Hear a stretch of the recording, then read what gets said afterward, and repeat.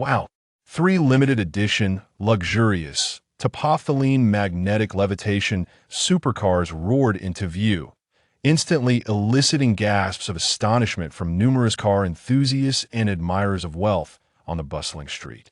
However, when the 3 young men emerged from the vehicles, the once vibrant street fell into an eerie silence, as if the air had been sucked away. Faces swiftly transformed, envy morphing into disdain, adoration into animosity. The notoriously infamous bully trio made their collective appearance. The question lingered, who would be the unfortunate target this time? Luo Chun, halt. You think you can walk away upon seeing us? Huh. Did you ever imagine this day would come for you? Just look at you, in such a pitiful state, like a lost dog. I cannot help but burst into laughter. Ha ha ha. I genuinely pity you, having lost everything overnight. What a wretched creature.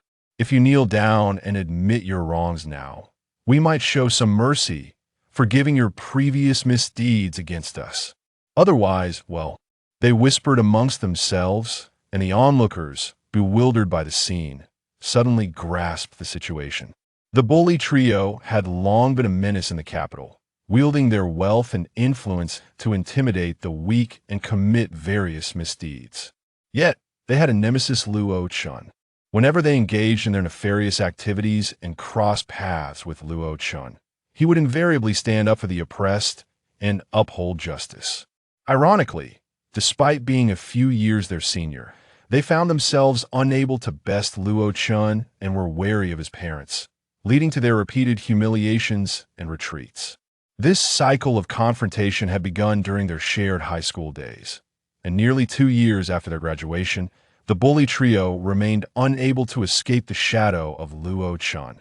Today, an unexpected upheaval struck the home of Luo Chun. Those who had always kept their distance, fearing for their safety, rushed forward to exact their revenge. The audience let out a silent sigh, their gazes resting on Luo Chun's youthful face, merely 17 years old, yet marked by confusion and numbness, evoking a profound sense of pity and sympathy. The bully trio reveled in Luo Chun's rare silence, their excitement escalating as the crowd around them swelled. With an insatiable desire for performance, they struck poses they deemed impressive, swaggering closer to Luo Chun while unleashing increasingly venomous taunts. Luo Chun, weren't you quite arrogant before? Now you can't even muster a whimper. I reiterate, beg for mercy on your knees, or today you shall vanish without a trace. Your parents are despicable, the dregs among scientists, and you are no better, inheriting their vile genes. You are nothing but refuse, a disgrace attending the same school, as you is an affront to us. Indeed, you are no longer on the same level as us. You ought to grovel before us like those impoverished wretches. Oh, and I recall, aren't you supposed to be quite the fighter? Don't you prefer to solve problems with your fists? As he spoke, Lu Xiangtian, the leader of the bully trio, approached Luo Chun, pausing for a moment to shake his head and lick his lips. With a condescending gaze, he smirked wickedly, raising his voice dramatically as he enunciated, "Now, if you have any guts, make a move against me, you worthless fool." No one would expect Luo Chun to dare take action under such circumstances. In fact, it was widely believed that his ability to stand firm against the notorious bully trio for so many years was largely due to his family's influence and status. However, now he finds himself stripped of even that familial support. The balance of power has been disrupted. With the formidable might and vile nature of the bully trio, they could easily inflict upon Luo Chun a fate so dire that it would render life unbearable, whether through overt sabotage or covert schemes. Particularly menacing is Lu Xiangxian's father, Lu Ruo, a man of insidious and ruthless disposition. The rise of his air transport company has been paved with the wreckage of countless competitors and the ruin of innocent lives. Even those of noble lineage would hesitate to incur his wrath, let alone a youth devoid of any support. In this precarious situation, the most prudent course of action for Luo Chun would be to concede, to apologize, and to retreat into a shell, for wise men do not court danger unnecessarily. Yet, his response astonished everyone. Lu Xiangtian, facing him directly, was the most taken aback. In his eyes, it was as if a great dragon had awakened. Luo Chun had transformed, reverting to the version of himself that Lu Xiangtian knew all too well. His once dull gaze regained its focus, sharp eyes slicing through the air like blades, compelling Lu Xiangtian to instinctively avert his gaze, his eyes dropping slightly. A set of pristine white teeth gleamed in the sunlight, radiating a chilling brilliance, causing Lu Xiangtian to shudder involuntarily as his gaze continued to fall. The voice was ethereal, lacking in conviction. Luo Chen scoffed, his tone imbued with a primal ferocity and an icy demeanor. Why hesitate? I ought to thank you for nearly forgetting the strength of my fist that I wield for my dearest friend. In his eyes, Luo Chen had already raised his fists, his figure towering and imposing, leaving Lu Xiangtian enveloped in fear and trembling. With a voice strained and desperate, he bellowed, "You have no support left. How dare you lay a hand on me?" Luo Chen, do not act impulsively. A shrill cry drew everyone's attention to a petite girl rushing forward with urgency. News of the incident at Luo Chen's home had spread like wildfire, permeating his circle of classmates within a single night. Rongzi, sleepless and anxious, harbored a mix of concern for her classmate and a profound, inexplicable sentiment. She stationed herself along the route Luo Chen would take from home to school, hoping to catch a glimpse of him and ascertain his well-being, wishing to offer her assistance and solace. Though she did not encounter Luo Chen, the gathering crowd sparked a sudden impulse within her, compelling her to rush forward and weave through the throng. Indeed, without pausing to ponder the ramifications, Rongzi called out urgently, "Don't act rashly." As she dashed towards him, grasping Luo Chen's hand, she gazed up at him, her eyes brimming with concern akin to gentle waters, yet ignited with the fire of worry. "Do not strike. If you do, they will undoubtedly seize this opportunity to retaliate against you." Rongzi leaned closer to Luo Chen, her voice a hushed plea filled with earnestness. Luo Chen shook his head, gently withdrawing his hand from hers, resolutely asserting, "In a collapsing nest, can there be unscathed eggs? Lu Xiangtian and his ilk have long harbored malice towards me. How could they ever pass up an opportunity to confront me? To beg for mercy and admit my faults will not spare me, rather. It would only serve to amplify my humiliation. Rather than endure disgrace followed by torment, I would prefer to bestow that humiliation upon others. I shall live standing, die standing, weep standing, and laugh standing. No one shall compel me to kneel in servility. This is my philosophy of life. These individuals only know how to bully the weak, wallowing in their own depravity. I am Luo Chen. I stand in stark opposition to them, not due to my lineage, but because of my genuine disdain for their actions. My resolve to strike against them will remain unyielding, regardless of the circumstances." Rongzi bit her lip, her gaze a tapestry of tenderness, admiration, and a complex mix of anxiety. Luo Chen struck. Lu Xiangtian, ensnared in vice and lacking physical prowess, fell like a deflated sandbag, soon collapsing to the ground like a puddle of mud. The remaining two members of the bully trio, sensing impending doom, attempted to flee. Luo Chen would not allow them to escape. He charged forward, delivering a flurry of punches and kicks that brought them down, gathering all three into a heap for a thorough beating. Perhaps sensing that such an opportunity may never arise again, Luo Chen's fists fell like rain, both heavy and fierce, as he chanted, "Did you think I am one of you pathetic cowards who hide behind their guardians to flaunt their power? Dare to insult my parents? Witness who the true waste is. Filth." The gasps of the onlookers swiftly drowned out the cries of the bully trio. They felt a sense of exhilaration and satisfaction, their gazes towards Luo Chen filled with admiration. However, not everyone shares this perspective. Those who have fallen from power, like Luo Huan, alongside Lu Xiangtian, who is experiencing a flourishing career, quickly recognized this as an opportune moment to curry favor with the notorious bully trio. They eagerly pushed through the crowd, shouting indignantly, "Stop at once! How dare you commit violence in broad daylight? This is nothing short of a flagrant disregard for the law. Prepare to be taken to the police station." Chapter 2. Someone at home as Luo Huan strolled down the street. Thoughts of Rong Zi brought a smile to his face, finding her unexpectedly intriguing. Amidst the throngs who seemed to share disdain for Lu Xiangtian and his companions, it was only Rong Zi who stepped forward to stand beside him, radiating an undeniable brilliance in that moment, when a swarm of despicable individuals descended upon Luo Chun, bestowing upon him various unjust labels, depicting him as the most notorious bully in the capital, a scoundrel who relished tormenting innocent passers-by, a disruptor of societal order, and a petty, envious wretch. Rong Zi wielded her sharp tongue with remarkable eloquence. The notorious bully trio was well known throughout the capital, yet in the eyes of the crowd, they were portrayed as innocent bystanders. While Luo Chun was unjustly vilified, were your eyes truly blinded?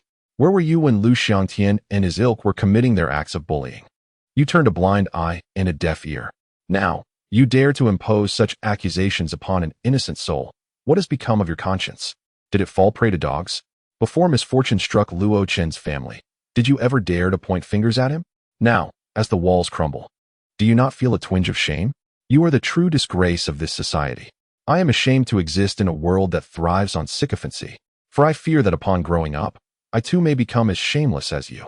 Those who rushed to curry favor with the bully trio found themselves blushing and speechless, while scattered applause and cheers emerged from the onlookers. Turning her gaze towards the fallen bullies, Rong Zi declared with fierce determination, "I will cover your medical expenses. But should you dare to harm Luo Chun, I will pursue you relentlessly." Although her words posed no real threat to Lu Xiangtian and his group in that moment, everyone was struck by the formidable presence of Rong Zi, rendering the bullies as meek as sheep, reduced to pitiful bleats. Following this, she cast a cold glance around, her disdainful expression clearly conveying her thoughts. Luo Chun has, intentionally or otherwise, aided many, yet when he finds himself in trouble, you all stand idly by. A pitiful congregation of cowards. Finally, she tugged at Luo Chun, urging him to depart swiftly, assuring him that she would devise a plan to resolve the situation. Luo Chun had never anticipated that Rong Zi, with her petite stature of just over 1.60 meters, could unleash such astonishing strength in that moment, pulling him along as if he were utterly powerless. In her earnestness, along with the bravery and integrity she had previously displayed, an overwhelming sense of admiration and emotion blossomed within him. Until then, he had only perceived her remarkable beauty, her outstanding academic performance, and a hint of elusive intimacy. He was even unaware of the origins of this closeness, feeling an inexplicable stir deep within his soul. However, his smile quickly morphed into a frown. Though Luo Chun was indifferent to his classmates' backgrounds, he had heard whispers of Rong Zi's modest family circumstances. Her father ran a small business, and she lacked the means to assist him in this predicament. She had always maintained a low profile at school, being friendly with others. Yet this incident could embroil her in unnecessary troubles, inciting the wrath of Lu Xiangtian and his cronies. Yet, in this matter, Luo Chun felt powerless, lacking the capacity to spare a thought for Rong Zi's well-being. The possibility of her being entangled in this mess was merely a conjecture. He was certain that he would soon face the terrifying repercussions from Lu Xiangtian's faction. With a heavy sigh, he resigned himself to this reality. Today was April 27th, 2088, and he still found himself on planet Earth. The 21st century had witnessed a monumental transformation in human existence, so profound that those who had not lived through it might mistake it for a science fiction narrative. Luo Chun's generation had the privilege of comprehending this tumultuous history through riveting chronicles. Over 70 years ago, grotesque creatures known as zombies emerged, and various species mutated, leading to the apocalypse where humanity suffered catastrophic losses, teetering on the brink of extinction. This was perhaps the darkest chapter in human history, as those who lived through it still expressed profound fear and sorrow when recounting those days. A remarkable individual established the City of Light, under whose leadership humanity struggled to overcome the apocalypse, ultimately relocating the entire Earth to this unfamiliar starry domain. An extraordinary miracle indeed. By 2025, all zombies had been eradicated, and mutated creatures were relegated to the southern hemisphere, under strict isolation. Human society restored order, forming 5 major administrative regions: East Asia, the Soviet Union, the Middle East, Europe, and North America, each governed by distinct families. Subsequently, 5 oligarchs emerged, wielding control over the economic lifeblood of humanity. In the aftermath, the City of Light gradually receded from public consciousness, as humanity entered an era of explosive technological advancement. Should individuals from 80 years ago traverse into this time, they would likely believe themselves to be in a fantastical realm akin to novels and films, where everything had transformed beyond recognition. However, nothing shocked humanity more than the emergence of the originators, who truly altered human perception and existence, instilling new aspirations and ideals. In 2028, humanity discovered an unfamiliar energy within atoms, which a select few could absorb and utilize. This energy was dubbed Origin Force, and those capable of harnessing it became known as originators.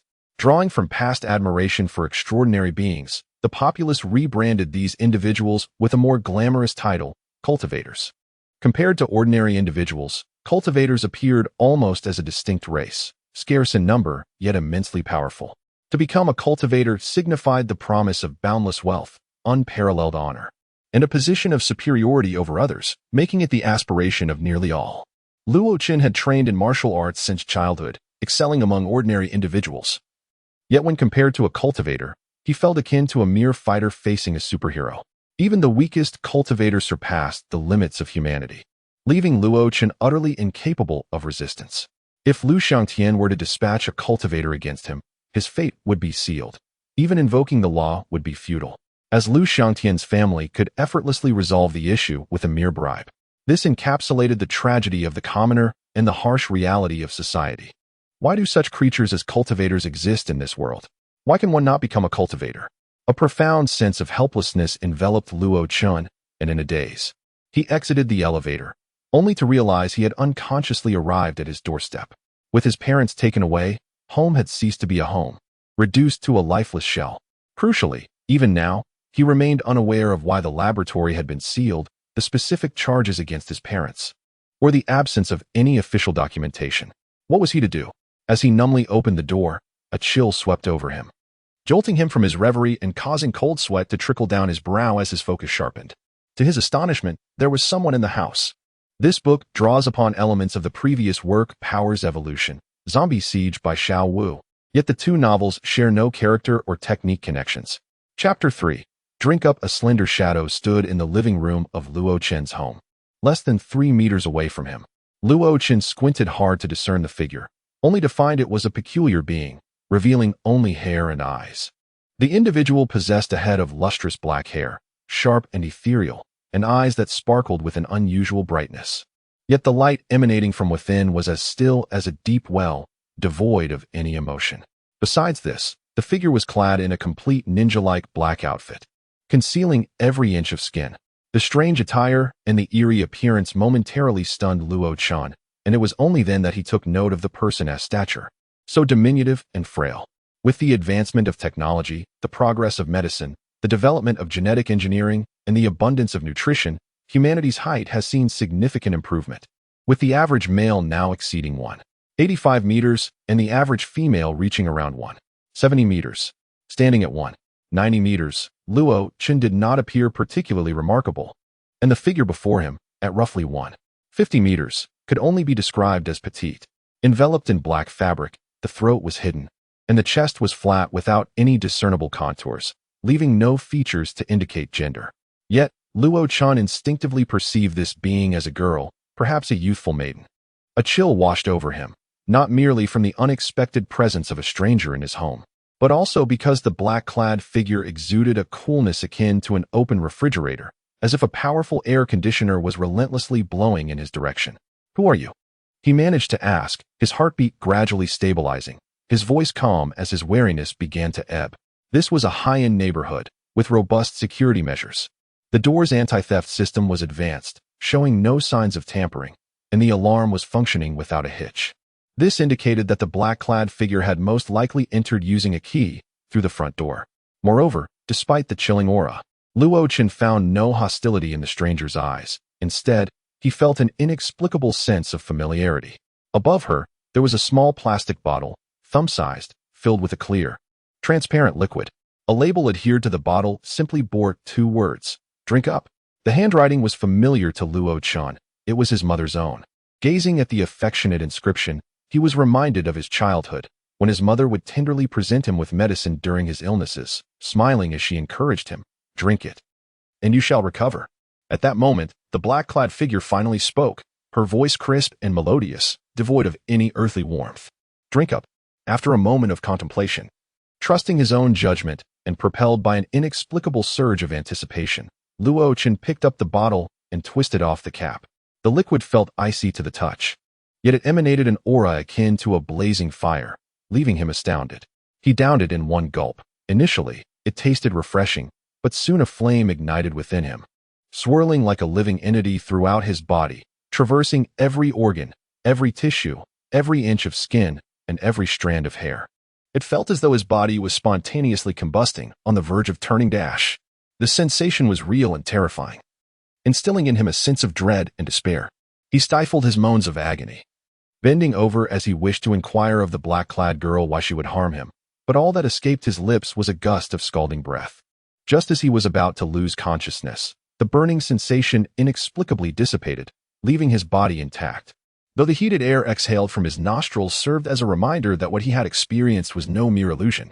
Then, he felt as though he had stepped into a marvelous new realm, surrounded by glimmers of golden light dancing around him, some even entering his body, warming him and filling him with vigor. Was this? Could it be? Just as he was about to voice his thoughts, a flurry of hurried footsteps and shouts echoed from the corridor. Upon entering, Luo Chun had encountered the black-clad girl, and in his astonishment, the door had remained ajar. Suddenly, 6 men surged into the room from the corridor. The first few were robust and menacing, exuding a palpable aura of violence. Yet his gaze inadvertently fixed upon the last man to enter, a middle-aged figure clad in elegant white. This man bore an unremarkable appearance, yet he emanated a unique authority. What captivated Luo Chun's attention was the ring on his left hand, embedded with a crimson gemstone. The gem was inscribed with a character signifying the identity of a practitioner. A practitioner. Luo Chun felt the warmth within him vanish in an instant. The middle-aged man produced a photograph, casting a cold glance before speaking in a low tone. "Luo Chun, it's undoubtedly you. Come with us. Kneel and plead for mercy from Lu Xiangtian, and you might find a path to survival. Resist, and I assure you, your demise will be excruciating." To combat him, Lu Xiangtian had shamelessly enlisted a practitioner. Luo Chun felt as though he had plunged into an icy abyss, a chilling sensation coursing through him. Upon glancing back, he found the space empty. The black-clad girl had vanished like a specter, and the 6 men before him seemed oblivious to her existence. He had always believed that displaying a practitioner's identity in such a blatant manner was rather crude, akin to a nouveau riche bedecked with ostentatious gold rings. Reflecting on this, a hint of disdain crept into his gaze, quickly replaced by despondency. This was his first encounter with a practitioner who bore such animosity towards him, and he understood he had no chance of escape. Under the suffocating pressure of life and death, he clenched his fists, digging his nails into his flesh, leaving deep crimson imprints. In that fleeting moment, he did not surrender. Instead, a surge of fighting spirit coursed through him, dispelling the chill that had enveloped him. He glared fiercely at the practitioner before him, akin to a cornered wolf, resolute in his determination to fight to the bitter end. How laughable, how presumptuous. An ant daring to strike at a lion. The practitioner's tone remained nonchalant, his voice low, as he regarded Luo Chun with the indifference one might reserve for a corpse. "Then let it be as you wish." Before he could finish, an unexpected turn of events unfolded. A shadow surged from behind and launched a fierce assault upon the practitioner. Luo Chun could scarcely comprehend her sudden appearance, her speed creating a whirlwind of air. The practitioner's previously composed demeanor shattered, replaced by panic as he shouted, "Please, take it easy. Who are you? Have you lost your mind? I am Practitioner Lu Jing, apprehending a criminal. Please allow me some leniency." In that instant, Luo Chun was filled with exhilaration, as if he had glimpsed a ray of hope. It appeared that the black-clad girl was, in fact, a practitioner as well. Chapter 4. A transformation. This marked Luo Chun's second occasion to witness the fierce clashes between cultivators in person. The previous encounter had been a mere exhibition match in a fighting arena, entertaining yet lacking in intensity. This time, however, it was a life-or-death struggle. It is well known that in battles among cultivators, distance plays a crucial role. Hand-to-hand combat can determine victory or demise in the blink of an eye, with dangers that are beyond imagination. The thought of being the cause of such a deadly confrontation had him trembling with excitement. Yet, with his limited insight, he could not discern which party held the advantage. His exhilaration was intermingled with a profound unease about fate. What are you standing there for? Deal with that brat first. Don't make a scene. Luo Chen turned and fled, as his thoughts raced, quickly realizing he possessed two significant advantages. He understood why his opponents wished to avoid drawing attention. This area was one of the most prestigious residential districts in the capital, home to scholars from esteemed universities, experts from research institutes, and even a few world-renowned scientists. To escalate matters here would have severe repercussions, placing immense pressure on Lu Xiantian's family. In this era of explosive technological advancement, the social status and influence of researchers were unparalleled, and no one wished to offend them lightly. To keep the situation manageable, these adversaries would be constrained in their actions, reluctant to resort to firearms. Luo Chen surmised that if he could create a significant commotion, it might very well frighten them away. The challenge lay in how to make such a noise. Decades prior, he could have simply smashed a window, but in the present, even ordinary bullets were ineffective against ultra-carbon-tempered glass. He needed to devise another plan. His second advantage was the familiarity with the terrain. Having lived in this area for over a decade, he had a far superior understanding compared to these outsiders. However, he was acutely aware that in a direct confrontation, he was no match for them. Though these individuals were not cultivators, their robust physiques suggested they were either retired soldiers or well-trained bodyguards, likely seasoned in combat. Compared to them, he felt like a mere fighter in a ring versus a seasoned special forces operative, lacking the experience of life and death battles. While he could manage to contend with one, facing five was a matter of survival.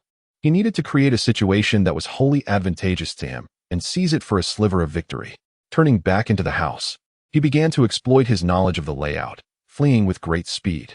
Previously, he had found the disordered furnishings and complex layout of the two-story duplex inconvenient. Now, he recognized them as valuable obstacles against his pursuers. As he maneuvered through various rooms, he discovered that the girl in black had already pushed Lu Jing back. Seizing the opportunity, Luo Chen burst forth from the door. To his surprise, the process went much more smoothly than anticipated. His pursuers did not even graze his clothing. In the elevator lobby, one of the two elevators stood open. Instead of entering, he forcefully wedged his keyring into the narrow gap of the doors. The sensor detected the anomaly, and the safety alarm emitted a piercing beep, a sound not loud, but certainly penetrating. He swiftly entered the stairwell, descending rapidly. The heavy breaths of his pursuers echoed behind him, yet the distance between them remained unchanged. Luo Chen then realized that his stamina and speed seemed to surpass those of his trained adversaries significantly. Could it be due to his youth? He dashed to the basement level, where the pump and communication room lay, seldom visited and secured by an electronic lock. Quickly inputting the password, he entered and slammed the door shut. By the time his pursuers arrived, the door was firmly secured, leaving them with no option but to break it down. When the door finally gave way, the building's security alarm blared a long, shrill warning. The pursuers, aware that they had attracted attention, became frantic, realizing their time was running short. Damn it, that little brat is fast, like a rabbit. This is getting out of hand. Hurry, split up, surround him, and take him down. As they muttered curses under their breath, they activated the lighting feature of their watches. The voice-activated lights in the room had already been sabotaged by Luo Chen. The watches they wore were among the latest technological innovations, incorporating numerous functions, including communication. At the moment light flickered on, it was also the instant Luo Chen chose to launch his attack. Concealed in the shadows, he struck with a punch, landing a decisive blow. The impact was devastating. Muscles tore, bones shattered, and one assailant's arm bent at an unnatural angle, causing him to let out a muffled groan before losing consciousness. Someone's ambushing us. How is he so strong? Be careful, do not underestimate him. Luo Chen was just as surprised as they were. He had expected that punch to merely incapacitate his opponent momentarily, yet it had nearly severed the arm of a robust adult, a feat that far exceeded his comprehension and capabilities. Was it luck? A miracle? Before he could ponder further, He executed a sweeping kick aimed at another adversary. The foe, quick to react, attempted to evade. But Luo Chun was ready for the move to fail. To his astonishment, the kick landed with tremendous force. The man let out a pitiful wail, collapsing with a 90-degree angle in his leg, writhing in agony. At that moment, Luo Chun could affirm that both his speed and strength had undergone a remarkable enhancement. Was it the desperation of the fight that had unleashed extraordinary potential within him? This kid is incredibly powerful. No wonder they sent cultivators to deal with him. He is practically a monster. Don't be afraid. Let us all go together. Avenge our brother. The remaining 3 spoke with quivering voices. 2 flanking him, one aimed at his waist, the other at his temple, attacking in unison with both strategy and ferocity. In this scenario, Luo Chun could only retreat to evade their strikes, yet to his astonishment, he found their attacks feeble, resembling slow-motion scenes on television, posing no real threat. He immediately counterattacked, landing a left hook to one man's cheek and a right jab to another's armpit, both strikes finding their mark. One opponent flew backward, mouth agape in shock, while the other writhed on the ground, rolling in agony. In an instant, he had incapacitated 2 more. Luo Chun finally realized he had undergone a transformation. His reflexes, speed, and strength had all seen significant enhancement, surpassing that of an ordinary human. Had he become superhuman? Raising his head, a beam of light illuminated a face etched with fear and the gleam of a silver-gray gun barrel. A gun. Instinctively, Luo Chun bent low and surged forward just as the weapon discharged, accompanied by a frenzied scream. "You little brat, die?" He felt the bullet was past his hair, the wind it generated stinging his scalp. He could see the gun barrel tracking his movement, perpetually lagging behind. Another bullet fired but missed, and Luo Chun closed the distance, delivering an uppercut that shattered the man's jaw. The handgun flew from his grasp, and blood sprayed forth, mingling with bone splinters, enveloping the air in a crimson haze. What he had anticipated to be a perilous struggle of wits and courage had concluded in an unexpectedly effortless manner, leaving Luo Chun momentarily stunned. Facing 5 opponents head-on without faltering, and evading close-range bullets, a warm sensation surged within him, and he mused, had he truly become a cultivator? Chapter 5. I want to try with a resounding clash. The ultra-carbon steel glass shattered, surpassing the hardness of reinforced concrete. 2 dark figures engaged in an intense confrontation in midair before descending rapidly. One of them rolled to mitigate the force of the fall, landing safely, while the other crumpled heavily to the ground, their flesh striking the earth with such force that it left spiderweb-like cracks. This was the scene that greeted Luo Chun as he stepped out of the building. Many onlookers from the surrounding structures had already noticed the commotion and were watching intently. The duel between the 2 cultivators had reached its conclusion. The figure clad in black bore the marks of battle. Her shoulder as fabric was torn, revealing skin as pale and delicate as snow. Her arm hung limply at her side, clearly injured and immobile, with several wounds oozing blood that stained her attire with crimson splotches, indicating she had paid a heavy price. Yet, she emerged as the victor. Lu Jing, on the other hand, lay sprawled on the ground, numerous shards of glass embedded in his body. Blood gushed from his mouth, and his chest was indented like a bowl, suggesting severe internal damage. He lay motionless, but with timely medical intervention, there was a glimmer of hope for his survival given the current medical conditions. Following a brief skirmish, the once spirited Lu Jing now appeared feeble and on the brink of death. The aura of a cultivator dissipated entirely. He managed to speak, albeit slowly, his voice laden with confusion, resentment, and fury. "Are you mad? We bear no deep-seated grudge, yet you fight to the death. You violated the cultivators' protection rules. The Cultivators Guild will not let you off lightly." The black-clad girl regarded him as if he were invisible, her gaze, as pure as a tranquil well, focused solely on Luo Chun. With a swift motion of her functional hand, she made a gesture across her throat. Luo Chun understood instantly, his eyes widening in shock, a tempest of emotions swirling within him. He had never taken a life, let alone that of a cultivator. Each cultivator embodies a precious asset to humanity. To slay one is a grave crime, inviting the relentless pursuit of society at large. Without significant backing, it would undoubtedly lead to a dead end. Though Luo Chun was not averse to the act of killing, the exhilaration of vengeance weighed heavily against the prospect of becoming a pariah in human society.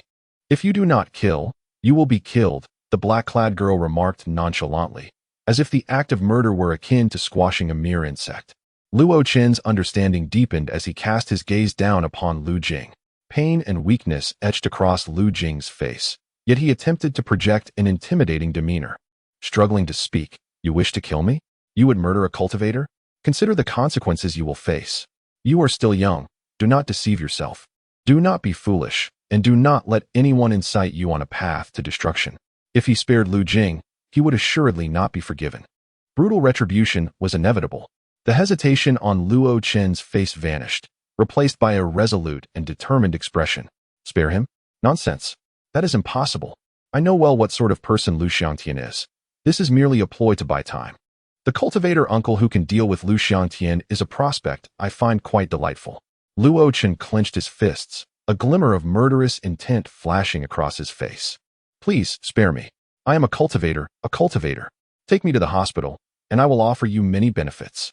Just tell me what you desire. I can fulfill your wishes." Lu Jing had already begun to plead for mercy.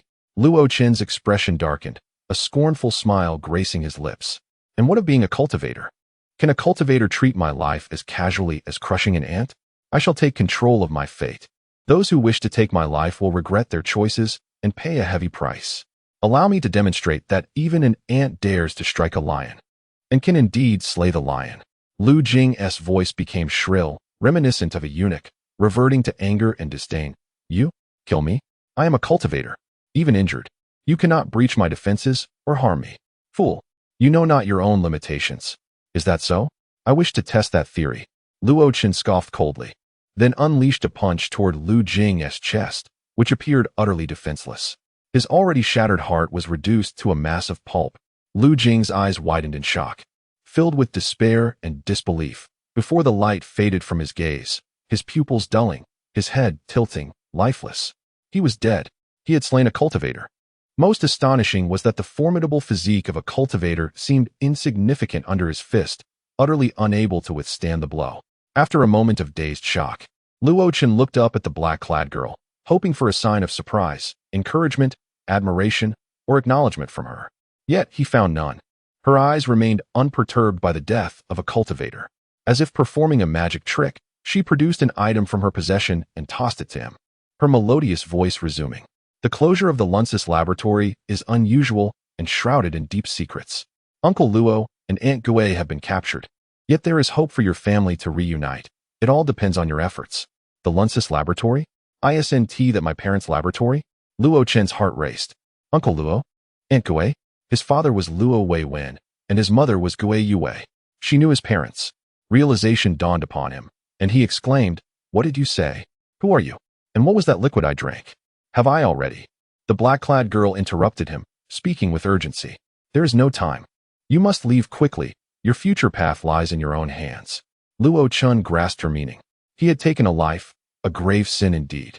The surveillance network, comprising thousands of artificial satellites orbiting Earth, would ensure that he would soon become a hunted criminal, pursued by both the police and the Cultivators Guild. Leave? Where could he possibly go? He opened his mouth to inquire of the black-clad girl, but she turned away, departing with small, slow steps, her petite figure quickly disappearing around the corner of the building. After a moment of contemplation, Luo Chun remembered the item she had thrown to him. It was a simple document pouch. Upon opening it, he discovered a few sheets of paper, the foremost being a striking and ornate ticket for an interstellar spacecraft.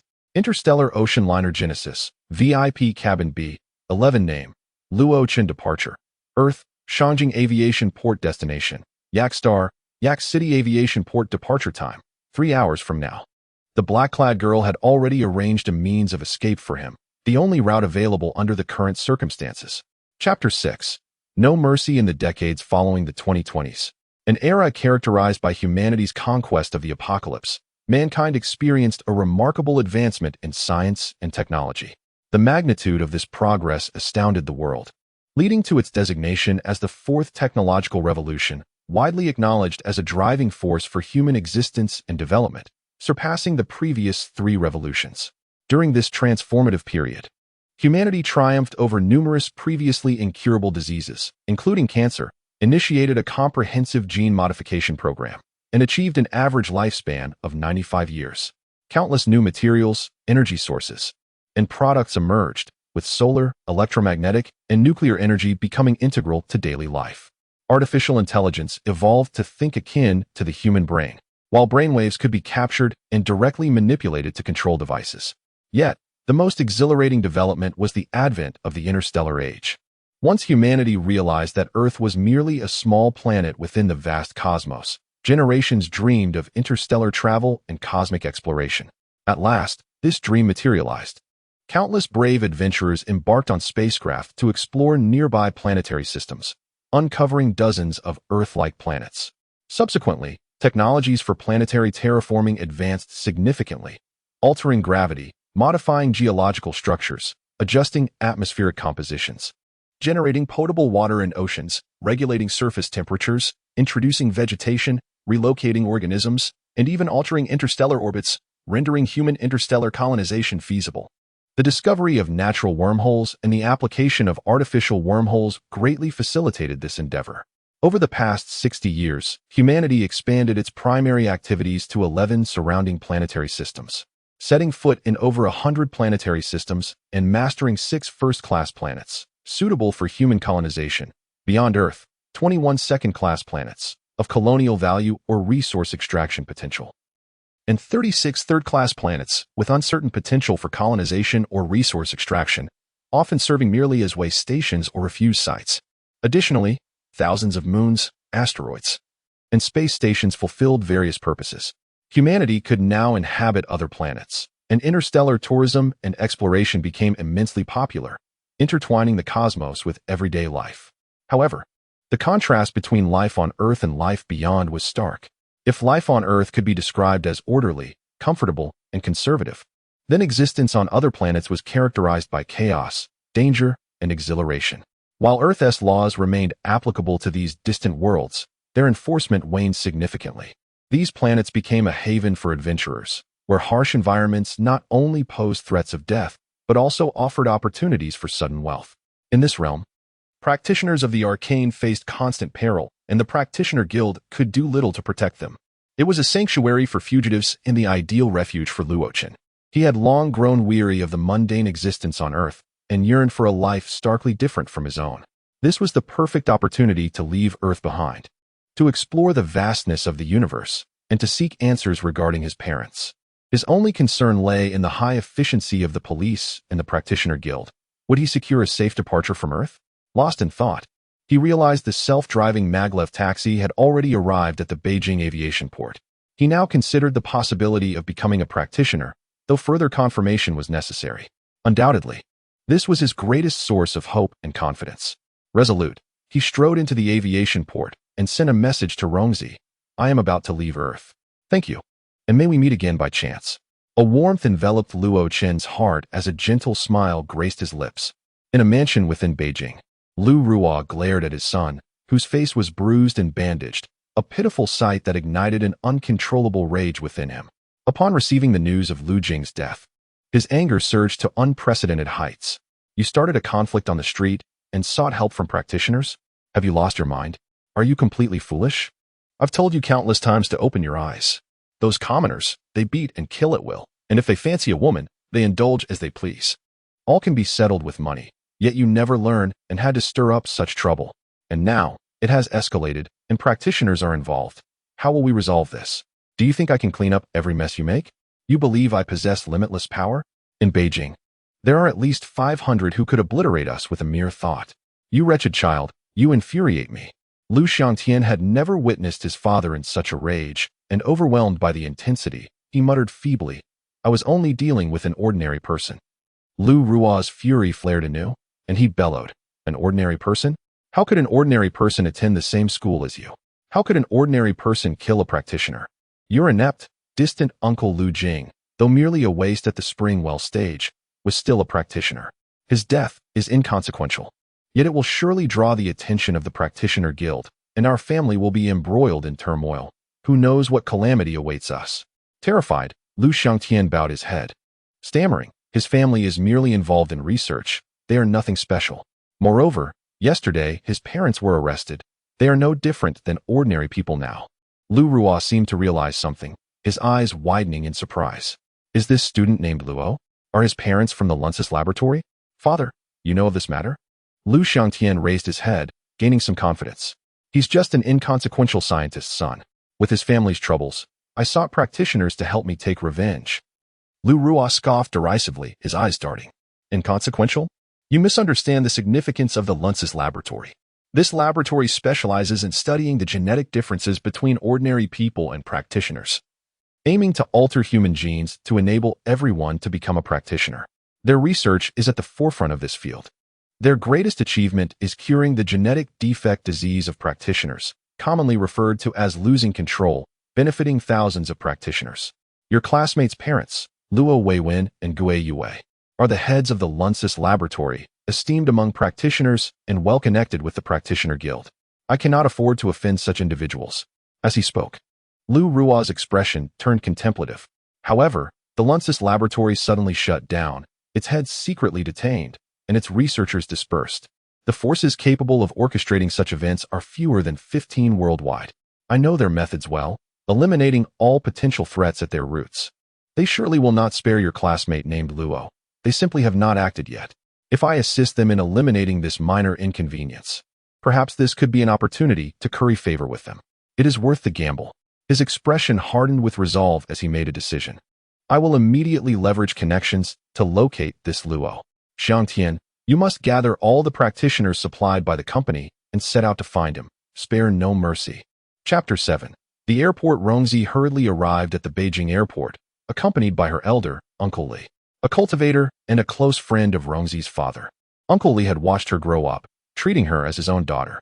It was through his connections that Rongzi was able to attend the best school in Beijing. Upon hearing of the events that transpired on the streets today, Uncle Li realized that Rongzi had offended someone she should not have and rushed over. Concerned for her safety as she intended to meet Luo Chun at the airport, he decided to accompany her. As they were about to enter, Uncle Li suddenly pulled her back, whispering urgently, "Wait, there are many cultivators here, and they carry a murderous aura." Following his gaze, Rongzi noticed a group of elegantly dressed individuals entering the airport. While she could not discern their identities or whether they were cultivators, she recognized one among them, a young man, injured and walking awkwardly. It was Lu Xiangtian. Rongzi immediately understood their purpose for coming to the airport, her heart racing. "Uncle Li, they are here to deal with Luo Chun." Uncle Li's expression flickered with surprise, but he remained silent. "Help him, Uncle Li. Luo Chun is in danger," Rongzi pleaded. Uncle Li's face revealed a troubled expression. "These cultivators are as strong as I am. How can I possibly assist him? Moreover, the sheer number of cultivators indicates that the person he has offended is not someone we can contend with." Rongzi bit her lip, her eyes welling with tears. Uncle Li looked at her and cautiously asked, "Do you have feelings for him?" Rongzi quickly shook her head in denial. "No. He is a passionate and upright person who deserves a bright future, and he has helped me." Yet the blush on her cheeks betrayed her feelings, which Uncle Li could easily see. The airport comprised an external reception area and an internal boarding zone. Once inside the boarding zone, no one dared to act violently. "I can only take action when the situation demands it, and I will help Luo Chun reach the boarding zone. Beyond that, I am powerless," he said calmly. Rongzi nodded heavily and sent a message to Luo Chun. Uncle Li subtly shook his head, thinking to himself, "You are so naive, Rongzi. You cannot fathom the trouble this may bring to your father and me." Having arrived, Luo Chun had settled his mind, awaiting his farewell with Rongzi. His watch vibrated with a new message, and he assumed it was from her. Upon reading it, however, he realized the content was alarming. Lu Xiangtian had brought many cultivators to the airport. A surge of adrenaline rushed through him as he thought.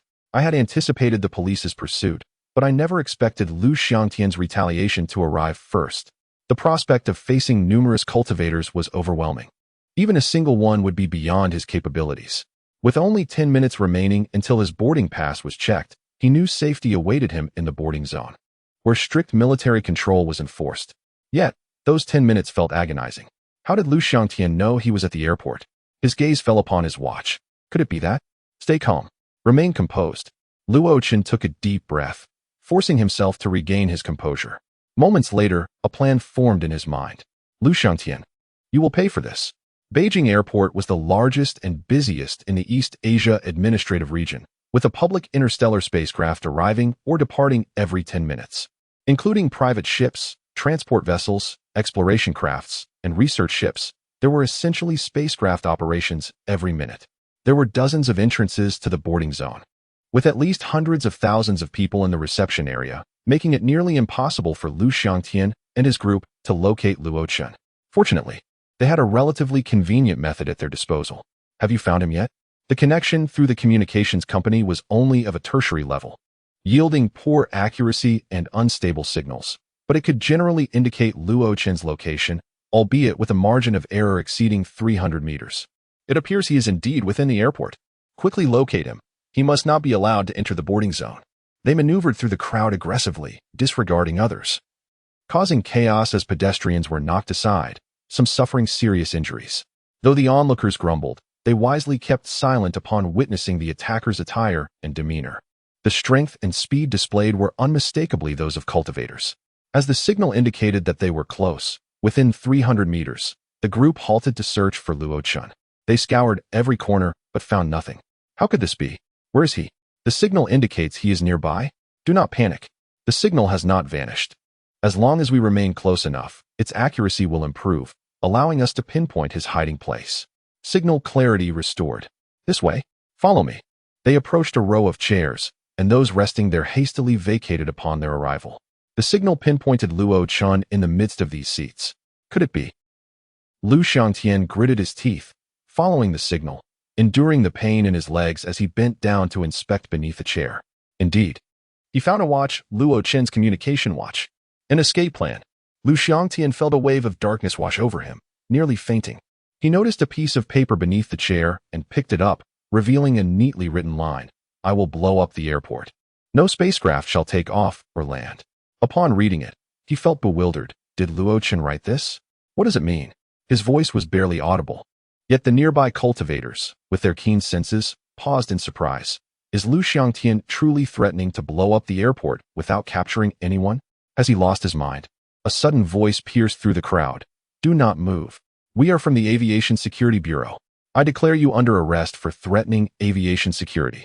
Lu Xiangtian and his group turned to see themselves surrounded. A dozen individuals clad in light blue combat suits from the Aviation Security Bureau aimed their weapons at them, while several cultivators from the Bureau stood vigilant, prepared for combat. Although Lu Xiangtian's group outnumbered the cultivators, none dared to act. They held privileges that allowed them to easily handle ordinary citizens, but attacking the Aviation Security Bureau would equate to rebellion, turning them into enemies of all humanity, with no one able to protect them. The leader of the Aviation Security Bureau, a striking blonde woman, stepped forward, commanding, "Raise your hands and do not resist, otherwise you shall face severe punishment." Lu Xiangtian, still a student, had never encountered such a scene, trembling as he stammered, a misunderstanding. Suddenly, Luo Chen's watch vibrated in Lu Xiangtian's hand. Glancing down, he saw the message. Rongzi, Luo Chen, are you okay? Have you entered the boarding zone yet? Realizing that Rongzi was alerting Luo Chen, Lu Xiangtian's fury ignited, cursing, damn you. The blonde woman from the Aviation Security Bureau narrowed her eyes, a glint of coldness flashing as she delivered a swift kick to Lu Xiangtian's abdomen. Lu Xiangtian emitted a mouthful of fresh blood and was propelled backward. In midair, he caught sight of a figure in the distance, who regarded him with a disdainful smile, forming the shape of words with his lips and waving his hand as he passed through security into the boarding area. It was Luo Chen. The gesture conveyed the meaning, fool. At that moment, Lu Xiangtian felt himself succumb to unconsciousness. Chapter 8. No delay. Upon receiving Rongzi's warning, Luo Chen immediately thought that, at this very moment, only the Aviation Safety Bureau could thwart Lu Xiangtian at the spaceport. The Aviation Safety Bureau is a highly independent agency under the military, free from the jurisdiction of the 5 administrative districts. It is responsible for the safety of all spaceports and starships, commanding the 2 interstellar fleets of Earth and overseeing all combat forces of the Earth government in the cosmos. Established over 30 years ago, the Bureau was born out of the need to curb the power of influential families after a member of a prominent family callously destroyed a spaceport for personal gain, resulting in massive losses and tens of thousands of deaths, with dire repercussions. To suppress the authority of these families, the City of Light ordered the creation of the Bureau, which wields significant power and is not subject to any external influence.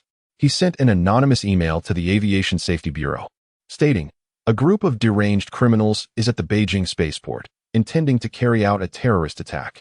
Most of them are cultivators with formidable strength. If not stopped, the consequences would be catastrophic. The next step was to consider how to persuade the Bureau to take action against Lu Xiangtian and his companions.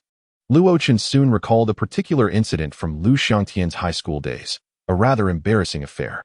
One day, he received a note, and, opening it, instinctively read aloud, "Teacher Wang is incredibly sexy. I was so happy to be with her last night." At that moment, Teacher Wang, his homeroom teacher, a short, stout woman in her 40s, walked into the classroom and overheard the remark. Her face turned a mix of green and white, trembling with rage as she stormed out, unable to do anything to the privileged Lu Xiangtian. This incident was a prank by another wealthy student and culminated in a fight. However, Lu Xiangtian's embarrassing moment became widely known, leading to him being secretly mocked by other students, and his habit of reading aloud became common knowledge. Luo Chen's plan was to alert the Aviation Safety Bureau, use a communication watch to lure Lu Xiangtian, and then employ the written words to paint Lu Xiangtian as a terrorist in the eyes of the Bureau. However, while one can plan, the outcome lies beyond one's control. He had no confidence in the Bureau's response to the anonymous email. If it were a bureaucratic body or one riddled with procrastinators, that email might have fallen into obscurity. Fortunately, the Aviation Safety Bureau responded with remarkable urgency, a stroke of luck indeed. Lu Xiangtian and his companions had already drawn the Bureau's attention with their reckless behavior in the reception area, corroborating the contents of the email and marking them as prime suspects. When Lu Xiangtian uttered the words written on the paper, Luo Chen succeeded. In high spirits, Luo Chen hummed a tune, marveling at the Bureau's reliability as he boarded the Genesis. Rongzi and Uncle Li witnessed Lu Xiangtian and his group being taken away by the Aviation Safety Bureau and surmised that Luo Chen was behind this, filled with admiration, with a sparkle of affection in Rongzi's eyes. As for Lu Ruo, upon learning about the events that transpired at the spaceport, he was furious. He realized that his foolish son had fallen into someone else's trap, but as long as there was no immediate resistance, the misunderstanding would soon be resolved, and Lu Xiangtian would not come to serious harm. Yet, he could not tolerate the thought of Luo Chen leaving Earth unscathed. As it pertained to his reputation and the potential lucrative rewards from this venture, he was already aware that Luo Chen was aboard the Genesis, with only 10 minutes left before takeoff. Contemplating this, he made a phone call. After exchanging pleasantries, he quickly got to the point. "Captain He, there is a passenger on your Genesis named Luo Chen. He is a murderer who killed a cultivator. I urge you to expel him from the ship and hand him over to the police and the Cultivators Guild." "A murderer? Are you certain?" "He passed security checks and identification, which indicates he is not a criminal. We have not received any official notification. By regulation, we cannot remove him from the ship." Lu Ruo immediately thought that the connections of the Lunsis laboratory within the Cultivators Guild were at play, temporarily suppressing the news of Lu Jing's death and providing Luo Chen an opportunity to leave Earth. He replied, "It is likely that the police are still gathering evidence. After all, the murder occurred only 2 hours ago. I can personally vouch for the truth of my claims. If you do not take action, this murderer will go free, trampling upon the order and laws of Earth." There was a moment of silence on the other end before the voice responded slowly. "If we take action now, the ship will inevitably delay its departure, which would mean a late takeoff. What kind of nonsense reason is that?" Lu Ruo cursed inwardly, readjusting his emotions. It won't be a long delay. For the sake of justice, a few minutes of delay is hardly an issue. "Captain He, I implore you to assist me. And I assure you, you will not be at a loss." Lu Ruo was well aware of Captain He's character and believed he could sway him. As soon as he finished speaking, the line went dead with a busy signal. "Damn it!" Lu Ruo angrily threw his watch to the ground. "Everyone knows that the probability of delays in space travel is exceedingly high, and yet they tell me not a second can be wasted. Can't you come up with a better excuse?" "Wait a minute. He mentioned that this voyage absolutely must not encounter any mishaps. Not even a second of delay is permissible. Furthermore, the Aviation Safety Bureau would never mobilize so extensively due to an anonymous email. This response speed is unusually alarming. Could it be that the Bureau has a special operation underway, or that there is some hidden agenda behind this voyage of the Genesis? Or perhaps, this is a move to eliminate Luo Chen by the forces behind the Lunsis laboratory?" Lu Ruo calmed himself, trembling with excitement at the thought of inadvertently uncovering secrets of the high-ranking figures he could never normally access. Chapter 9. Miracles. The Genesis spacecraft had finally launched. and Luo Chen's anxious heart was finally at ease. Historically, there had been instances where spacecraft returned due to unforeseen circumstances. Yet Luo Chen did not believe that the death of a mere cultivator warranted such a fuss, nor did he consider Lu Xiangtian's family to possess such formidable influence. To initiate a return, only the Aviation Safety Bureau held that power, and any forces capable of swaying them would likely rank among the 5 major administrative districts or the oligarchs of that caliber. Lu Xiangtian's family simply did not measure up. Guided by the charming and vivacious flight attendant, Li Yun, Luo Chen arrived at the door of his cabin.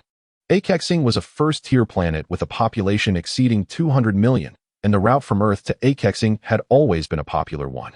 The Genesis was a colossal passenger spacecraft, capable of accommodating over 20,000 passengers. Even today, interstellar travel remained an extravagant and high-cost endeavor.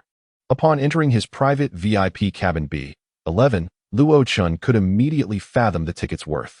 The VIP suite boasted a living area, a bedroom, and a bathroom, spanning over 100 square meters. The living area was replete with various entertainment facilities, while the bedroom was comfortable and inviting, and the bathroom was luxurious yet practical. This cabin could be deemed the pinnacle of opulence, its price several thousand times that of a standard ticket where hundreds of passengers were crammed into a single cabin. This ticket must have cost at least tens of millions of Earth yuan, the universal currency of Earth, akin to the value of the U.S. dollar. Luo Chen was overwhelmed with astonishment and doubt regarding his parents' research, the Lunsis laboratory, and the enigmatic girl in black. Suddenly, he recalled the dossier she had given him, eagerly beginning to sift through its contents. To his surprise, he discovered a handwritten letter from his mother. As he gazed at the familiar handwriting and felt the warmth of her tone, his eyes filled with tears. "Little Chen, do not worry. Your father and I are not in danger. We may simply have lost our freedom. We have entrusted Ling Ling to take care of you. Live well, for there will surely come a day when we meet again." Her words, reminiscent of their everyday conversations, were succinct yet imbued with deep affection. Regrettably, he had taken their daily encounters for granted and now faced an indefinite separation. Luo Chen's emotions erupted, tears streaming down his face as he choked out, "Mom, Dad." After a while, he gradually regained his composure, his mind racing with thoughts. Although he revered strength and favored resolving issues with might, he had inherited his parents' exceptional intelligence, keen observational skills, deductive reasoning, and vivid imagination. He quickly pieced together several insights. Ling Ling must be the name of the girl in black. Was it truly wise to rely on such a seemingly cold individual for his safety? She must be well acquainted with his family and parents. Yet he had no recollection of her. Most crucially, when the Lunsis laboratory was raided, his parents were taken away without a moment to spare for a handwritten note. Those present at the scene had no opportunity to retrieve it. The only plausible explanation was that his parents had foreseen danger and made arrangements, which led to Ling Ling fortuitously waiting at their home to rescue him and securing tickets to leave Earth in advance. Beneath his mother's letter was a document he had never seen before, yet it appeared highly official. The letter bore a military seal, though it did not specify a department. It was an anomalous notification, issued without trial, devoid of evidence, and impervious to objection. While it indeed emanated from the military, holding substantial weight, its sole significance for Luo Chen was to affirm that his parents' disappearance was not the result of abduction or assassination by some unknown force. The letter concluded with a decree stating that Luo Weiwen and Gue Yue were guilty of egregious crimes, with the sole means of release being the payment of 8,000 military merit points to atone for their sins. This was an official mandate from Earth, allowing any crime to be absolved through merit points. Military merit points were a quantifiable form of military achievement, akin to a currency separate from Earth yuan, attainable only through the completion of arduous military tasks, making access exceedingly rare for ordinary individuals. Luo Chen was unaware of the significance of 8,000 military merit points. Yet this undoubtedly illuminated a path for reuniting with his parents. Gritting his teeth, he resolved to uncover the truth behind the entire affair, vowing to rescue his parents, even if it meant traversing a treacherous path. Despite being alone and relatively powerless, with his 17-year-old frame still youthful and slender, he knew that countless unforeseen dangers and challenges awaited him. Yet nothing could shake his determination. "Father, Mother, wait for me. There will surely come a day when we meet again." As Luo Chen rummaged through the envelope, he discovered a bank card, a VIP card from the largest bank on earth, 80 Bank. At that moment, he was unconcerned about the balance within. His thoughts were entirely consumed by the possibility of becoming a cultivator. This seemed almost certain, yet he needed one final verification. He powered on his computer, connecting to the internet to seek the necessary information. After decades, the general knowledge about cultivators was no longer a secret and could be found everywhere. Inner vision. Cultivators possess the ability to perceive the primordial force within their bodies, a crucial hallmark of their status. In just 2 minutes, he grasped the method of inner vision. Suddenly, a vivid image emerged in his mind. A solitary spring nestled within a barren ravine, no larger than a basin and half a foot deep. A protruding rock above it allowed the water to trickle down, sending ripples across the surface. Focusing intently, he could even hear the crystalline sound of the spring. Melodious and captivating, like the notes of a finely tuned instrument. He felt an intense warmth of light bathing the spring, akin to basking in the sun. Yet the source remained indistinguishable. He became immersed in this vision for an indeterminate duration, until he finally emerged, as if fortified by a calming elixir, overwhelmed with joy. He had indeed become a cultivator. Luo Qin's greatest dream had always been to become a powerful cultivator. However, that dream had been shattered at the age of 10. From then on, he had relied solely on relentless physical training and martial practice to gain strength. Yet he had futilely discovered that no matter how hard he tried, the chasm between him and cultivators could never be bridged. Since the advent of cultivators on Earth, no human born thereafter had become a cultivator past the age of 10. For decades, not a single individual had defied convention. Luo Qin had long abandoned the aspiration of becoming a cultivator. Yet, unexpectedly, a seemingly inconspicuous vial of liquid had shattered his understanding, altering his fate, enabling him to become a cultivator at 17. This was nothing short of a miracle. Chapter 10. Breaking through. Luo Qin found himself immersed in a plethora of online resources about the fundamental knowledge of cultivators. A cultivator is an individual capable of sensing, storing, and harnessing the primordial force within their body. The scintillating points of light he perceived around him were manifestations of this primordial force. The cultivation process is divided into 4 distinct stages: opening the meridians, meditation, refining the primordial force, and mastering primordial techniques. Opening the meridians involves establishing reservoirs within the body for storing the primordial force and creating pathways for its circulation. Luo Qin had previously been unable to become a cultivator due to his failure in this initial step. Meditation is the process of absorbing the primordial force and storing it within oneself.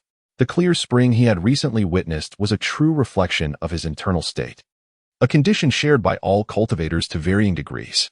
The spring pit represents the result of opening the meridians, while the flowing water signifies the fruits of meditation. Refining the primordial force transforms it into an energy that cultivators can utilize directly, whereas primordial techniques encompass the skills and methods for employing and releasing this energy. There exists an astute and objective analogy regarding the 4 steps of cultivation. A cultivator resembles an automobile, with opening the meridians akin to the fuel tank, meditation to refueling, refining the primordial force to the conversion of gasoline into electrical or mechanical energy, and primordial techniques representing the various functions of the vehicle, including movement, turning, air conditioning, and radio. Although gasoline-powered cars have long been rendered obsolete and relegated to the status of antiques, this precise metaphor has endured through the ages. The imagery he witnessed during his introspection indicated that he had successfully navigated the initial stages of becoming a cultivator, overcoming the formidable obstacles of opening the meridians and sensing the primordial force with relative ease. Overcome with exhilaration, he yearned to unleash his excitement with fervent cries. Despite his earlier resolve to rescue his parents, he had felt no certainty. Now, having become a cultivator, he not only glimpsed the light of hope but also realized his aspirations, truly a double celebration. After a brief respite, he regained his composure. The ability of his parents to enable ordinary individuals to become cultivators indicated their research had borne fruit, a groundbreaking achievement of the 21st century, without exception. Yet, they had never disclosed this to him or announced it publicly. Could this be the true reason behind the closure of the Lunsis laboratory and the apprehension of his parents? This research outcome would undoubtedly incite fervor among all factions, enticing the ambitions of many, capable of altering the trajectory of human development, reshaping the contemporary world order, and elevating the status of cultivators. thereby benefiting a greater multitude. It must be so. Once their findings came to the attention of those with ulterior motives, they likely moved to seize or eradicate this technology. He continued to scour the internet for pertinent information. Reports indicated that the Lunsis laboratory had been shut down due to illegal research, while others chronicled advances in curing genetic defects among cultivators and the quest to enable ordinary people to become cultivators. It was indeed a quest, rather than a completed research endeavor. Thus, Luo Chun believed he had uncovered the truth. The innocent often suffer when in possession of something valuable. Although those capable of such feats were undoubtedly formidable, possibly with deep military connections, he remained resolute and undeterred. Next, he perused recent news articles, eager to ascertain whether his act of killing Lu Jing had been reported, whether he had found himself on a wanted list, branded a fugitive. The Aviation Safety Bureau announces that an expedition team has discovered another planet suitable for human habitation. The Cultivators Guild releases the list of outstanding cultivators for the year 2087. Prominent figures gather to celebrate the 68th anniversary of Earth's apocalyptic end. National darling Meng Yuer plans to hold 5 concerts beyond Earth, with thousands of fans willing to pursue her across billions of kilometers. Scientists announced the successful invention of a mosaic removal technology, restoring pre-apocalyptic romantic films to their original glory, eliciting cheers from countless enthusiasts eager to make purchases. One of the 5 oligarchs, Eddie's third-generation heir, chooses to flee from marriage, causing a stir. Luo Chen could not help but curl his lips in exasperation, shaking his head. The internet was rife with politically charged or sensational gossip-laden news, filled with headlines that stoked excitement, yet none of them addressed his situation. He had overestimated his own influence. The murder case had not even garnered a mention online, as if it had never occurred. This realization provided him with immense relief, alleviating the weight on his heart. Now, he directed all his energy toward enhancing his own capabilities. The journey from Earth to Ixtar would take over 40 days, marking a medium-range voyage. For the first 20 days, Luo Chun transformed into a quintessential recluse, remaining ensconced in his room without stepping outside. He understood that, compared to cultivators who opened their meridians before the age of 10, he was significantly behind. And to catch up, he would need to toil relentlessly day and night. Thus, he seized every moment, devoting himself to either cultivation or the pursuit of vital information online. The ranks of cultivators are categorized from low to high into 5 realms: spring, stream, bay, ocean, and vast sea, with each major realm further divided into 4 minor stages: initial, intermediate, advanced, and peak. The elevation of one's realm is determined by the quantity of primordial force within, which is a direct outcome of the opening of the meridians and meditation. In fact, over 95% of cultivators dwell within the spring and stream realms, with merely a handful achieving the ocean realm and none reaching the vast sea realm. The path of a cultivator is fraught with challenges and obstacles. Those who indulge in pleasure after attaining the status of a cultivator risk remaining forever stagnant in the spring realm, becoming ineffectual among their peers. He was not averse to refining the primordial force or learning primordial techniques. However, the methods and techniques were predominantly held by various academies, families, military factions, and cultivators' guilds. With scant information available, amidst the vast ocean of knowledge online, only a rare few resources existed, yet their completeness and authenticity were questionable, rendering them of little value for cultivation. By the 7th day, Luo Chun had reached the cusp of transitioning from the initial to the intermediate stage of the spring realm. Each breakthrough was a grueling trial for both body and mind. Failure could lead to a collapse of one's realm, a descent into madness, irreversible harm to the body or psyche, or, in the most severe cases, death. Breaking through a minor realm is less challenging than a major one, with reduced risks. However, the majority of cultivators are accompanied and protected by mentors and peers during their breakthroughs, receiving assistance when faced with difficulties, guidance when encountering bottlenecks, and timely rescue in moments of peril. As he approached this critical juncture, Luo Chen hesitated, yet after thoroughly reviewing the online resources about breakthroughs, he ultimately resolved to attempt the breakthrough independently.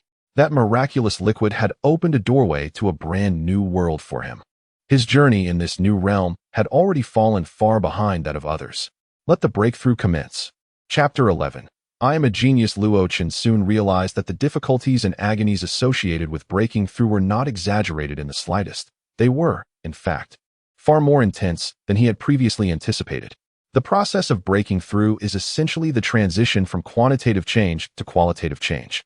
It felt as though a clear spring within him was expanding, and this expansion resembled a brutal and merciless construction, akin to countless shovels, spades, and even excavators incessantly carving away.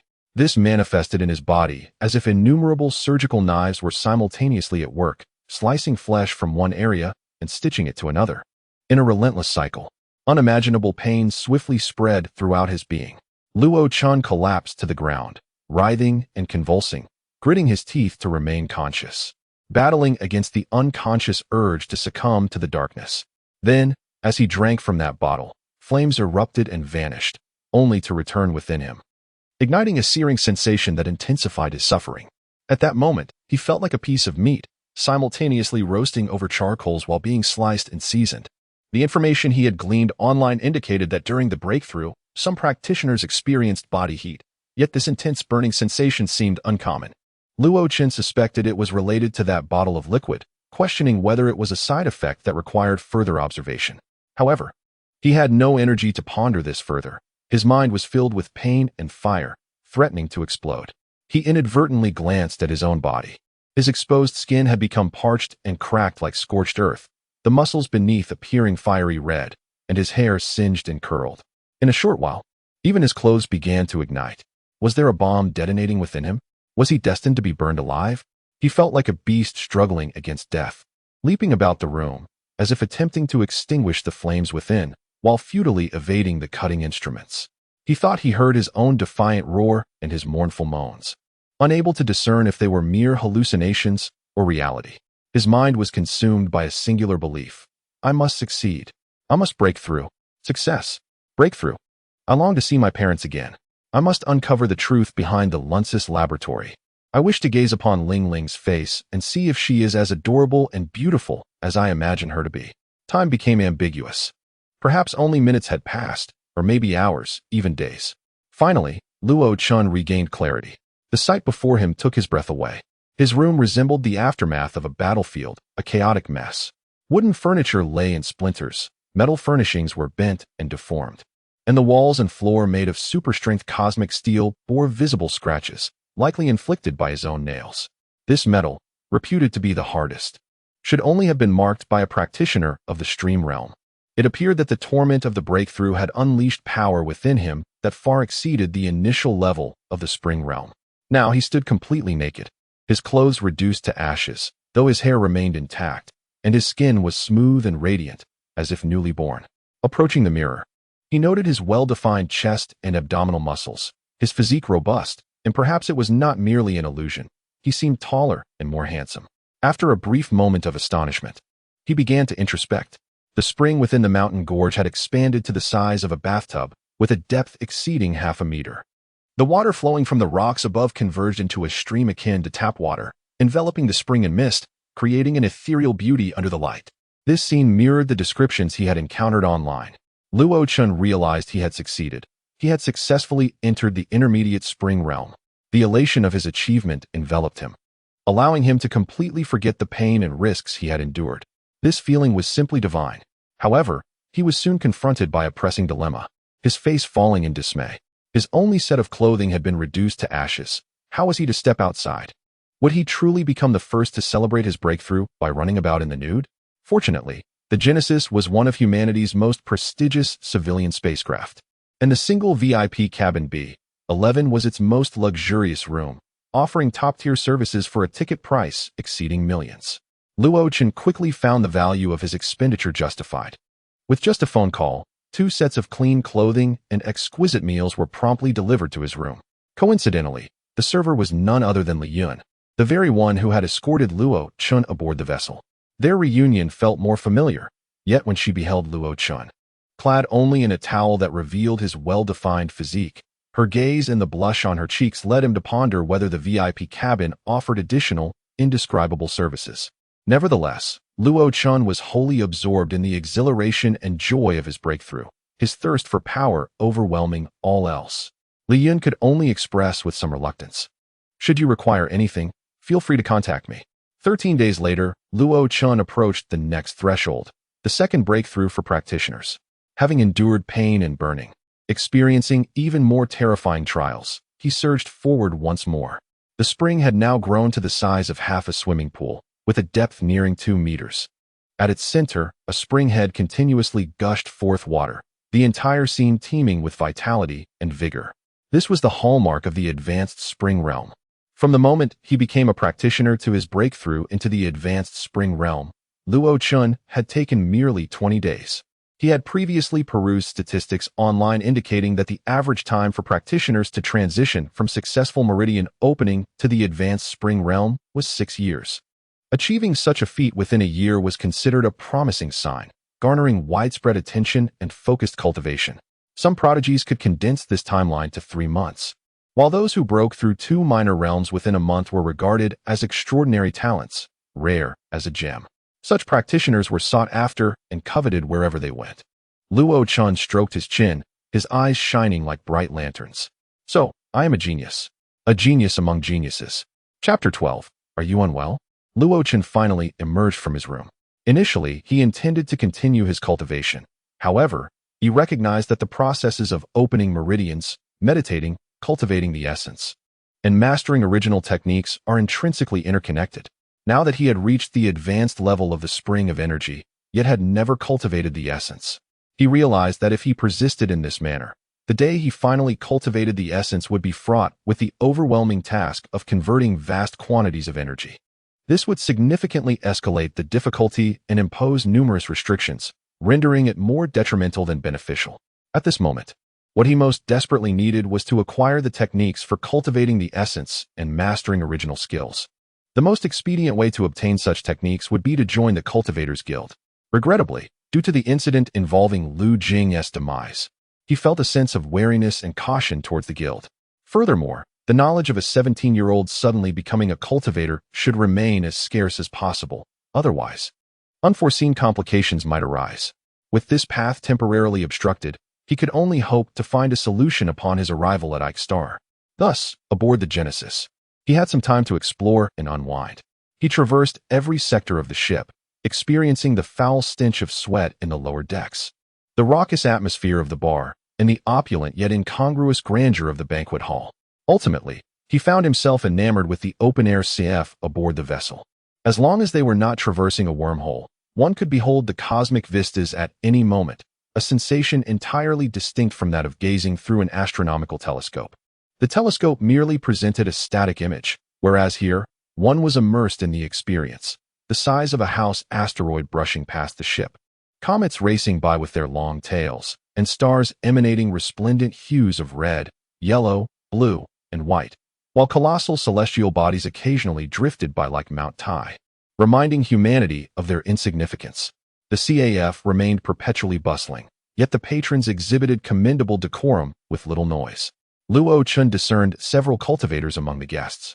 The ability to sense energy was an essential skill for cultivators, and to him, they shone like beacons of light amidst darkness, their brilliance undeniable. They, too, could likely perceive his identity. He had heard of techniques that could conceal one's internal energy and others that could assess the strength of fellow cultivators. But both were relatively obscure. Encounters among cultivators were not surprising, especially during air travel. Surrounded by scenery, starlight, tranquility, and contemplation, Luo Chun became entranced in the CAF. Soon, he found yet another reason to cherish this place. He noticed a girl, an extraordinary and captivating presence. The reasons for his attention were manifold. As a fugitive with formidable enemies like Lu Xiangtian, he remained alert despite his period of relaxation, constantly vigilant for any anomalies in his surroundings. This girl was indeed an anomaly. Most individuals embarking on interstellar journeys did so for leisure, visiting friends, conducting business, or seeking adventure, typically in groups. As security in colonial stars was far inferior to that on Earth, the probability of an unaccompanied girl encountering misfortune was alarmingly high. Through careful observation, Luo Chun noted that among the frequent visitors to the CF, only he and this girl were clearly traveling alone, evoking a sense of kinship as fellow wanderers. The girl spent most of her time in the CAF, ordering a steaming cup of coffee, cradling a sketchpad, her pen dancing across the paper.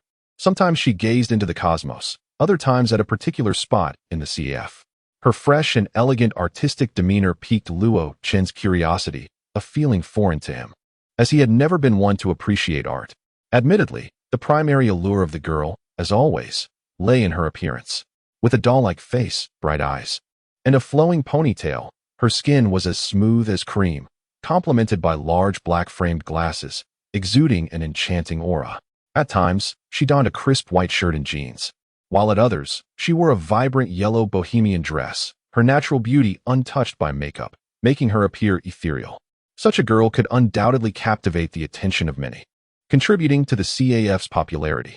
Luo Chun felt an impulse to introduce himself, yet refrained, for those who approached her typically faced a singular outcome: retreat. A subtle smile paired with a polite apology sufficed to send most suitors away, while a slight frown and a hint of displeasure in her eyes effectively embarrassed the more brazen individuals into leaving.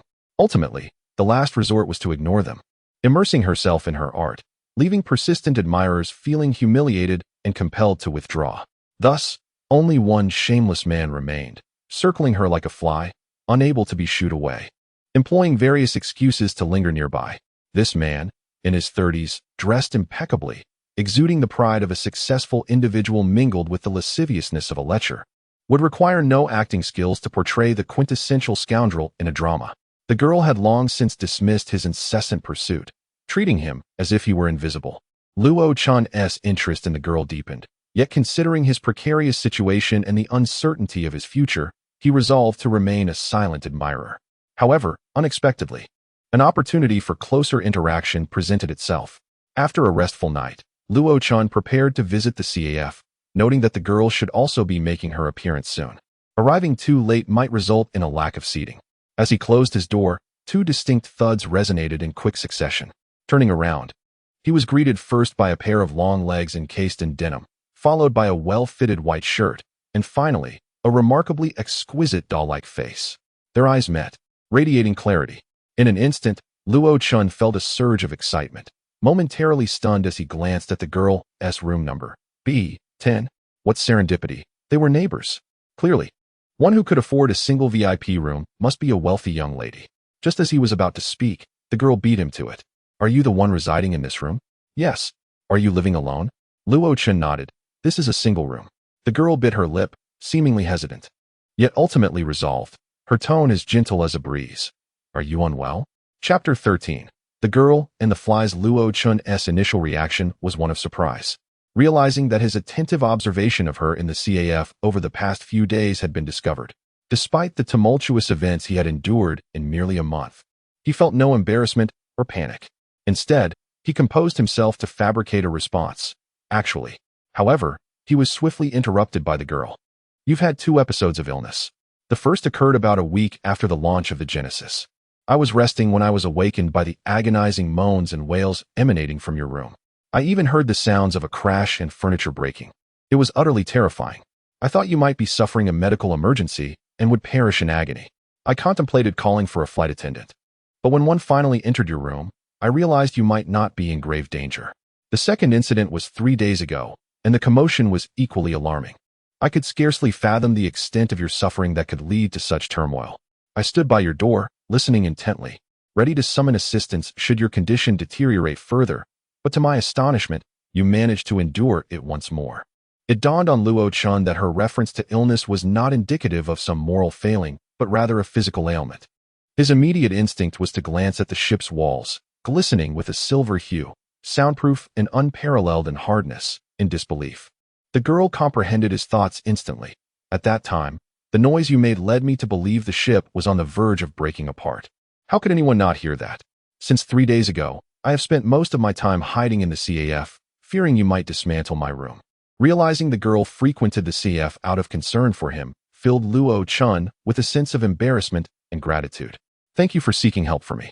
In truth, my health is not as dire as you assume. I am not unwell. The girl appeared unconvinced, her gaze betraying disbelief. Given your reactions, I can only imagine the level of pain you endured. Were you injured, poisoned, or perhaps afflicted with a genetic disorder? Could it be that you are a practitioner who has gone astray? You are still young and must not shy away from seeking medical attention. As you reside in a VIP cabin, money should not be a concern. It would be wise to have a flight attendant accompany you. just in case your condition worsens." She continued her earnest admonitions, prompting Luo Chun to think of his mother, astonished by how closely her speculations aligned with the truth. He swiftly shifted the topic, seizing the moment. "In this lonely journey, to encounter someone so concerned for my well-being is truly heartwarming. I believe the remainder of my travels will no longer feel solitary." His seemingly mundane words carried profound weight, evidently touching upon some unspoken softness within the girl. Thus, Luo Chen found himself fortunate to be the first person to share laughter and conversation with her in the CAF. The girl's name was Ji Ting, 3 years his senior. Though she spoke little, the chill and distance that once surrounded her had softened. Her artwork left Luo Chen, a stranger to the world of art, in awe. Each character and landscape within her creations was vividly alive, captivating in its beauty. Ji Ting claimed her journey to Yakstar was for leisure, sketching, and solace. Yet Luo Chun sensed that the latter was her true motivation, for even in her smile, a lingering trace of sorrow remained. Their exchanges were sparse, predominantly consisting of Ji Ting painting while Luo Chun admired her work. The tranquil scene drew the attention of many patrons in the CAF until the arrival of Bai Kaiyu, the brazen man who had persistently pursued Ji Ting. Bai Kaiyu was a prosperous businessman, with 2 primary passions in life, one of which was, naturally, the accumulation of wealth. His goods were sold through legitimate channels. However, Earth had always imposed quotas on luxury supplies to other colonial planets. The transportation of local specialties from the colonies to Earth was fraught with the constraints and exploitation of shipping companies. This industry is known as smuggling. Yet both parties had their needs, and large corporations often turned a blind eye to the profits slipping through their fingers. Thus, businessmen like Bai Kaiyu emerged, capable of navigating networks and capitalizing on opportunities to thrive in the colonies. With wealth came the potential to pursue his other great passion, women. On Earth, he had a wife and several mistresses. On Yakstar, he maintained a harem, perpetually in pursuit of new conquests. Ji Ting's striking demeanor and beauty immediately captured his attention, leaving him awestruck. His methods of seduction were simple: flattery, persistence, catering to her preferences, and using wealth to entice her. After experiencing failures with flattery and relentless pursuit, Bai Kaiyu shifted his strategy to appeal to her interests. However, he was met with an unexpected sight: a young man sitting with Ji Ting, not overly familiar but clearly engaged. As he admired her artwork without any signs of rejection or displeasure from her, their connection was evidently more than ordinary. Bai Kaiyu's temper flared. The carefully curated facade of sophistication crumbled. The feeling was akin to witnessing a dish he had yet to savor being approached by another. He vowed to humiliate the boy who dared to covet his woman and to teach him a lesson he would never forget. Had this been on Earth, Bai Kaiyu would have exercised more discretion, for there, one could encounter individuals of remarkable lineage capable of reducing him to nothing with a mere flick of their finger. Yet on Yakstar, he was a figure of significance, with his luxury goods providing vanity, opulence, and allure to the elite. On the Genesis, he possessed the connections to uncover Ji Ting's name, learn of her solitary journey, and discover her residence in a single VIP cabin, which only fueled his fervor. Here, he felt emboldened by his status. Thus, Bai Kaiyu approached their table, towering over them, casting a cold gaze upon Luo Chun, overshadowing the paper of Ji Ting's artwork. Chapter 14. Coffee Invitation. Although Bai Kaiyu exhibited a certain arrogance, he took a moment to scrutinize Luo Chun with a serious demeanor before indulging in any pretentiousness. Upon beholding the youthful visage before him, Bai Kaiyu felt a wave of disdain. In his opinion, a man only gains depth and character with age, and those without facial hair were often deemed incompetent. His gaze then swept over Luo Chun's attire, and a smirk began to form at the corners of his mouth. The clothing, simple and sold aboard the spacecraft, was worth only a few hundred yuan. Individuals clad in such garments could only be regarded as the most ordinary among the ordinary.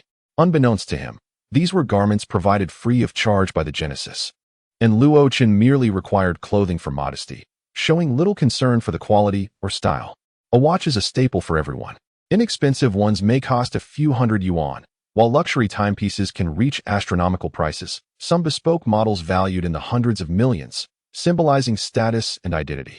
Yet, Luo Chun's wrist was conspicuously bare. This absence was not due to a lack of a watch, but rather a deliberate concealment in his pocket. The reason was likely the embarrassment of owning a subpar timepiece. a sentiment not uncommon among those who, despite their financial shortcomings, cling to their pride. Bai Kaiyu's contempt grew, his smirk nearly reaching the heavens. After several scrutinizing glances at Luo Chen, Bai Kaiyu reached his conclusion. He deemed Luo Chen merely a typical boy. Seated beside Ji Ting, perhaps due to their similar ages or his somewhat handsome appearance, possibly even because of a shared interest in art. Most likely, he was just a pesky fly that Ji Ting could not shoo away. In this light, Bai Kaiyu believed he could impart a lesson of unforgettable significance through his wealth, status, and experience, ensuring Luo Chen understood that the girl he admired was far beyond the reach of someone so juvenile. After dismissing him, he could then employ his artistic charm to woo Ji Ting. Luo Chen, raising his head, quickly recognized the identity of this fly, shrugging nonchalantly with a hint of amusement. Ji Ting continued to regard Bai Kaiyu as if he were invisible, though her gaze occasionally lingered on Luo Chen, imbued with curiosity about his next move. Feeling the weight of everyone's scrutiny, Luo Chen calmly perused Ji Ting's artworks, casually selecting one to showcase to those around him before placing it before Bai Kaiyu. The drawing depicted Bai Kaiyu himself, rendered with a few deft strokes, capturing his features with uncanny accuracy. Together, they revealed a lewd, shameless caricature, embodying the essence of a crass nouveau riche. Above the artwork, the title read, Fly. Those who beheld this piece struggled to suppress their laughter, stifling their giggles behind their hands, while Bai Kaiyu's face drained of color, his facade of cultured sophistication shattered. Through gritted teeth, he spat, "Kid, be sensible. This is my spot. Get lost, and the farther, the better." Most would expect Luo Chen to retort about the legitimacy of his claim to that position, but he did not. Instead, he merely stacked the drawing and handed it back to Ji Ting, speaking languidly. "This is someone else's seat. Let us move on. The observation deck on the top deck offers splendid views. Shall we stroll there?" Ji Ting blinked her large eyes and smiled faintly, genuinely beginning to gather her art supplies in preparation to depart. Bai Kaiyu panicked. He did not wish to appear a fool, seated here as the butt of everyone's jokes. This was an overt threat. To bolster his position, he ostentatiously revealed his watch, showcasing it for all to see. It was a lavish diamond-studded timepiece, worth millions. While not exceedingly rare, he was confident that no watch of superior quality could be found aboard the Genesis for under 10 yuan. Upon seeing the gleaming watch, the patrons of the CAF fell silent, casting sympathetic glances at Luo Chen. Such was the reality of society. Money could move mountains, and power could crush the weak. Taking a deep breath, Luo Chen slowly rose, his gaze settling lightly upon Bai Kaiyu, seemingly poised to say something. Bai Kaiyu grinned. "Though it was a rather unpleasant sight, I know you wish to say something. Don't underestimate the young. I do not intend to belittle your future. But when you become a successful man like me, then you may speak those words again. I'll be waiting. Now, serve me the most expensive coffee you have. 950 yuan. No, make it 2. I shall treat this lovely lady as well. 2 cups, please." With that proclamation, he wore a smug smile that lingered on his face. The server, efficient and prompt, soon delivered 2 cups of coffee. With an exaggerated flourish, Bai Kaiyu produced a bank card, pointing at Luo Chen and Ji Ting, commanding, "Charge it to my card. Coffee for both of them." He then turned to Luo Chen, adding, "Take it and go. I hope you can afford such coffee in the future."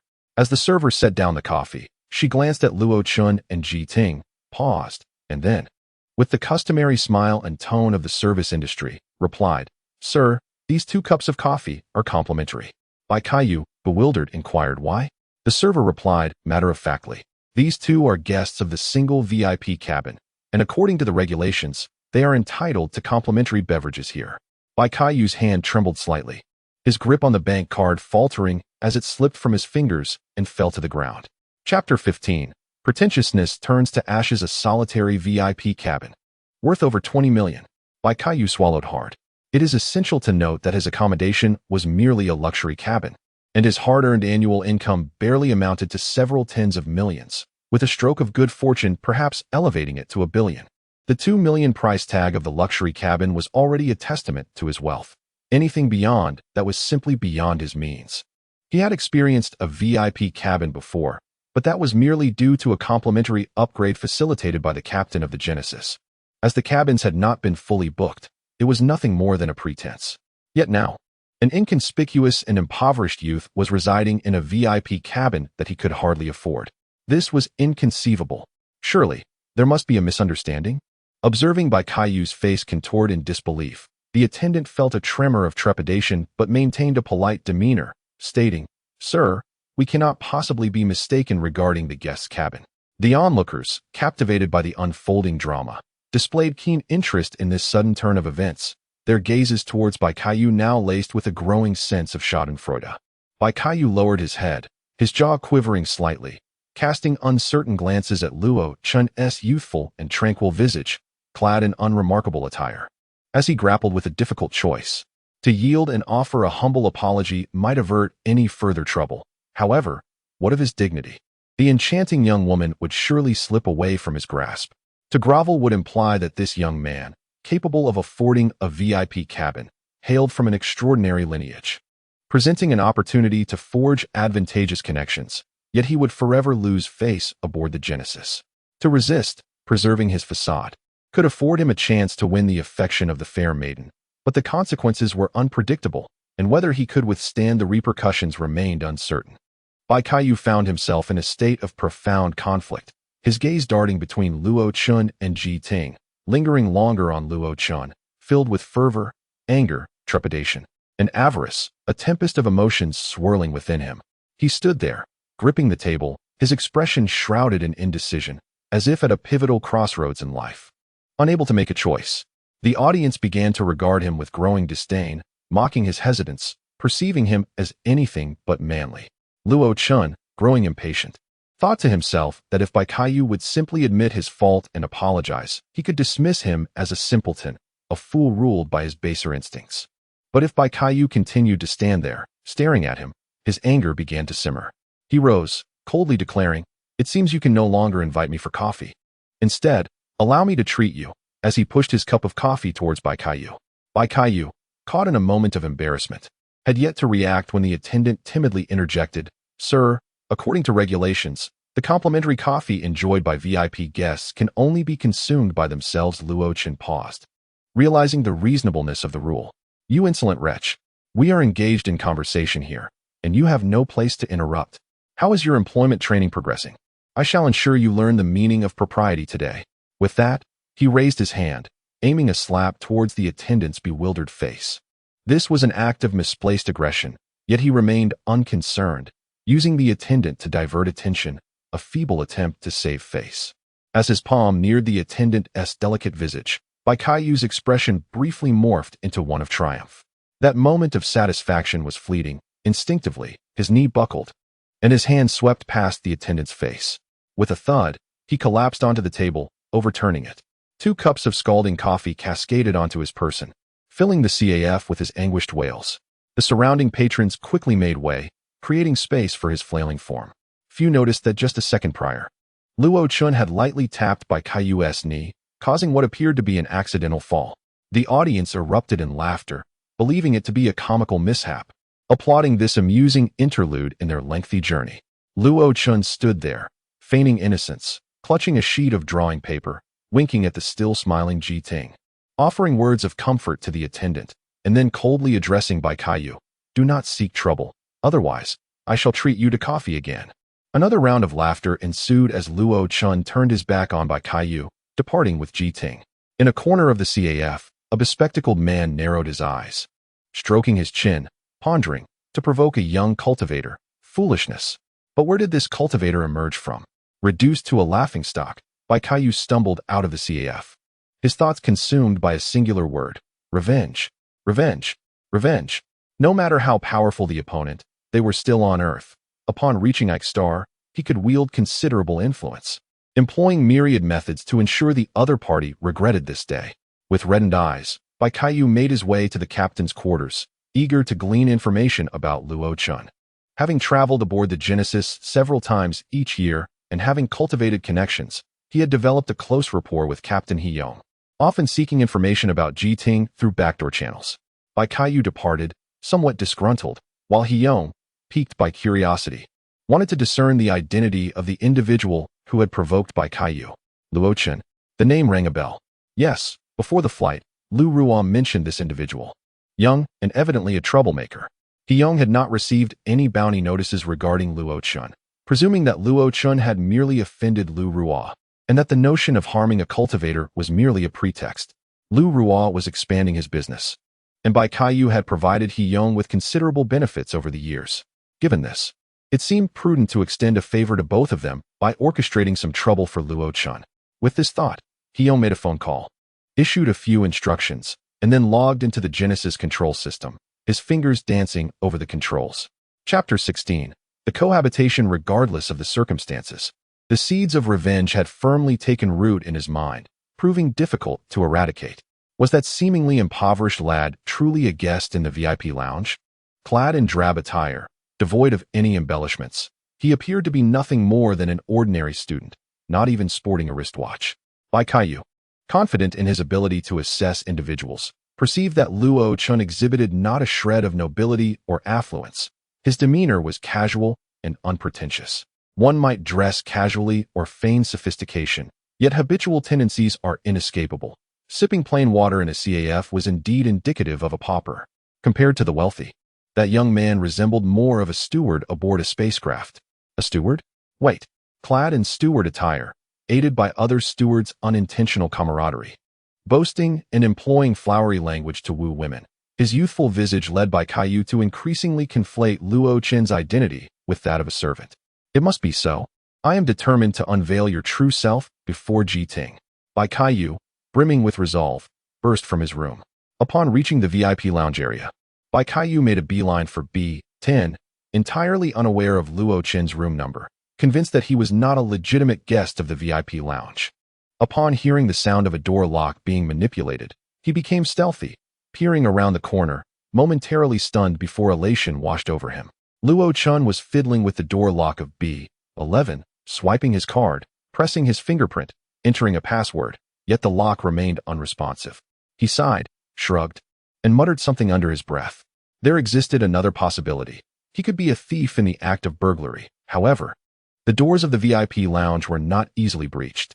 He was undoubtedly a charlatan pretending to be affluent. With this thought, Bai Kaiyu leapt forward, exclaiming, "What are you doing? Stop this at once." Click.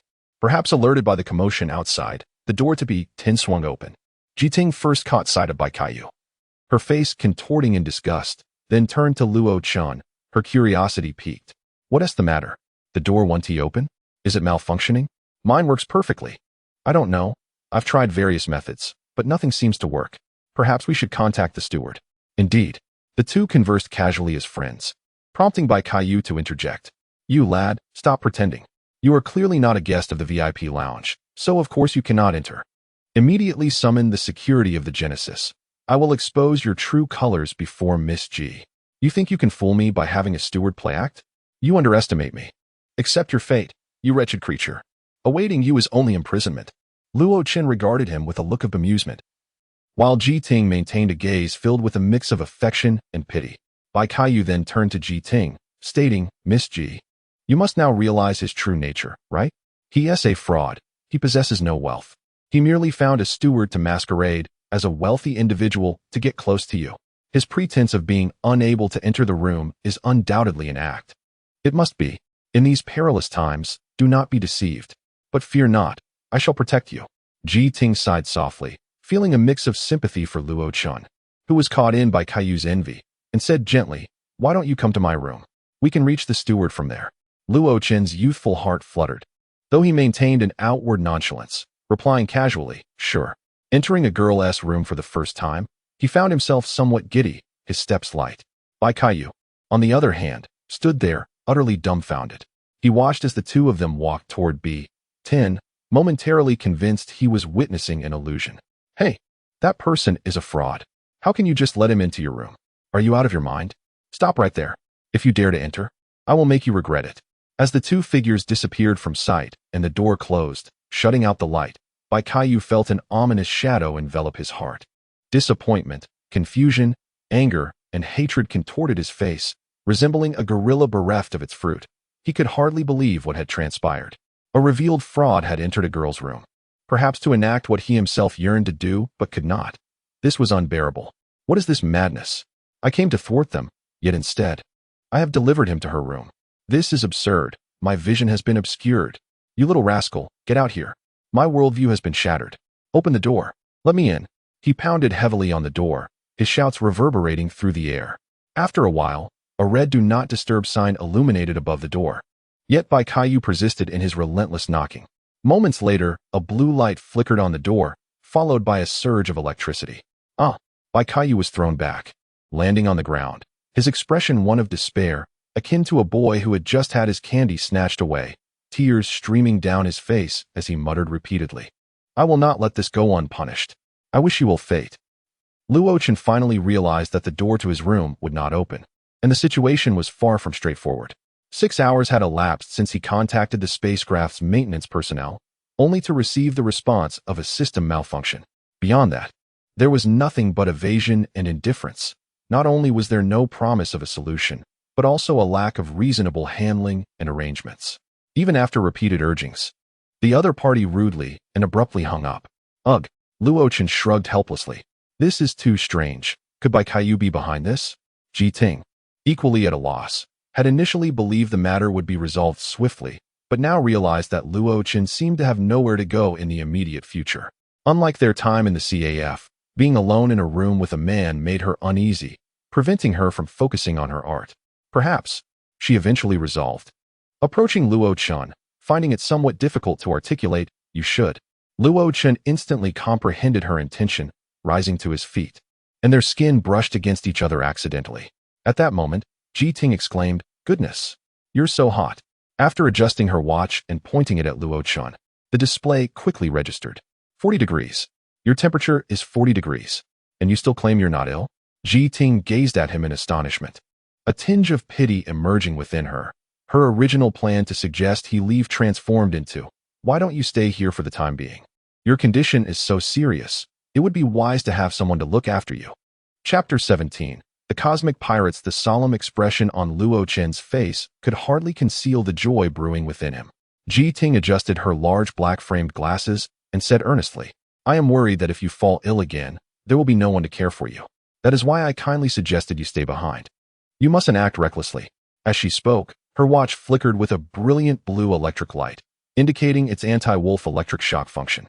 If the watch were sufficiently advanced, it could easily incapacitate a practitioner at the spring of surge level. Moreover, I have a fiancé. Luo Chen felt a wave of disappointment wash over him. However, he keenly observed that when Ji Ting uttered those words, her expression lacked happiness and sweetness. Instead, it bore a hint of numbness mixed with helplessness and sorrow. Since she had chosen to keep him here out of concern for his health, he acquiesced and decided to stay. For the pleasure of being in the company of a beautiful woman was indeed a delight. Noticing Ji Ting engrossed in her work at the computer, he set aside his thoughts and began contemplating his own predicament. Body temperature. A temperature of 40 degrees Celsius was far from normal, yet he had not sensed any unusual symptoms nor exhibited any signs of fever. All these pointed to the possibility that his elevated temperature was linked to his newly acquired status as a practitioner. While searching for information online, he had previously suspected that typical practitioners experience a sensation akin to surgical incision during their breakthrough, with only a faint burning feeling, if any. Furthermore, during introspection, one would not perceive sunlight-like rays as he did. Perhaps, his experience as a practitioner was somewhat distinct from others. In addition, elevated temperatures signified heightened danger. Many weapons identify targets through infrared imaging, and numerous creatures locate prey by sensing temperature. Being too conspicuous in a crowd could very well make him the first unfortunate victim. This issue needed resolution. At the very least, he must uncover its root cause. He seated himself in a meditative posture, contemplating while attuning himself to his bodily condition, channeling his original force to explore various possibilities. Suddenly, he was roused from his reverie. Ji Ting stood over him, her face etched with concern. "Are you all right? Staying motionless for a whole day and night is quite frightening. Has it been a day and night already?" Luo Chen stood up, and the scent of the girl, fresh from her shower, wafted into his senses. Her delicate collarbone and the snow-white skin beneath further stirred his heart. "I know why you can't access your room." "Huh? Why?" "Come and see." The two approached the computer, and after a series of complex operations by Ji Ting, the screen displayed what appeared to be an interface from a certain system. This is the control system of the Genesis ship. The system indicates that your room, B11, had its access permissions altered yesterday, and your single VIP cabin qualification has been revoked. The individual who executed this action possesses the highest authority on the ship, which I deduce to be the captain of the Genesis. How did you manage that? At this moment, Ji Ting resembled a budding talent, eagerly awaiting praise. The pride was evident beneath her black-framed glasses. Drawing is my passion, but in reality, my forte lies in computing, connecting to the internal network of the Genesis. The firewalls to breach were merely 3. They posed no challenge to me, a top-tier hacker. Luo Chen widened his mouth in exaggerated astonishment and exclaimed, "You're a hacker? How impressive."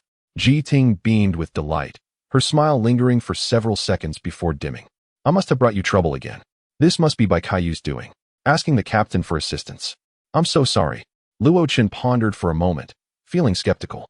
He found it hard to believe that Bai Caillou wielded such influence. Perhaps he could bribe a few attendants. But to enlist the captain for this seemed to hint at a deeper intrigue. Of course, there was also that bank card. I wish to remain here as well, but there are important belongings in my room. Upon hearing this, Ji Ting's face flushed, and she thumped her chest confidently, exuding an air of boldness and authority. "Don't worry. We have over 10 days until we reach Yak Star, and I will definitely manage to unlock your door." With that, her fingers danced over the keyboard with lightning speed. This scene filled Luo Chen with confidence, but just as he prepared to continue investigating his bodily condition, the screen flickered and emitted a blinding red light, as if an alarm had been triggered. Simultaneously, the ship jolted violently, and all unsecured items in the room flew forward due to inertia. Luo Chen firmly planted his feet on the ground and, with quick reflexes, caught Ji Ting just before she was propelled away. The two were pressed closely together, and Luo Chen could feel the softness of her chest against his. The delicate curve of her waist devoid of any excess flesh, the intoxicating scent of her body, and the palpable fear and confusion reflected in her eyes. "This is it. They must have discovered my intrusion into the system. Aren't you a top hacker? But the ship's core defenses are top-notch.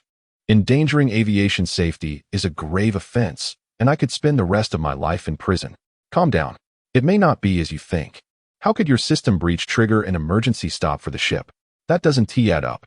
Seemingly reassured by Luo Chen's logic, Ji Ting ceased her frantic cries.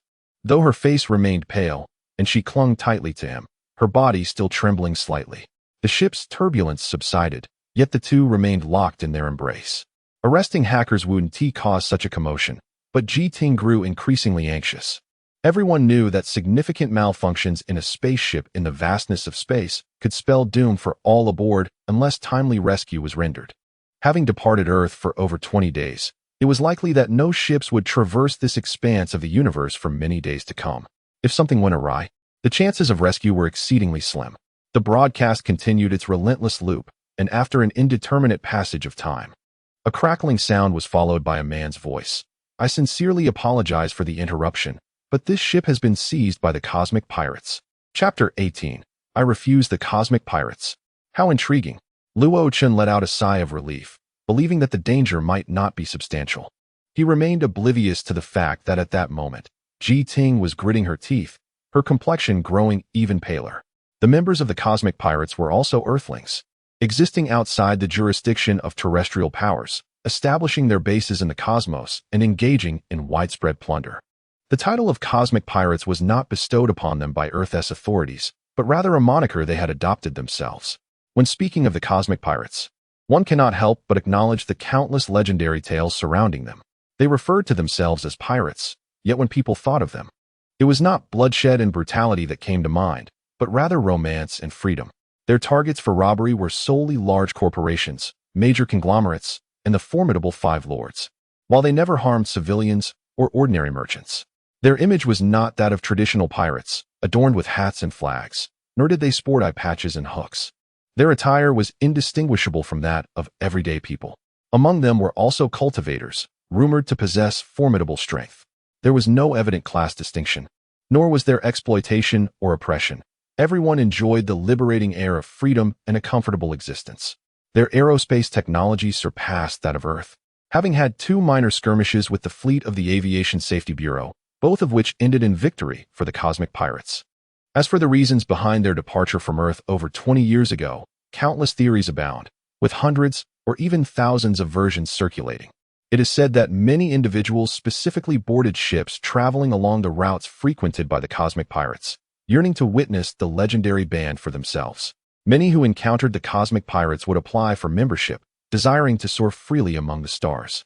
It is widely accepted that as long as one does not provoke the cosmic pirates, they would not trouble others. Thus, at that moment, Luo Chun felt no tension. Instead, he was somewhat eager. For someone of his age, freedom and rebellion were eternal themes, and the cosmic pirates epitomized these ideals. In that instant, as Ji Ting gently pushed him aside, he finally noticed her pale, terrified, and despondent expression. Ji Ting, what's wrong? The system alarm is not because you've been detected, but rather a warning of an encounter with the cosmic pirates. You are safe.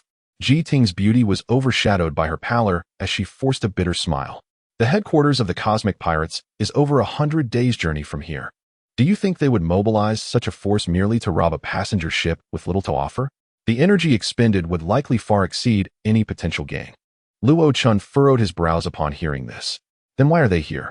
Ji Ting, however, skillfully diverted the topic, quietly focusing on her computer, her voice devoid of vitality. Luo Chun, if anything happens, promise me you won't act impulsively, all right? Luo Chun merely squinted at her, savoring the lingering fragrance she left in his embrace. Still enticingly sweet. The sound of footsteps echoed in the cabin, as curious onlookers sought to witness the cosmic pirates in all their glory, moving about the spacecraft. The footsteps converged toward their vicinity, and Luo Chun felt an unsettling premonition. Sure enough, the footsteps halted, replaced by a series of knocks. Knock, knock, knock. Ji Ting, who had been sitting like a statue, suddenly moved.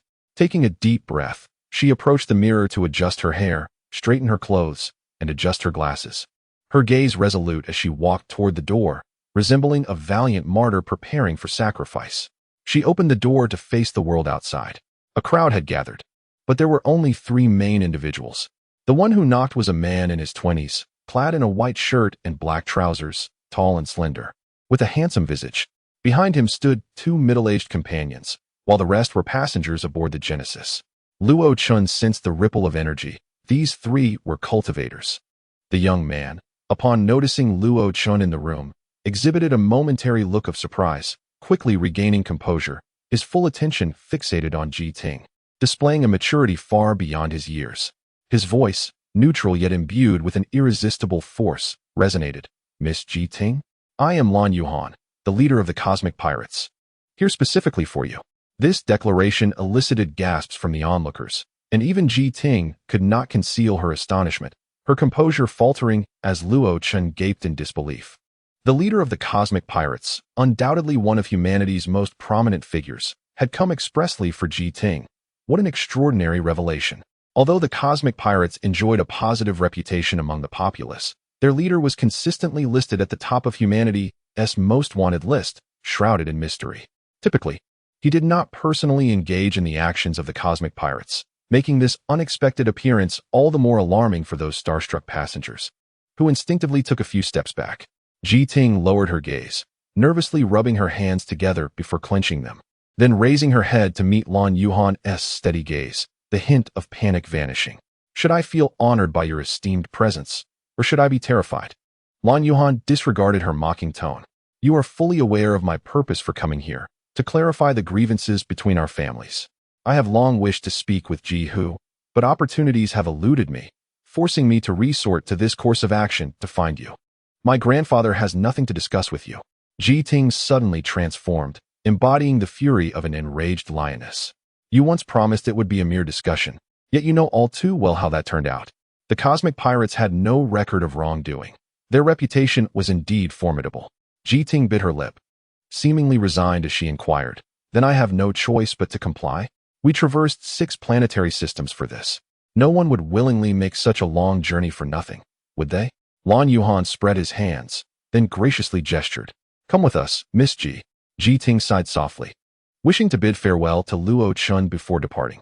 She turned around, only to find the room utterly empty. Chapter 19.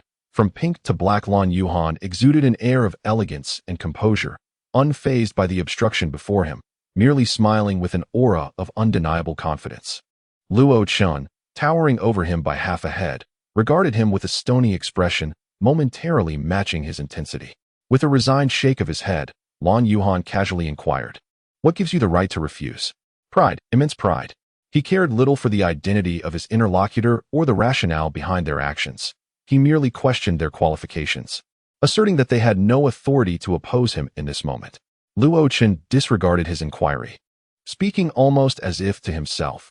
The inhabitants of Earth hold a favorable impression of the cosmic pirates, believing they embody the yearning for freedom, the struggle against fate, the vanguard of technological innovation, and the miracle of tenacious survival. Yet, their first appearance before me is to strip a girl of her freedom. I am sorry, but I am deeply disappointed.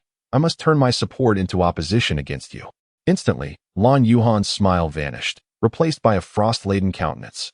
Narrowing his eyes, his voice deepened. We have significant reasons for wanting to take her away. Reasons are merely deceptive excuses, Luo Chen retorted swiftly. All I know is that she is a compassionate, kind-hearted girl who cherishes art and yearns for a beautiful life. Yet you seek to deprive her of her freedom, against her will, transporting her to a distant planet hundreds of billions of kilometers away, a place rife with her enemies. We will ensure her safety. I swear it in the name of the cosmic pirates. Lan Yuhan paused, then continued, If you wish, you may accompany us. You would be our honored guests. And you shall witness our hospitality. Luo Chen regarded him with incredulity. Forgive me, but your casual disregard for another's freedom renders your honor worthless in my eyes. At last, Lan Yuhan's anger surfaced, his eyes shimmering with cold fury. Ji Ting must come with us. Your refusal is, to me, nothing more than a farce. A middle-aged man behind Lan Yuhan spoke darkly. He is merely a high-level practitioner of the spring flow realm. Luo Chen felt a chill run through him. Steeling himself for combat. The level of the practitioner could be discerned through various techniques or instruments. He could not fathom how they had deduced his level, but the tone of their voices suggested that the spring flow realm was not a concern to them. Lan Yuhan nodded slightly. What you do now will not change anything. I wish to know, is it meaningful? Luo Chen replied earnestly. Had your predecessors harbored thoughts akin to yours at the inception of the cosmic pirates, perhaps the organization would no longer exist. After a moment of contemplation, Lan Yuhan rarely adopted a serious tone. I admire you. Join us, and we will nurture your potential. Only if you spare Ji Ting. That is impossible. Then let us take action. Luo Chen clenched his fists, aware that this would be his first direct confrontation with a practitioner, one who was seemingly superior to him. Yet he felt no trace of anxiety or fear, only fervor and boundless excitement. A delicate, seemingly fragile hand pressed against his fist, cool and gentle. You promised me. Do not act impulsively. Through her dark, expressive eyes, Ji Ting conveyed warmth, concern, and urgency, gazing at him with profound emotion. Ji Ting's gaze was complex as she suddenly trembled, a brilliant blue electrical surge erupting from her wristwatch. She had devised a plan, cranking the power to its maximum and activating the self-defense mechanism aimed at Lan Yuhan. It seemed her watch was of exceptional quality. That dazzling bolt of lightning could likely incapacitate even practitioners of the stream realm. Luo Chen reacted swiftly, preparing to seize the opportunity. Once the opponent was immobilized, he would rush to secure Ji Ting's safety through leverage. However, both he and Ji Ting were met with disappointment as the electric current struck Lan Yuhan, dissipating upon contact as if absorbed by a sponge, yielding no effect whatsoever. For the first time in his life, Luo Chen experienced the sensation of electric shock. Every muscle in his body felt as though it had stiffened, coalescing like fused plastic foam. Every organ, every blood vessel, even each cell seemed to tremor. Surprisingly, his mind remained exceptionally alert from the electric stimuli, receiving the pain signals from his body with unparalleled clarity.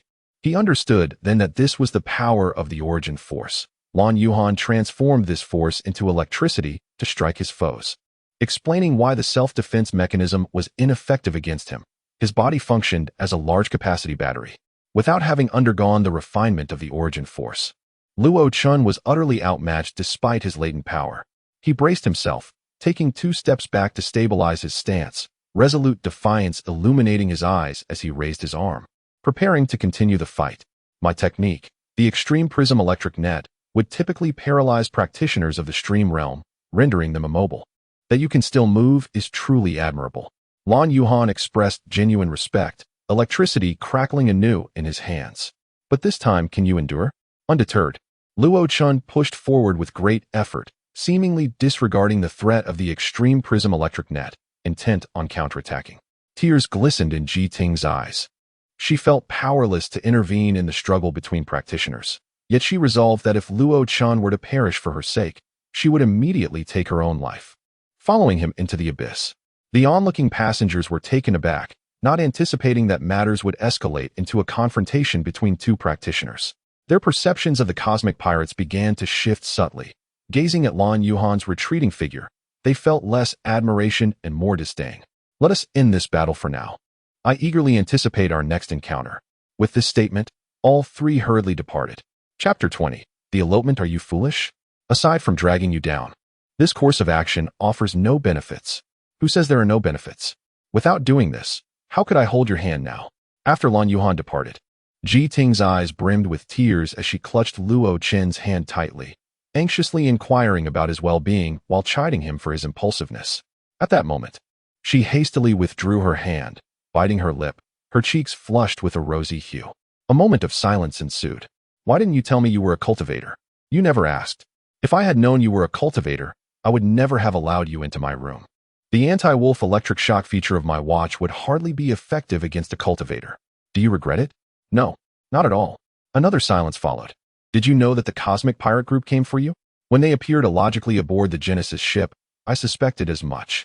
Can you share the story behind this? If you prefer not to, that's fine. Come. Ji Ting pulled Luo Chen to the computer. Have you seen my news online? Luo Chen looked bewildered. Certain that even without the oversized black glasses, Ji Ting's stunning visage did not belong to any celebrity or internet sensation. Ji Ting deftly typed on the keyboard, and within seconds, Luo Chen's eyes widened in realization. One of the 5 major oligarchs. The third-generation wealthy heir of the Eddy family's fiancé, he chooses to elope and leave Earth, causing a tremendous uproar. He had seen this news over 20 days ago, but hadn't delved into the details, as he had never shown much interest in the lofty oligarchs. You are the fiancé he mentioned in the article? Ji Ting nodded slowly, then shook her head, recounting her tale. I am indeed the fiancé he mentioned, but I did not elope. Earlier, the leader of the cosmic pirate group mentioned my grandfather, Ji Hu, who was once a cultivator at the oceanic realm, ranking among the top 50 among all humanity. Luo Chun recognized this claim as not exaggerated. From the publicly available information, no cultivator had yet reached the vast sea realm, with only a few hundred attaining the oceanic realm. It was evident that Ji Ting hailed from an extraordinary lineage, explaining her ability to afford a VIP cabin. However, he soon realized that his assumptions were incorrect. When the Cosmic Pirate Group was founded, it stirred a significant commotion on Earth. My grandfather had an old acquaintance with the leader of the Cosmic Pirate Group and took a spaceship to meet him. Of course, this leader is certainly not Lan Yuhan. Based on age, it must be his grandfather or father. My grandfather hoped to resolve the conflict and reintegrate the Cosmic Pirate Group back to Earth. If that proved impossible, he even contemplated assisting them in overcoming their hardships. For when the group was established on an undeveloped planet, they faced numerous challenges and dire straits. The day my grandfather met with misfortune was also the day I was born. From the moment I entered the world, my family's situation deteriorated. The connections my grandfather had cultivated as a cultivator gradually faded away, and the wealth he had amassed was squandered. My family became increasingly complacent and resentful, with many believing my arrival brought bad luck. Consequently, I endured countless disparaging glances and was neglected at home. Even my parents and siblings treated me with coldness, except for my grandfather, who was kind and cherished me. Then, a year ago, someone from the Eddy family suddenly came to propose, insisting I marry their son. I have no idea how they learned of me, but my father, believing he was climbing the social ladder, did not care about my feelings and immediately consented, eager for me to marry into their family as soon as possible. I felt despondent and lacked the strength to resist this engagement. Later, I learned that my fiancé was a nearly 40-year-old man, completely unaccomplished and with a penchant for manipulating women, which deepened my despair. Thus, I stipulated that I would agree to the marriage, but I required 2 years to pursue my passions, travel to see the world, and paint, all before losing my freedom. That is why you found me aboard the Genesis. At this point, Ji Ting was in tears, and Luo Chen pulled her into his embrace, gently stroking her hair, silently vowing never to allow her to marry that lecherous scoundrel from the Eddy family. Faced with the Cosmic Pirate Group, Luo Chun would fight for her freedom. Before the five major oligarchs, he would not back down. As Ji Ting immersed herself in her sorrow and the reassurance of Luo Qin's steadfast presence, he pondered numerous inconsistencies. Your family situation isn't prosperous. How could you afford a VIP cabin ticket? I had a friend purchase the ticket for me. Before receiving it, I had no idea it was a VIP ticket. Were the destination and date chosen by you? I simply wanted to enjoy my freedom and art to the fullest before marriage, not caring where I went. The destination and date were chosen by her. I recall you mentioned that the Cosmic Pirate Group needed 100 days to arrive here. Ji Ting checked on the computer. If it were the fastest, most lightweight ship, it would take about 50 days. And when did you book the ticket? About 2 months ago. Right, my elopement news must have also surfaced around that time. Luo Chun nodded affirmatively. The five major oligarchs have always cherished their reputation. They control the media and the narrative. When have you ever heard of negative news about them spreading widely, particularly something as embarrassing as an elopement? It is precisely because of this that my elopement news has maintained considerable attention for 2 months. Moreover, the report was entirely false. I did not elope at all. They intentionally released this information to lure me to X-Star, aiming to fish, to bait the Cosmic Pirate Group. They are aware of your family's grievances with the Cosmic Pirate Group, successfully enticing the leader of the Cosmic Pirate Group to take the bait. By the way, although the news did not specify the time and destination of your elopement, given the technology level of the Cosmic Pirate Group, they would certainly be able to ascertain it. Time is of the essence. The Cosmic Pirate Group can only rush here aboard the most lightweight ship. Their numbers must be few, and their combat strength likely weak. Lan Yuhan's hasty departure indicates he has realized they have fallen into a trap. This star region is likely a battlefield they have meticulously chosen. In just a few spoken exchanges, they sketched out the entire situation. Unbeknownst to them, considerable effort had been expended for this conspiracy. For instance, the launch time of the Genesis could not be delayed, as it was an indispensable part of their perfect plan. I just remembered. It was the Eddy family who proposed postponing the wedding for 2 years, granting me 2 years of freedom. It seems my engagement was likely part of the conspiracy against the Cosmic Pirate Group. Luo Chun gazed at her with compassion, once more pulling her close and embracing her tightly. Chapter 21. The banquet hall room B-10 had returned to tranquility. Luo Chun sat quietly to the side, gazing at Ji Ting's focused and charming profile, patiently awaiting the next development. Outside B-10, however, the world was far from serene. The battle raged on, at times fierce, at times subdued. Gunfire and cannon blasts echoed intermittently, accompanied by shouts, cries of anguish, and some peculiar noises, most likely the sounds of combat among the cultivators. The Genesis ship remained suspended in the cosmos, occasionally shaking violently, leading one to wonder if a dreadful interstellar war was unfolding in this space. Luo Qin's heart was conflicted. He found himself uncertain about which side he ought to hope would prevail. Nearly all the inhabitants of Earth harbored a disdain for the 5 great lords and oligarchs. They epitomized exploitation, oppression, power, and privilege, social parasites that had always stood in opposition to law, equity, and justice. People yearned for their extinction, wishing them to vanish from the annals of history. Yet, the Cosmic Pirates were Ji Ting's adversaries. Should they emerge victorious, it was likely they would not hesitate to abduct her. Rational analysis led Luo Chun to believe that the Cosmic Pirates had little chance of triumph, as they had fallen into a meticulously crafted trap, distant from their home ground and isolated in their endeavors. The battle persisted for a full day and night until an indescribable explosion finally restored calm to the surroundings. Everyone awaited the outcome. Had the prey fallen victim to the trap, or had it wrought a miracle to turn the tide? After nearly half a day, the long silent broadcast crackled back to life. All living personnel aboard the Genesis ship report to the central banquet hall within 10 minutes. Failure to comply will result in your immediate demise. The tone and demeanor of the announcement left little doubt as to which side had claimed victory. Inside the Genesis, traces of battle were evident everywhere. The corridor lights flickered, with only about half still operational, while the others lay shattered. The once impenetrable steel walls bore deep scratches, with some areas even dented, evidence of the cultivators' ferocity, likely inflicted by those of the stream realm or even stronger. Bloodstains marred the floor, and in shadowy corners lay grotesque remnants, possibly dismembered body parts, bearing witness to the brutality of the conflict. The ventilation system had likely failed, as the air was thick with the acrid scent of gunpowder, punctuated by sporadic coughs. Luo Chun held Ji Ting's hand as they walked at a measured pace. After navigating several twists and turns, they found the crowd growing denser, with many rushing forward. Clearly, the threat of death for tardiness weighed heavily on them. By the time they reached the central banquet hall, it was already packed to capacity. With over 20,000 passengers and crew aboard the Genesis, what should have been a spacious hall now felt like a sardine can, leaving little room to turn around. Luo Chun and Ji Ting could only stand at the entrance, realizing they were among the last to arrive, with no one else pushing through. Estimating the crowd inside, there were likely no more than 15,000 present. The others had either refused to come or could no longer make it. Luo Chun leaned towards the latter belief. Considering the intensity of the battle, those in the lower decks would undoubtedly suffer casualties from the conflict, while the privileged cabins, with their relative isolation, fared somewhat better. Peering through the mass of bodies, Luo Chun caught sight of the scene at the podium. The first thing that struck him was a corpse hanging from the ceiling. With his extraordinary vision as a cultivator, he scrutinized it closely. The chest showed no rise or fall, undoubtedly a lifeless form. Its eye sockets were mere black voids, the eyeballs long extracted. Every bone appeared shattered, and almost no intact skin remained.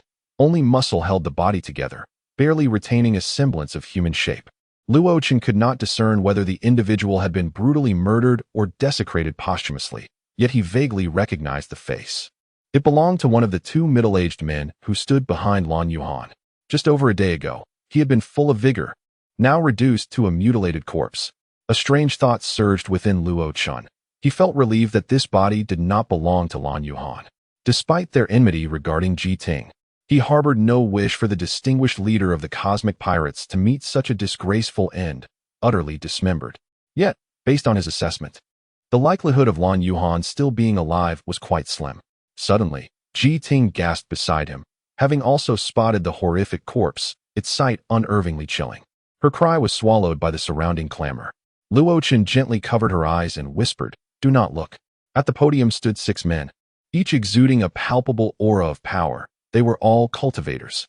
At the forefront was a man in his 20s, with golden hair and blue eyes, whose exceptional status was evident not only by his position, but also by the marks of battle that adorned him. The other 5 bore tattered clothing, some wounded, though not entirely disheveled. They appeared dusty and far from their best state. In stark contrast, the golden-haired man appeared untouched by the fray, his hair neatly braided and impeccably arranged. Clad in exquisite custom attire that one might only see in cinematic portrayals, he wore a watch encrusted with skull-shaped gemstones, surely worth a staggering fortune beyond mere wealth. He emanated an air of nobility, aloofness, and defiance, his gaze flickering with cruelty, brutality, and a bloodthirsty admiration when he looked upon the corpse, while it shifted to disdain, indifference, and cold impatience as he surveyed the crowd below, as though he were an emperor surveying a herd of livestock. With a haughty tilt of his head, his voice, though not loud, pierced through the gathering. "Commoners, if you wish to live, maintain your silence." Instantly, the tumult hushed, and fear rippled through the crowd. 10 minutes have elapsed. Take those who have not arrived, and execute them.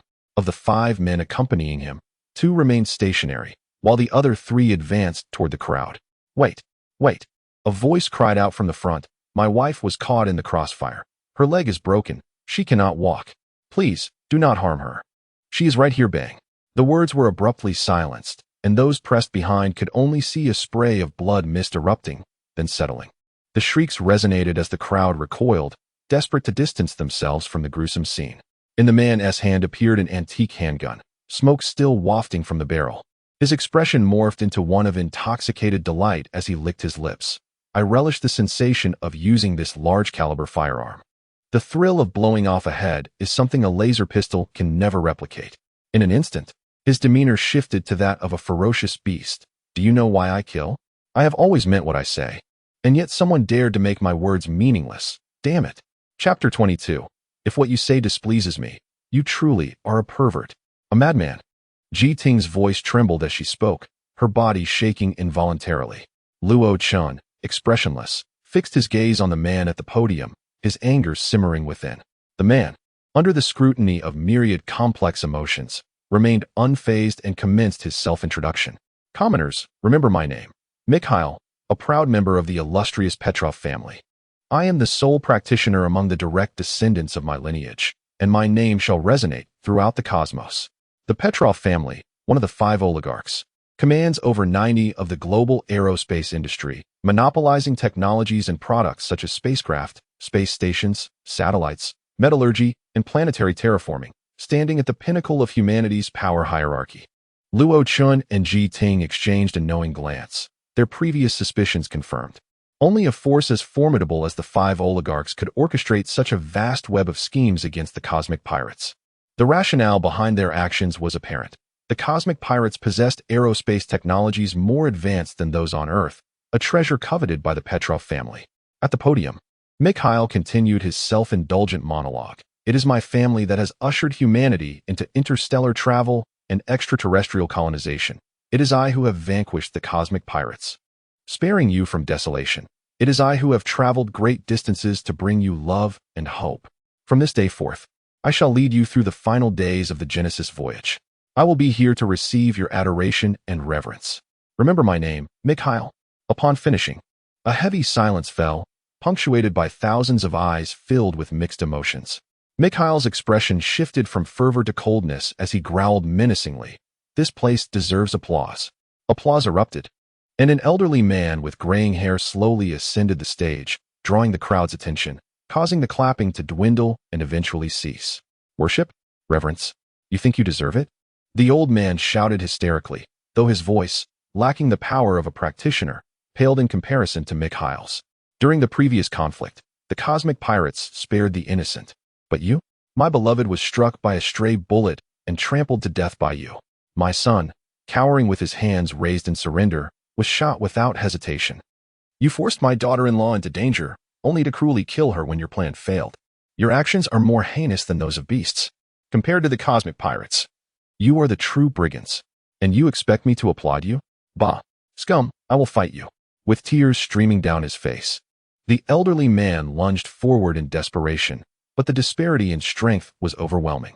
Mikhail effortlessly seized the man's neck, lifting him with ease. Old man, you are quite brave.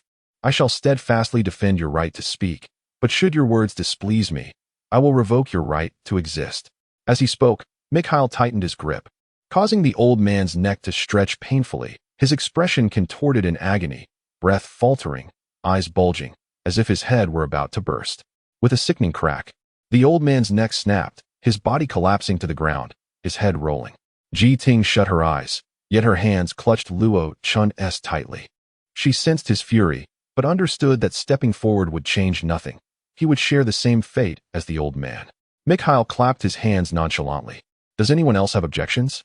Silence reigned. Very well. He grinned triumphantly. I have summoned you here to ensure you remember my name and witness the consequences of opposing me.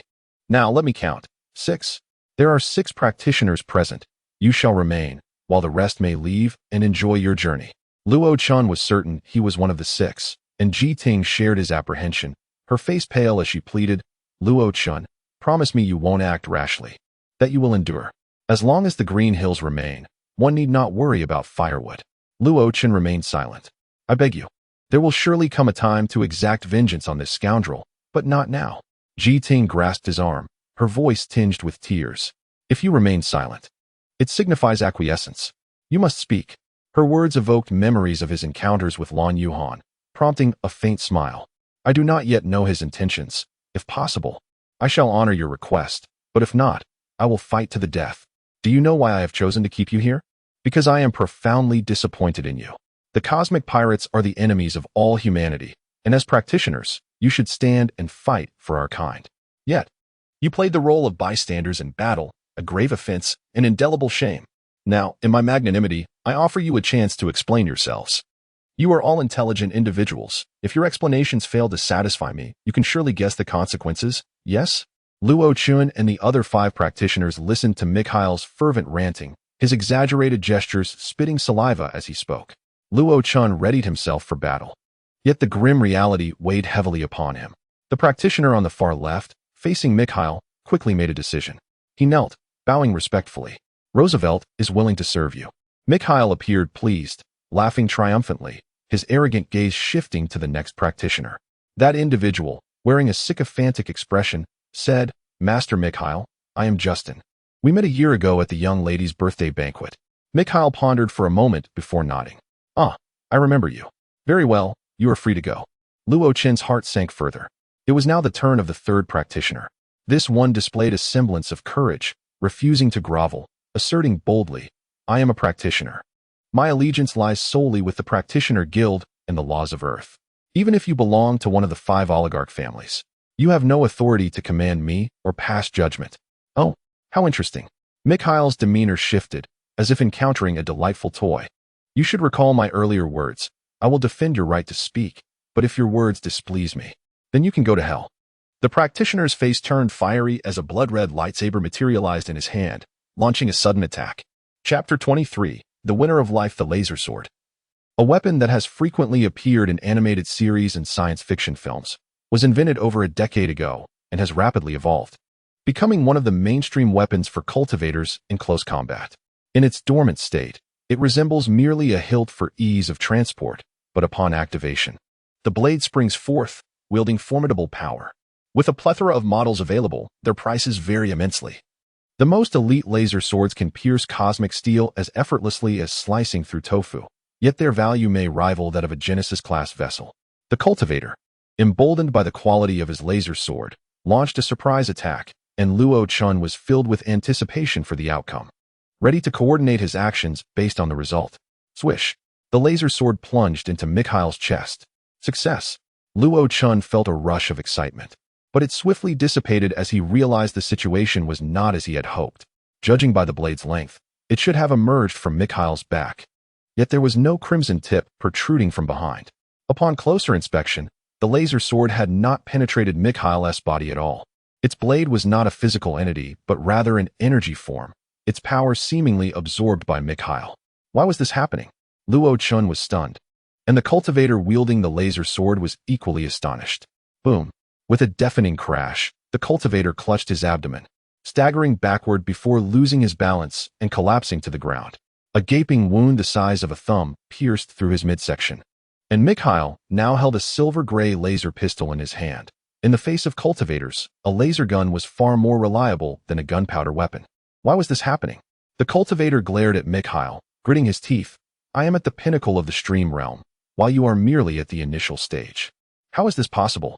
Mikhail's expression shifted through various shades, pale, fearful, before he steadied himself and let out a sinister laugh.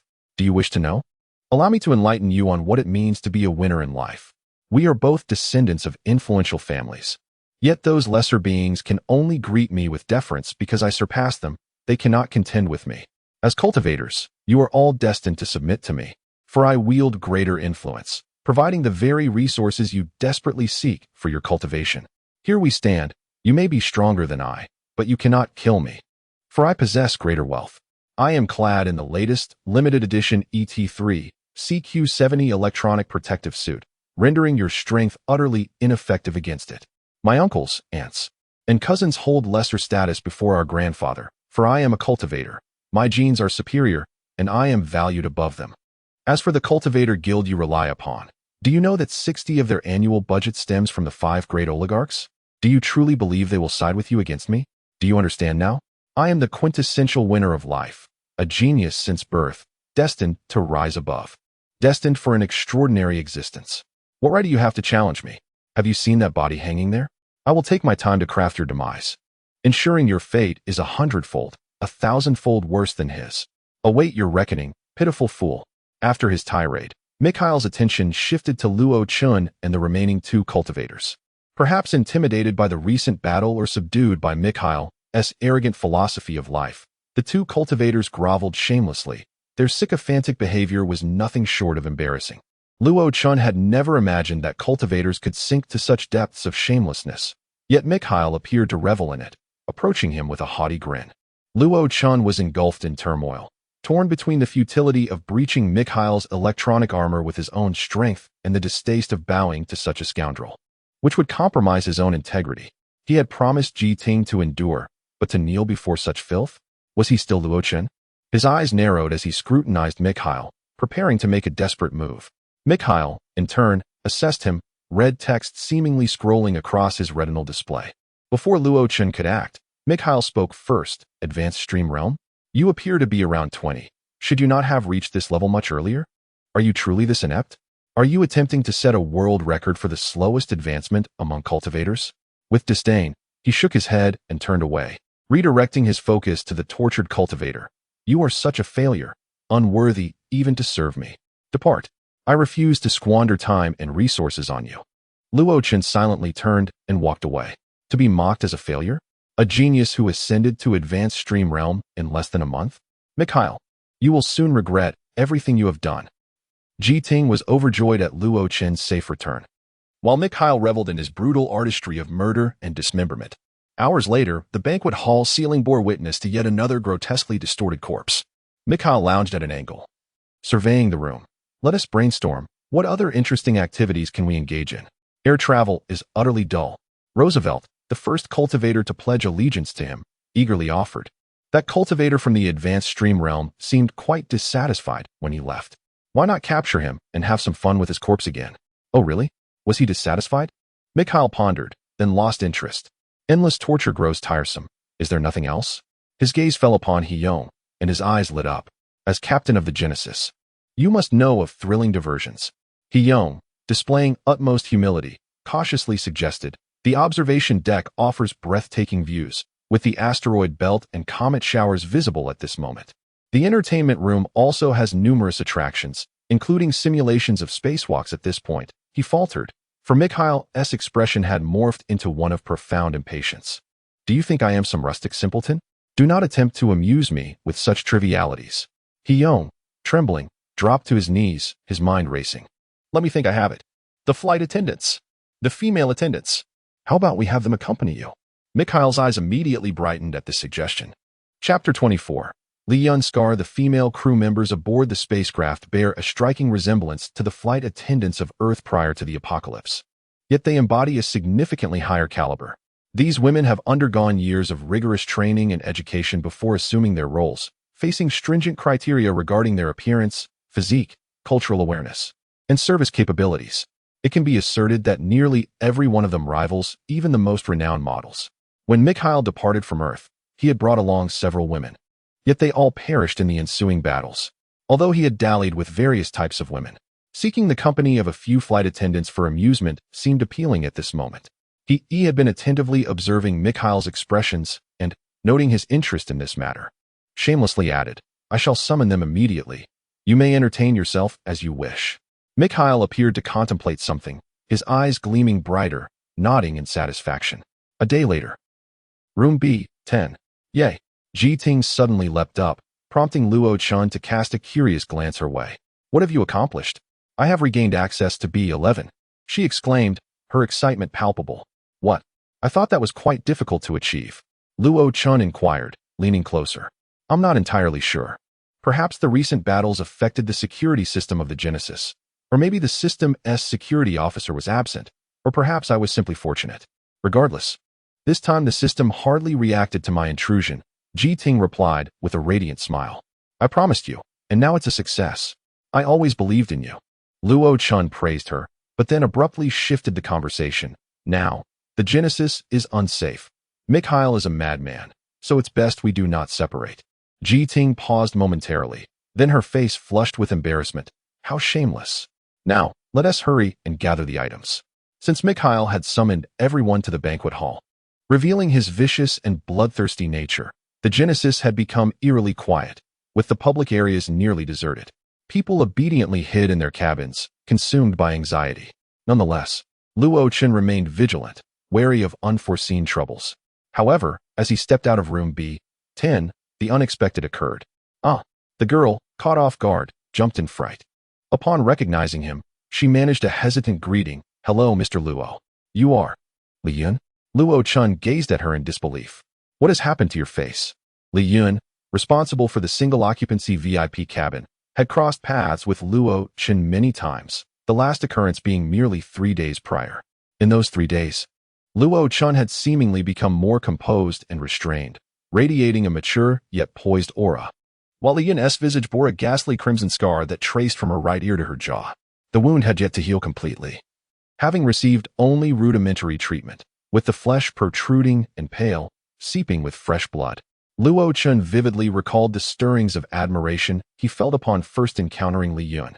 Her allure was not merely in her beauty, which was indeed exceptional among the flight attendants.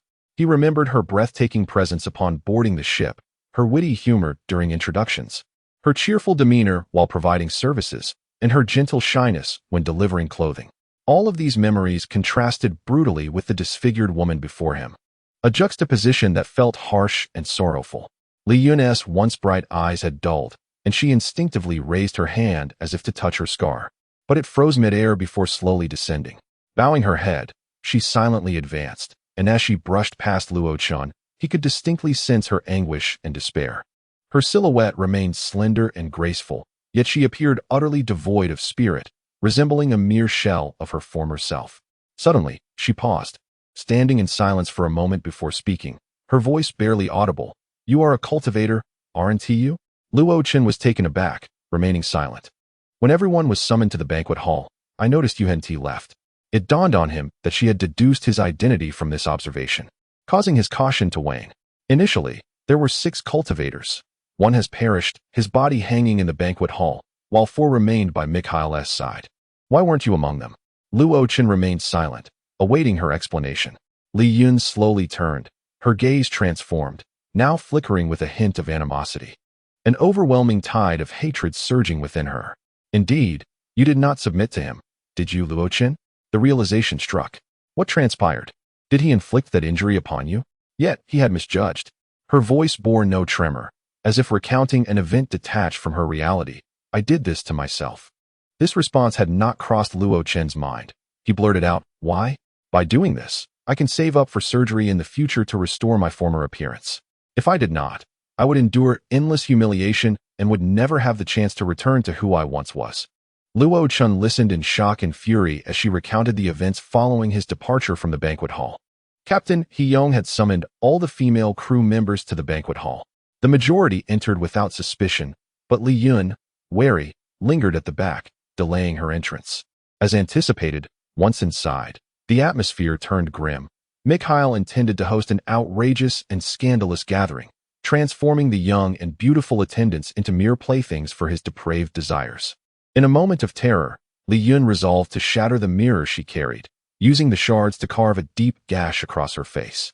Claiming it was an accidental injury from the recent battle. Fortuitously, she and the other women deemed flawed were expelled, while over 300 remained.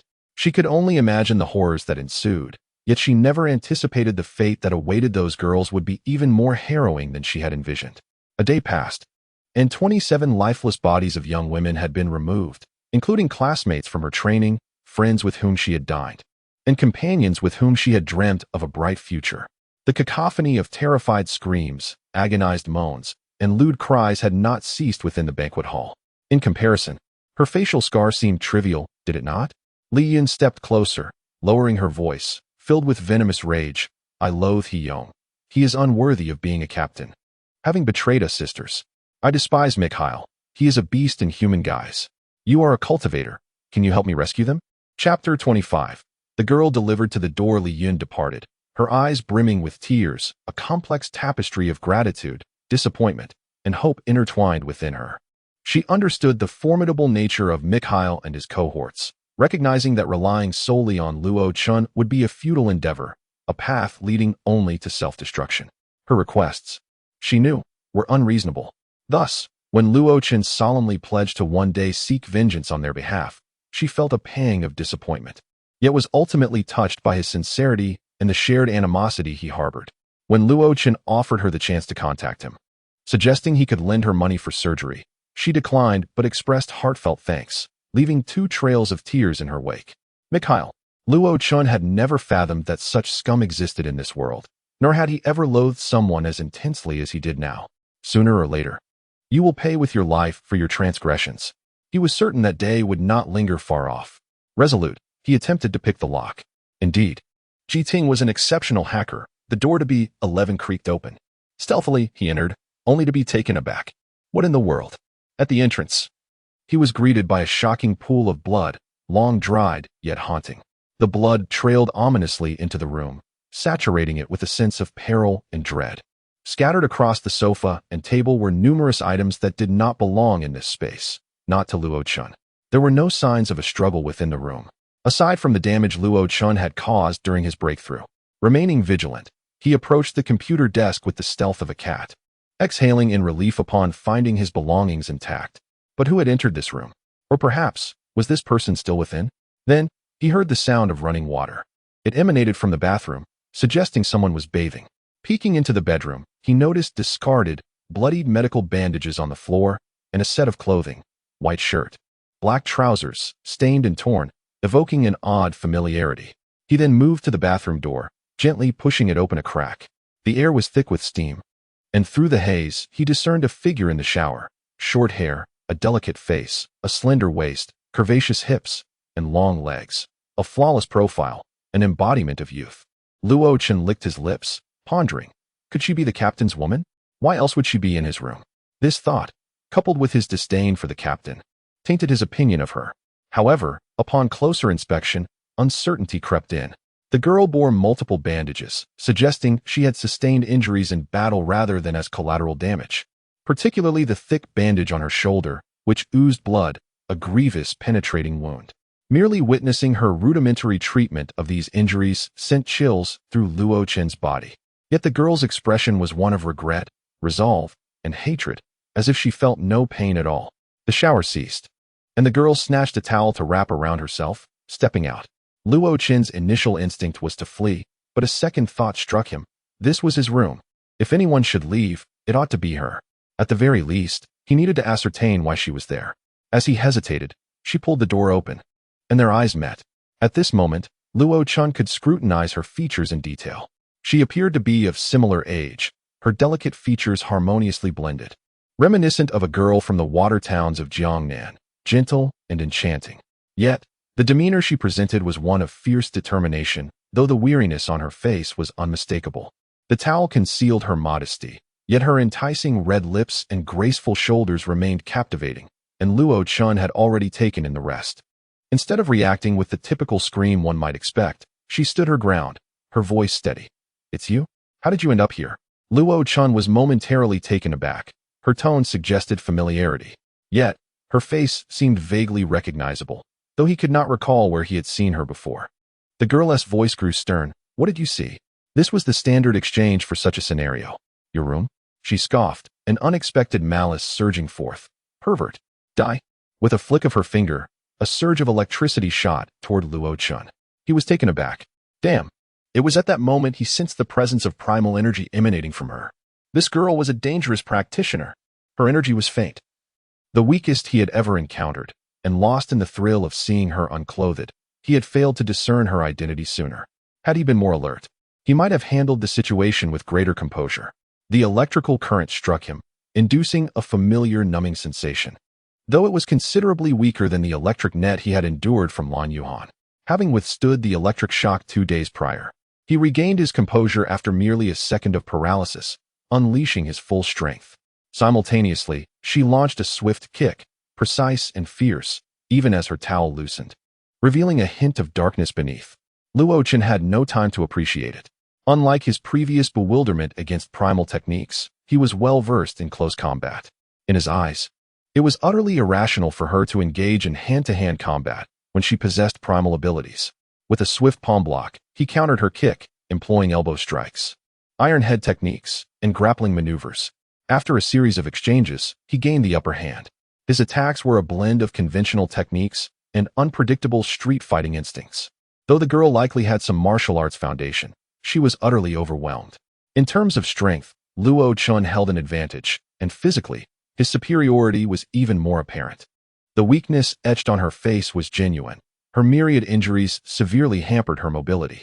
Each time he inadvertently brushed against her wounds, her pained expressions were unmistakable. After several exchanges, Luo Chun had her pinned to the floor, the towel long forgotten.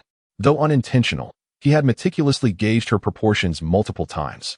The bandages on her shoulder were soaked in blood, and her gaze was filled with shame, anger, and despair. In that moment, her last weapon was reduced to her teeth.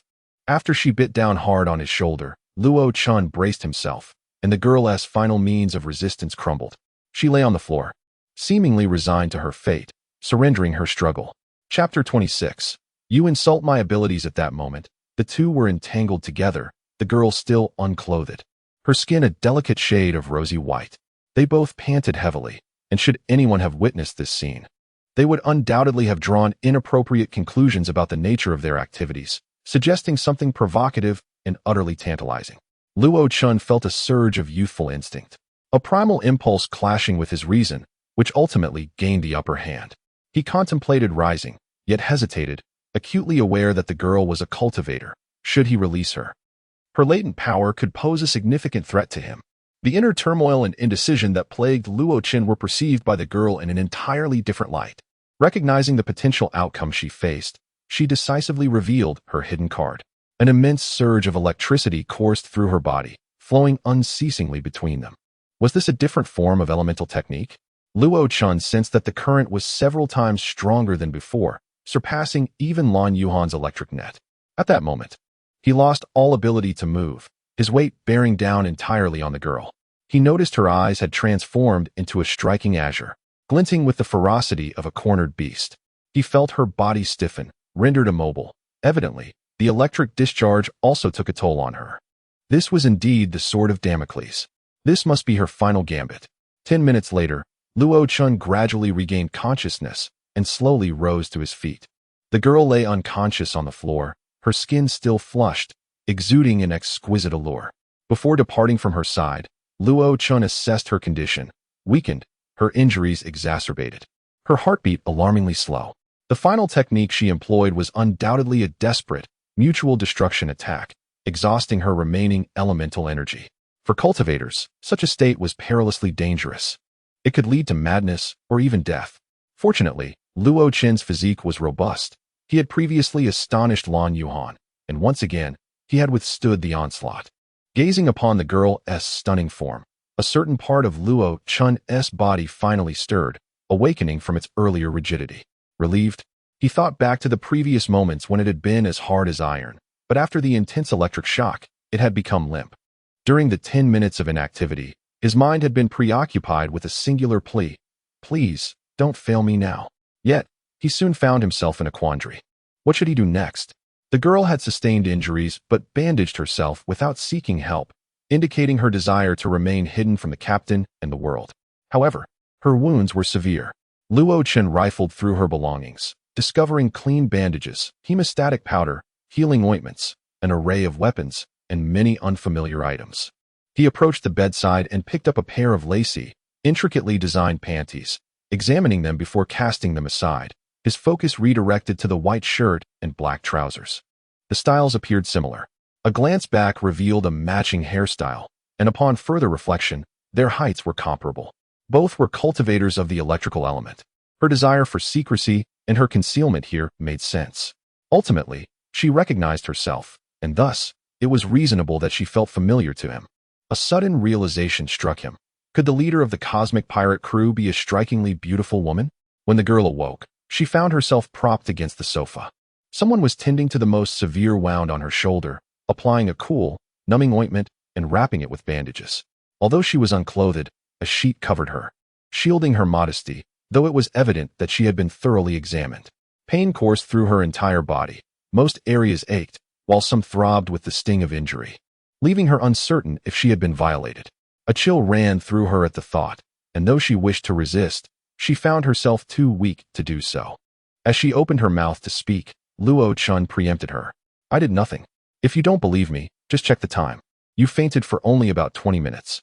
It took me 20 minutes to regain my strength to fetch medicine, change the dressing, and bandage you. The girl retorted angrily. What about the few remaining minutes? Luo Chun appeared greatly offended. You are absurd.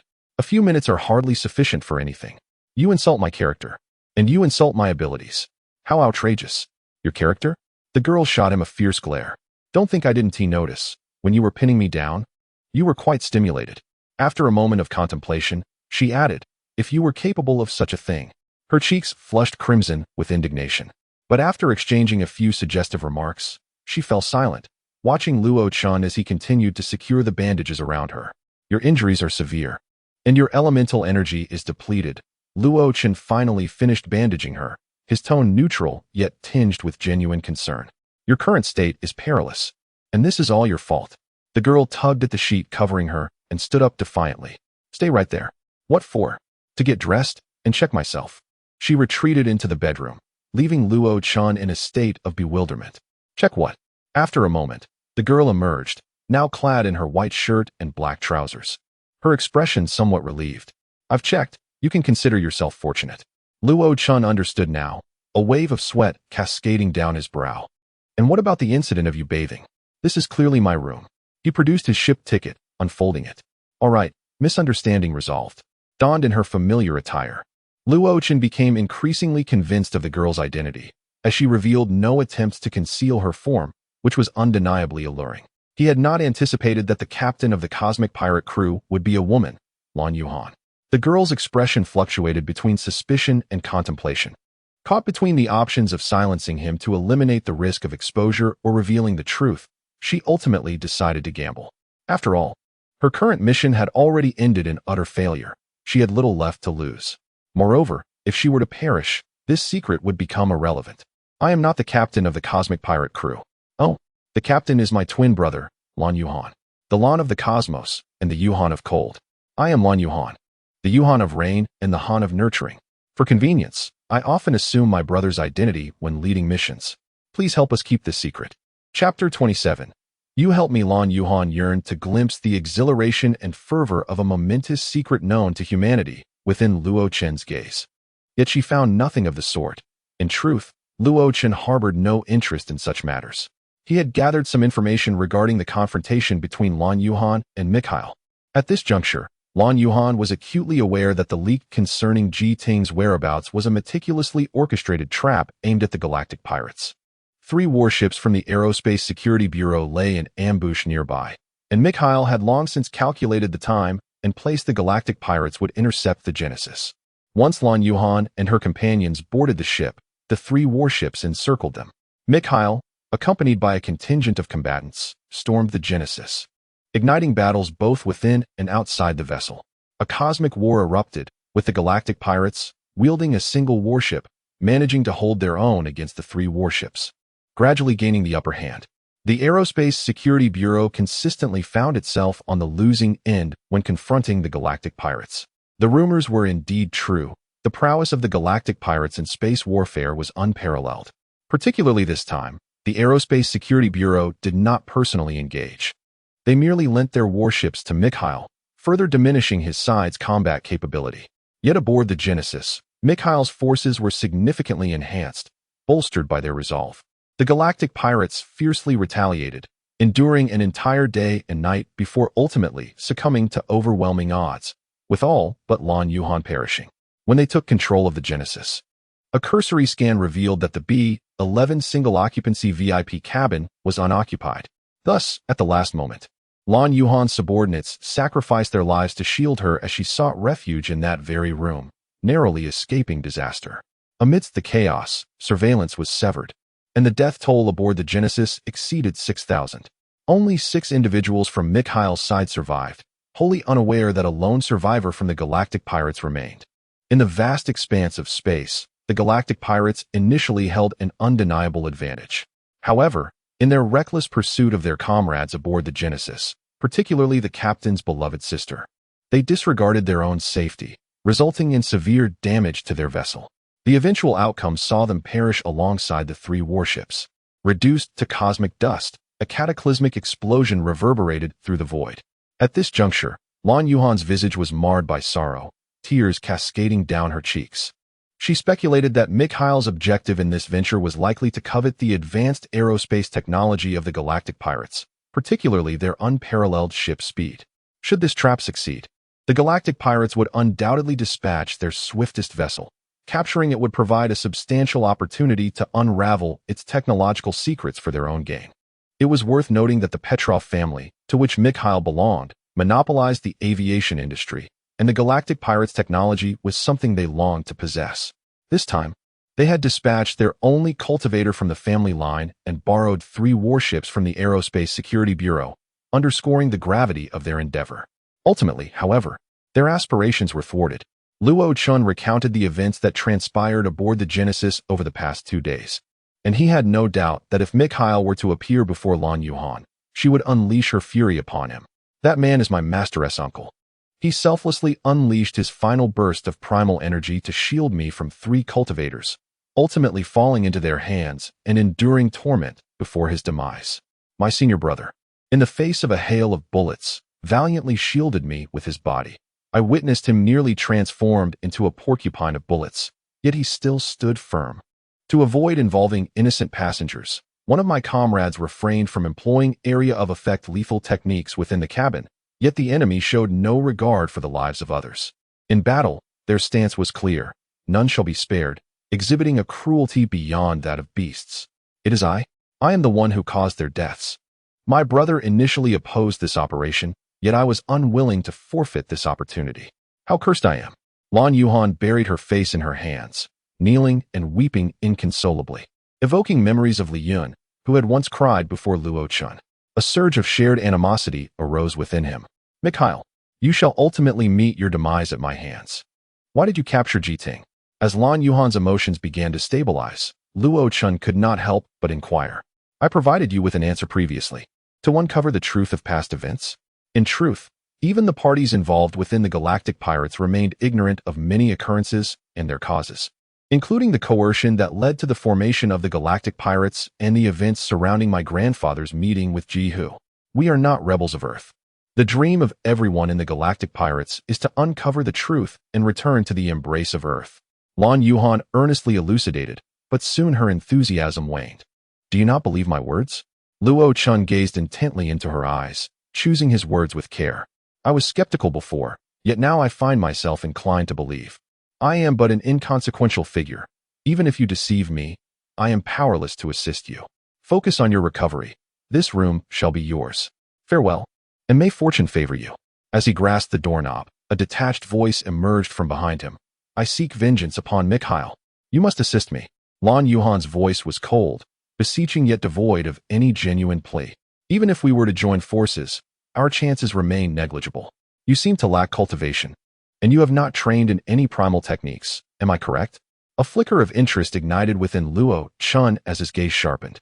His foremost desire was to acquire the cultivation methods for primal energy and techniques, and as a core member of the Galactic Pirates, Lan Yuhan surely possessed the knowledge he sought. Understanding Luo Chen's implication, Lan Yuhan slowly shook her head. Cultivating primal energy is a crucial choice for cultivators, a singular opportunity that cannot be repeated. The primal energy technique I practice is of the electric type. It may not be suitable for you. Moreover, successfully cultivating primal energy requires a minimum of several months. Given your age, you have only reached the advanced stage of the spring source realm without primal energy. It could take you even longer, and success is not guaranteed. Luo Chun yearned to inform her of his innate genius, that while others might require months for cultivation, he could achieve it in mere moments.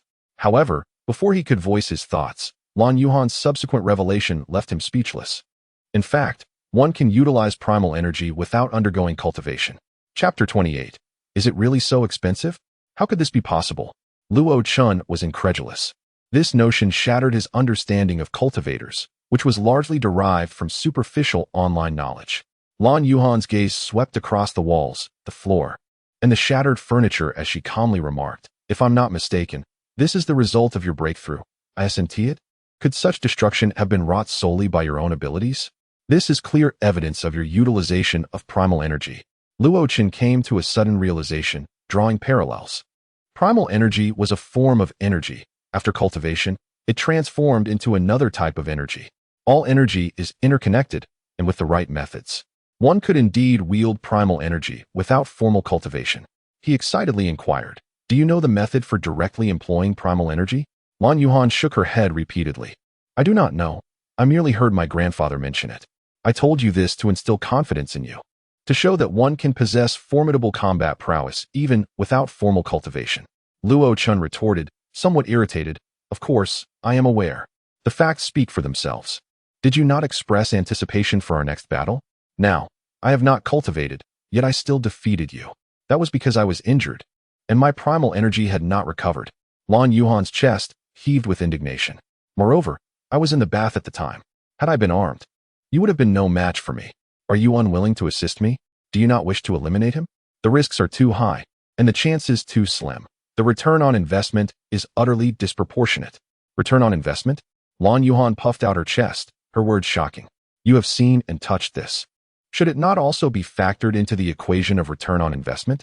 Luo Chun was left speechless, taken aback by Lan Yuhan's tenacity.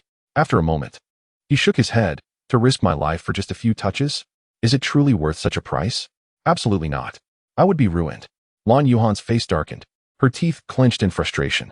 What more do you wish for? I want you to promise not to make things difficult for Ji Ting in the future. Lan Yuhan's flushed face softened, her anger at Luo Chen's smirk and heavy breathing dissipating. Fine, as long as she was not involved in this conspiracy. She must be unaware and merely a pawn in this game. I will investigate. If she was indeed used, I will agree. Good. But I still won't play along with you unless you can provide a highly successful method to eliminate him. After some contemplation, Lan Yuhan spoke. Although Mikhail has reached the stream realm, he has been pampered since childhood and lacks combat experience.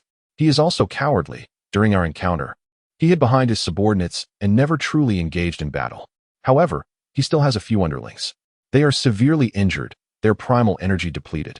And given the difficulty of replenishing energy in the cosmos, their combat effectiveness is currently poor. This presents us with an opportunity, but your current combat power is even weaker. Additionally, several cultivators on the Genesis have sided with Mikhail. A band of cowardly rats is hardly a concern, but they outnumber us. And we have no chance to confront Mikhail alone.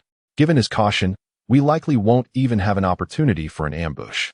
Furthermore, I have witnessed the protective suit he wears. The two of us would be incapable of breaching its defenses.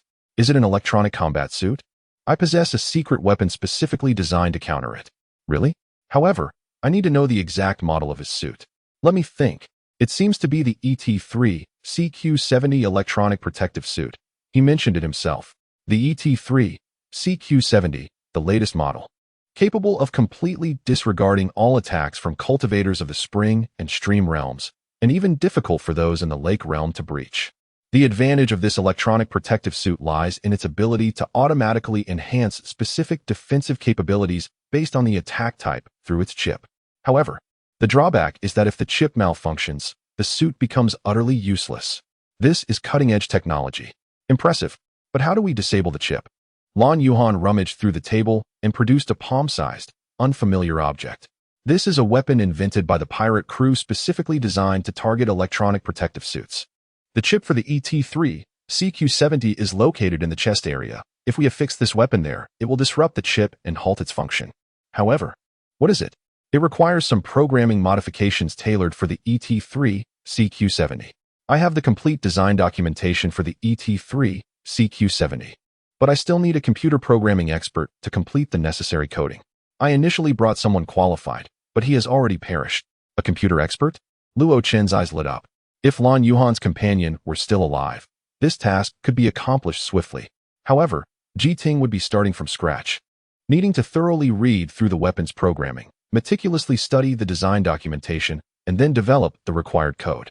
It was uncertain when this weapon would be needed, and she dedicated herself to it day and night. Luo Chun began exploring methods for directly utilizing primal energy, yet found himself at a loss.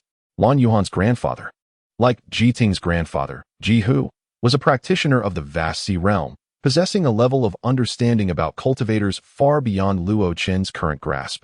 After a day, Ji Ting's work was nearing completion, yet Luo Chen remained without a clue. At that moment, a visitor arrived in the room. Li Yin pushed a food cart inside, unloading provisions and water as she spoke. I brought you some food and water. The previous battle affected several storage rooms, destroying a great deal of supplies. The resources on the Genesis can barely sustain us until we reach Ike Star, but Mikhail and his group have seized a significant amount. In a few days, food and water may become scarce, so we must plan ahead. Luo Chun was taken aback by this turn of events and asked in astonishment, what about the others? As long as we maintain the status quo, we should be able to hold out until we reach our destination, though we may go hungry for a few meals. My fear is that Mikhail and his group might create further chaos. Compared to a day ago, Li Yun appeared more composed, yet the profound sorrow in her eyes intensified. Do not act impulsively, survive, and when you grow strong enough, avenge my sisters. We can wait. Luo Chun sighed and nodded solemnly. At that moment, A series of urgent knocks echoed from the door. Ji Ting, open the door quickly. I know you're inside. Young Master Mikhail summons you. Hurry and come with me. The familiar voice belonged to that annoying Bai Kaiyu. The expressions of the three individuals in the room shifted dramatically. This was certainly not a good sign. Chapter 29. Opportunistic maneuvering. The debauchery persisted for a full 2 days, and Mikhail finally grew weary of it. The pitiful female attendants who could move had been dismissed, while those who could not were unceremoniously tossed out. The term cherishing the delicate was utterly absent from Mikhail's lexicon. He yawned, surveyed the room, and shook his head. Bored. These women all taste the same. Is there nothing more amusing? The monks and He Yong exchanged anxious glances, unable to conceive of any further diversions aboard the Genesis. Fearful, they kept their heads bowed, scarcely daring to breathe. At that moment, someone came to their rescue. Bai Kaiyu, an adept at opportunism, saw Mikhail arrive with an air of dominion aboard the Genesis, causing others to feel as though doom had descended upon them. While they panicked, he perceived this as a once-in-a-lifetime golden opportunity. The influential figures among the 5 oligarchs were not easily encountered. If he could forge a connection with Mikhail, he could include aerospace and metallurgy goods in his smuggling operations, yielding a vastly enhanced profit margin. Doubling his earnings would not be a mere fantasy. With the endorsement of the Petrov family, his influence on Aixing would surely swell, and his status would significantly rise. He was a master of leveraging power for his own benefit. Thus, even as the banquet hall occasionally saw the removal of lifeless female bodies, he did not flinch, remaining vigilantly outside, awaiting his chance. Once the female attendants were expelled, he squeezed inside, and upon hearing Mikhail's words, his eyes gleamed with newfound hope. If he could not possess her, then he would destroy her. My lord, there is an exquisitely beautiful girl aboard the Genesis, innocent, noble, and steeped in artistic grace. She would surely provide you with an entirely unique experience. Mikhail's interest was piqued. Oh, there exists such a woman? Where is she? What is her name? Ji Ting. Mikhail paused, deep in thought. That name seemed vaguely familiar. One of his subordinates leaned in to whisper a few words, and suddenly, understanding dawned upon him. Ah, it is she, the granddaughter of Ji Hu, the sweet bait for this operation. As he spoke, he began to pace, raising his voice with each step. How could I have forgotten her? She is the fiancée of that worthless scion from the Eddy family, though merely in name. The Eddy family conferred this title upon her to drive her away from Earth while garnering more attention for that news story. Nevertheless, she is, in some regard, a woman of the Eddy family. Do you wish for me to offend the Eddy family? No, that is not my intention. Bai Kaiyu's complexion paled, and he fell to his knees, filled with regret, repeatedly crying out and bowing in supplication. I was unaware of her identity. I believe I caught a glimpse of her photograph. Indeed, she is stunning, precisely my type. Mikhail stroked his chin, his eyes growing increasingly bright. I have yet to indulge in a woman from the Eddy family. That sounds thrilling and intriguing. I like it, ha ha ha. Take 2 monks and quickly bring her to me. Bai Kaiyu was finally reassured that his flattery had not missed the mark. As long as Ji Ting satisfied him, he would have forged this connection. However, such a capricious individual was exceedingly daunting, so it would be wise to minimize future dealings. Thus, Bai Kaiyu appeared at the entrance of B10. Open the door. Lord Mikhail is growing impatient. You won't be able to escape this. Be sensible. If you do not open the door soon, we shall force our way in. Ji Ting sighed, seemingly resolute, casting a complex glance at Luo Chun, preparing to speak. Luo Chun preempted her, his tone calm. You wish to tell me to remain patient while you approach Mikhail? Ji Ting offered a bitter smile, as if to bolster her own courage and persuade Luo Chun. I am the fiancé of an Eddy family member. He would not harm me. He is a conceited madman, driven solely by whim, unconcerned with anything else. It would be foolish to harbor such misplaced hopes. Luo Chun coldly shattered her illusions. Enough. At this juncture, I must take a stand. There are no alternatives. Ji Ting cried out helplessly. What you are doing is tantamount to seeking death. With that, she stepped forward and forcefully flung the door open. Bai Kaiyu, caught off guard, stumbled in, almost colliding with Luo Chun. He arrogantly shouted, I thought everyone inside had perished. Why open the door so late? As he spoke, he glanced over Luo Chun's shoulder, and then his prideful laughter erupted. You little brat, are you not in despair? Faced with overwhelming power and might, can you protect your woman? Should I be unable to possess her, you shall not have her either. Ji Ting. So you are the infamous runaway bride circulating online. But what of it? Do you believe your status can shield you? Lord Mikhail has little regard for that. In fact, he finds you even more intriguing. Haha, you should be regretting your actions. Had you not treated me this way, you would not find yourself in this predicament. If I cannot have her, I shall destroy her. Oh, there is an ugly creature in the room. Are you two engaging in a tryst? How enviable. Luo Chun's gaze turned as cold as an Arctic glacier. He had initially thought Mikhail's interest in Ji Ting was coincidental.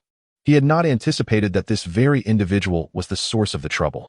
He glanced past by Caillou to the two monks who had knelt in submission after Mikhail's proclamations of triumph. It seemed that to defeat Mikhail, he must first contend with these two. What are you waiting for? Stop dawdling and come with me. Bai Caillou attempted to shove Luo Chen aside to seize Ji Ting within the room, but at that instant, Luo Chen's pent-up fury erupted without warning. You scoundrel, die! A kick struck Bai Caillou between the legs, and all present distinctly heard the sound of flesh being crushed and organs rupturing. Bai Caillou clutched his groin mouth agape. Yet no sound escaped him, only silent convulsions. A mixture of red, yellow, and white fluid seeped through his fingers. It appeared that this man, who had thought with his lower half, was utterly incapacitated, bereft of any capacity for thought. Ji Ting and Li Yun covered their mouths, unable to conceal their terror, while the other two monks instinctively attempted to shield their own groins, protecting them with fervor. After a moment of stunned silence, they reacted, roaring, "You brat, you seek death." Thus commenced a battle among the monks. Chapter 30. Next time, let you touch back. Rochun felt a wave of murderous intent approaching him. He was acutely aware that the cultivation levels of the two practitioners before him undoubtedly surpassed his own. Otherwise, Mikhail would not have accepted their kneeling submission while mocking him as worthless. However, this knowledge instilled neither fear nor trepidation within him, for he understood that his true adversary was Mikhail. Compared to Mikhail, these two were merely appetizers. Exhibiting their lethal intent and releasing their aura, the two practitioners simultaneously retreated. As a half-baked cultivator lacking true foundation, Rochen's combat experience was scant, and his understanding of battle theory stemmed entirely from online resources. He recognized that the actions of these two practitioners aligned with textbook principles, as they were meticulously controlling the distance between them.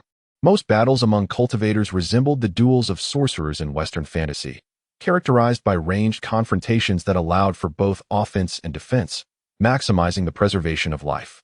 Engaging in close combat right from the outset, as did Ling Ling and Lu Jing, was a clear path to mutual destruction, a fact that left Lu Jing bewildered and terrified. Thus, as the enemies retreated, Ro Chen advanced, initiating a chase within the narrow corridor. You deal with the one in blue. A familiar voice echoed in his ears, a sound akin to celestial music that greatly bolstered his confidence. Blue Yuhan must be lurking in the shadows. Though she had yet to fully recover, Ro Chun believed she had a plan. After all, the technological marvels of the cosmic pirates were ever evolving, and he had witnessed many of Blue Yuhan's unheard-of weapons firsthand. In response to Ro Chin's unusual desire to close the distance, the expressions of the two practitioners reflected only confusion, devoid of panic. The practitioner clad in blue brandished a laser sword, tossing it casually toward Ro Chun, while the other drew a laser pistol. The laser sword, as if imbued with sentience, flew directly before Ro Chun, commencing a relentless onslaught of slashes and thrusts aimed at his vital points. The blue-clad practitioner wielded telekinesis, a common cultivation technique that allowed for remote manipulation of objects to launch attacks. Facing such an adversary for the first time, Ro Chun found it manageable, bolstered by his background in combat and his proficiency in agile movements. Yet, the presence of a vigilant gunman beside him rendered Ro Chin's situation far from easy. Whoosh! The laser pistol fired.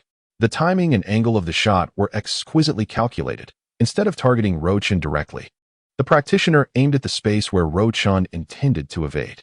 With a sword before him and a gun behind, Ro Chun exhibited extraordinary reflexes and agility as he twisted his body into an S-shaped curve, akin to a belly dancer, narrowly escaping this perilous moment.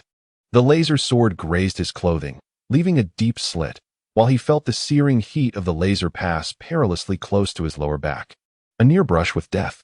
Since the moment the adversaries had struck, the distance between them had not diminished, but rather increased by several meters. At this rate, he would surely become an easy target. Shoot well, just coordinate with me. No need for your advice. This kid is doomed, utterly outmatched. The two practitioners exchanged triumphant glances, seemingly already celebrating their imminent victory, while Rochin anxiously communicated with Blue Yuhan. Hey, hurry up and make your move. Are you just going to watch? You lack combat experience. You should seize this opportunity to practice. Why the rush? For heaven's sake, the flames are licking at my heels. Your vital ally is on the brink of collapse. Aren't you supposed to be formidable? I've been your defeated foe. You scoundrel. In the midst of their banter, Rochin narrowly escaped death multiple times. Blue Yuhan, maintaining her composure, finally made her move as Rochin teetered on the edge of exhaustion. A shadow darted through the air, and the practitioner wielding the laser pistol seemed to sense it, shifting his body to the side. Yet, the shadow possessed an uncanny ability to track its target, closing in relentlessly. Crack! The practitioner's cervical spine was shattered, fragments scattering like hidden weapons, his neck transforming into a gruesome mess of blood and flesh. Only a few scraps of skin connected his head to his body as he collapsed forward, his head drooping lifelessly. Until his last breath, he remained clueless about the nature of his demise or the identity of his assailant. Indeed, it was a marvel of advanced technology. Blue Yuhan had launched a surprise attack from behind. In Rochan's line of sight, he caught a glimpse of the shadow, but to the blue-clad practitioner, it appeared as though his comrade had met a horrific and inexplicable fate. In that moment, he was engulfed by shock and bewilderment, searching frantically for the attacker, yet finding nothing. His thoughts soon turned to suspecting Rochan's abilities as the cause of this calamity. Seizing the moment of distraction, Rochan grasped the hilt of the laser sword and charged forward. He felt an immense force pulling him in the opposite direction from the blade. He could not let go. If he did, the laser sword would turn against him. In terms of sheer strength, his own power and telekinesis were evenly matched, if not inferior. The two became locked in a stalemate, and at this moment, if Blue Yuhan intervened, the battle could swiftly conclude. However, Rochan could only rely on himself, as Blue Yuhan had previously declared her intention to refrain from engaging in this particular fight. The blue-clad practitioner began to entertain thoughts of retreat. He valued his life, and the death of his comrade left him shaken and desperate. As he manipulated his telekinesis, he sought an escape route. As Rochan struggled against him, his fingers brushed against an object, and he mentally berated himself. How could he be so foolish? Whoosh! The blade of the laser sword vanished from view. Rochan had deactivated the laser sword. The blue-clad practitioner was taken aback, abandoning his telekinetic control and turning to flee. Don't run, face your demise. Rochan pursued relentlessly, snatching a piece of debris and hurling it as a projectile. Sensing the wind at his back, the blue-clad practitioner, now a startled prey, sidestepped, realizing it was merely a piece of trash, and breathed a sigh of relief. However, this momentary distraction closed the distance between them to a mere 5 meters. He continued to sprint, heading toward a corner that led to the central hall, where the banquet chamber lay just beyond. He could not allow himself to be caught. Just then, another rush of wind surged behind him. This time, he resolved to endure the impact, preparing to turn the corner, confident that escape was within reach. The sound of the wind grew closer. He steeled himself, ready to pivot. Yet this time, what awaited him was excruciating pain and the specter of death. Chapter 31. Provocation. The last image that the blue-clad cultivator beheld was the half-exposed golden blade protruding from his chest. The sound of the wind was, astonishingly, the activation of a laser sword. Subsequently, he was propelled by inertia to the corner, yet his journey through life came to an abrupt halt as he collapsed, losing consciousness. How about that? I've slain a cultivator. Impressive, isn't it? In the exhilaration of having killed a cultivator in his first direct confrontation, Luo Chun could hardly contain his excitement, boasting to Lan Yuhan. Yet, Lan Yuhan unhesitatingly doused his enthusiasm with cold water. Is it truly worth such elation to have dispatched a mere low-tier fighter through underhanded means? Low-tier fighter? Please. His cultivation level is even higher than mine. At that moment, Lan Yuhan's tone shifted to one of utmost seriousness, devoid of any mockery. As she earnestly declared, if I were at my peak, I could single-handedly contend with 20 such cultivators. You have never witnessed a true battle among formidable cultivators. Do you really believe that our struggle against Mikhail and his faction lasted an entire day and night at your novice level? Mikhail is indeed worthless. Yet the few subordinates he brought with him are seasoned warriors, although fortunately, their current state is not much stronger than mine. One day, You will come to understand the truth of my words. Luo Chun fell silent, believing wholeheartedly in Lan Yuhan's assertions. However, he felt no discouragement. Instead, he was filled with a yearning for genuine cultivators of strength. Well then, enough pondering for now. Mikhail is still waiting for you to confront him. Lan Yuhan, perhaps concerned about affecting Luo Chen's confidence, modified her words. Remember what I told you. Your chances of overcoming Mikhail are no less than 10%. As for the other cultivators, leave them to me. 10%. Her method of encouragement is truly unique. Regardless of whether Lan Yuhan could see it, Luo Chen nodded earnestly, suddenly recalling something. You must have heard what Bai Kaiyu said earlier, right? Ji Ting is not involved in this conspiracy. If I fail, please assist her. Armed with the secret weapon to confront Mikhail, Luo Chen bid farewell to Ji Ting and Li Yun. Hoisting Bai Kaiyu as though he were a valiant warrior embarking on a quest, striding resolutely towards the banquet hall.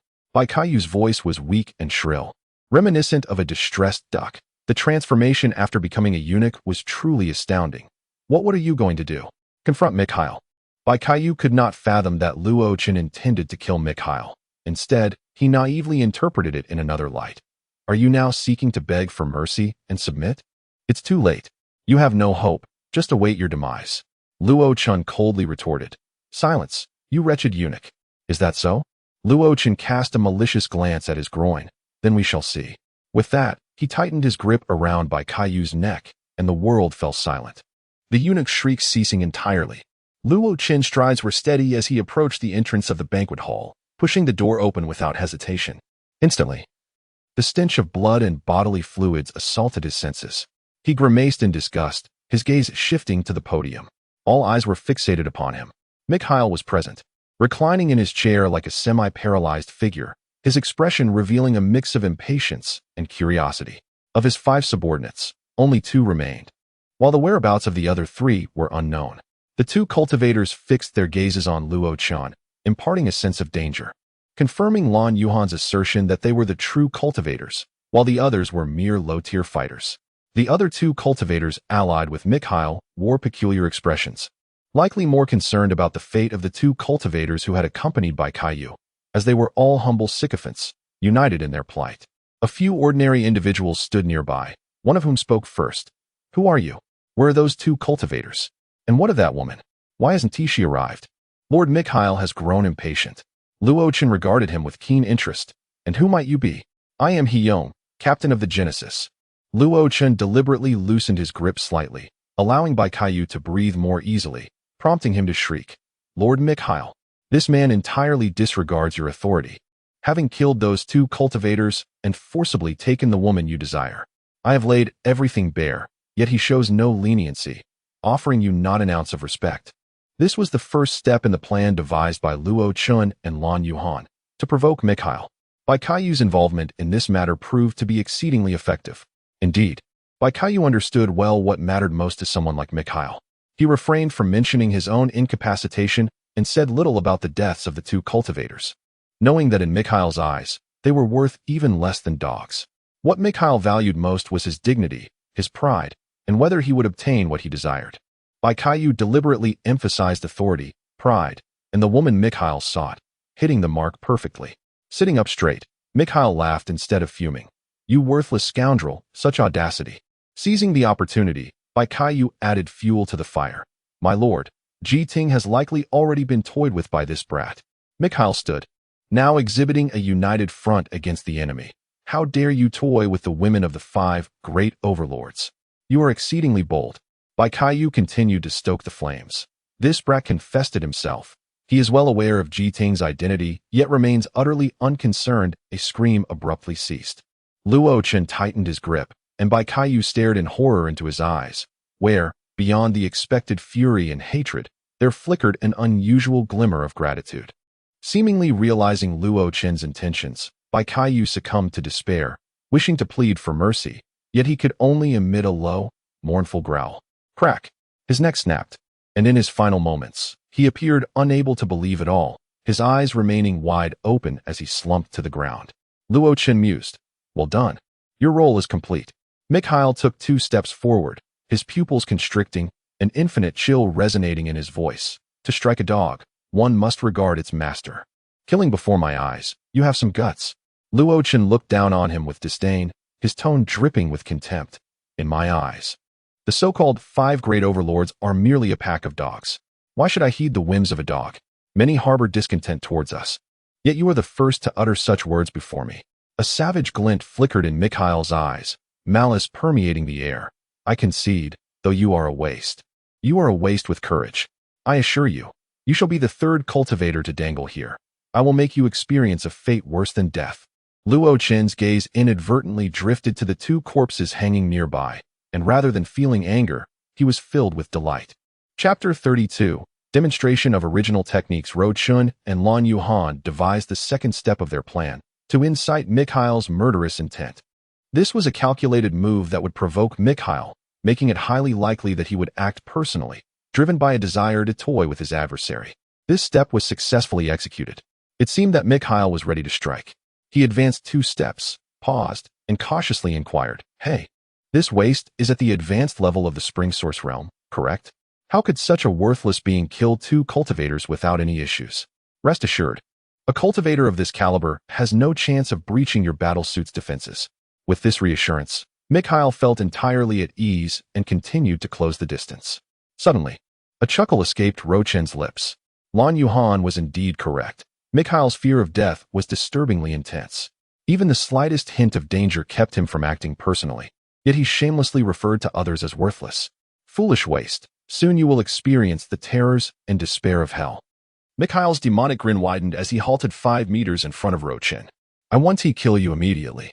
I will bring Ji Ting before you, allowing you to witness how I toy with your woman. Haha. Remarkably calm, Ro Chun fixed a piercing gaze on Mikhail. Flame Scorch. Mikhail unleashed his attack. Suddenly, flames erupted in the air around Ro Chun, surging toward him. He was mentally prepared for this. Mikhail, a fire element cultivator, a fact Lan Yuhan had long since informed him, was a source of both concern and excitement. After enduring the agonies of breakthrough twice, he was no stranger to the torment of burning flames, and his tolerance had significantly increased. Ro Chun reacted swiftly, leaping backward and rolling to extinguish the flames on his clothing. However, his shoulder was charred black. Fortunately, the flames he experienced during his breakthroughs had burned from within, a far more intense sensation than the superficial scorching he faced now. He could still endure it. Quick reflexes. Mikhail taunted. Let us do this again. Inferno conflagration. Flames erupted fiercely within a 3-meter radius around Ro Chun.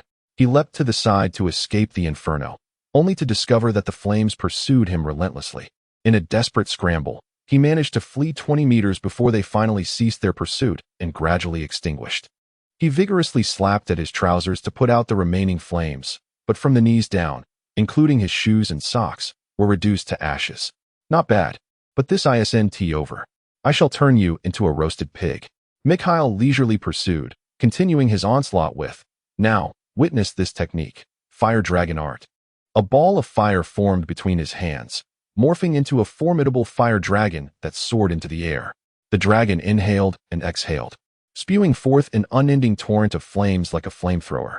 The fire dragon seemed alive, twisting toward Ro Chun as he dodged, the flames relentlessly chasing him. By the time the dragon's energy was exhausted, Ro Chun's face resembled a charred lump, his hair and eyebrows singed away, much to Mikhail's delight. Others present observed Mikhail's overwhelming advantage, reveling in the spectacle as he toyed with his opponent. Young master, your progress is astounding. Your mastery of techniques is truly breathtaking. Indeed, our young master is a genius. He mastered 6 original techniques by the age of 10, causing quite a stir in the Cultivators Guild, hailed as the foremost among the younger generation of the 5 oligarchs. These praises came from Mikhail's 2 subordinates, who were well acquainted with him and offered flattery that was both pointed and effective, causing Mikhail to beam with satisfaction. Lord Mikhail is formidable, a single flame, and all adversaries are reduced to ashes. Lord Mikhail is my idol. I shall never catch up to him. Catch up to Lord Mikhail? Dream on. Foolish boy, surrender now. You are no match for Lord Mikhail. These were mere empty praises from others, lacking substance, yet Mikhail basked in the adulation. Ro Chun, however, regarded this with disdain. If the roles were reversed, he was confident he could utilize the original techniques far more effectively, likely achieving victory through strategic combinations. Yet, he felt a pang of envy and regret. If only he had successfully cultivated his original techniques, he could engage in a fair battle now. He resolved to strive for greater strength. But before that, Mikhail must die? Are you still capable? Is your strategy merely to evade, hoping to exhaust my original power? Mikhail chuckled triumphantly, fully in control of the battlefield. I forgot to mention, my battle suit rapidly replenishes my original power, so do not harbor any delusions. Haha. This battle suit is indeed formidable. According to Lan Yuhan, once the chip is damaged, it can never be restored. Quite a pity. A peculiar smile crossed Ro Chen's face as he prepared to counterattack for the first time. He charged toward Mikhail, seeking an opportunity to employ his secret weapon. Now this is more interesting. Firewall. A wall of flames sprung up before Ro Chen. This was Mikhail's fourth original technique. Ro Chen furrowed his brow, but resolutely charged through. The searing heat surged into his body, yet he remained unfazed. This pain was far less than what he had endured during his breakthroughs. Firewall. The second wall of flames rose.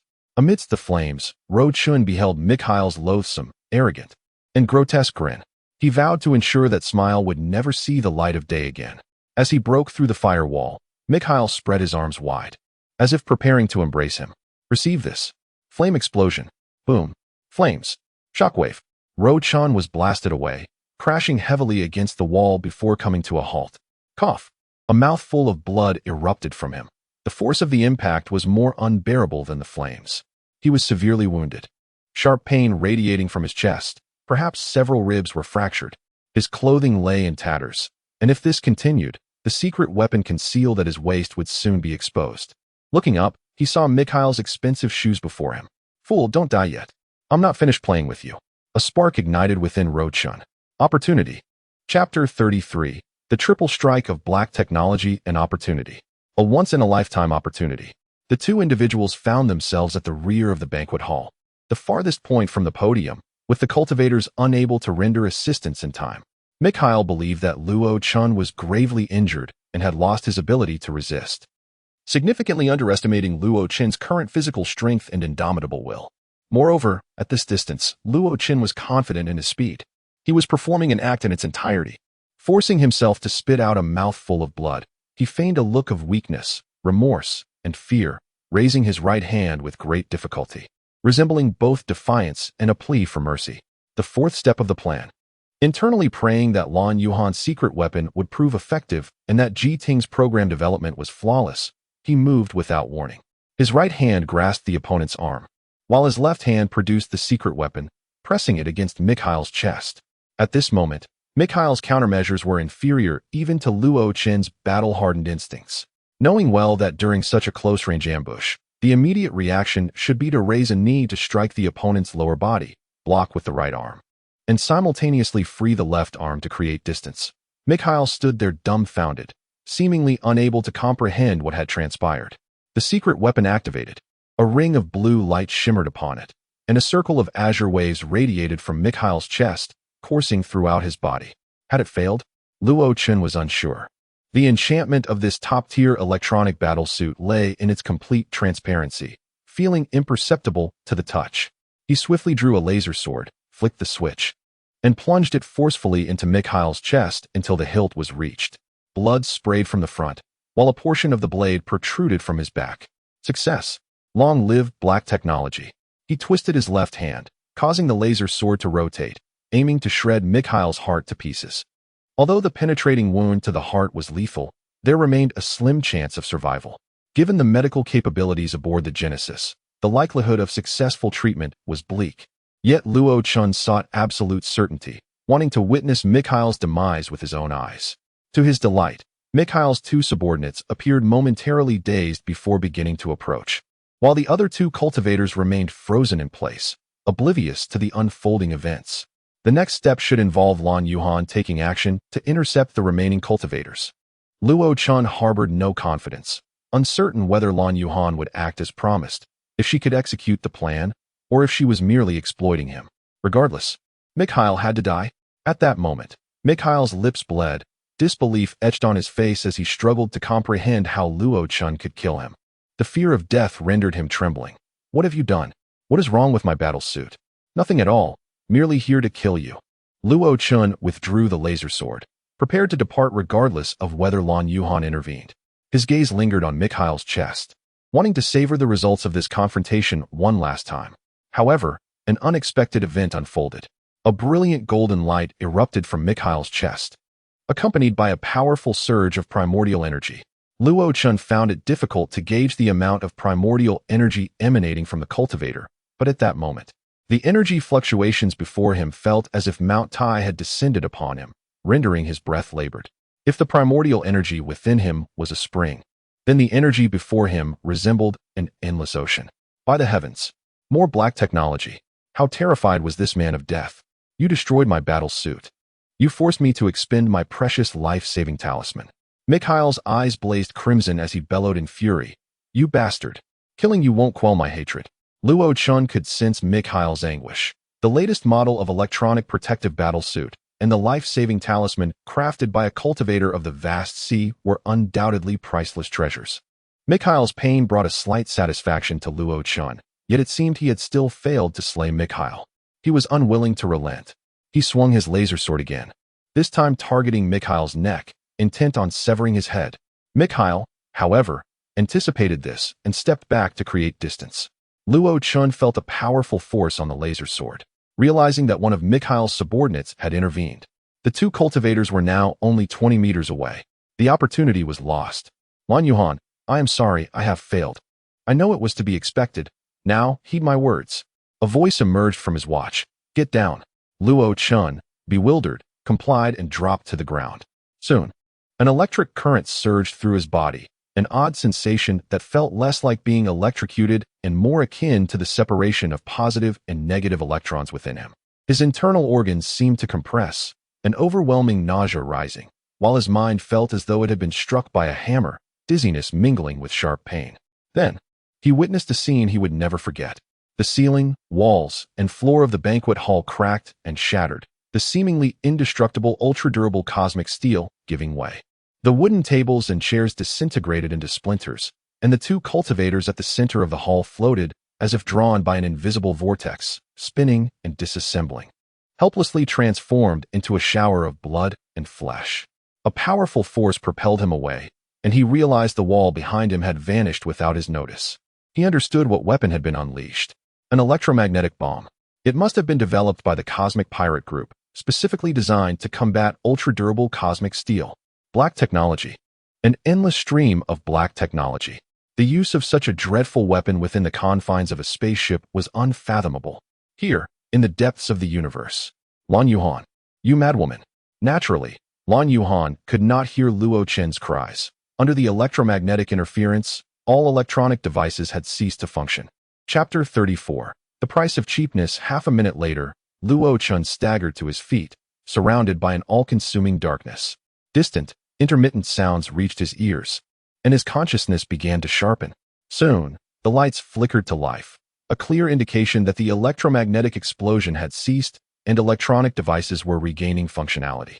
However, the sight before him filled him with profound dread. In the central area of the Genesis, there lay a void spanning nearly 100 meters in diameter, utterly devoid of any remnants. The banquet hall, bar, gym, restaurant, and corridors that once occupied this space had vanished without a trace, as if they had never existed. Surrounding this emptiness, the ultra-durable cosmic steel flooring, ceilings, and walls bore the scars of the explosion, some cracked open, others severely deformed, and some riddled with holes of varying sizes. The devastation wrought by the electromagnetic bomb was terrifying. Fortunately, its primary targets were metal and electronic components. Had it been otherwise, survival would have been a daunting challenge. Even so, ordinary individuals within this vicinity had little hope of survival. Fortunately, the explosion did not extend to the single VIP cabin, and Ji Ting should be relatively unscathed, an unexpected stroke of luck. However, the audacity of Lan Yuhan's actions against anyone other than Mikhail seemed excessively reckless at that moment. The reputation of the Cosmic Pirate crew felt all too justified. She resembled a ferocious pirate, relentless in her pursuits. Damn that madwoman, he muttered. Just then, a message from her came through. Hey, Luo Chun, are you still alive?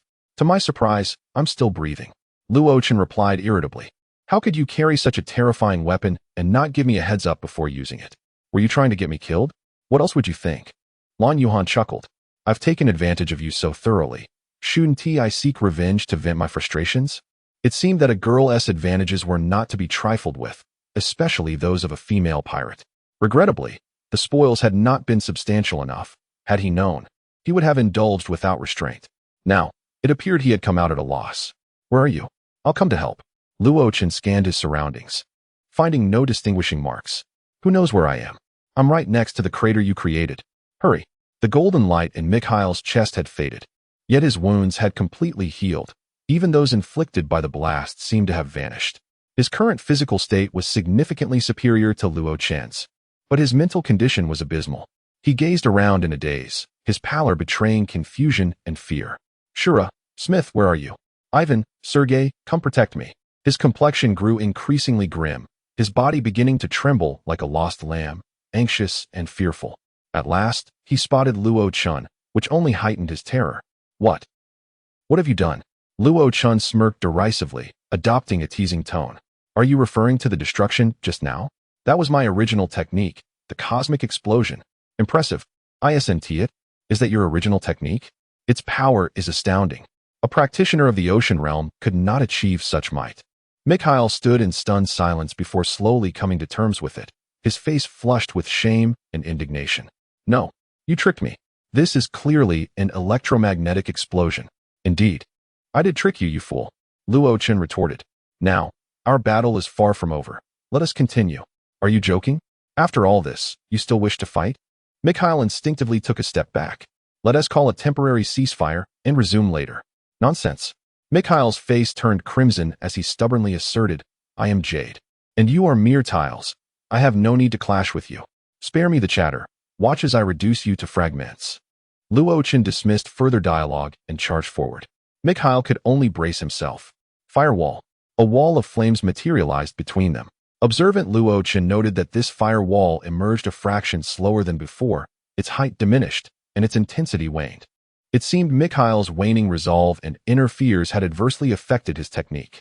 In the narrow corridor, with no means of evasion, Luochen's choice remained resolute, to charge through. Once again, he felt the agonizing burn, yet he remained silent, gritting his teeth as he pressed on. Now, only 5 meters separated him from Mikhail. With arms outstretched, Mikhail frantically shouted, flame burst. Following the same pattern as before, the firewall acted as a barrier while the flame burst was intended to clear the area. Luochen shielded himself with his arms, prepared to endure the assault, but Mikhail's flames, after a moment of gathering, dissipated into the air. The release of the firewall had faltered, and now, the flame burst had utterly failed. Pathetic. Luochen's eyes lit up as he clenched his fist, delivering a heavy blow to Mikhail's face. He felt vindicated in Lan Yuhan's words. Indeed, a seasoned warrior was far superior to Mikhail, whose battle tactics were riddled with errors.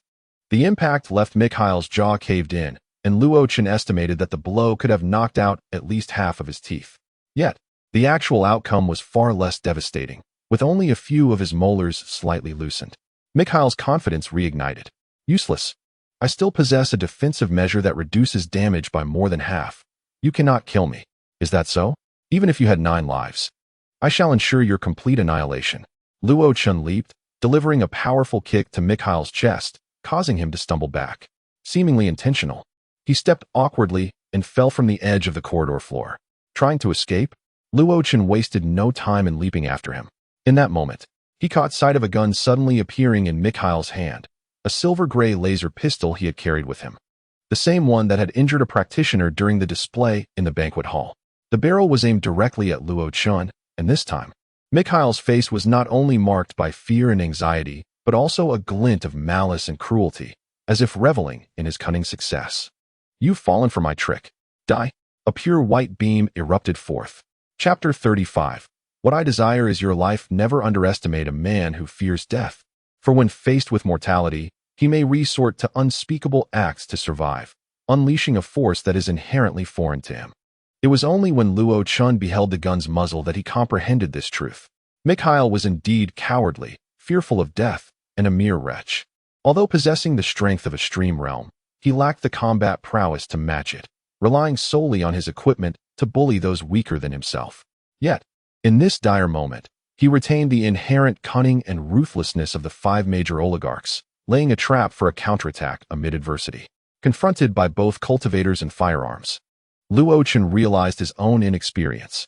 In the precarious balance of life and death, he felt a twinge of frustration, yet more so, a calm resolve and the courage to survive. The martial skills he had honed over the years saved his life once more. In midair, he twisted his body, using the strength of his waist muscles to propel himself forward by a few centimeters. It was this minuscule distance that allowed the searing laser to miss his heart, instead piercing through his stomach. The pain was excruciating. All the organs in his chest and abdomen seemed to converge, twisting and contorting, the agony overwhelming him to the point where he forgot the tearing sensation of breaking through his limits and the burning feeling of swallowing liquid. At that moment, he truly understood the sensation of being shot, and not just by any bullet, but by a laser renowned for its penetrating power and lethality. No wonder the cultivator struck by Mikhail at the banquet had surrendered. Such pain is indeed capable of inducing despair, rendering one utterly devoid of courage. But Luo Chen was not that man. What pain, what despair, let them be cast aside. I will survive. I will also vanquish my enemies. Just as Mikhail continued to aim, prepared to fire again, Luo Chen finally caught up with him in midair, seizing his right hand and pushing the gun's muzzle aside. Then, they both fell to the ground simultaneously. A fall from a height of 20 meters would be fatal for an ordinary person, yet for a cultivator, as long as one landed correctly to dissipate potential energy, they could emerge unscathed. On Earth, Ling Ling had once achieved such a feat, however, in this moment, neither could escape unscathed. Mikhail retained some damage mitigation, but as he lay below and Luo Chen above, the force of their fall impacted them both similarly, resulting in comparable injuries. Yet Luo Chen was well versed in the techniques of combat, adept at using force against force. As they struck the ground, he skillfully redirected the impact, delivering a sharp twist. Crack! Mikhail's wrist bent grotesquely to one side, and his laser pistol flew from his grasp. His wrist was broken. Mikhail's screams rose continuously, akin to livestock awaiting slaughter. Although Luo Chen was suffering far more grievous injuries, it sounded as though Mikhail was the one nearer to death. Despite being a cultivator, his affluent upbringing had likely shielded him from such suffering, having grown up with a silver spoon. Even the pain of breaking through his limits could be alleviated or entirely suppressed by appropriate medicines. My hand. Damn you. How dare you injure my hand? He tore off his tattered shirt, ripping it into two pieces, one to bind his abdomen and the other to cover his back, staunching the flow of blood and preventing his intestines from spilling forth. This sight left Mikhail utterly stunned. Before him stood Luo Chen, transformed into a death-defying automaton. Impervious to pain, still fighting despite the horrific wound, he felt compelled to distance himself from such a monstrous figure. As he attempted to rise, he immediately collapsed again. Glancing back, he saw Luo Chen gripping his ankle. Mikhail was on the brink of collapse. Are you insane? Do we really need to continue fighting? Is it necessary? Let us call a truce. We can tend to our wounds together. How about that? Fool. Luo Chen paid no heed to his pleas, enduring the excruciating pain as he lunged forward. Once more, he was atop his adversary, yet this encounter bore no resemblance to their previous skirmish in room B11, which had been filled with allure. This time, it was drenched in endless bloodshed and brutality. Such close-quarters combat was a cardinal sin for cultivators, yet it was Luo Chen's sole area of expertise. Few could instill fear in him when it came to fighting, and when it came to sheer courage, he surpassed Mikhail 1,000-fold. The result was swift. Before long, Luo Chen sat astride Mikhail, raining down blows like a torrential downpour, turning Mikhail into a mere human punching bag. Amidst the assault, Luo Chen verbally tormented him as well. You call me a wretch, yet here you are, being pinned down and pummeled. What does that make you? Born into a family of the 5 major oligarchs, does that make you exceptional? In my eyes, you are nothing. A worthless fool. This punch is for the cosmic pirate crew, for their lives and their pursuit of freedom. This punch is for the crew of the Genesis, for their youth and the pain they endured. This punch is for Ji Ting, for turning an exemplary girl into a shameless bait. This punch is for Li Yun, for her lost beauty and her thirst for vengeance. This punch is for my own satisfaction, to indulge myself at your expense. The remaining punches are from those you have bullied and oppressed. I know not who they are or what they have lost, but I am certain many wish to send you to hell, just as I do. Mikhail lay on the ground, his features distorted, cheeks swollen, eyes bruised, half his teeth shattered, The once mighty figure was now reduced to an ugly, grotesque visage. Had it not been for that damn damage mitigation, he would have been beaten to death long ago. Stop, please. Spare me. We bear no deep-seated grudges. I apologize, is that not enough? In the brief intervals between punches, Mikhail begged for mercy. Yet Luo Chun remained unmoved, his murderous intent only intensifying. Which of those you harmed bore you any deep-seated grudge? When they knelt before you, begging for mercy, did you ever show them kindness? If apologies held any weight, why would we need the law? I know the law is but a scrap of paper to you oligarchs. Therefore, I stand before you as the embodiment of justice, here to punish you. I vow to uphold your right to apologize, but I shall not accept it, for what I seek is your life. Mikhail struggled to open his eyes, a venomous glare emanating from them. Very well, you choose to disrespect the wine offered, and now you shall taste the punishment. This is your doing. Luo Chun witnessed Mikhail's skin flush a fiery red before hearing him grit his teeth and roar, Inferno's wrath. Boom. Luo Chun felt an inferno igniting within him. This was the sixth original technique employed by Mikhail, his trump card. Like Lan Yuhan, he too had a final weapon. Chapter 36. The death of Mikhail. Mikhail believed himself to be a favored child of destiny, endowed with extraordinary fortune, as fate always seemed to align in his favor during critical moments. The technique he had mastered, Flame of the Body, was the most formidable skill he possessed thus far. It could only be unleashed at close range, directly assaulting the enemy's interior, igniting a conflagration within. Unless one possessed a high resistance to flames, the sole outcome was incineration, leaving behind nothing but ashes, the process of cremation rendered unnecessary. This technique required precise control over one's primal energy, allowing no margin for error during his training. His success rate had been a mere 10. Now, staking life and death on the flame of the body felt like a desperate gamble. Yet he triumphed. Luo Chen's body appeared as though it had just emerged from the womb, enveloped in an abnormal crimson hue. His pupils seemed to harbor two flames, rendering his eyes a blood red, as if they were filled with fury. The rag he had used to staunch his wound ignited and fell away, and instead of blood, flames surged forth from the gash. It was done. This tenacious adversary was finally subdued. Mikhail struggled to rise and laughed triumphantly. Fool! You, petty commoners, envy my victorious life and conspire against me. The only fate that awaits you is failure. Death. The smile tugged at his wounds, transforming it into a grimace of agony. He spat out blood and surveyed his surroundings, then took a step forward, seeking an escape. He yearned to find his subordinates and heal under their protection. Typically relishing the fear and despair reflected in the faces of those he vanquished, he now had no desire to linger. Just as he was about to exit the area, a familiar voice rang out from behind. You cannot escape. Turning, he saw the relentless man aiming his fallen laser pistol at him, his expression cold and unyielding. Damn it. He was still alive. In that instant, Luo Chun experienced a sensation akin to his previous breakthrough. The torment of the flame of the body surged anew. He felt as if the flames within were on the verge of consuming him entirely. The scent of burning fat wafted into his nostrils, igniting a surge of defiance and rage that surged through his mind. Then, as if drawn by some inner force, the flames within him converged, compressed, and vanished. The gathering place, could it be? Luo Chun began to introspect. The familiar spring remained, now shrouded in waves of heat. Astonishingly, the spring had absorbed all the flames, transforming into a hot spring. Given the previous reactions, he began to suspect that a fire-based cultivation technique might suit him, as his body seemed particularly attuned to flames after becoming a practitioner. However, such matters could wait. First, he must eliminate Mikhail. At that moment, Mikhail recalled the indomitable cockroach. A practitioner in the stream realm should never withstand the flame of the body, yet Luo Chun had accomplished this feat. And that was not all. Who would have thought a practitioner of the stream realm could so utterly confound one from the gushing spring realm? Who could have imagined that an inconspicuous waste would possess access to strictly regulated electromagnetic bombs? Who would have believed that the foremost talent of the 5 oligarchic families would find himself in such a dire predicament? Mikhail had lost all will to fight. He only wished to distance himself from Luo Chun. Fortunately, it seemed that the man had yet to utilize his laser pistol, having failed to disengage the safety mechanism after examining it for so long. Just a few more steps, and he would escape the weapon's reach. He took his first step, inadvertently stepping on a metallic fragment from the explosion.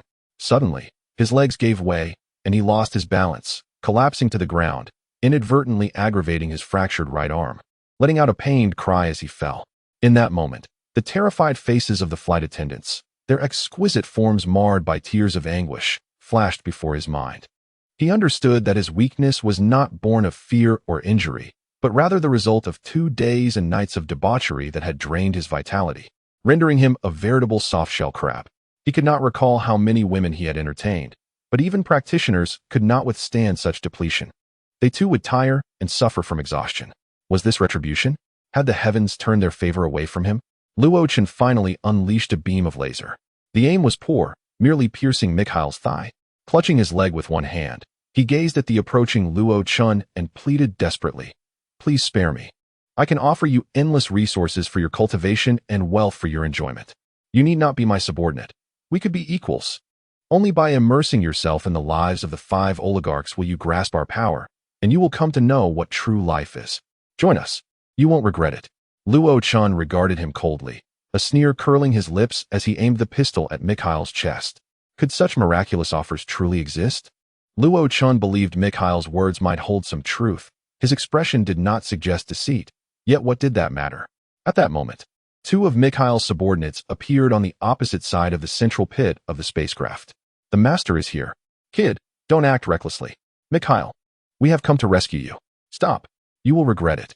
They rushed forward, their frantic cries echoing, but the distance of nearly 100 meters was insurmountable. Luo Chen observed the terror-stricken face of Mikhail and calmly stated, "Allow me to impart a piece of wisdom. Regardless of one's origins, wealth, status, influence, or talent, it is the one who survives to the end who is the true victor of life." He raised his hand and pulled the trigger. The pure white laser sliced through the air, piercing Mikhail's skull at its center. To this day, the mysteries of the human brain remain largely unexplored.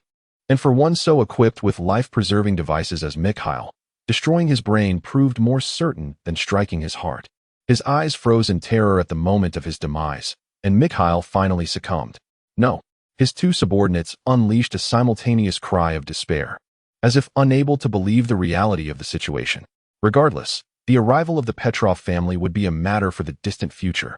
The 2 frenzied practitioners were the immediate threat he faced. Where is that wretched woman? I've killed Mikhail, but his 2 subordinates are coming. Ah, Luo Chen, well done. I forgot to mention that I encountered one of his subordinates and am currently engaged in battle. I won't be able to reach you in the short term. Take care of yourself. Damn it. Luo Chen cursed and fled. Chapter 37. A new crisis. Mikhail is a pivotal figure among the 5 oligarchs, and the monks accompanying him are tasked not only with combating the cosmic pirate gang, but, more importantly, with ensuring his safety. Now that he is deceased, those monks are unlikely to meet a favorable fate, and Chen is loath to confront their wrath and frenzied retribution at this juncture. Fleeing aboard the Genesis, clutching his abdomen where he has sustained an injury, Chen realizes he is at the end of his tether and must devise a clever plan to survive. That vile woman, what am I to do now? Chen, can you hear me? How are you faring?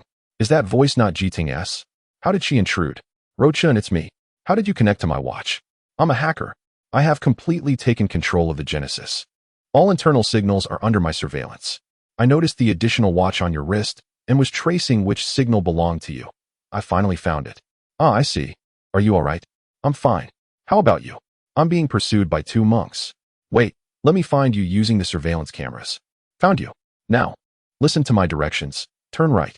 Without hesitation, Chen veers right at the corner, with the 2 monks relentlessly pursuing him, their distance closing in. Now left turn. Up the stairs, all the way to the top. Chen, trusting Ji Ting implicitly, follows her commands without question. There's a CAF ahead. Go through it. Towards the bridge. This CF is familiar to both. It is where they first met, bustling with patrons at the time, but now it stands desolate and lifeless. The 2 monks are now fewer than 20 meters behind him. If this continues, he will surely be caught within a minute. At last, he reaches the bridge. With only 10 meters separating him from safety, he hears Ji Ting's voice. Follow my lead. Move forward, jump. Like a tiger pouncing on its prey, he leaps forward. Just as a metal door descends quickly from above. Clang. The metal door slams shut behind Chen, and he faintly perceives another clang reverberating. Phew, it's over. The bridge is a necessary passage to the command chamber, equipped with protective measures against hijacking. Those two monks are now trapped. Toxic gas is being released in that area, and they are surely doomed. Ah, I see. You're quite impressive. Now, the crisis has been averted. No, the crisis is far from over. Seeing Ji Ting, he hastily inquires, what happened? Ji Ting counters, I want to know what transpired aboard the ship. Was it caused by your battle with Mikhail? Rochin understands she is referring to the electromagnetic bomb incident. That was an accident. Look, Ji Ting points at the computer screen, where red lights are flashing incessantly. The journey from Earth to Ixtar is classified as medium to long-distance travel. The Genesis has only 30 of its energy reserves left. The skirmish with Mikhail's men depleted some energy, and more was wasted just now. We barely have enough energy to reach Ixtar, but that's not the main issue. The primary concern is that the internal air circulation system is damaged. Do you understand what that means? Rochin ponders for a moment before hesitantly responding. It means the oxygen aboard the ship will run out? Correct. Ji Ting snaps her fingers, her brow furrowing. In space, a ship cannot replenish oxygen. It must rely on internal recycling and self-generation. Without oxygen replenishment, the air on board can last only a day and a half at most. And we are still over 10 days away from Ixtar, so we have only one option. To change course? Exactly. I've checked. The nearest planet is Plincha, a second-class planet, which would take 3 days to reach. Our oxygen 1T lasts that long. What then? Diverting to Plincha offers a glimmer of hope. But we are unable to change course. Why not? Ji Ting sighs, covering her forehead, despondently stating, we are in the vast expanse of space. We only know the distance and coordinates of Plincha, but we cannot reach it. Spacecraft generally navigate automatically along predetermined routes. To change course, we must know the route from here to Plincha, which requires a star chart. Star charts are the highest state secret, and we cannot obtain one. Moreover, all external communications aboard the Genesis are down, leaving us without a chance for rescue. However, your act of killing Mikhail should remain confidential. Rochin, now unconcerned with confidentiality, queries, can we not fly towards that coordinate? This is space. Ji Ting adjusts her black-framed glasses, exasperatedly spreading her hands.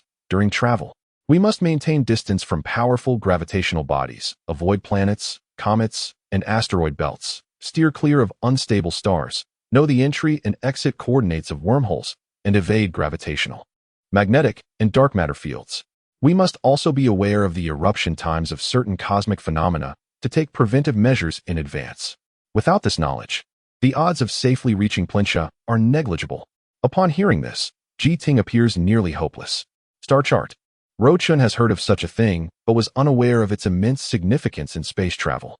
Such documents are top secret, typically held by the Aviation Safety Bureau, though perhaps accessible to entities like the 5 oligarchs.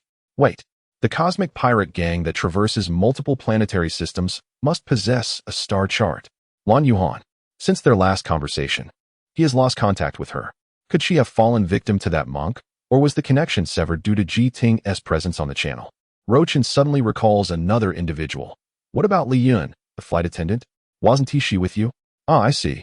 However, she mentioned the oxygen tanks are scarce. If everyone aboard the Genesis uses them, it might not last even 12 hours.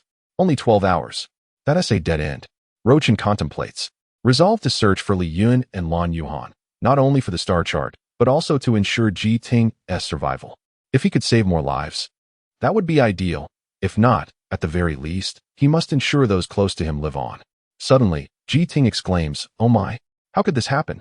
Rochin rushes over. What is it? Ji Ting, overwhelmed with joy, exclaims, our course has changed. We are now headed towards Plincha. The Genesis has entered autopilot mode, indicating that someone possesses the correct star chart and has set the right course. Chapter 38. A personal vendetta. After clarifying the location of the warehouse, Luo Chun, following Ji Ting's assistance in bandaging his wounds, departed the room and first opened the door to B11. As expected, it was empty inside. He initially concluded that it was definitely Lan Yuhan who altered the course of the Genesis. Now that she was unharmed, Luo Chun felt relieved of his concerns for her and proceeded directly to the warehouse. Along the way, many individuals began to emerge from the passenger cabin, seeking information. The areas affected by the electromagnetic bomb were all public entertainment zones. After Mikhail's arrival, no one had the inclination for leisure pursuits. Thus, The casualties from the electromagnetic bomb were minimal. People witnessed the horrifying destruction, yet remained oblivious to the exact nature of the calamity, with panic and worry etched clearly upon their faces. They were unaware of the course alteration and the malfunction of the air circulation system. But rumors had already begun to circulate among them. Some whispers regarding food shortages and energy deficits approached the truth. In a bid for survival, they had commenced their search for supplies, forcefully breaking into locked rooms in hopes of finding usable and edible resources. Luo Chun was indifferent to these matters, skillfully navigating through the corridors until he neared his destination.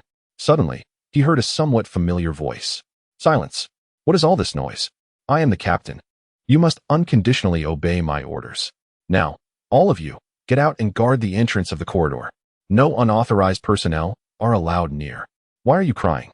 Mikhail is a significant figure among the 5 oligarchs. How many beauties on earth aspire to share his bed but cannot? I am offering you a once-in-a-lifetime opportunity. If you serve him well, you won't have to toil aboard the Genesis any longer. You would soar to greater heights. Do you understand? All the items within these nearby warehouses must be secured. If anyone dares to intrude and seize supplies, they will be treated as hijackers of a spacecraft. Show no mercy to such individuals. At critical moments, one must possess resolve. If they break in, beat them to a pulp. Remember, the most fundamental requirement of your duty is obedience. My position is protected by the Aviation Safety Bureau. Defying my orders will not only result in your dismissal, but also land you in prison. Now, disappear from my sight and execute your orders." Luo Chen halted, frowning. He recognized He Yong, the captain of the Genesis, who miraculously still appeared unscathed, his voice robust, as if he had suffered no injury. He had been in the banquet hall during the explosion of the electromagnetic bomb, and given his ordinary status, it was nearly impossible for him to have survived. Nevertheless, it was fortunate he was alive. Certain matters required clarification, such as why he revoked Luo Chen's access to certain rooms and the fate of Li Yun and the other female crew members. Thus, Luo Chen proceeded in that direction. Along the way, numerous crew members were being driven out. The men were indignant, while the women were heartbroken. Yet, upon seeing Luo Chen, they made no attempt to obstruct him, stepping aside to allow his passage. He Yong had lost the support of his crew. No one genuinely obeyed his commands. He was busy in a storeroom filled with water and food, loading items onto a conveyor belt destined for his own quarters. At that moment, rather than stationed in the command room, he had abandoned his responsibilities, disregarding the safety of everyone aboard, solely to secure his own escape route. He must have been acutely aware of the dire situation aboard the Genesis and the impending crisis. Thus, he sought to retain control over vital supplies to ensure his own survival. What a selfish individual. Luo Chun approached within close proximity and deliberately stomped his foot, creating a sound. "Didn't you say no one was allowed inside? Do you really think I lack the courage to punish you?" He Yong turned in fury but was thrown into a panic upon seeing who had arrived. "What are you doing here?" Luo Chen offered a devilish grin. "I told you I would come looking for you, and here I am. What about Mikhail?" "I am alive. He is certainly dead. You dare to kill Mikhail? Offending the 5 oligarchs will not end well for you. Perhaps you should concern yourself with your impending fate." He Yong swallowed hard and glanced around, seemingly searching for an escape route. However, Luo Chun blocked the only exit to the storeroom, and He Yong soon relinquished hope, asking, "What do you want from me? We have no enmity between us." Luo Chun cut to the chase. "Speak. Why did you revoke my access to the room? Was it by Caillou who instructed you to do so?" He Yong's eyes darted, feigning ignorance. "What access? What are you talking about?" Luo Chen scoffed dismissively. "Let me pose another question. How did you survive in the banquet hall? I have a strong constitution. Naturally, I survived." "Fine, if you don't wish to speak. I shall not waste my breath." Luo Chen clenched his fists, advancing menacingly. "Let me see just how strong your survival instincts truly are." He Yong cowered, covering his head in a display of terror, bracing for Luo Chen's punch. When it landed, it felt as though Luo Chen had struck a pillow. He Yong revealed a sinister grin, his watch popping open to reveal a concealed bullet. What he never anticipated was that Luo Chen would deftly sidestep, evading the attack with ease. "So, you two are clad in protective armor. Of course, as the captain of the Genesis, it is only fitting you possess such protection." He Yong, gritting his teeth, took 2 steps back, his expression transforming to genuine horror. You were prepared?" Surviving in the banquet hall under such circumstances certainly necessitates some means of self-defense. It is highly likely you possess protective gear of superior quality. So I must be prepared as well. Hiyong narrowed his eyes, arrogantly declaring, "Indeed, it is protective gear, specifically issued by the Aviation Safety Bureau for captains like me. Although you are a practitioner, you cannot breach its defenses. So, do not waste your efforts. Let us coexist peacefully, shall we?" "Hiyong, you are delusional." A striking figure appeared at the doorway. Li Yun, carrying a backpack, spoke with an icy tone, her gaze piercing through Hiyong like a blade. "You scoundrel! Dare to call yourself captain? I shall seek justice for my sisters." "Wretch! Ugly hag! Justice? You think you are worthy?" Hiyong spat venomously. "I wager Mikhail dismissed you because he found you undesirable, and now you are here ranting due to your unbalanced psyche." Driven by hatred, Li Yun's voice turned chilling. "Do you believe that wearing protective armor will ensure your safety? All we need to do is confine you, depriving you of food and water, and we can watch you die of hunger and thirst." Hiyong's expression shifted dramatically as Li Yun's words struck at his deepest fears. Why complicate matters? Luo Chun produced Mikhail's laser pistol, handing it to her. "Use this. Exact your vengeance personally." Chapter 39. A farewell kiss. "What about you? I still have my duties to fulfill." With that, Li Yun stepped out of the storage room and addressed the crew outside. "Hiyong is dead. He is unworthy to continue as captain. I will take full responsibility for his demise. When we accepted our training, we solemnly pledged to ensure service quality and safeguard aviation safety. Now that the Genesis is in peril, the passengers aboard require our reassurance and the distribution of supplies to increase their chances of survival. Brothers and sisters, let us stand firm in our posts." Her voice was delicate, yet imbued with undeniable strength. Soon, more and more crew members were moved by her words, rallying to her side. After a brief allocation of tasks, they each took on their roles, some tending to equipment repairs, others calming the passengers, and some distributing supplies to every individual on board. Luo Chen nodded, feeling a tinge of sadness. "Take care." As they brushed past each other, Li Yun suddenly called out to him. "Luo Chun, what? You don't think I look ugly right now, do you?" "Of course not." Li Yun beamed with joy, pressing her hand on his shoulder, rising on her toes, and planting her lips on his. 5 seconds later, they parted, leaving Luo Chen standing there in a daze, bashfully retreating. "Luo Chen, until we meet again." A day later. B-10. The oxygen aboard the Genesis was depleting more rapidly than anticipated. With 2 days remaining until they reached Prinkar Star, relying solely on 2 oxygen tanks would scarcely suffice. "I'll go find another tank of oxygen for you." "No, don't go." Ji Ting pulled Luo Chen back. "Other passengers need it too. If it were possible." Luo Chen would certainly want to save more lives, but if only a select few could be saved, Ji Ting must be among them. This was not selfishness. It was simply human nature. Even when faced with Ji Ting's pleading gaze, he remained resolute in his decision, feigning acquiescence with a shrug and jesting. "By then, if the oxygen runs out, I'll have to give you mouth-to-mouth resuscitation." "No way." Ji Ting shyly took a couple of steps back. "I actually have an effective method in mind." "What method?" "When a person sleeps, their breathing slows, thus reducing oxygen consumption. I've calculated that we could last through these 2 days that way. But how could one possibly sleep for 2 days straight?" "Of course, you can just knock me out. But be gentle."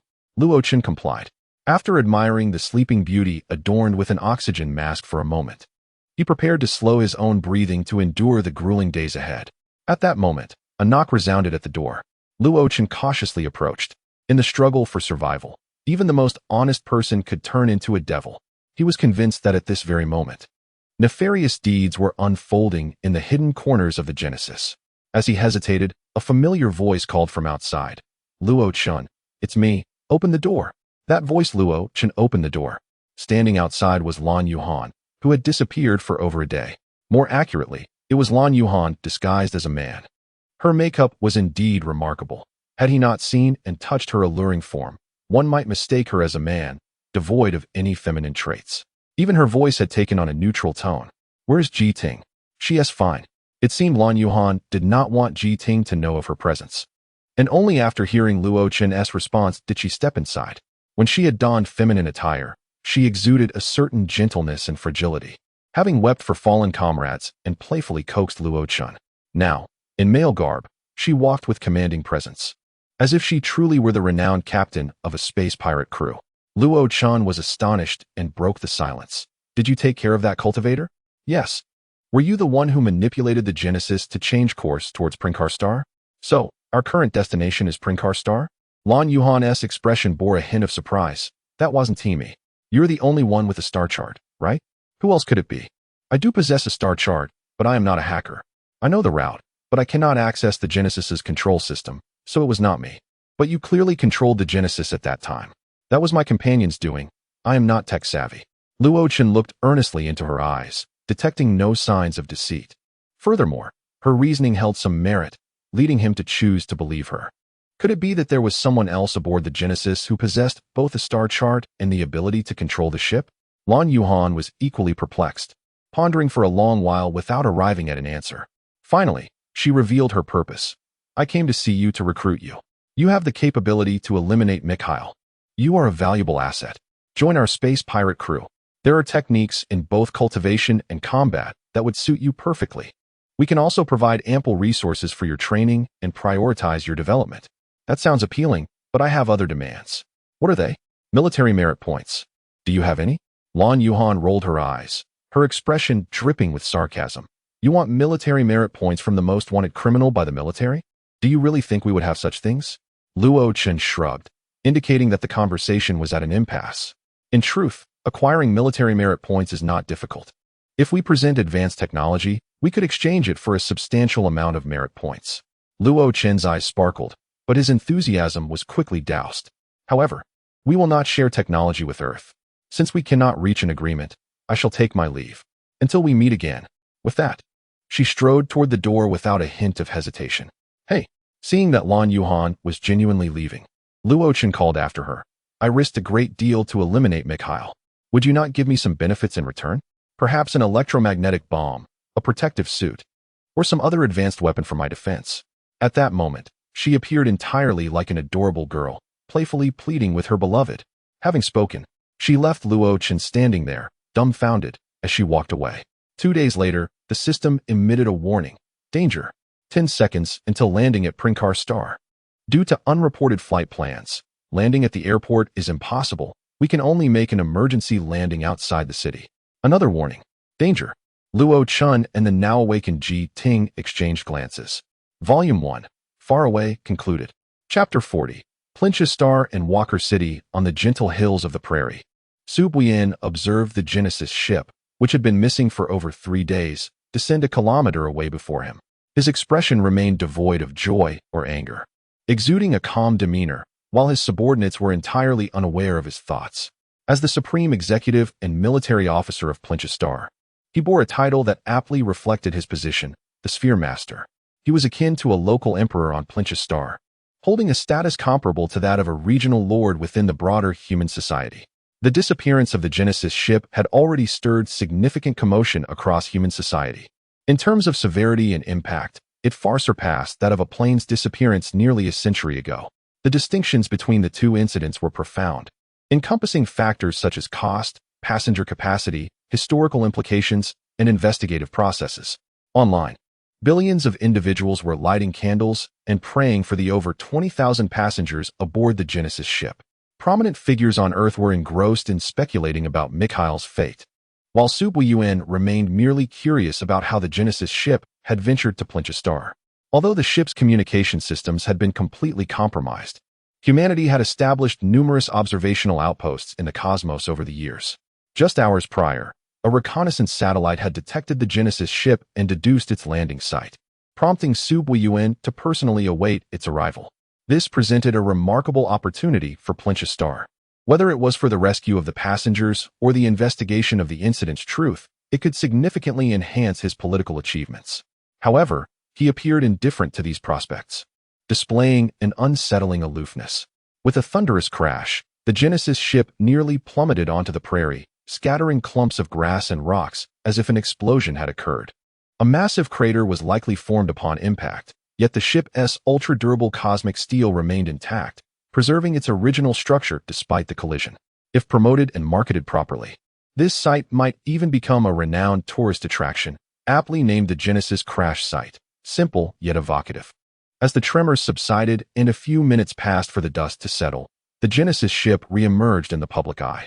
One of his subordinates stepped forward to report, "Commander, life detectors indicate that there are still 977 survivors aboard the Genesis ship. Remarkable that nearly a quarter of them are still alive." Sove remarked with a sardonic smile, nonchalantly adding, "They truly are fortunate souls." Another subordinate approached, stating, "Commander, the hatch is opening and individuals are exiting. Should we intercept them?" "No need. Dispatch fire trucks and ambulances.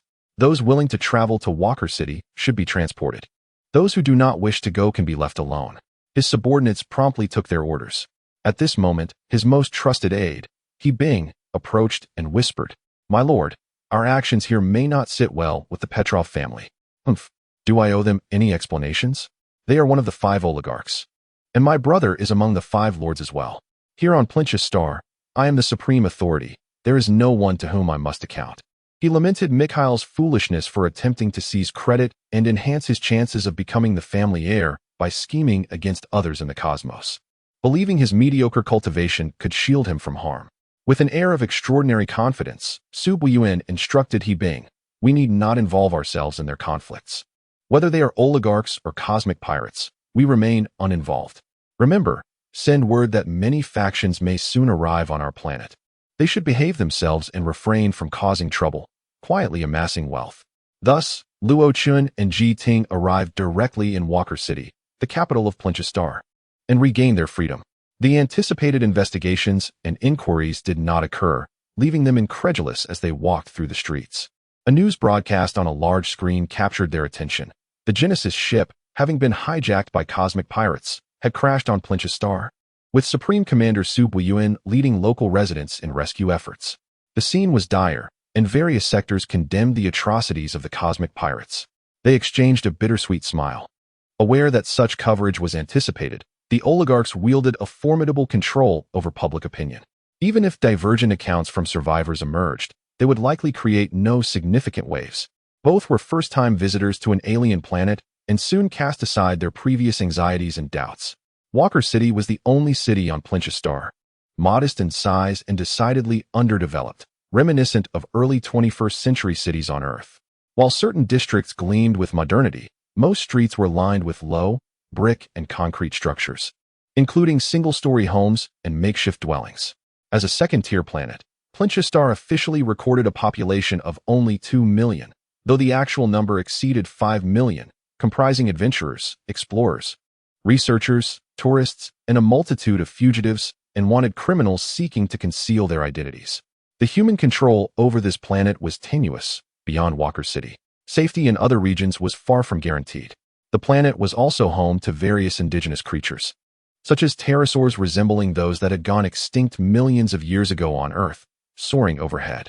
These creatures were even more prevalent in areas remote from Walker City and were highly aggressive. While they could be tempted by the city's offerings, any descent toward the urban center would invite a swift and unforgiving response from an array of weaponry. After exchanging a few words, the two reached a consensus regarding their future. Luo Chen's intended destination, Ike Star, had not been his own choice. The ticket had been given to him by Ling Ling. For him, this place was far more appealing, for his singular ambition was to grow stronger. The dangers here would undoubtedly surpass those on the first-tier planet of Ike Star, but they also promised greater opportunities and challenges. Similarly, Ike Star had not been Ji Ting's own decision. Her ticket had been purchased by a friend, which later proved to be part of a scheme against the cosmic pirates. Now, she had no intention of fulfilling her engagement with the Eddy family. Where she lived in the future mattered little. Remaining on Plinch's Star was a viable option. Thus, they resolved to temporarily settle in Walker City, seeking a place to cohabit while acquiring essential supplies and provisions. Upon encountering a high-end cosmic goods boutique, they immediately decided to enter and shop. Chapter 41. VIP card. As Luo Chun and Ji Ting stepped through the entrance of the store, a beaming attendant eagerly approached them, launching into an enthusiastic introduction. "Our establishment has been a reputable fixture for a decade, boasting a diverse inventory. Whatever you desire, you shall undoubtedly find it here." He then lowered his voice, feigning an air of mystery, and added, "We also have a plethora of military-regulated supplies, typically available only through military merit points. But now, if you have the funds, they are yours for the taking." With a thumbs up, he proclaimed, It is no exaggeration to say that we are the best among similar shops in Walker City. Curiosity piqued, Luo Chun and Ji Ting surveyed their surroundings. Indeed, the store was spacious and brimming with an array of goods, most of which pertained to survival and combat. Items such as laser swords and firearms, which on Earth require stringent approvals and registration for purchase, were displayed casually on shelves, available for immediate sale. In one corner of the store, there was an abundance of exclusive supplies for cultivators, all marked with exorbitant prices that were quite staggering. The store was bustling with customers, many exuding an aura of menace, their expressions as cold as ice. Among them were several cultivators whose presence could not be compared to that of mere mortals. Luo Chun and Ji Ting, dressed casually like students or tourists, attracted a fleeting glance, but soon, aside from a few men who continued to admire Ji Ting's beauty, Luo Chun faded into the background. Their primary purpose for visiting was to purchase 2 communication watches. They had left their original watches aboard the Genesis, Luo Chun's being a product of the cosmic pirates, which could potentially lead to numerous complications. Ji Ting, on the other hand, had resolutely discarded her watch to bid farewell to her past life. As anticipated, the watches here did not require real name registration, allowing them to conceal their identities. After purchasing 2 watches worth several thousand, they prepared to conclude their shopping. However, the attendant who had guided them was sorely disappointed. After leading them through the entire store and expending considerable effort in his introductions, he had only earned a meager commission of 200 yuan, a significant loss for him. Refusing to give up, he inquired, "Since you are visiting Princess Star, aren't you considering acquiring some self-defense items? This place is rather perilous." A thought struck Luo Chun. In a city where dangerous creatures hovered in the skies, Ji Ting, lacking combat abilities, certainly needed some means of protection. After all, her current watch didn't even have a wolf-repellent stun function. Glancing around, he noted that the most prominent self-defense items were various types of battle suits, but neither he nor Ji Ting was familiar with them, and the only reference seemed to be one particular model. Thus, he inquired, do you have the ET3 CQ-70 electronic protective battlesuit? If Ji Ting could possess such a suit, her safety would be assured, especially since not everyone could wield the advanced technology possessed by the cosmic pirates. The attendant, a gaunt man in his 30s, appeared bewildered upon hearing the model name. After searching through his handheld computer for some time, he shook his head and replied, "No, I've never heard of that model." Undeterred, Luo Chun pressed on, "What about a similar model?" "Sir." The attendant's tone rose slightly. "Electronic protective battlesuits are second only to force battlesuits, with prices ranging from millions to billions. There is no prefix ET3. The models begin with B, C, or D. You're not trying to make a fool of me, are you?" His voice drew the attention of several other customers, who, upon understanding the situation, displayed keen interest. Misunderstood, Luo Chun could only manage a wry smile. He realized the issue lay in the fact that the electronic protective battlesuit worn by Mikhail was certainly not an ordinary model. Even a store of this scale had likely never heard of it. "Very well," he conceded, "I did not intend to cause trouble. It's simply the only model I know about. If you don't have it, I shall not pursue it further."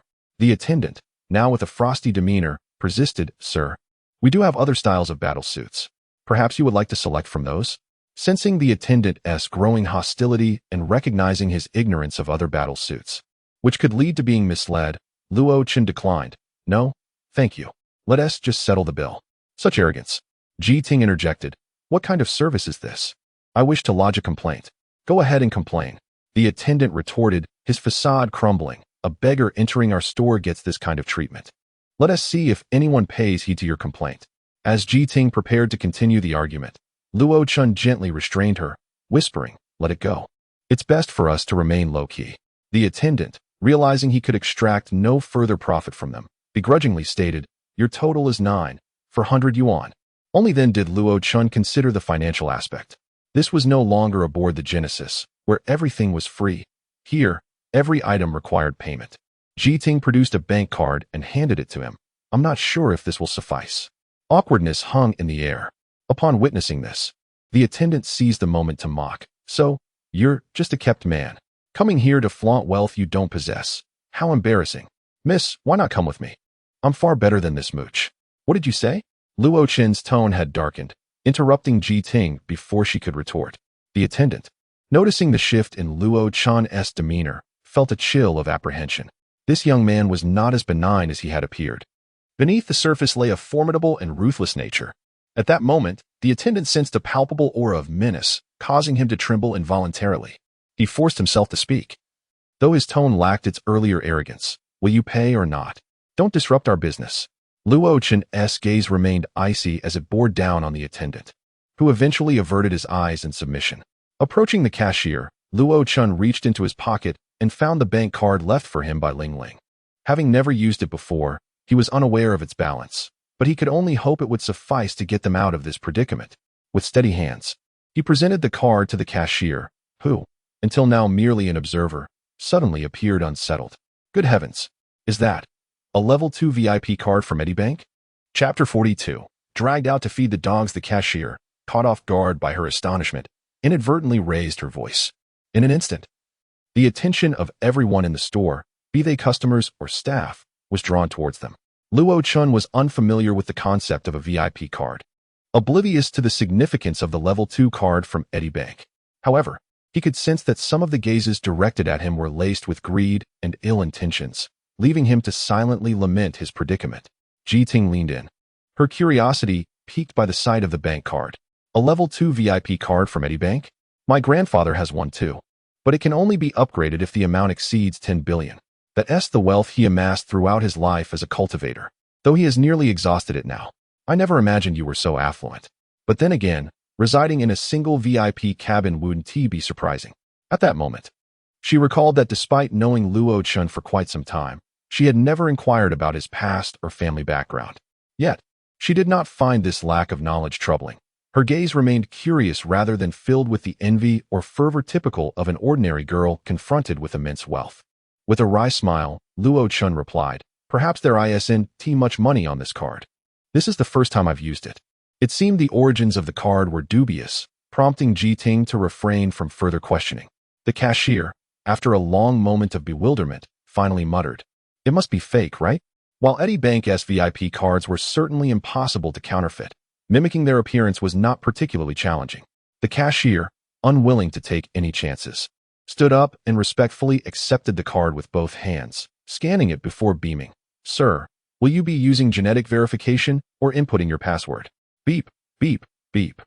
He swiftly entered a series of numbers, and the system confirmed the transaction was successful. Although the balance remained undisclosed, Luo Chen felt increasingly confident about the card. The cashier's smile widened, but just as she was about to speak, Luo Chen interjected, "Do you provide commissions to the sales staff here for purchases?" The cashier, puzzled, froze momentarily, as this seemed to touch upon the internal policies of the store. "If that's the case, I'd like to request a different staff member to assist me, and these 2 watches should count towards the new employee's performance." Understanding dawned on the cashier. She cast a gleeful glance at the previous staff member and forced out what she deemed her most charming smile. "Sir, I can personally assist you." The former staff member's face turned an alarming shade of green, and he approached cautiously, lowering his voice. "I didn't recognize your status. Please forgive my ignorance." Luo Chen ignored him completely, continuing to inform the cashier of his desired purchases.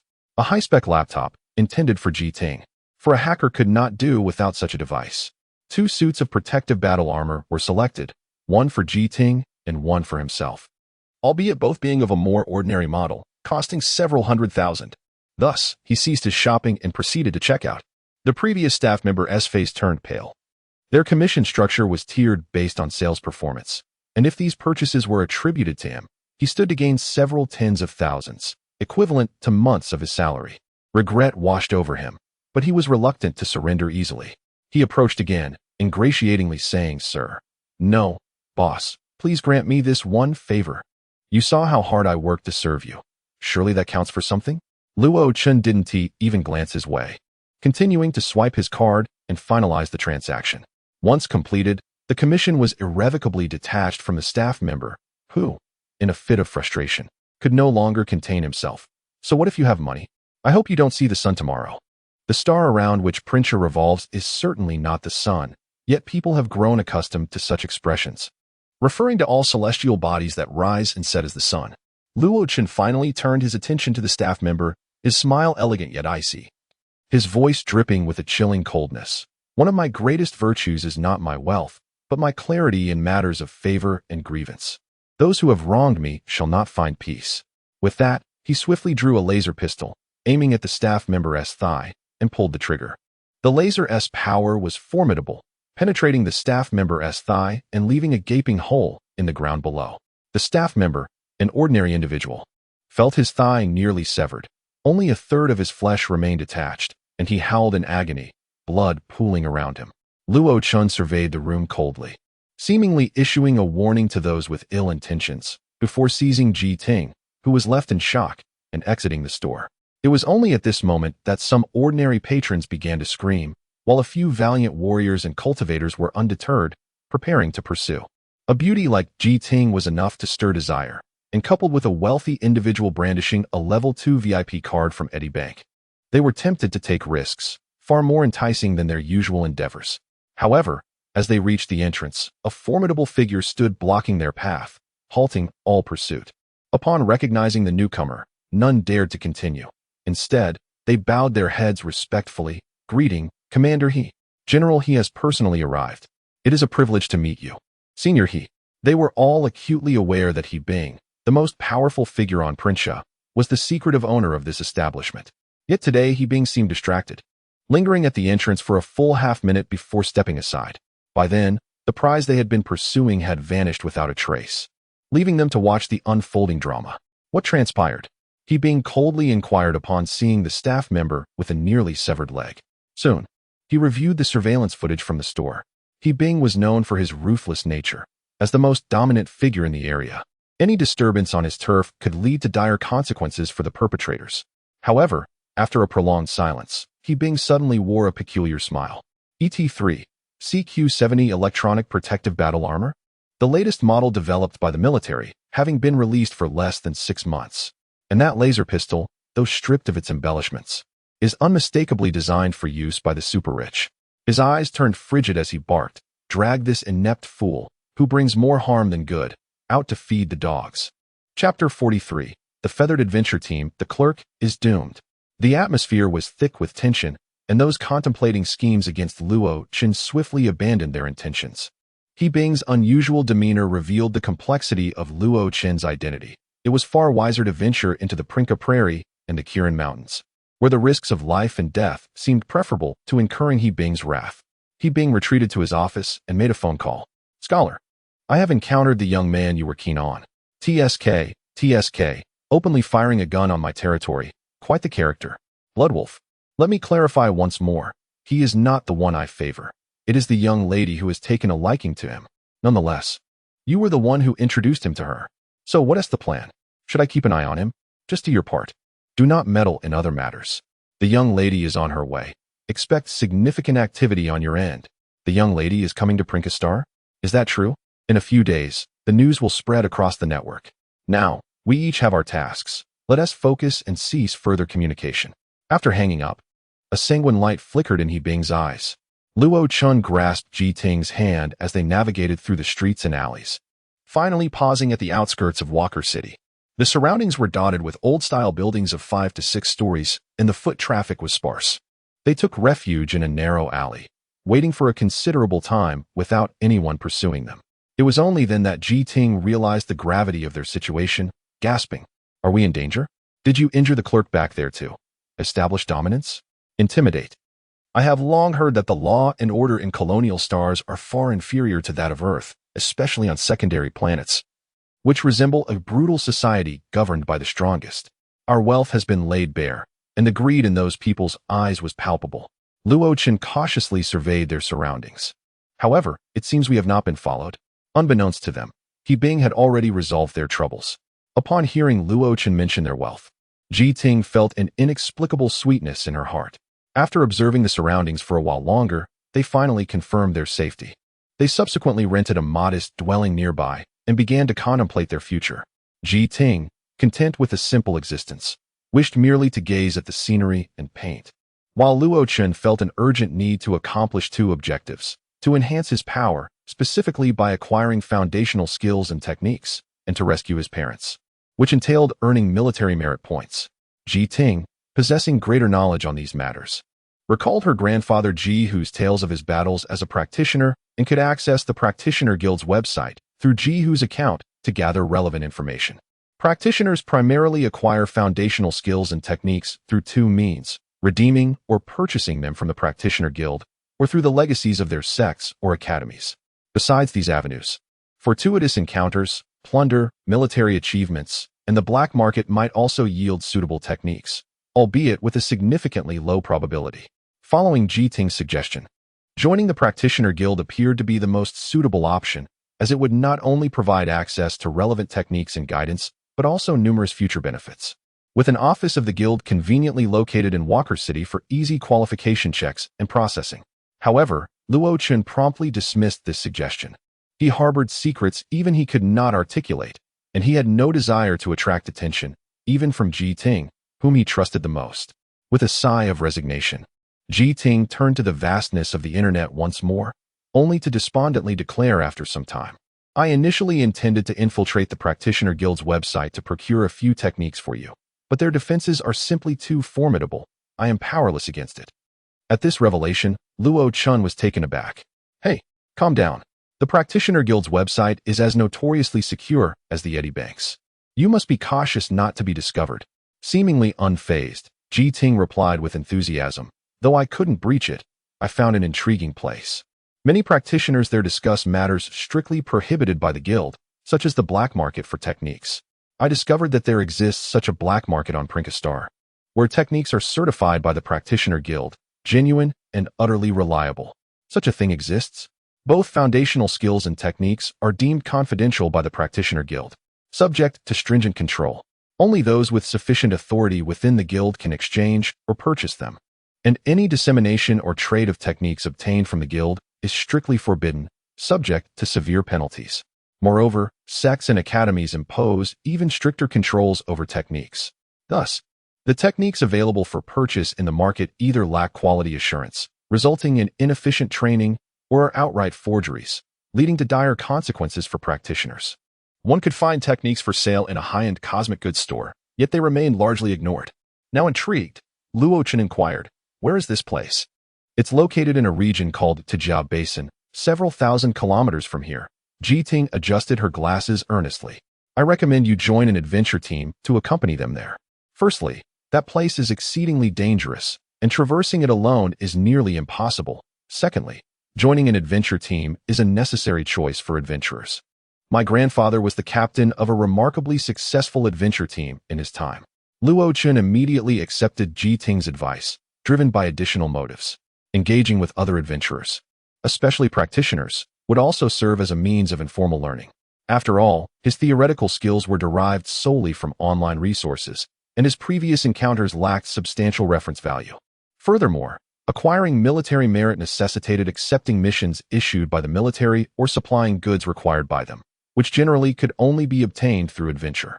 Joining an adventure team would not only enhance his strength, but also facilitate the accumulation of military merit, aligning perfectly with his aspirations. Resolute, he promptly embarked on the quest to locate an adventure team. However, after 3 days of diligent searching, he discovered that finding a suitable adventure team was no simple task. A practitioner should ideally be a coveted asset among any adventure team. Yet at 17, his advanced cultivation in the Spring Fountain realm, coupled with a lack of foundational skills and techniques, rendered him less appealing. In the intricate wilderness, such practitioners were no match for seasoned soldiers, adventurers, or gunslingers. Some adventure teams expressed interest in recruiting Luo Chen, but he was reluctant to join. Despite his youth, he possessed keen observation skills. The members of those teams were clearly not of good character. Should they stumble upon any treasures or fortuitous encounters, internal strife and even bloodshed would inevitably ensue. Entrusting his back to such individuals would lead to an untimely demise. The reputable teams dismissed him, while the disreputable ones he shunned, though he remained undeterred. A simmering frustration lingered within him. That morning, he found himself at yet another adventure team interview. The team's name was rather commonplace, the Feathered Adventure Team. Chapter 44. Come out and practice with me. Name? Luo Chen. Age? 17. From Earth? Yes. Cultivator? Indeed. The first impression Luo Chen had of the Flying Feather Adventure Group was somewhat shabby. Their headquarters consisted of a simple bungalow, devoid of luxurious decorations, conspicuous signage, or advanced testing and training equipment. Even the furniture in the interview room seemed on the verge of collapse, worn and tattered. There were 3 interviewers: the deputy leader of the adventure group, Gonez, a man in his 50s, the deputy leader, Lvy Shuang, a woman in her 30s, and a group member, Xiang Gaoi, a man in his 20s. All 3 were cultivators, which prevented Luo Chun from underestimating the Flying Feather Adventure Group despite its apparent lack of grandeur. However, the subsequent questioning from Xiang Gaoi left him feeling somewhat displeased. Could you kindly disclose your cultivation level, your foundational technique, and any related skills? Advanced in the spring water realm, none. Just as I suspected. Xiang Gaoi immediately shifted his posture, crossing his legs disdainfully as he regarded Luo Chun. Can you explain why you have not mastered any foundational techniques? Since I have yet to encounter a technique suitable for me, Luo Chun replied, his tone unyielding.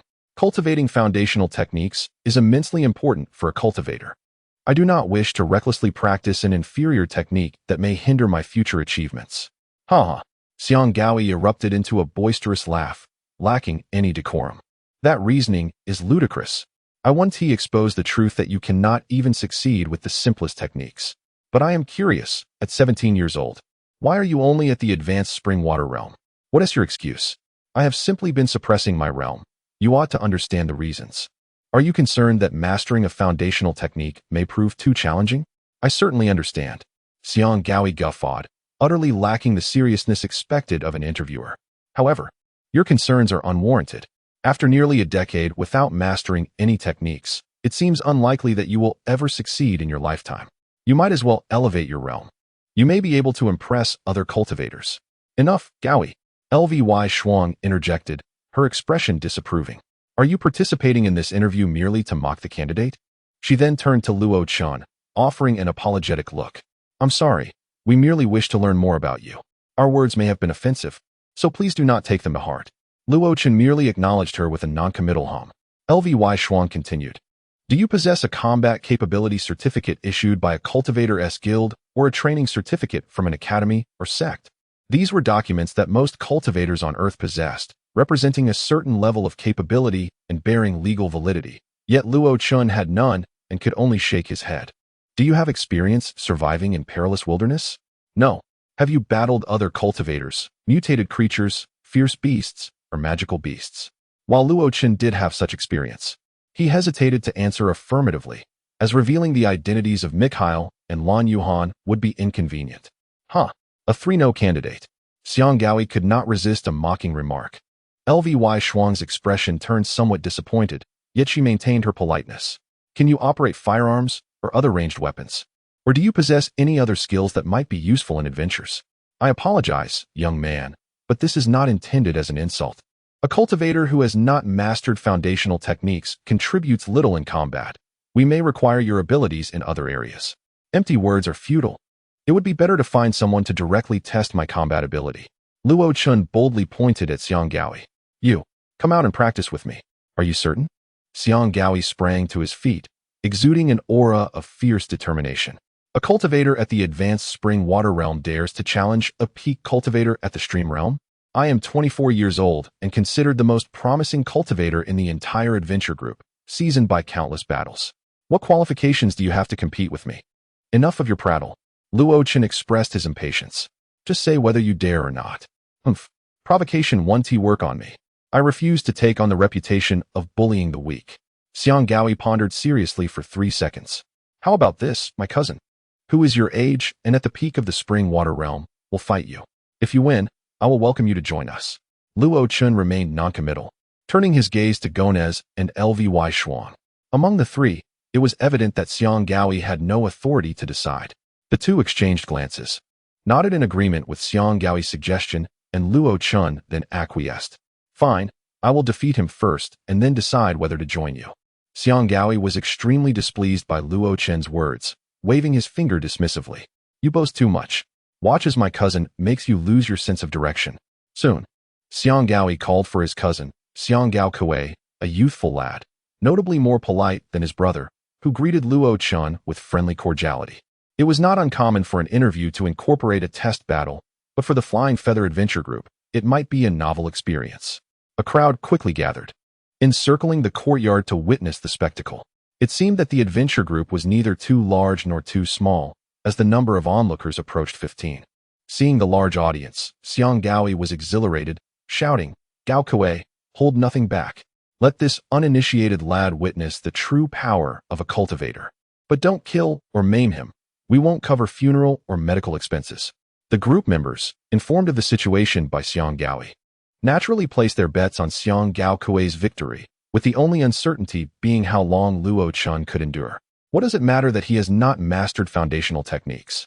He is merely slightly stronger than an ordinary person. I bet this lad 1T last 5 seconds. Xiang Gao Kuei's combat experience was not particularly extensive, and lacking a decisive resolve.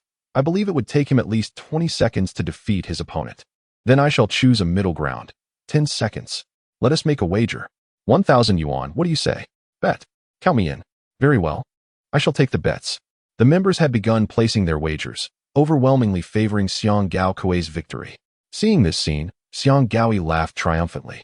However, regardless of how the battle unfolded, it seemed unlikely that Luo Chun would be able to join the adventure group. Had he known this would transpire, he would never have agreed to let Xiang Gaoi assist in recruitment, as it had only complicated matters. Regardless of what the onlookers said or did, Luo Chun remained unperturbed, his heart as tranquil as water, calmly stating, "Let the match begin." Chapter 45. The combat breaks the practitioner with a polite bow. Luo Chun immediately transformed into a fearsome wolf, launching himself forward with fierce intensity. His sole advantage lay in his physical strength and combat skills, making close quarters his inevitable choice. While he could have drawn his laser pistol to shoot, such a victory would be hollow. Fortunately, the battle unfolded in a small courtyard between the low-rise buildings, with a total area of merely 100 square meters, greatly favoring his hand-to-hand combat style. Indeed, Xiang Gao Kuei was utterly unprepared for Luo Chun's approach. By the time he realized what was happening, Luo Chun was already upon him. "Take this." The air erupted with a crack. In that critical moment, Xiang Gao Kuei finally reacted, unleashing his original technique. It turned out he was a practitioner of an air-based cultivation technique. Luo Chun felt as if an explosion had occurred before him, as a tremendous wave of air propelled him backward with the force of a colliding vehicle. Simultaneously, he heard Xiang Gaoi shout, "Gao Kuei, well done. One move, and it's over." However, Luo Chun's robust physique had prepared him for the impending original technique, and he was also clad in a protective battle suit. Although it paled in comparison to Mikhail's ET3 CQ-70, it nonetheless provided some degree of defense against the original technique. Consequently, his punch still landed squarely on Xiang Gao Kuei's chest. Xiang Gao Kuei, despite wearing a protective suit, felt a tightening in his chest, staggering back several steps. Luo Chun, too, was affected by the impact, his upper body leaning forward while his lower half was pushed back. Following the rush of air, he found himself flat on the ground. Yet, like a tiger pouncing on its prey, he pushed himself up with his hands, using his legs to spring forward once more. Just as Xiang Gao Kuei regained his footing, he realized another punch was approaching. This time, as he prepared to channel his original energy, Luo Chun's fist struck his shoulder, dispersing the gathered energy forcefully. Luo Chun sensed the shift in the energy dynamics upon impact. It felt as though the flow had been abruptly severed, and the anticipated original technique failed to materialize. So this is how it works, disrupting the opponent's energy flow with a punch. He did not dwell on this revelation, but instead unleashed an unrelenting barrage of strikes. Shouting like Bruce Lee, "Hit, hit, hit." What was expected to be a one-sided battle had morphed into an unforeseen scenario, leaving the onlookers in stunned silence, exchanging incredulous glances. Only Xiang Gaoyi's furious voice pierced the quiet. "Idiot, create distance. Use your original technique to push him away. Employ the wind blades. He will undoubtedly defend." My heavens, have you forgotten how to fight? Xiang Gao Kuei heard his brother's words, but found himself at a loss. Even without the reminder, he knew how to handle such a situation, yet his energy was consistently disrupted, thwarting the release of even a single original technique. He attempted to parry Luo Chun's attacks with techniques, but all was in vain. The disparity in their combat skills was as vast as that between the sun and the moon. Whenever he readied himself to block a punch, Luo Chun's next blow would already be on its way. With his back pressed against the wall, he felt the structure shifting and deforming, on the verge of collapse. It was merely a test for an interview, and he had no intention of continuing. I concede. Luo Chen paused momentarily, then withdrew a distance of over 10 meters, remaining vigilant. This courtesy stemmed from a certain regard he held for his peer, trusting that his opponent would not seize the opportunity to retaliate. If it had been Xiang Gao-yi, he would have likely inflicted serious injury before halting. Leaning against the wall, Xiang Gao-kui slowly sank to the ground, his muscles regaining sensation after a prolonged wait. He gazed at Luo Chen, unexpectedly revealing an expression of admiration. You truly bested me in such a manner. You are formidable. The team members continued to gawk in disbelief, astonished that the battle had concluded in such an unexpected way. They had forgotten the earlier wager where no one emerged victorious, and those with closer ties huddled together to whisper. There was an old saying about bricks breaking martial arts. What should this be called now? Combat breaking the practitioner? How could Gao Kuei fail to release a single original technique? Surely he wasn't holding back. After all, Xiang Gao Kuei was such an honest lad. How could he engage in such antics, unlike his brother? It seemed they had misjudged. Although Luo Chen was not strong as a practitioner, his prowess in combat was unparalleled. Perhaps he could earn a place within their team? Maybe so. It seemed rather intriguing to be with him.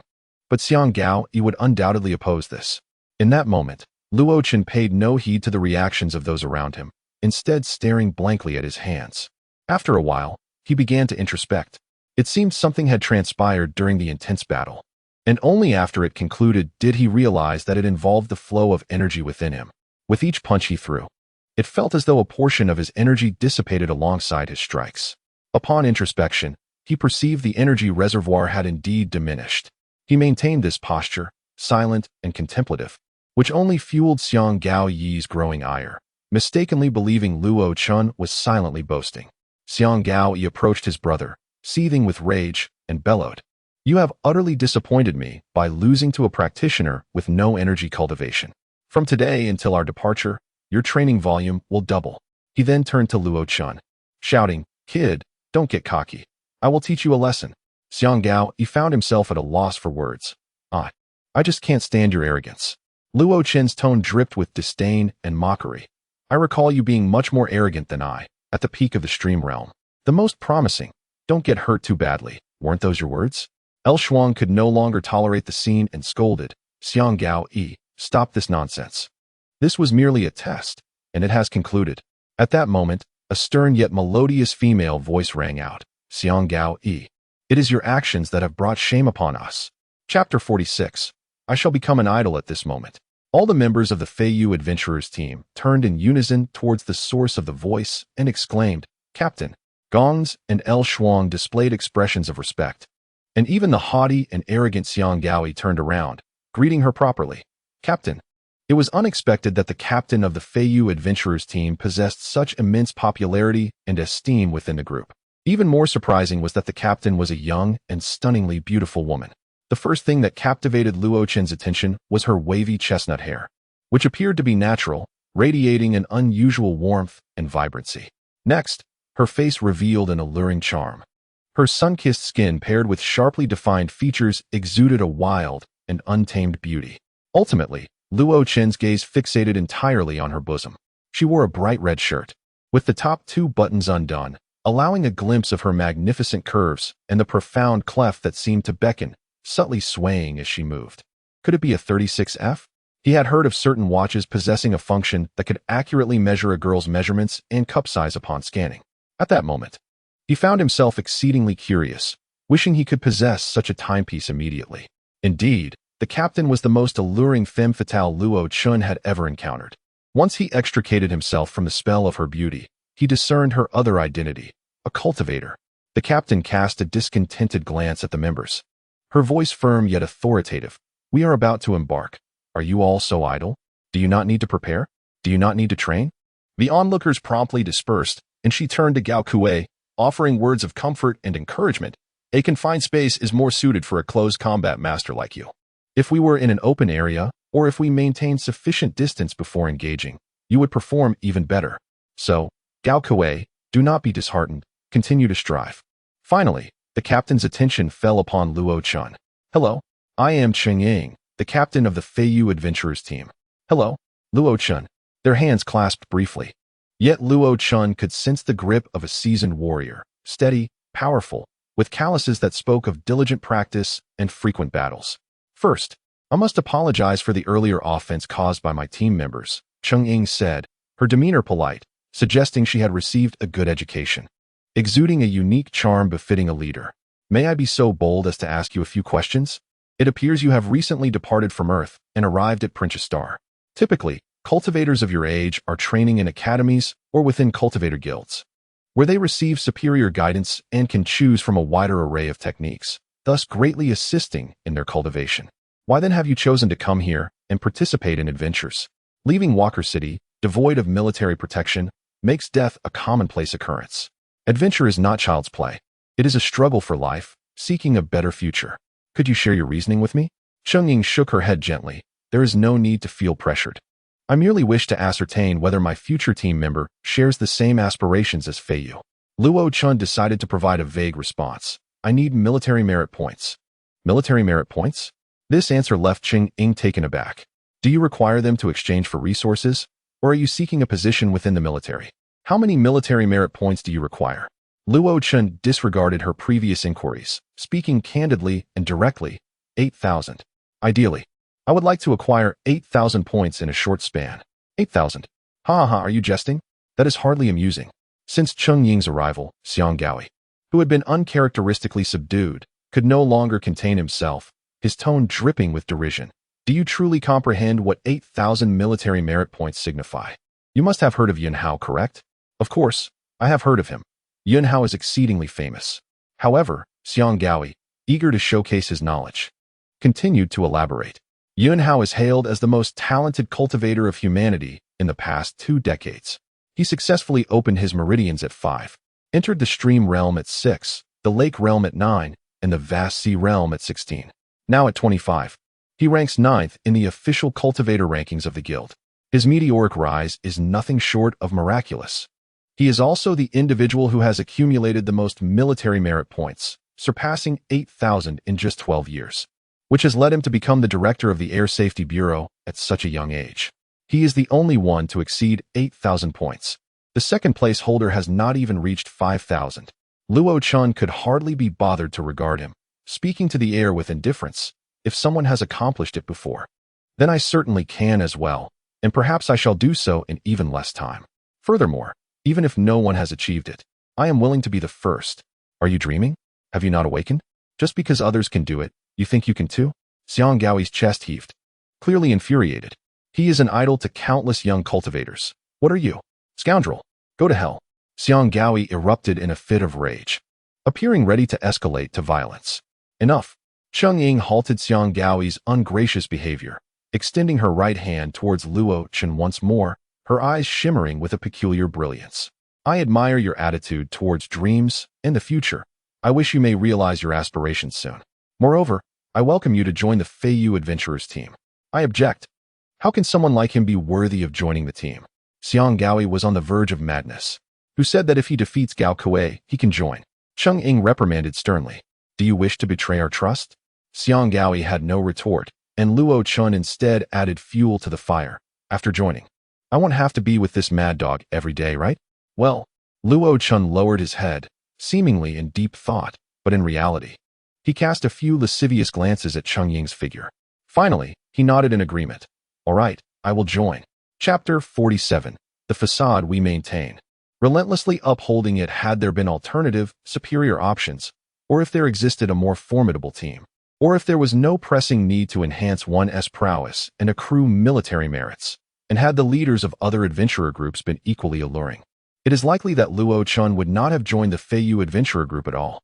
Furthermore, Xiang Gaoi mockingly urged him to secure insurance, suggesting that if he were to perish, at least he could leave some financial support for his family. Yet this was met with a blatant disregard.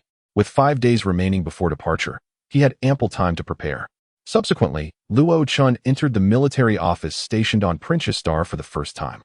The collective military force of humanity is referred to as the military, yet it is fundamentally divided into 2 distinct systems. The armed forces of the 5 administrative regions on Earth and those of various colonial planets operate under local governance, primarily tasked with regional security and defense.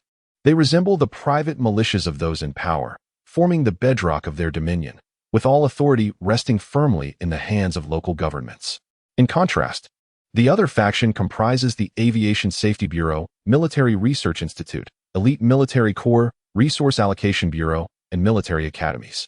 These entities are independent of any singular authority, operating as an organic whole, responsible for the safety and advancement of humanity, truly embodying the guardians of mankind and the genuine military force.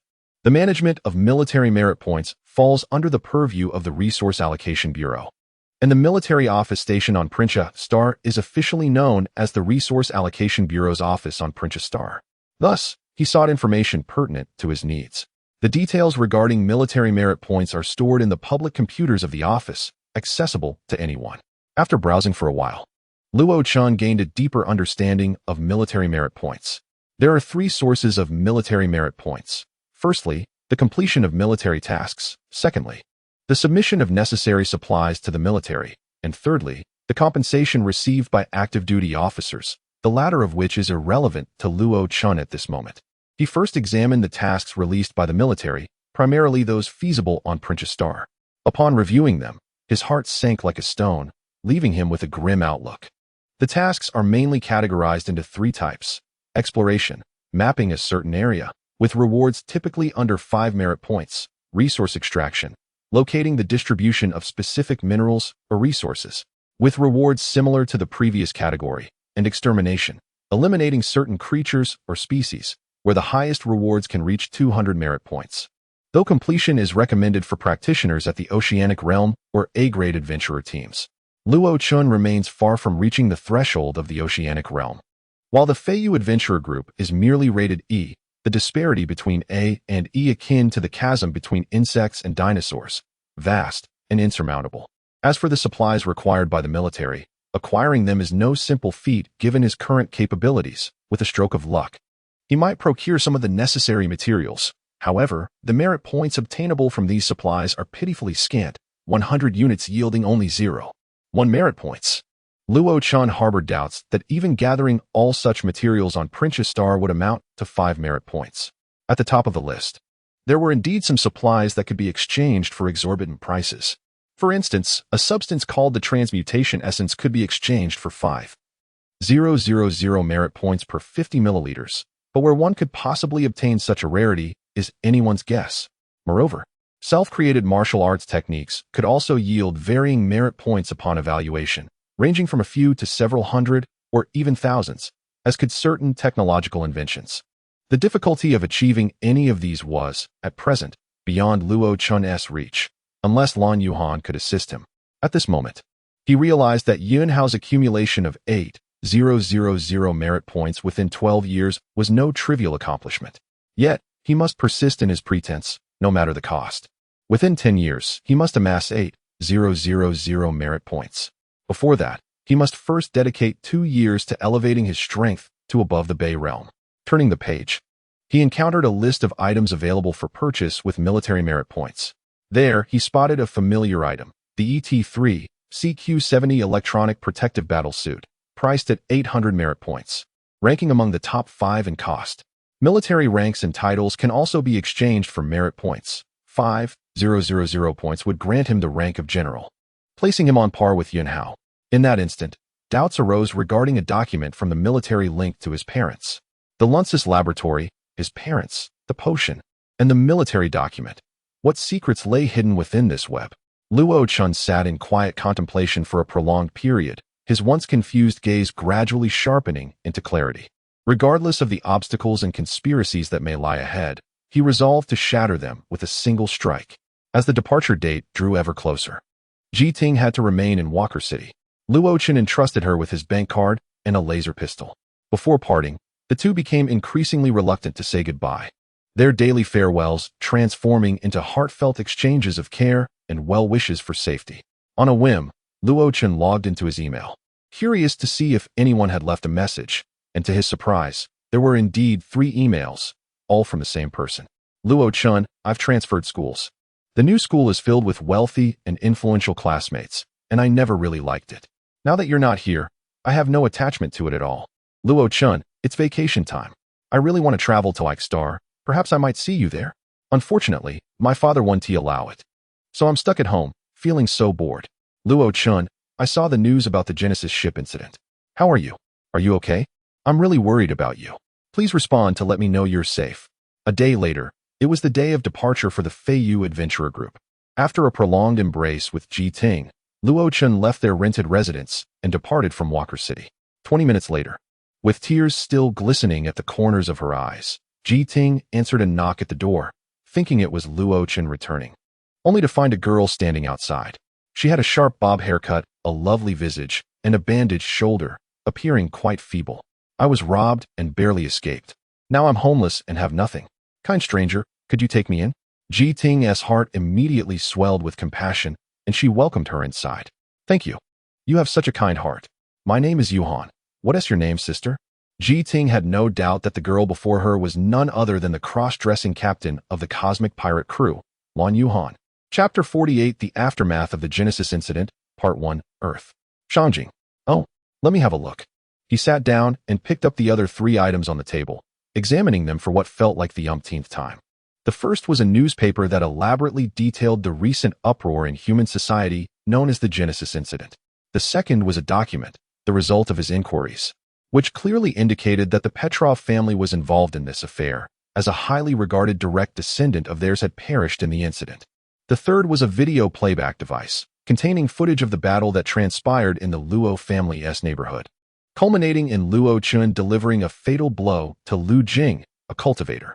As he meticulously pieced together these clues, he found himself deep in contemplation. Luo Chun was certainly not a cultivator. How could he have killed Lu Jing in such a manner? According to information from the Cultivators Guild, all cultivators aboard the Genesis had perished. Why had Luo Chun survived? What role did he play in the conflict between the Cosmic Pirate Group and the Petrov family? The investigation into the Lunsis Laboratories closure had yielded no further information. Why had Luo Chun's parents been apprehended? And was he aware of the underlying truths? After a prolonged period of reflection, he finally resolved to act. Shortly thereafter, the cultivator hired by the company entered his office. I have some items I wish to convey to the Petrov family. Do you have the means? Boss, I will do my utmost. It concerns the Genesis incident. That should be manageable. They are currently conducting a thorough investigation and are feverishly gathering clues from various channels.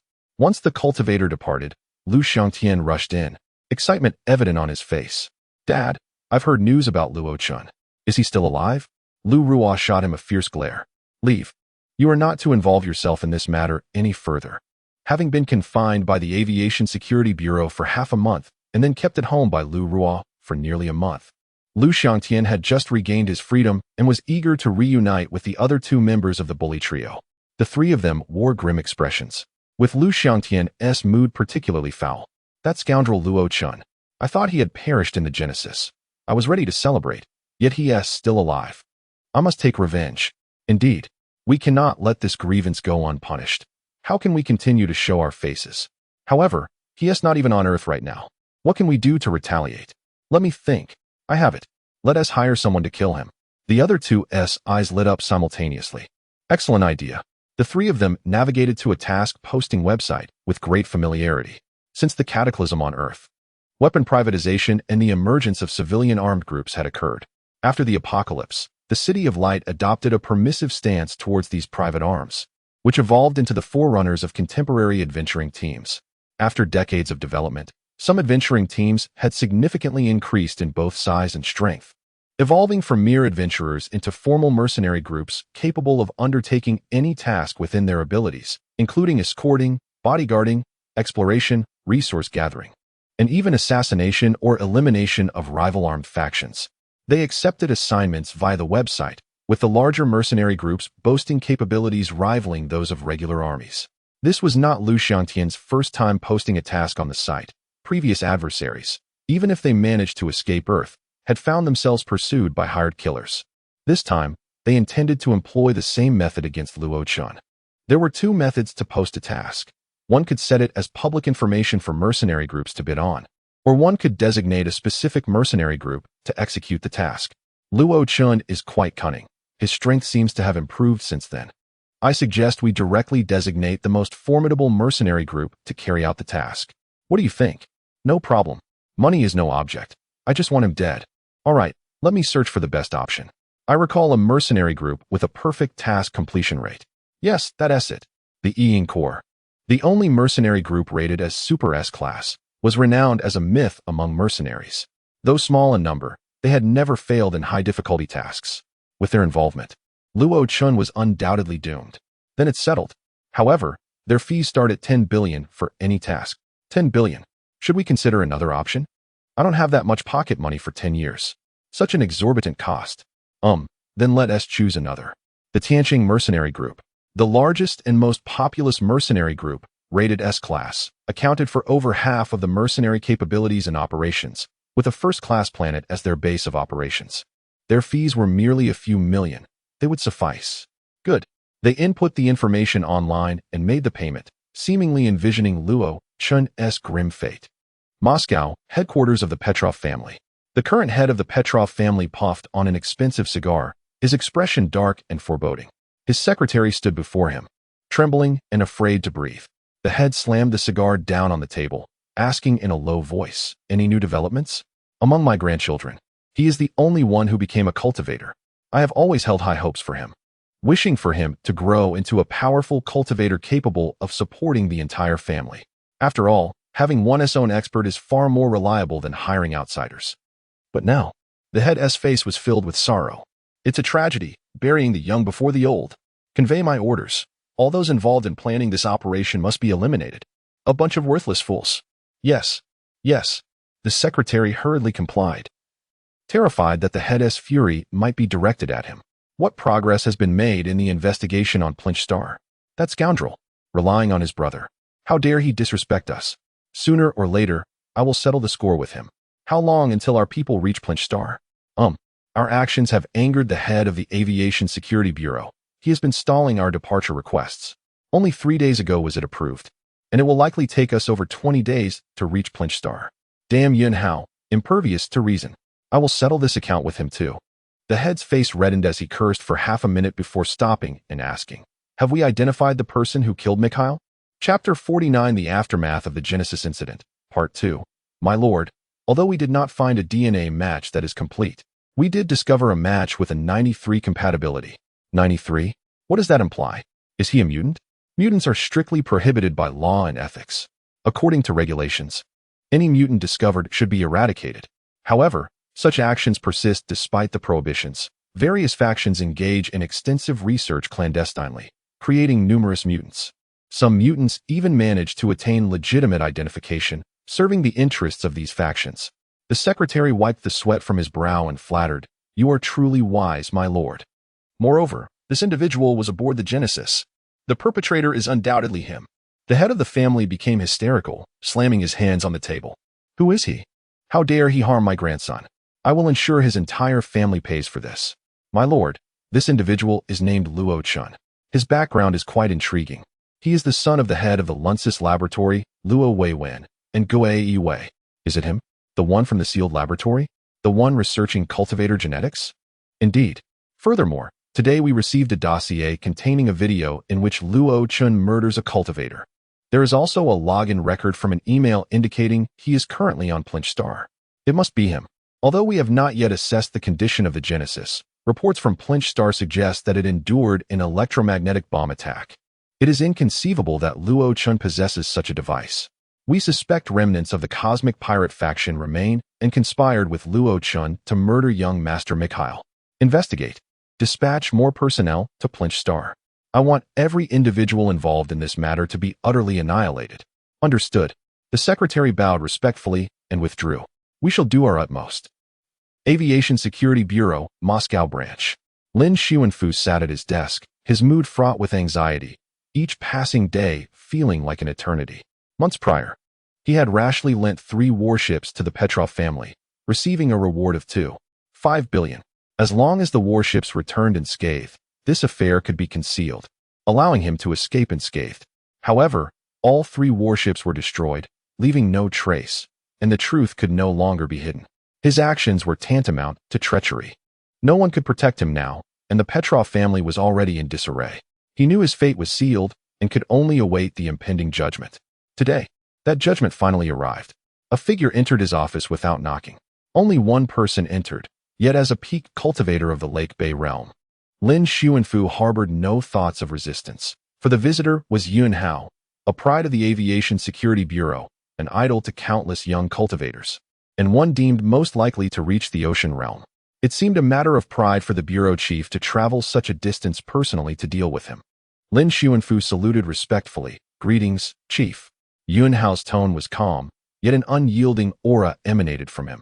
"Had you been a touch wiser, I believe our situation would be more favorable. You have disappointed me. Tell me, what rationale did you have for your actions?" "Money. I do not believe it. A peak cultivator of the Lake Bay realm, a branch chief of the Aviation Security Bureau, would lack for that too. 5 billion.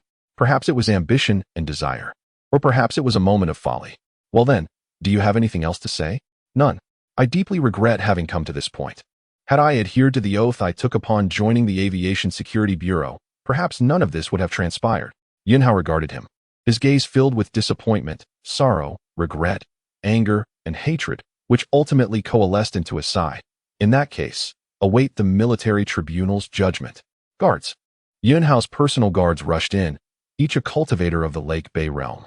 They disarmed Lin Xuanfu, shackling him with special handcuffs designed for cultivators, and administered a capsule that rendered him incapable of harnessing his original force, costing 200 military merit points. He was imprisoned, awaiting his trial. "Lin Xuanfu, today is the day of your trial. Come with us." "Lin Xuanfu, the military tribunal's Supreme Court pronounces that you have betrayed military interests, resulting in severe consequences, akin to treason. You are sentenced to death, to be executed immediately. Lin Xuanfu, don the hood and follow us. Today is the day of your execution." "Lin Xuanfu, you are already dead." Upon hearing these words, Lin Xuanfu was taken aback, yet felt the handcuffs loosen and the hood removed. However, before him lay only impenetrable darkness, an environment where he could not see his own hand. In the shadows, an ancient voice resonated. "Lin Xuanfu, you are dead.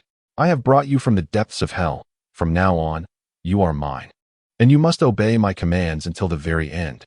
The tone of the voice remained steady, yet its intensity escalated, culminating in an overwhelming force that Lin Xuanfu felt surpassed even Yun Hao's. This presence was undeniably the most formidable he had ever encountered. He could not discern from where in the darkness the voice emanated. "Who are you?"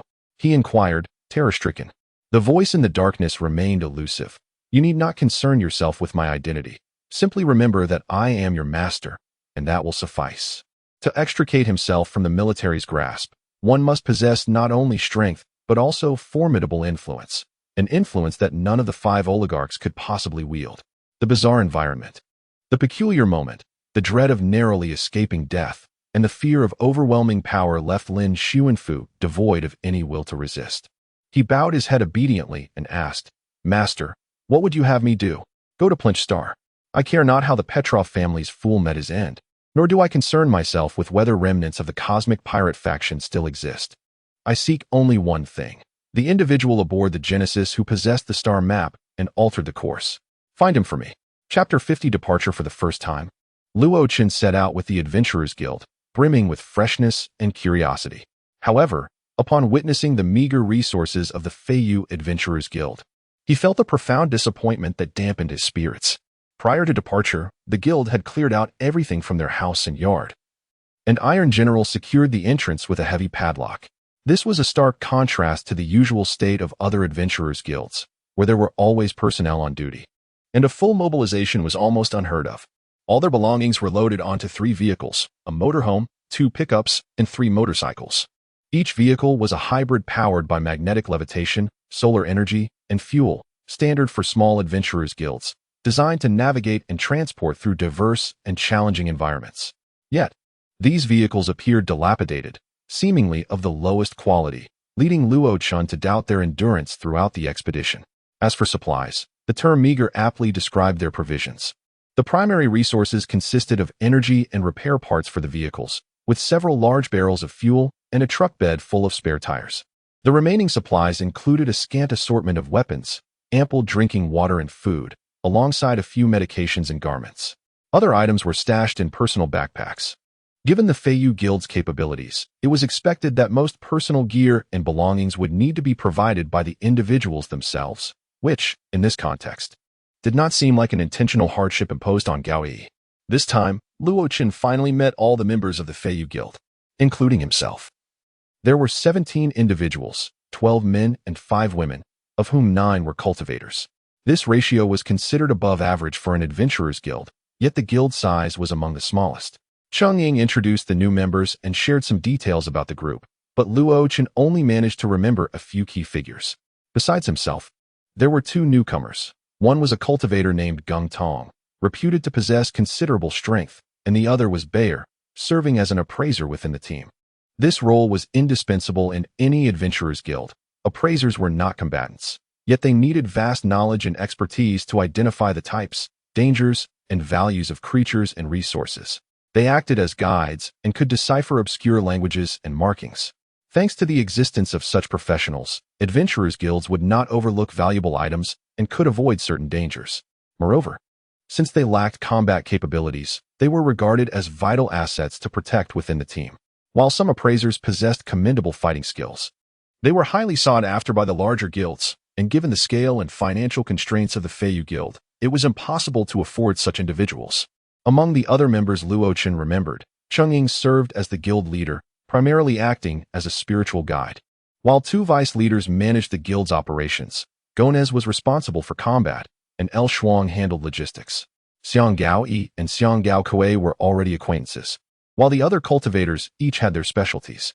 The team also included 6 ordinary fighters, primarily armed with firearms, whose combat capabilities were sometimes comparable to those of cultivators in various complex environments.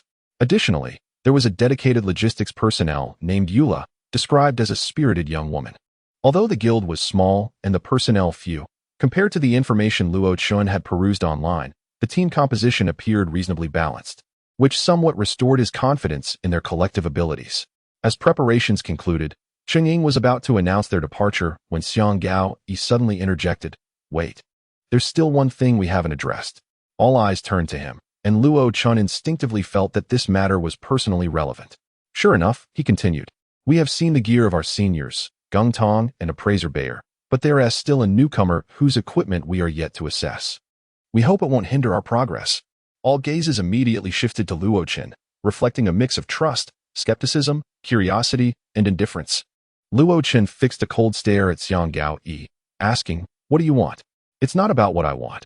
It's about your responsibility to our team," Xiang Gao Yi asserted, his demeanor radiating righteousness.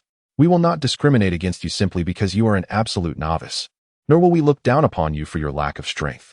However, you must demonstrate your commitment and prove that you are worthy of being part of our team. Even logistical personnel must be equipped adequately to ensure their safety and survival in complex environments. Otherwise, you would merely be a burden to the team. It would be better for you to leave sooner, for your sake and ours."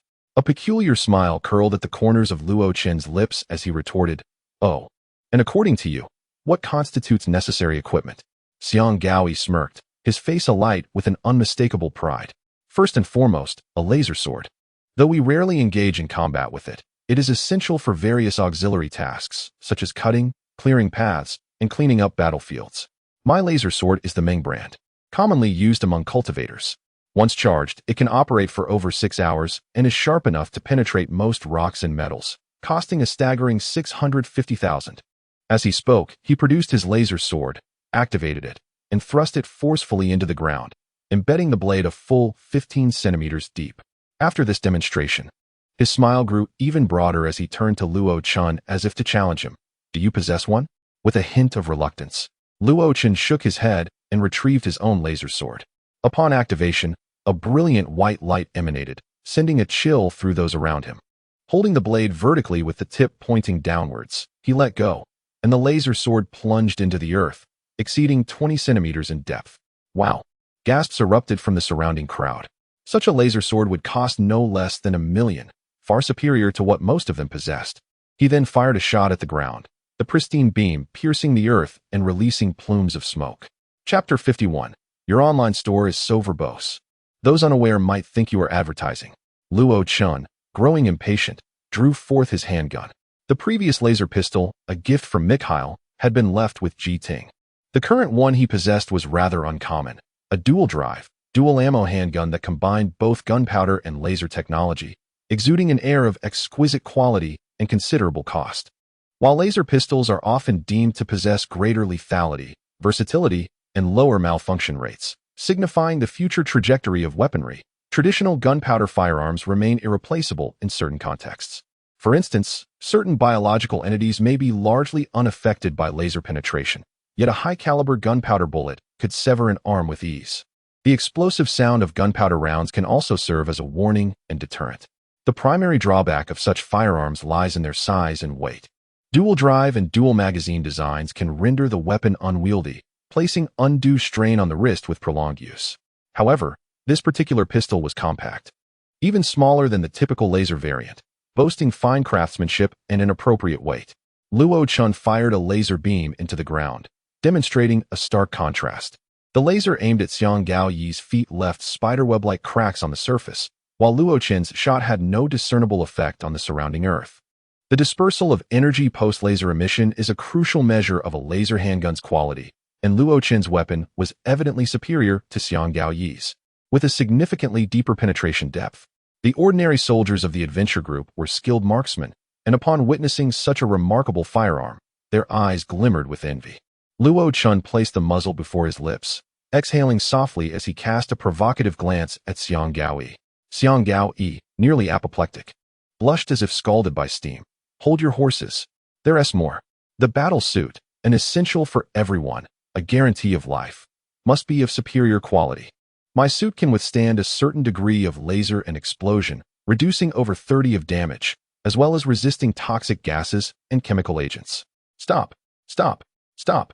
Luo Chen interrupted with exasperation. Are you reciting a commercial? Is there no end to this? Are you running an online store? Shall I have the link? I might spare some time to peruse your business.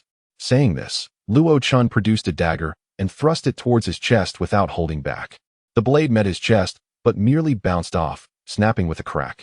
Rolling his eyes, he shot a sidelong glance at Xiang Gaoyi, mockingly stating, "Don't focus on the advertisement. Observe the efficacy." The battle suit serves as a vital line of defense for personal safety, with each suit possessing its own weaknesses and flaws. Even Mikhail's ET-3 CQ-70 electronic protective suit is not exempt from this rule. Thus, unless one possesses complete trust in their comrades, the functions and characteristics of their suits are typically kept confidential.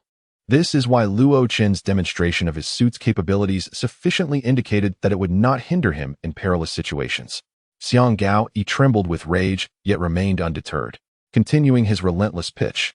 And then there's the watch, a necessity for survival in the wild. He halted mid-sentence, glancing at Luo Chen's watch, which appeared to surpass his own in quality. With a cunning glint in his eye, he pressed on. And what about emergency rescue supplies? Do you possess any? At that moment, the seasoned members of the Feathers Adventure Group could no longer hold their tongues. Emergency rescue equipment or supplies are essential for sizable, well-resourced adventure teams. In combat, when one is injured and cannot receive immediate assistance, such supplies become invaluable.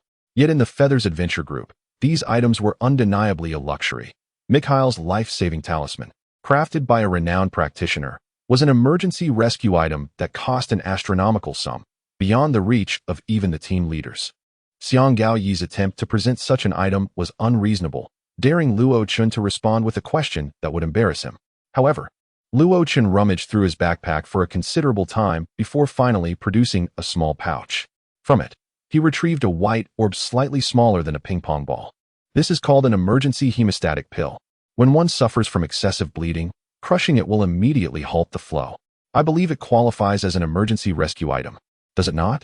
Everyone stared in astonishment at the small orb, momentarily speechless. Yes, it certainly qualifies, being among the most basic emergency rescue supplies. Yet each costs over $1 million. While it might be cheaper on Earth, in a place like Princess Star, teeming with adventure groups and high mortality rates, it is undeniably a luxury item intended for one-time use, priced several times higher than on Earth. Luo Chun, the newcomer, had once again earned their admiration. Xiang Gaoyi huffed and puffed, still attempting to speak. But Luo Chun seized the opportunity to extract several emergency hemostatic pills from the pouch. As a newcomer to the Feathers Adventure Group, I am inexperienced in both adventure and combat. I will certainly need your guidance along the way, and I have much to learn from all of you. I hope you will not look down upon me. Before arriving, I made sure to purchase extra emergency hemostatic pills as a small token of appreciation for our meeting. With that, he genuinely distributed the pills to each member of the group.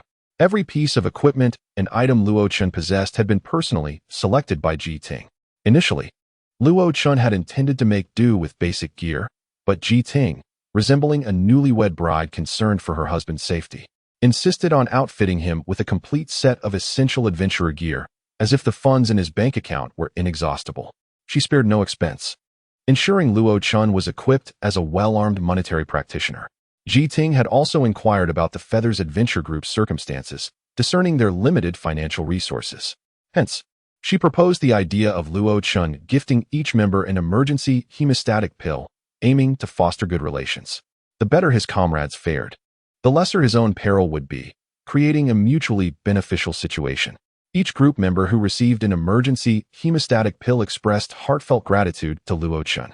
While seemingly inconspicuous, at critical moments, it could very well save a life. Perhaps some might be unafraid of death, but no one wishes to shorten their own life. Even Xiang Gao Kuei received one. However, when the time came for Xiang Gaoyi, Luo Chun feigned surprise, shaking the pouch. "Oh dear, how unfortunate. It appears there are none left for you. My apologies. It was deliberate. Without a doubt, it was intentional." Xiang Gaoyi's face shifted through shades of green and white. Cheng Ying shot him a fierce glare, bringing the farce to an end. "Time is of the essence. Let us depart." Chapter 52. The Dragon-Slaying Adventure Team. Following the recent events, Luo Chun left an impression of wealth, charm, and generosity among the members of the Feiyu Adventure Team, facilitating his integration into the group. Of course, his relationship with Xiang Gaoyi worsened, but he remained indifferent to it. Intriguingly, Xiang Gao Kuei actively chose to sit beside him, displaying a sense of closeness. Luo Chun pondered the reasons behind this and summarized a few key points. Both were of similar age, which naturally fostered common ground. Xiang Gao Kuei, possessing a relatively simple and kind disposition, did not dwell on the outcome of their previous duel. The unique combat style Luo Chun demonstrated piqued Xiang Gao Kuei's interest, leading to a camaraderie born from their confrontation. Moreover, the emergency hemostatic pill further endeared Luo Chun to him. However, being Xiang Gaoyi's brother, a cautious Luo Chun did not completely lower his guard, maintaining a cool demeanor. "Hey, you are quite impressive. Your realm is lower than mine, and without any foundational cultivation, you managed to defeat me. That was merely a coincidence. Just luck on my part.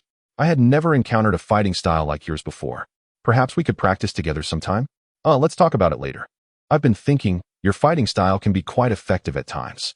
Why not teach me? I believe you should stick to your own techniques. Learning these haphazard styles could be a waste of time and may hinder your own cultivation." "That makes sense. I'll seek your guidance once I break through to the stream realm. We can discuss that when the time comes." Having departed from Walker City 2 days prior, 3 vehicles traversed the desolate grasslands. Xiang Gao Kuei introduced the vast expanse they were crossing, known as the Prinka Prairie, sharing its namesake with the planet itself. The landmass of Prinka constituted 50 of the planet, with 70 of that land enveloped by the sprawling prairie. Compared to the rainy season, most adventure teams preferred the dry season, as visibility was superior and the risk of surprise attacks from enemies diminished. However, during the dry season, water sources were scarce. Currently, in the dry season, the water stored in the pickup truck was their most precious resource. Any misfortune regarding the water could leave them in a precarious situation, potentially leading to their demise on the prairie. The area surrounding Walker City, within a radius of nearly 1,000 kilometers, was frequented by various adventure teams, where dangers were comparatively fewer, allowing for quicker travel. Venturing beyond this zone, their daily progress might dwindle to less than 200 kilometers. Apart from the driver, most team members utilized these 2 days to rejuvenate and relax, with Luo Chun momentarily free from the thrill and terror of adventure, feeling more like he was on a leisurely road trip. Alert! Stay vigilant. At the sound of the warning, Luo Chun's senses sharpened. The one issuing the alert was Ma Fei, a cultivator specializing in sensory techniques, responsible for such warnings, often proving more reliable than radar or infrared devices. Such cultivators were highly sought after by adventure teams. It was said that Ma Fei was a veteran of the Feiyu Adventure Team, known for his loyalty. The others reacted faster than Luo Chun, including Xiang Gao Kuei, as combat personnel gathered around the pickup, ready for battle. Luo Chun, lacking experience, peered through the vehicle's window, attempting to discern the enemy's identity and direction. Xiang Gaoi seized the opportunity to mock him. A novice is a novice. Remember, this is an adventure team, not a sightseeing tour. Several members snickered discreetly. Xiang Gaoi, stifling his frustration, was further aggravated when Gonez added, Luo Chun, remain in the vehicle and observe our combat tactics. This made Xiang Gaoi even more irritable. However, after a few seconds, Ma Fei spoke again. It's the dragon-slaying adventure team. Stand down. The members immediately relaxed. And Xiang Gao Kuei approached Luo Chun, whispering, the dragon-slaying adventure team is somewhat larger than ours, but their strength is comparable. The last time both teams embarked on an adventure, they collaborated well and maintained a good rapport. The dragon-slaying adventure team? Luo Chun mused, recalling that he had previously auditioned to join them. Soon, he spotted their convoy on the horizon. 5 vehicles, 2 more than theirs. Ah, Luo Chun suddenly remembered. How did your last adventure turn out? I see, he thought, realizing that had it not been for this, he might not have been recruited into the team. Cheng Ying and Gonez had already approached, engaging in conversation with the leader of the dragon-slaying adventure team. Having fought side by side, some members shared a bond and gathered to chat amicably. Just as Luo Chun felt a twinge of boredom, someone called his name. Hey, aren't you Luo Chun? Turning, he saw a girl he was not very familiar with, the daughter of the leader of the dragon-slaying adventure team, Xue Xuqing. They were of similar age. She had been present during his audition for the dragon-slaying team and had shown interest in him, even persuading her father to recruit him. However, Luo Chun sensed that the dragon-slaying team was not entirely satisfied with him, leading him to gracefully withdraw. Did you join Feiyu? She inquired. Yes. When you left the audition for dragon-slaying, I told you to come back the next day. That night, I convinced my father not only to let you join us, but to take you under his wing and guide you in your cultivation. Yet you never showed up after that. You really let me down. Xue Xuqing's voice grew increasingly indignant, her face reflecting a mixture of grievance and regret. Luo Chun, utterly perplexed, felt as though he were being unjustly accused of betrayal, eliciting curious and ambiguous glances from those around him. Chapter 53. How can you confront my bravado?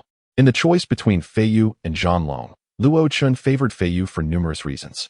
He perceived Feiyu as more eager to recruit new combatants, believing that joining would afford him greater recognition and training opportunities.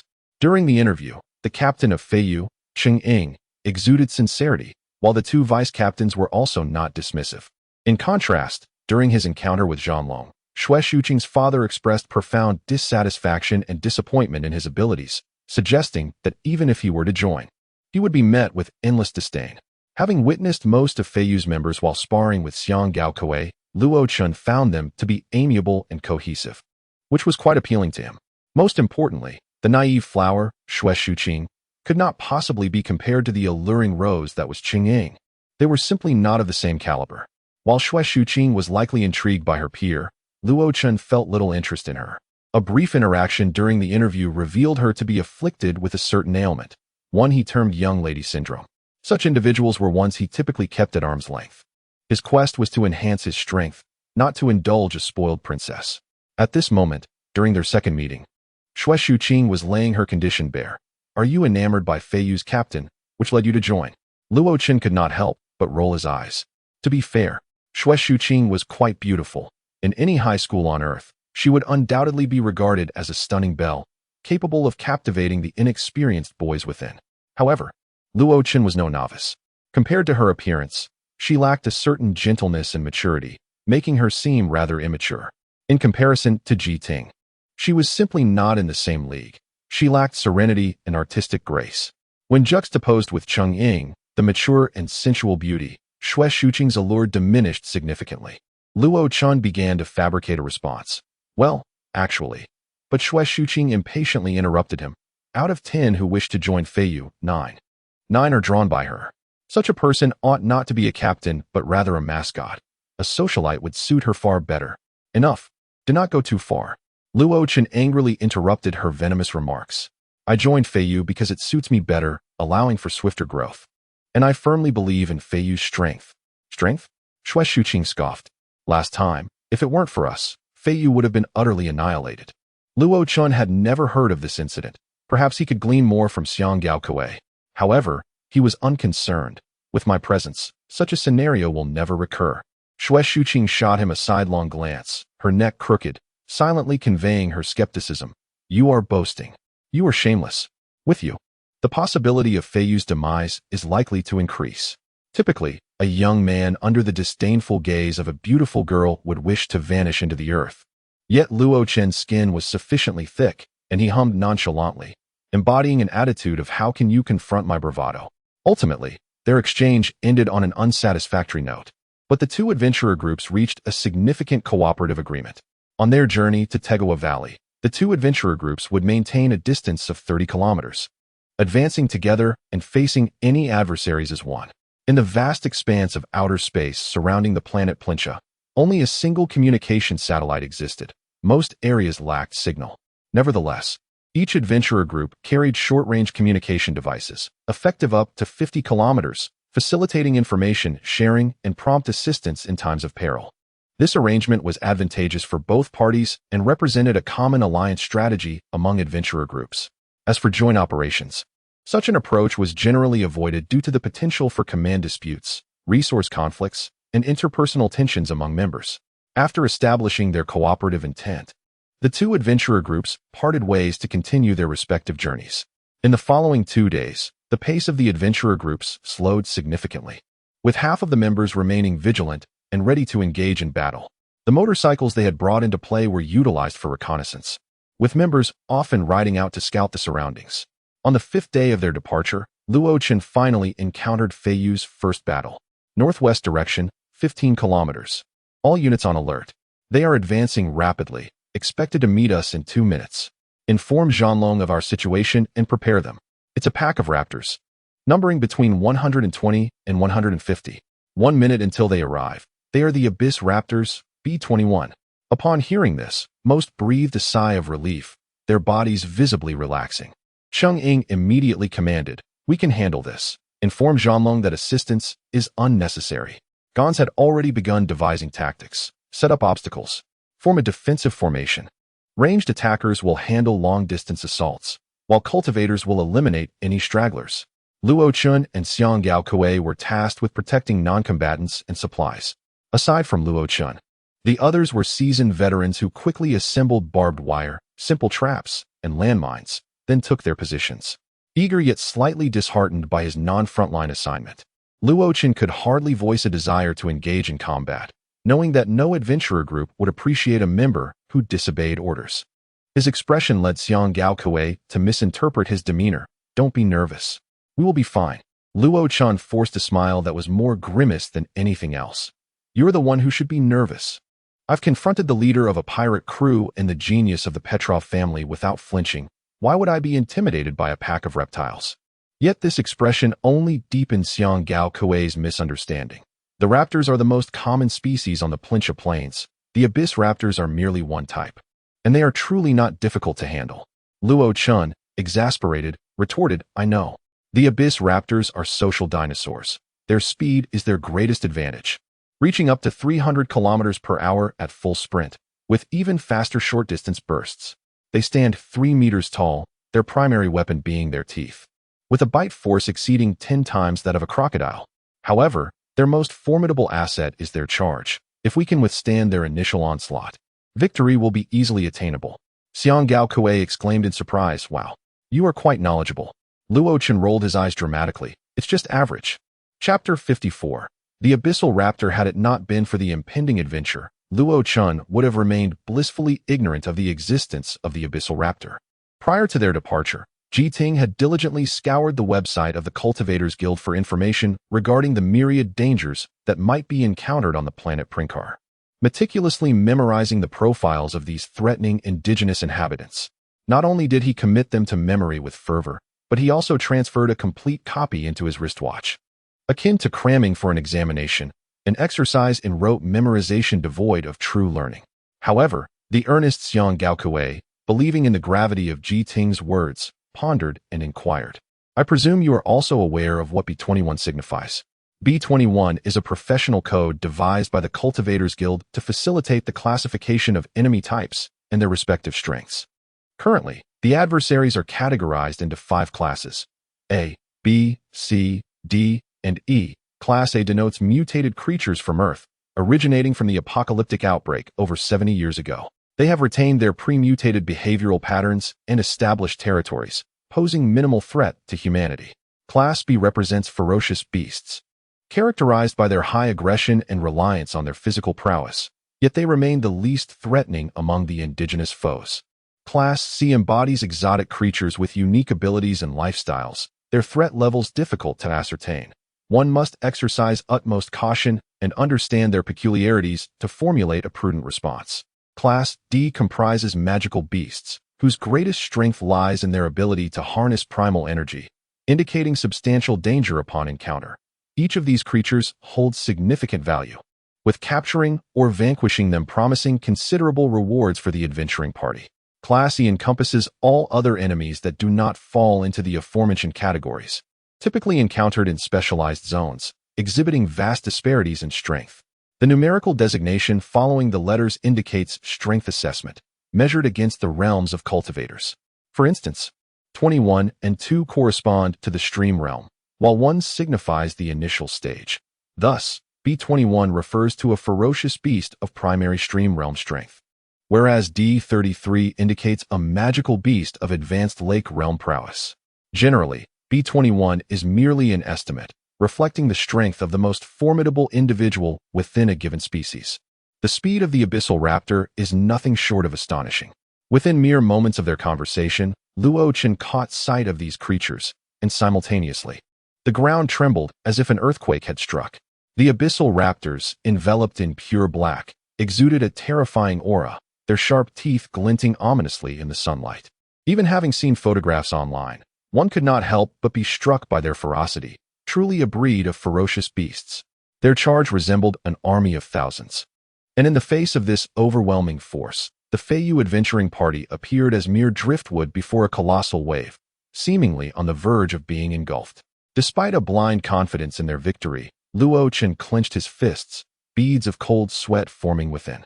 As they entered range, no command was necessary, gunfire erupted. The ordinary soldiers of the Feiyu adventuring party were adept marksmen, capable of utilizing various firearms in diverse scenarios. At present, they had equipped themselves with the most powerful, yet least mobile large-caliber rifles, the only weapons capable of penetrating the tough hide of the raptors and inflicting harm. This also served as a testament to their trust in one another. Exceptional ordinary soldiers could wield influence in an adventure comparable to that of a cultivator. Luo Chen had heard such claims before and had previously been skeptical, but now, he witnessed this assertion manifest beautifully. Nearly every gunshot was accompanied by the thud of a raptor falling, perhaps not delivering a fatal blow. Yet even the robust bodies of these creatures could not withstand the impact after being struck at high speed. Should their muscles or bones sustain damage, their mobility would be compromised, and their threat would dissipate. Had cultivators been tasked with this situation, it would likely require an equivalent number of peak stream realm cultivators to achieve a similar effect, not to mention the significant expenditure of primal energy. Once a third of the raptors had fallen, the cultivators entered the fray. Xiang Gaoi, like Xiang Gaokui, was a practitioner of the Qi cultivation system, employing a common technique known as the Qi blade.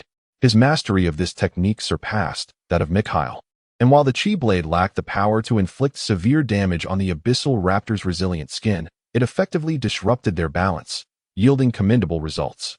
A cultivator named Quan Long, a weapon practitioner skilled in using a longbow, infused each arrow with primal energy. His arrows, enhanced by this energy, were swift, precise, and powerful, rivaling the might of large-caliber rifles. He was arguably the strongest in mid-range combat within the entire Feiyu adventuring party. The newly joined cultivator, Gung Tong, an ice element practitioner, eschewed offensive techniques, instead conjuring patches of frost upon the ground to impede the raptor's speed. Though he did not slay any raptors, his impact on the battlefield was undeniably significant. "Impressive," exclaimed Xiang Gaokui, admiration evident on his face. His control over primal energy has reached an entirely new level. He is truly a formidable lake realm expert. When will I ever attain such proficiency? How enviable. In response to Xiang Gaokui's exclamation of admiration, Luo Chen nodded in agreement. Every application of this cultivator's techniques was impeccably timed, the frost appearing precisely beneath the raptor's feet. Utilizing not a single ounce of primal energy wastefully, a level of mastery attainable only through years of immersion in the craft. Indeed, he was formidable. However, upon hearing that this cultivator was a lake realm expert, Luo Chun felt not elation but rather confusion. Logically, such a powerful individual would never join an adventuring party like Feiyu. Even parties 2 tiers superior would vie for such talents. Thus, why had he chosen to ally with Feiyu? Could it truly be, as Xue Shuqing had suggested, that it was for the beauty of the leader, Xingyun? Over the past 5 days, Luo Chun had been discreetly observing each member of the team, noting that most regarded Xingyun with respect, affection, or admiration. While only Xiang Gaoi exhibited clear romantic interest, his gaze often lingering on her prominent assets. The others displayed little in the way of romantic inclination. It all seemed rather peculiar. The strategically placed obstacles and traps bore fruit. Some raptors triggered landmines, meeting a gruesome fate, while others fell into deep pits, reduced to pulp. The remaining raptors were compelled to navigate around barbed wire, pits, and flames, their detours resulting in diminished speed and momentum. Yet, the most astonishing revelation on the battlefield for Luo Chun was that their leader, Xingyun, had joined the fray. Chapter 55. Even with a swollen face. She still comes. Xingyun appeared to have a profound affinity for the color red, frequently donning a striking red shirt, complemented by her crimson locks, which rendered her alluring and captivating. Her weapon of choice was an impressive battle axe, measuring 1.5 meters in length, glimmering with a silver sheen, indicative of its exceptional quality. Her skin transformed into a vivid scarlet hue, radiating an unusual red glow, enhancing her bizarre allure. In an astonishing display, she engaged in close combat at the forefront of the team, brandishing her battle axe against the velociraptors. This scene left Luo Chun utterly astounded. He had anticipated that the skirmish would culminate in the distant annihilation of the velociraptor horde, but instead, he was treated to an exhilarating climax. The slowed velociraptors were no match for Xingyun's melee prowess. With each swing of her axe, they fell like souls claimed under the blade. She was indeed a ferocious female Tyrannosaurus. Do you not think the captain fights akin to a female Tyrannosaurus? Xiang Gaoi suddenly displayed an understanding demeanor. When I first witnessed the captain's martial grace in battle, I felt the same way, and from that moment on, I held an unwavering admiration for her. Martial grace? More like a specter. Luo Chun pondered, perplexed. What could possibly cause such a potent surge of primal energy? Why has her skin transformed in such a manner? As if her blood were pooling beneath the surface? The captain's cultivation technique is exceptionally unique and rather obscure. It channels the primal energy to agitate the blood, rendering it feral, which in turn amplifies her physical attributes. Xiang Gaoi's eyes sparkled with admiration. Suddenly recalling something, he added, however, you must never utter the words female Tyrannosaurus in her presence, or you shall find yourself in dire straits. With Xingyun's participation, the battle swiftly became one-sided. Soon, only a handful of velociraptors remained, struggling to regain their speed. Even when they mingled with the crowd, they found themselves ineffectually circling around, like fools. The intelligence of ferocious beasts is generally low, a fact that humans exploit to make them easier to manage. As the battle neared its conclusion, Luo Chun, though not directly engaged, felt exhilarated by the spectacle, believing he had gained considerable insights. However, within the Feiyu Adventurers Guild, one individual remained preoccupied with him. Wait, there's no rush to eliminate the remaining ones. Xiang Gaoi first halted the slaughter, then cast an insidious glance at Luo Chun. In our team, there is someone who is yet to contribute. Such a situation seems rather inappropriate, does it not? I am quite eager to witness his performance in battle. Everyone understood his implication, their gazes shifting toward Luo Chun. He was still a newcomer. Let him observe the battle first. It would be beneficial for his growth. Gong Nisai interjected. A newcomer? We venture into peril daily. Are we to risk our lives merely to nurture a novice? Xiang Gaoi shouted, pointing at Luo Chun. Do you wish to earn your share of the reward as a mere spectator? How shameless. The reward distribution within the Feiyu Adventurers Guild was structured so that each member received a fixed share of 1, reserving 20 for team development. Those who perished or were maimed received a 5 subsidy, with the remaining income distributed based on contribution, overseen by the vice captain, El Shuang. In essence, even if Luo Chun contributed nothing, he would still receive one of the total earnings from this adventure. If he were to do so, he would likely feel a pang of guilt. Xiang Gaoi's repeated provocations incited Luo Chun's ire, leading him to coldly retort, What do you intend to do? Leave the remaining velociraptors to you? If you eliminate them, it would prove you are not a deadweight in the team. Xiangyao smirked. Of course, if your skin is thick enough, I suppose there is no remedy. The one share might as well be fed to the dogs. This was clearly a provocation, and it was decidedly unfair. With 10 velociraptors left, demanding Luo Chun to eradicate them exceeded his capabilities and responsibilities. No one believed Luo Chun would fall for it. Demonstrating value within the team didn't necessitate his participation in this battle, as opportunities would abound in the future. Furthermore, with the emergency blood-stopping pills each member possessed, no one could label Luo Chun as a slacker, nor would they contest the distribution of that one. Yet, to everyone's surprise, Luo Chun stepped forward. You claim I have a thick skin?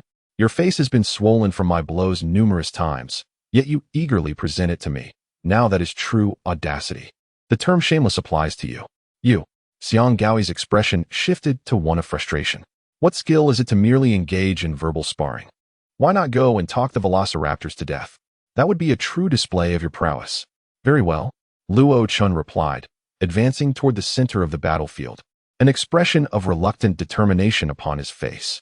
I have always wished to integrate with the team, to fight alongside everyone. Now that the opportunity has arisen, I shall contribute.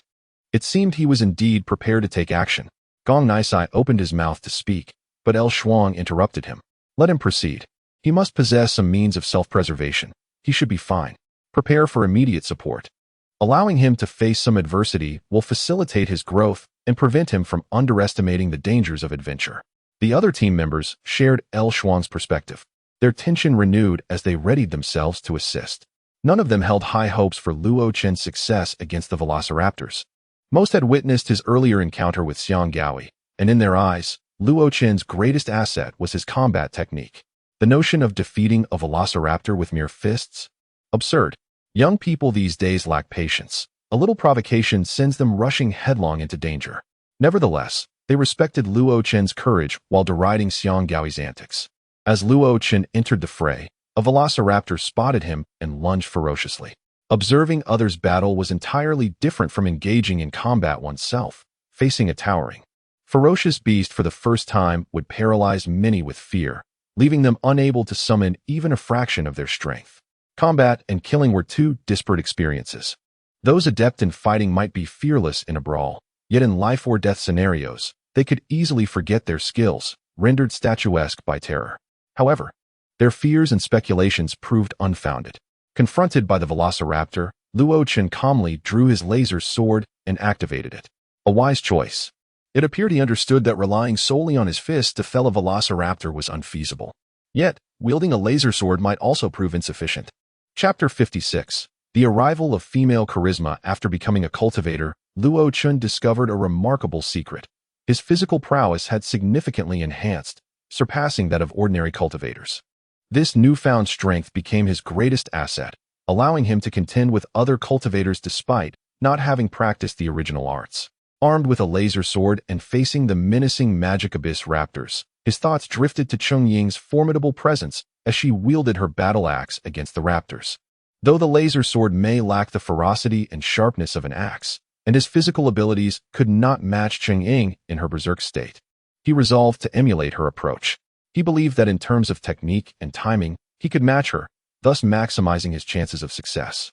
With bent knees and the laser sword poised at his side, he adopted a stance conducive to unleashing a powerful strike.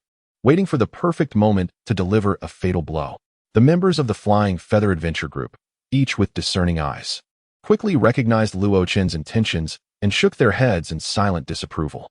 To mimic the leader, one must possess the explosive power, speed, and strength of the leader. Otherwise, success would be unattainable.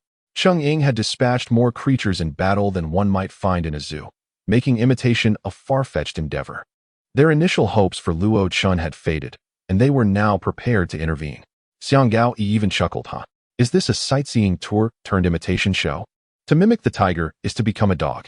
In his view, even with timely rescue, Luo Chen would surely be injured and embarrassed, fulfilling his own objectives. If misfortune struck and Luo Chen were to be slain by the raptor, that would be even better. As expected, an unforeseen occurrence unfolded. Chongying, the most experienced and knowledgeable in close combat within the Flying Feather Adventure Group, held no expectations before Luo Chun made his move. Yet, the moment he struck, her perception shifted. Even she could not have executed a more perfect and graceful maneuver. However, such finesse did not guarantee success. Without sufficient strength, the laser sword could not pierce the resilient hide of the raptor, let alone slay it. Gripping her battle axe, she stepped forward, feeling her blood surge as she entered a state of frenzy. Should the situation worsen, she could reach Luo Chun in a mere second to provide assistance. Confident that nothing grave would occur, as the laser sword met the raptor's neck, Cheng-Ying propelled herself forward, but then abruptly halted, standing frozen in astonishment as her battle axe fell to the ground, raising a cloud of dust. The marksmen, who had prepared to pull the trigger, withdrew their fingers from the triggers, while the cultivators ready to unleash their original techniques let their energies dissipate. The events unfolding on the battlefield were a profound surprise to each of them. Luo Chun's laser sword effortlessly glided through the raptor's neck, and he gracefully pivoted to evade the raptor's advancing body, landing lightly on his feet. Cheng-Ying had to concede that Luo Chun had achieved what she had, albeit with a nonchalant elegance, while her own display was one of brutal artistry. The difference in their grace was stark, even after years of close combat. She could not match his ease. Xiang Gaoyi struggled to believe the reality before him, rubbing his eyes in disbelief, yet the scene remained unchanged, prompting him to mutter, "How can this be?" To bolster his own confidence, he forced out a few words. "A fluke. It must be a fluke." After the initial shock, the subsequent scenes began to feel almost routine to the group members.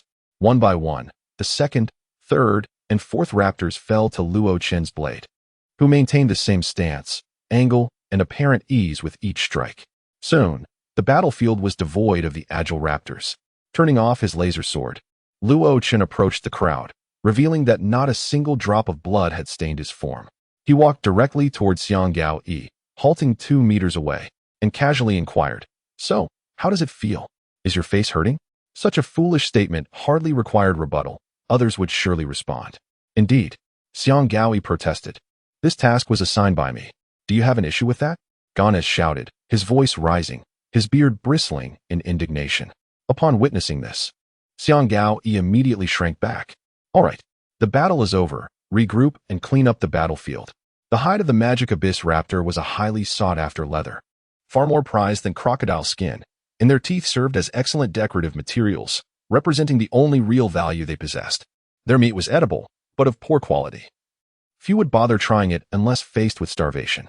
Cleaning the battlefield proved more time-consuming and laborious than the battle itself, as the injured raptors had to be dispatched and the spoils carefully preserved. Almost everyone engaged in this task, including Luo Chun, had resources been tight, or if the adventure group had been affluent, they might have dismissed these remnants. Yet for the Flying Feather Adventure Group, every morsel counted. After distributing emergency blood-stopping pills, the group regarded Luo Chun with newfound respect. Having demonstrated his prowess, they wholeheartedly accepted him as part of their ranks. In truth, after slaying 10 raptors, his sword arm was nearly exhausted. Had it not been for his exceptional muscle control, he might have involuntarily begun to tremble. Even repeatedly cleaving through 10 pig heads would inflict considerable strain, let alone the formidable magic abyss raptors. Nevertheless, he paid it no mind. Reveling in the astonished gazes of his companions and relishing Xiang Gaoyi's chagrin. As twilight descended and they finished dinner, Cheng-Ying sought him out for a stroll, further enhancing his sense of accomplishment. Catching a glimpse of Xiang Gaoyi's envious, murderous glare only added to his elation. As the evening approached, the allure of female companionship was undeniable, and it was a force that could not be resisted. Chapter 57. Cheng-Ying's troubles during the dry season on the Prinkar Prairie. Even the nighttime temperatures soar above 30 degrees. Fortunately, as darkness falls, a gentle breeze often sweeps through, alleviating some of the oppressive heat. Water is the most precious resource during this season, while the vast prairie is dotted with wetlands, lakes, and rivers. These areas remain firmly under the control of various adventure groups and the Prinkar Star military. Those wishing to access these resources must part with a considerable sum, often exceeding the total earnings of the Feather Adventure Group from a single expedition. Consequently, all the fresh water carried by the Feather Adventure Group is reserved solely for drinking. Regardless of age or gender, anyone wishing to bathe must wait until they reach the special depressions. Even Cheng-Ying, the team leader and a striking beauty, is no exception and enjoys no privileges. After more than 5 days of travel, Luo Chun is enveloped in the stench of sweat, and he is even somewhat repulsed by himself.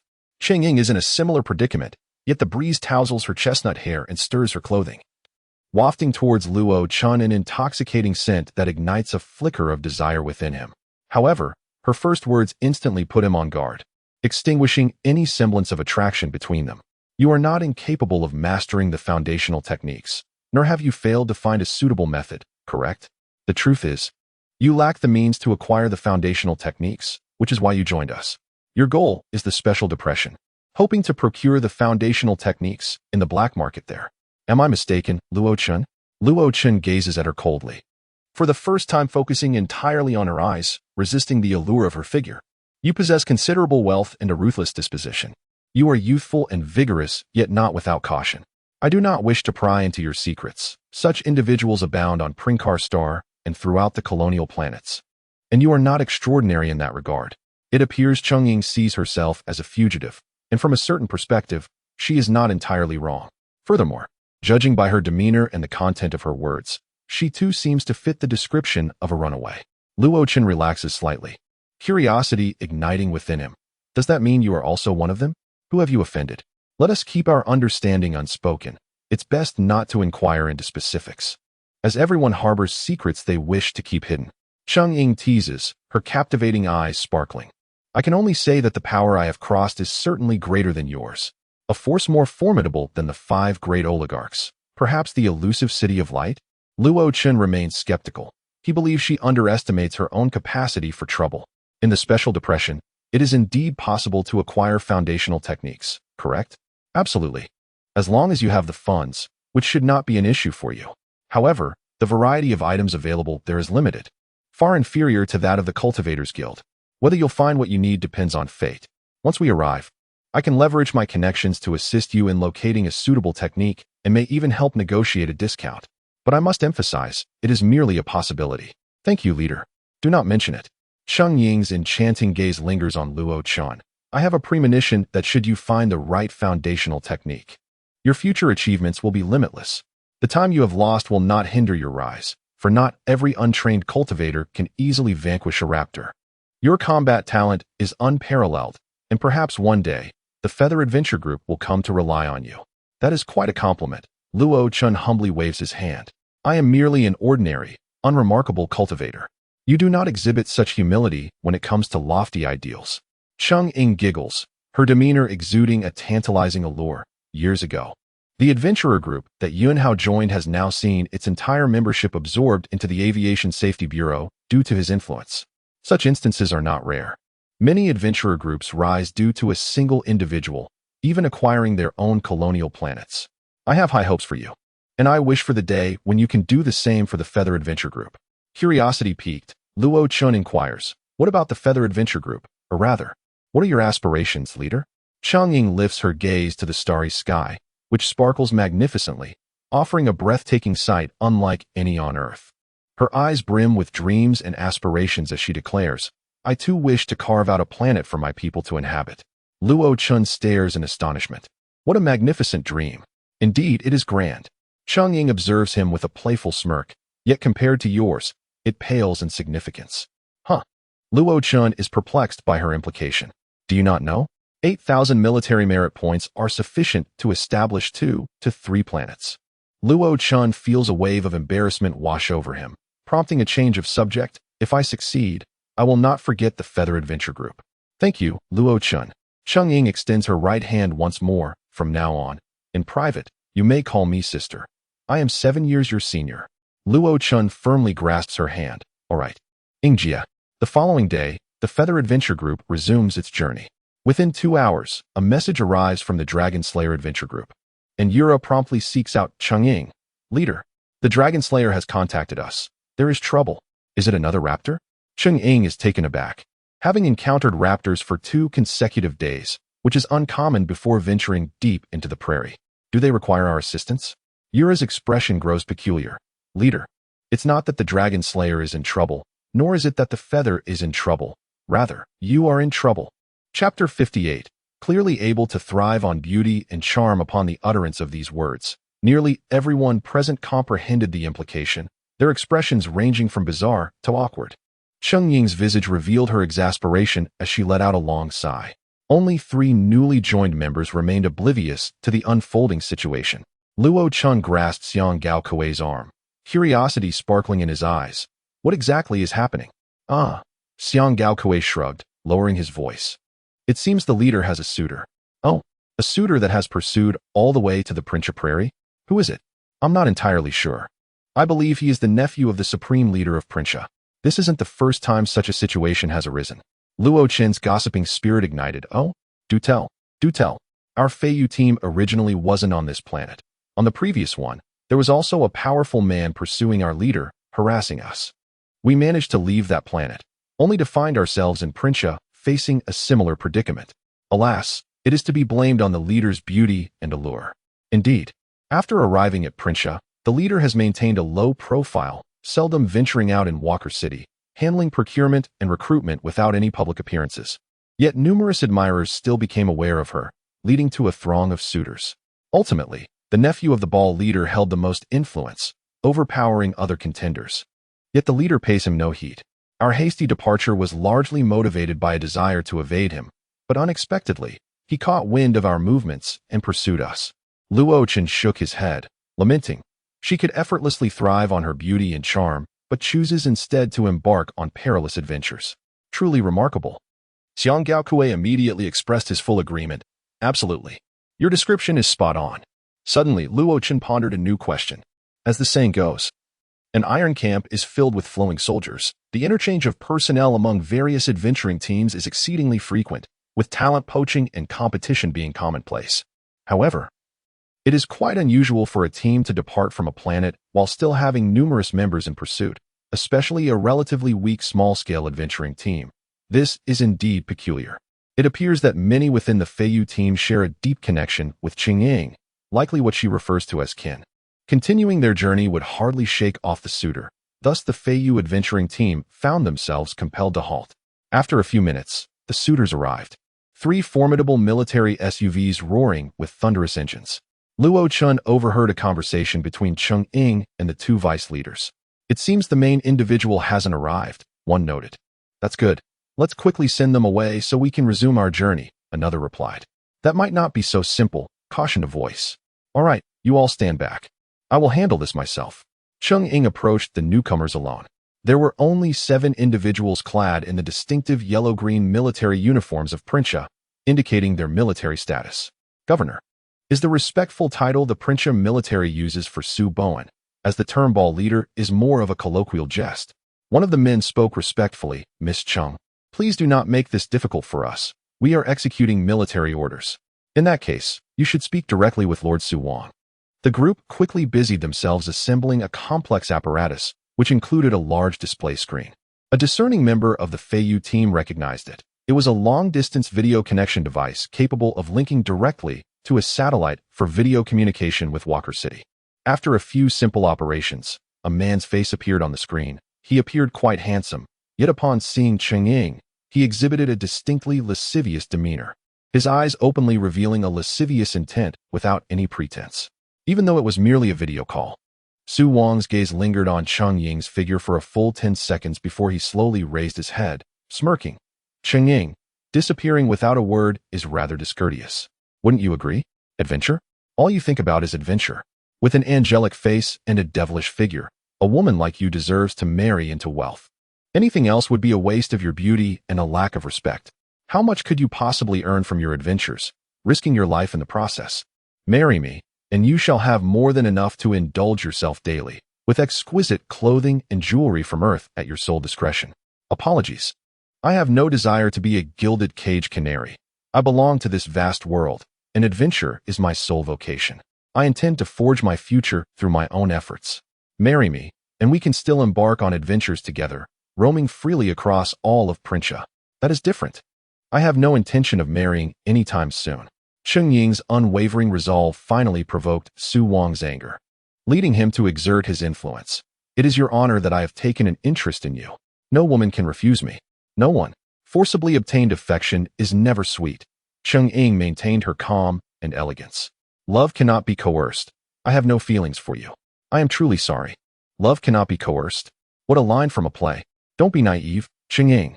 Su Wang waved his arms dramatically, exuding an air of someone who believes the world is his to command. There is nothing beyond the grasp of power. You and I are the same. At 24 years of age, you are well past the age of dreaming. Surely, you understand this truth? Xingyun merely shook her head slowly, without dreams. What distinguishes a person from a raptor? Do not toast to me and then drink punishment wine. Su Wang leaned back in his chair, tapping his fingers rhythmically against his thigh, his brow furrowed. With a single word, I could render your Feiyu team immobile. Both Walker City and the Tiga Basin are under the dominion of the Su family. You should contemplate this carefully. This was a blatant threat, yet Xingyun remained unfazed. I am sorry. Then, she turned to leave, and had it not been for the ensuing events, the negotiation would have ended there. However, Xiang Gaoyi suddenly interjected, hastily saying, Leader, do not act impulsively. Lord Su Wang, please do not take offense. We will deliberate on this matter further. Chapter 59. The mind is a precious asset. Xiang Gaoyi's words left everyone in a state of disbelief. Xingyun, usually composed and unruffled in any situation, now bore a deep frown, her face reflecting profound disappointment, anger, and fatigue. The members of the Feiyu adventure team were in an uproar. It was evident that Xiang Gaoyi had committed an unforgivable blunder, disregarding the leader's authority and signaling to outsiders that the team was disunited, introducing uncontrollable variables into the situation. After the initial outburst, anger ensued, with all eyes fixed on Xiang Gaoyi, including his brother, Xiang Gaokui, who looked equally discontented and shocked. The 7 soldiers who had arrived exchanged amused glances, clearly entertained by the unfolding drama, while Su Wang appeared intrigued, eagerly anticipating the internal conflict and chaos within Feiyu. Xiang Gaoyi approached the screen and bowed slightly.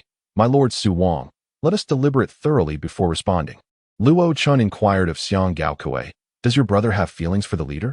Xiang Gaokui hesitated, pondering before replying. Perhaps there is some truth to that?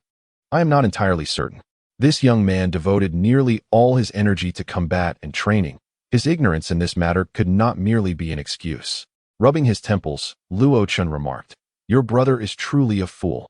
Surprisingly, Xiang Gaokui did not retort, instead mirroring Luo Chen's action, clearly distressed and embarrassed. The members of the Feiyu adventure team gathered together, yet after a prolonged silence, no one dared to speak first, their gazes fixed on Xiang Gaoyi, filled with murderous intent.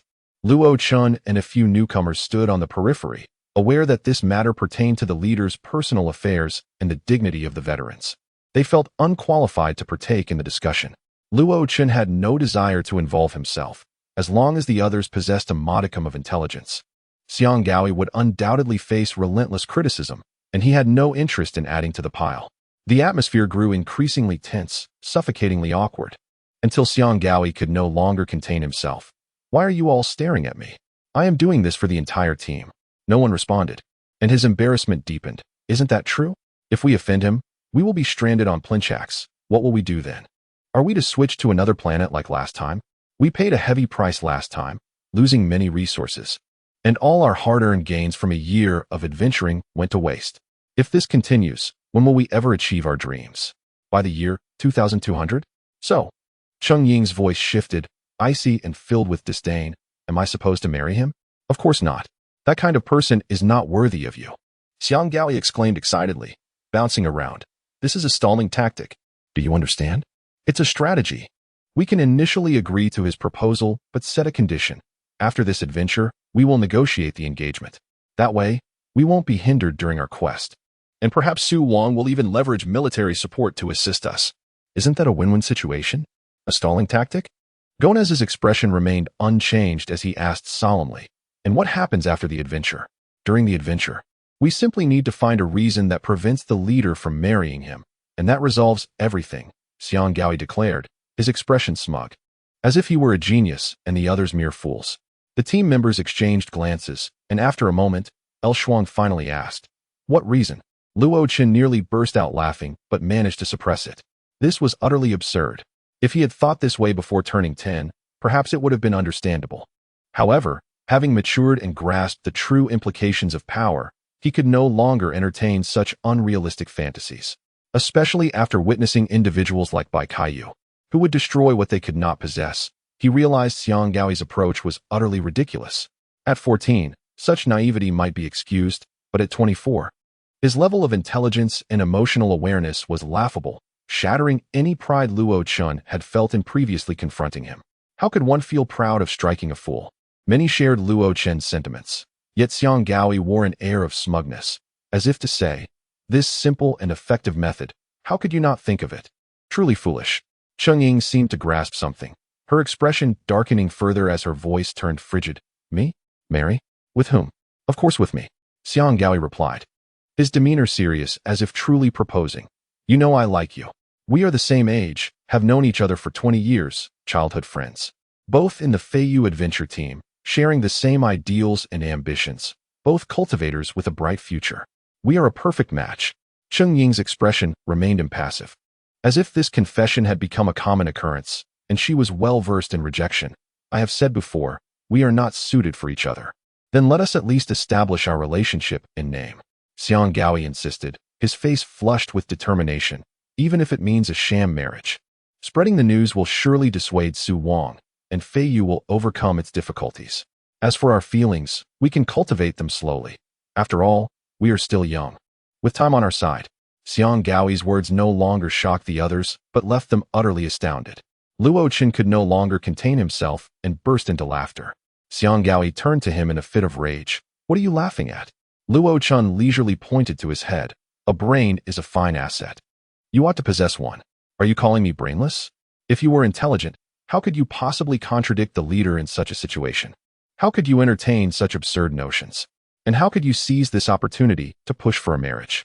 Be quiet. What do you know? Xiang Gaoi pushed past two people and confronted Luo Chen, shouting fiercely. You, a newcomer who has only joined Feiyu for a few days. How could you understand my feelings for Feiyu? If I do not act, Feiyu will perish, and in the end, Cheng-Ying will have to marry someone else. While we all face life-threatening dangers. This is our affair. You have no right to interject. Be quiet. Cheng-Ying's anger flared unexpectedly, pushing him back. This is my affair. You have no right to meddle. Even if I were to find someone for a sham marriage, I would rather it be Luo Chun than you. At this, Luo Chun was left speechless. Chapter 60. I will only say this once. Luo Chun scratched his head, a look of distress and a hint of shyness overtaking his countenance.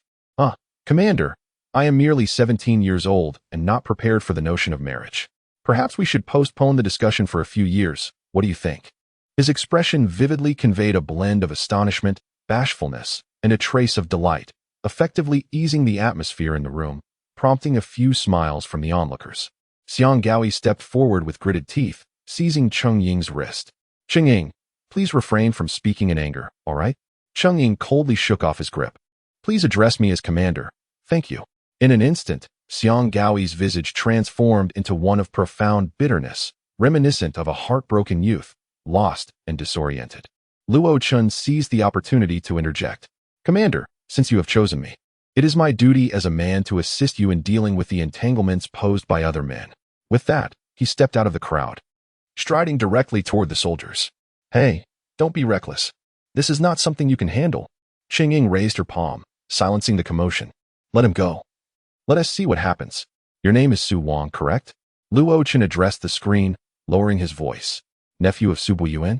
Remember what I am about to say. I will only say this once. Luo Chen's expression turned icy, exuding the authority of a high-ranking leader. Cheng-Ying is my woman. I hope you understand your place and do not misjudge your capabilities. There are some individuals you cannot afford to offend. Not even if your uncle Su Ziyuan were to come. I would still make him bow in submission before me. Therefore, before I truly become enraged. Luo Chen deliberately left his statement unfinished. Su Wang's eyes widened in disbelief. Who are you? What is your background? The 5 great lords? The 5 great overlords? The mage guild? Or the military? Luo Chen feigned an enigmatic smile. Get lost. Do not let me see you again. With that, he raised his foot and kicked the screen, shattering it into shards of glass, thus severing the communication. The squad leader of the 7th team of the 5th Brigade of the 3rd Army Corps, along with his subordinates, wore expressions of sheer terror. They had heard Luo Chen's words and dared not make any hasty moves, though their hands instinctively hovered over their weapons, unsure of how to proceed. Aren't you leaving yet? Luo Chen's nonchalant remark seemed to illuminate the path ahead for them. They promptly boarded their vehicle, igniting the engine and turning away, abandoning even their equipment. The members of the Feiyu adventure group immediately surrounded him. What did you say to him? What happened? Why did they leave so abruptly? Did you damage their equipment? What are we to do? We cannot afford to compensate for that. Seeing their anxious faces, Luo Chun felt a wave of deep revulsion. Silence. Cowards. Why fear death when you have joined an adventure group? Regardless, I will fight alongside Feiyu until the very last moment. In Walker City, Ji Ting and Lan Yuhan, who was using the alias Yuhan, wore expressions of worry as they gazed upon the bank card left behind by Luo Chun. 3 days prior, the card had suddenly ceased to function, and despite their efforts to visit most banks in Walker City, they could not ascertain the reason. Even with Ji Ting's formidable hacking skills, she was unable to breach the Eddy Bank system to uncover the cause, unlike her previous triumph with the Genesis. Unbeknownst to them, Luo Chun had come under the scrutiny of the Petrov family due to Mikhail's death. On Earth, the Petrov family had traced the bank card linked to the Lunsis laboratory to Luo Chun in just 2 days, and with a single phone call, they had compelled Eddy, another of the 5 great overlords, to freeze the bank account. The 2 girls relied entirely on this bank card for their expenses, and now that it was rendered useless, they found themselves utterly penniless. Sister Ji, what are we to do now? We were planning to buy tickets to Meng Yuer's concert, and now we have no money even for food. Ji Ting glanced at her artwork on the table, her eyes briefly lighting up before dimming once more. The paper and pencils were recent purchases in Walker City. She had settled into a relatively stable life, passing the time by painting while awaiting Luo Chen's return. On Earth, her artistic talent would easily provide for her, but on Princhak's star, art held no significance. Weapons and strength were the eternal themes of this world. Aside from painting, her only other skill lay in computer programming, yet there were no job openings for programmers here, and her chances of securing other employment were slim unless someone was drawn to her looks. She could only shake her head helplessly. Yuhan, do you have any ideas? Lan Yuhan was equally at a loss. The Cosmic Pirate Group wasn't impoverished, but they operated under a financial system entirely different from Earth. Money was something she had rarely encountered since birth. Unbeknownst to Lan Yuhan, Ji Ting carried Mikhail's laser pistol in her pocket. Lacking funds, Ji Ting only had the option of selling valuable possessions for money. She owned several pieces of valuable armor, gifts from Luo Chun, which she was reluctant to part with. The only item she considered selling was the laser pistol she had found aboard the Genesis, and after much contemplation, she decided it was her only option. If Lan Yuhan were aware of what lay in Ji Ting's pocket, she would surely intervene to stop her. Meanwhile, in Walker City, He Bing found himself in a rather absurd situation as he dialed a number. Scholar, it's me. Bloodwolf. Weren't you told not to contact me? Is there an urgent matter? It's about that boy named Luo Chun. What has happened to him now? He Bing elaborated on the situation, and the voice on the other end sounded equally perplexed. Hold on, I need to consult Mississippi. After a moment, he returned. Miss says to tell you that it cannot be investigated. Cannot be investigated? Does that not make me seem incompetent? The boy's tone was quite audacious, indicating he has considerable backing. With such significant forces involved, is it not reasonable that you cannot uncover the truth? Chapter 61. Why the Adventurers Guild Shouldn't Avoid Risks. With the departure of Su Wang's men, the Feiyu Adventurers Guild continued its journey, yet the atmosphere grew tense and stifling. Each member wore a countenance shrouded in clouds, as if a heavy stone pressed upon their hearts. Even Xiang Gaokui, typically close to him, deliberately distanced himself, vacating his usual seat, embodying a sense of respectful detachment. As night fell and they set up camp, Chungying once again called Luo Chun aside. This time, she bluntly inquired, "Who are you really? Are you affiliated with the 5 great oligarchs, the 5 lords, the Cultivators Guild, or the military?" Luo Chun gazed at her quizzically. "Why do you ask?" Chungying reiterated her previous statement, adopting Luo Chun's tone. "Chungying is my woman. I hope you recognize your position and do not overestimate yourself." Luo Chun stared at her, incredulous. How could she have heard him from 50 meters away, especially when he had lowered his voice? Chungying swiftly clarified. Ma Fei is a sensory cultivator. Even at that distance, he could hear you, regardless of your volume. He informed me, and only me. Understanding dawned on Luo Chun. He realized he had underestimated the remarkable abilities of cultivators. "Tell me the truth," Chungying urged. "Do you possess the means to contend with the power of the Plincher Star?" Luo Chun shook his head, unabashed. "No. Damn it," Chungying exclaimed in frustration, embodying the fierce spirit of a dragoness. Do you truly intend to endanger us all? She believed that by threatening him, he might hesitate, unable to discern her true leverage, possibly letting them go. Are you dragging the entire Feiyu Adventurers Guild into this peril? She retorted. Otherwise, what is the point of an adventurers guild that avoids risks? Luo Qin's words left Chu Xingyun momentarily speechless. Is there truly no other option in this situation? She lamented, pressing her forehead in anguish, regretting her misjudgment of character. Upon reflection, perhaps there are other, better methods. Sighing resignedly, Chu Xingyun asked, can your approach succeed? Are you certain? Not at all. As Chu Xingyun appeared on the verge of anger again, Luo Qin quickly added, we can only do our best and leave the rest to fate. Rest assured, Xingjia. Since you are my woman, I will not neglect your safety. Chu Xingyun blinked, revealing a rare glimpse of vulnerability. You damn it, go die? That night, it was Luo Qin's turn to keep watch alongside a mundane marksman. Since they had yet to venture deep into the grasslands, the pressure was relatively light, allowing an inexperienced newcomer like Luo Qin to gain experience. The other members rested, though their slumber seemed troubled, the sounds of restless tossing echoing through the night. Clearly burdened by the events of the day, lost in thought, Luo Qin pondered the repercussions of Mikhail's demise. The Petrov family would not rest easy. They would surely seek the truth, and their arrival might distract Su Wang from pursuing Chu Xingyun. However, this notion was merely wishful thinking, with little chance of realization. Suddenly, he sensed a dangerous aura coalescing in the air, and his acute senses detected a subtle tremor in the ground. Pressing his ear to the earth, the vibrations intensified. Next to him, the ordinary marksman appeared dazed, seemingly more distracted than Luo Qin, as the perceptual acuity of a mundane individual pales in comparison to that of a cultivator. Without hesitation, Luo Qin decided to raise the alarm. Something's amiss. Prepare for battle. Everyone jolted awake, springing into action. Ma Fei, with his keen senses, focused for 3 seconds before delivering an accurate assessment. A pack of raptors, numbering over 300. Form ranks. Guns commanded. Prepare to engage. Set traps. The raptors drew closer. Yet their species remained obscured in the darkness.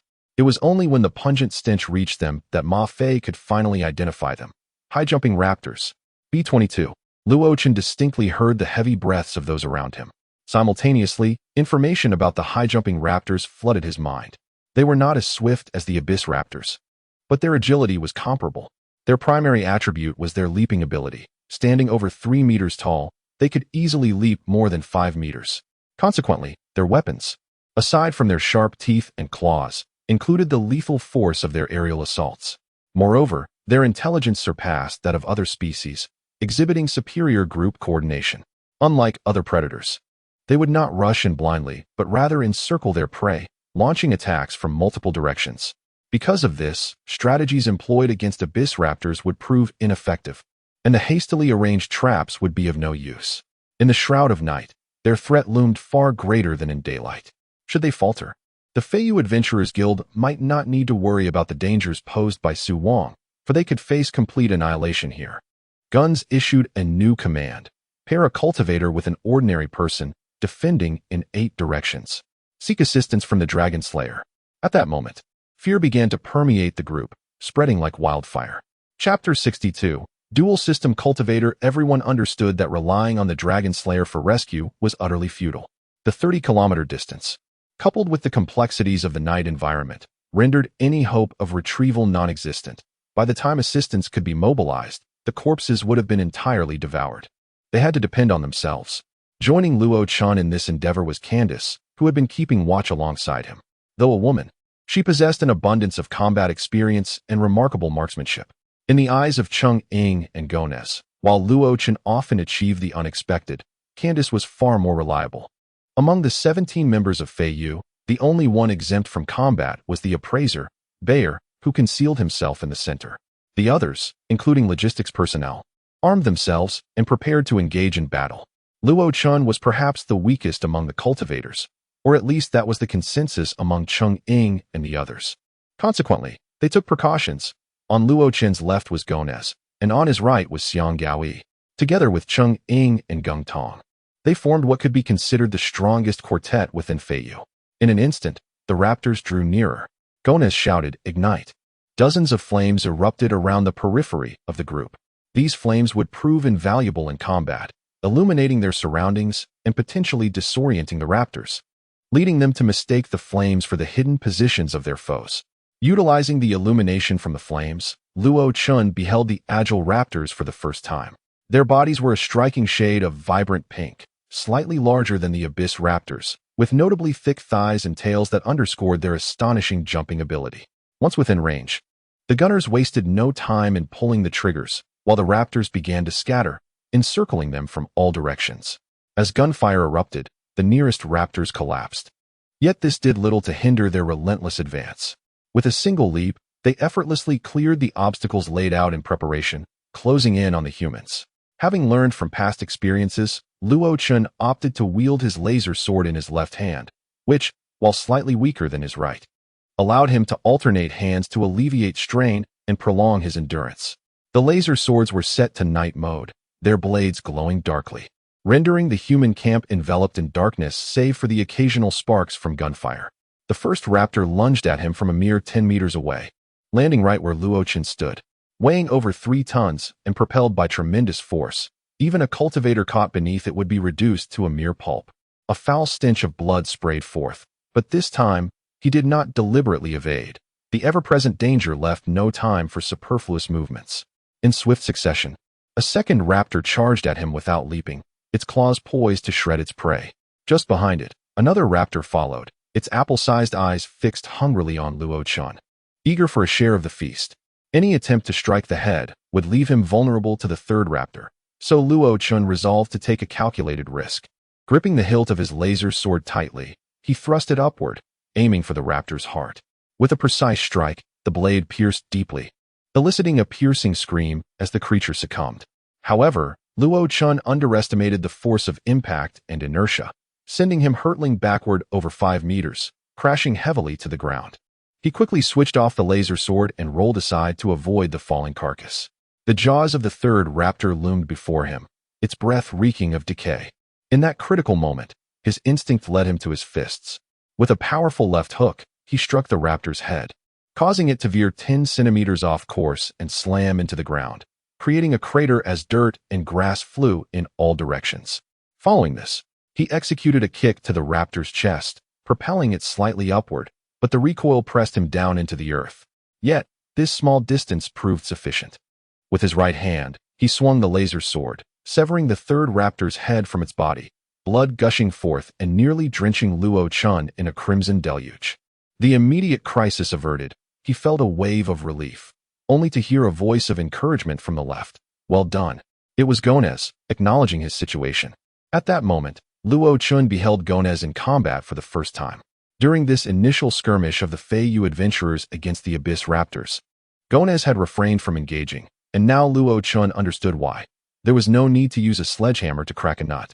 In casual conversations with Xiang Gaokui, he had heard Xiang extol Gonez, proclaiming him the foremost expert of Feiyu. It was now evident that such praise was well-deserved. Gonez's primary weapon was a silver-gray demon wolf, the size of a lion, which had already charged into battle, easily overpowering the raptors with its sharp fangs and claws. One by one, the raptors fell victim to its lethal prowess, their necks severed and entrails spilled as it carved a bloody path even when surrounded. This was Luo Chen's first encounter with a dual-system cultivator. Only those who practiced both spiritual and biological techniques could summon primal creatures to fight on their behalf. Among all cultivators, mastering spiritual cultivation was widely regarded as the most challenging, and few possessed the ability to study other techniques simultaneously. Such individuals were highly coveted by various factions, and Luo Chun was astounded to discover one among the ranks of Feiyu. This was the true core and might of Feiyu, and it was no wonder Cheng Ying entrusted the combat responsibilities to him. He was undoubtedly one of Qing Ying's most trusted kin. With the demon wolf summoned by Gonez in action, the pressure on others in that direction was significantly alleviated. The battle raged on. After slaying several raptors, Luo Chun suddenly sensed an increase in pressure. It didn't take long for him to identify the source of his discomfort. To his right, Xiang Gao was employing a primal technique to manipulate the airflow, directing the raptors toward Luo Chen's position. His intentions were unmistakable. He would rather see himself perish than act directly. In this dark environment, luring the raptors to strike at Luo Chun was his perfect scheme. That scoundrel. To engage in such selfish behavior amidst the chaos of battle was utterly despicable. Chapter 63. A bitter retort. Fortunately, upon realizing the precarious situation, Gonez dispatched his magical wolf to divert a multitude of velociraptors. Otherwise, Luo Chen truly doubted his chances of survival. Initially, his companion Candace provided him with bullet support. But after a while, there was no sign of her. Luo Chen was concerned for her, yet he had no time to investigate.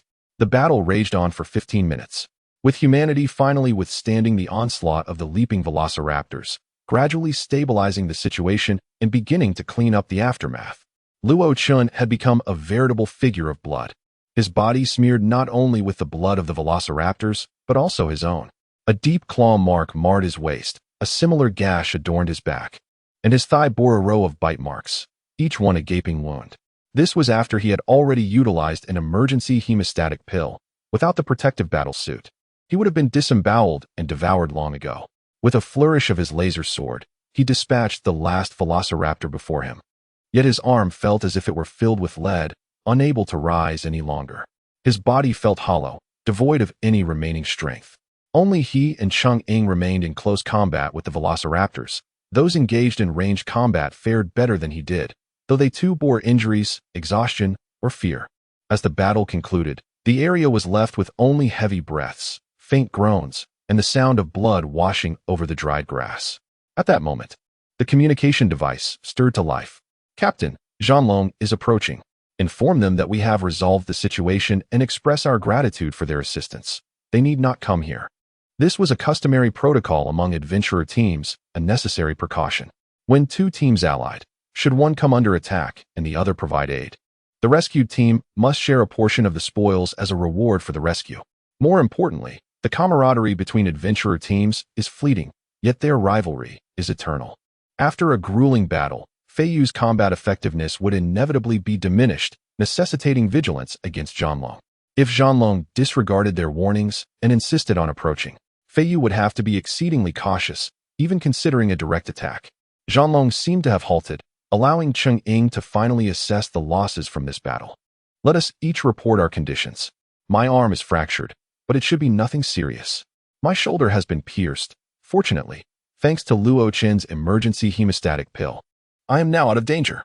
I am unable to continue. I have no energy left and need to rest for a while." Lu Shuang examined the logistics and stated, "One vehicle has sustained some damage and requires repairs. Some tents are destroyed, but we have spares. This is rather severe. The water tank has suffered some loss. We are short by 1/3 of our clean water." Such losses were within the psychological tolerance of the group. The most significant loss was the clean water. However, they had prepared for the journey in its entirety, and despite this setback, they could manage until reaching the Tijia Basin, where they could replenish their water supply, albeit at a steep price. Suddenly, a gasp pierced the air. "Candace! Candace is dead." A group immediately rushed towards the source of the sound. Luo Chun was quite close, having guarded the same direction as Candace. At that moment, a tempest of thoughts surged within him. Candace was dead? No wonder he had not felt her gunfire for quite some time. But how was this possible? Candace lay on the ground, a fatal wound in her back, where a sharp weapon had pierced her, leaving a horrific gash. Her chest cavity was a gruesome mess. Her heart utterly shattered, resulting in instant death. She had not even had the chance to use an emergency hemostatic pill. It appeared that the wound was inflicted by a velociraptor's claw. When Luo Chun touched her, he felt an icy chill, as if she had been dead for some time. This was highly irregular, disregarding the fact that her time of death could not have exceeded 15 minutes. In such sweltering heat, a corpse should not have grown so cold. Lu Shuang lifted her, attempted to revive her, and regretfully declared, "She is gone. There is no saving her." Luo Chen's mind became a haze. This was the first time he had encountered the death of a comrade. The sensation was stark and cruel, entirely different from slaying an enemy. Just an hour prior, they had shared the night watch, exchanging laughter and conversation, and now, they were eternally separated by the veil of death. With the vehicles damaged and supplies destroyed, it was evident that velociraptors had breached the perimeter and infiltrated deeper into their territory, a situation that was unavoidable. Yet, Candace was no novice on the battlefield. She should have been able to protect herself in such circumstances, at the very least avoiding critical strikes. The mystery of her silent demise was indeed unsettling. Upon further reflection, when had she ceased firing her weapon? Perhaps within the first 5 minutes of the battle, when chaos reigned and danger was at its peak, coinciding with when Xiangyao began driving the velociraptors toward their position. Yet, at that time, the situation on their side had not been dire. No velociraptors had directly breached their line to attack Candace. Thus, the likelihood of Candace being killed by a velociraptor seemed low. Luo Chun fell into deep contemplation, while others were expressions of sorrow. Suddenly, a voice broke the somber silence. Luo Chun, it was you who caused her death. Xiangyao, that madman, had yet to be held accountable for driving the velociraptors toward them, and now he was stirring trouble again. More critically, Luo Chun felt as if he was on the verge of grasping something significant, but this abrupt accusation shattered his train of thought. He turned, glaring furiously. Yet Xiangyao paid him no mind, continuing his tirade. Candace was paired with Luo Chun. It must be that Luo Chun lacked the strength to fend off the velociraptors, allowing many to slip past and inflict harm on Candace. Xiangyao scanned the surroundings and noticed many were captivated by his words, which only fueled his fervor. I warned you all. With his capabilities, he would undoubtedly become a burden, dragging us down. It is precisely as I predicted. He has unwittingly brought trouble upon us. And now, before the real crisis has even unfolded, Candace has met her tragic end. At this rate, we will all be doomed because of him. Finally, he reached a damning conclusion. Luo Chun, what face do you have left to remain in Feiyu? Even if you possess a thick skin and insist on staying, our captain, vice-captain, and the rest of us cannot allow such a malignancy to persist within our ranks. He must be expelled. Xianggao's words plunged many into contemplation, with some closely allied with Candace visibly swayed. Witnessing this, Luo Chun felt an unusual surge of rage. Xiangyao, I have yet to settle the score with you, and you dare to bite back. You think I am unaware of the mischief you have wrought? Chapter 64. Statistics of Achievement. Xiangyao was momentarily taken aback, yet he stubbornly retorted, do not slander me. You are merely trying to divert the topic. Humph. During the battle, you were right beside me. You intentionally drove the raptors from your side toward me, hoping I would perish at their hands. If Candace truly fell to the raptors, then you cannot absolve yourself of blame. Luo Chen's words shocked the others. While it might be excusable to be unable to prevent all the raptors due to limitations in strength, resulting in a comrade's demise, the implication of deliberately directing raptors, ones that should have been dealt with by oneself, toward another, in an attempt to indirectly cause harm, carried a far graver connotation, akin to a treacherous stab in the back. Until today, the trust levels between Luo Chun and Xiangyao were likely on par, perhaps slightly favoring Xiangyao. However, now the majority believed that Luo Chen's claims might indeed hold merit. Thus, the crux of the matter lay in Xiangyao compelling Luo Chun to confront a greater number of raptors than he could handle, leading to Candace's unfortunate demise. Both bore responsibility, yet the question remained as to the extent of Xianggao's culpability and whether he had truly intended to harm his comrade. Xiangyao could evidently sense the skepticism and distrust in the gazes of those around him. His face flushed crimson as he forcefully defended himself. You are merely fabricating lies to shirk responsibility. I did not send a single raptor your way. On the contrary, upon seeing your dire situation, I even assisted you with a few. Otherwise, it would not have been just Candace. You too would have met your end. You are repaying kindness with malice. After a moment as thought, he added, I also witnessed Deputy Commander Guns helping you alleviate the pressure. Had it not been for him, you would have long since perished. Right, Deputy? This statement bore truth. Guns had indeed intervened upon noticing Luo Chen's peril, though he had not focused on the number of raptors. He could only nod slowly in acknowledgement.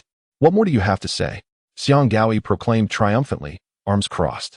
You, the scoundrel who caused the death of a comrade, and then laid the blame upon another. I would relish the opportunity to end your life in retribution for Candace. Luo Chun regarded him with disdain, exuding confidence as if observing a mere jester.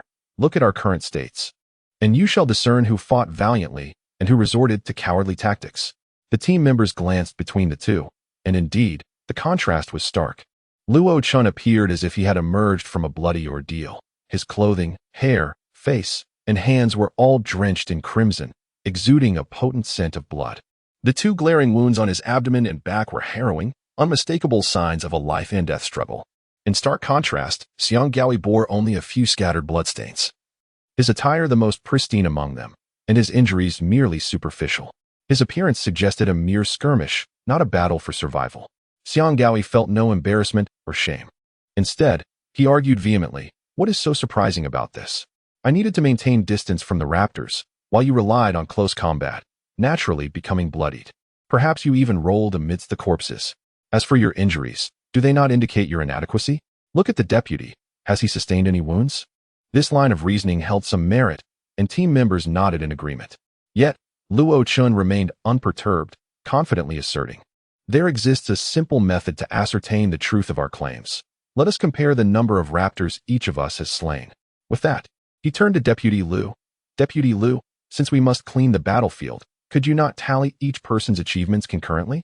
"Indeed," Lu affirmed. In a scenario where all members participated, achievements were fundamentally determined by the number of enemies slain, a task well within Lu's purview. Identifying which raptor fell to whom was not overly complex. The wounds inflicted by axes differed significantly from those made by laser swords.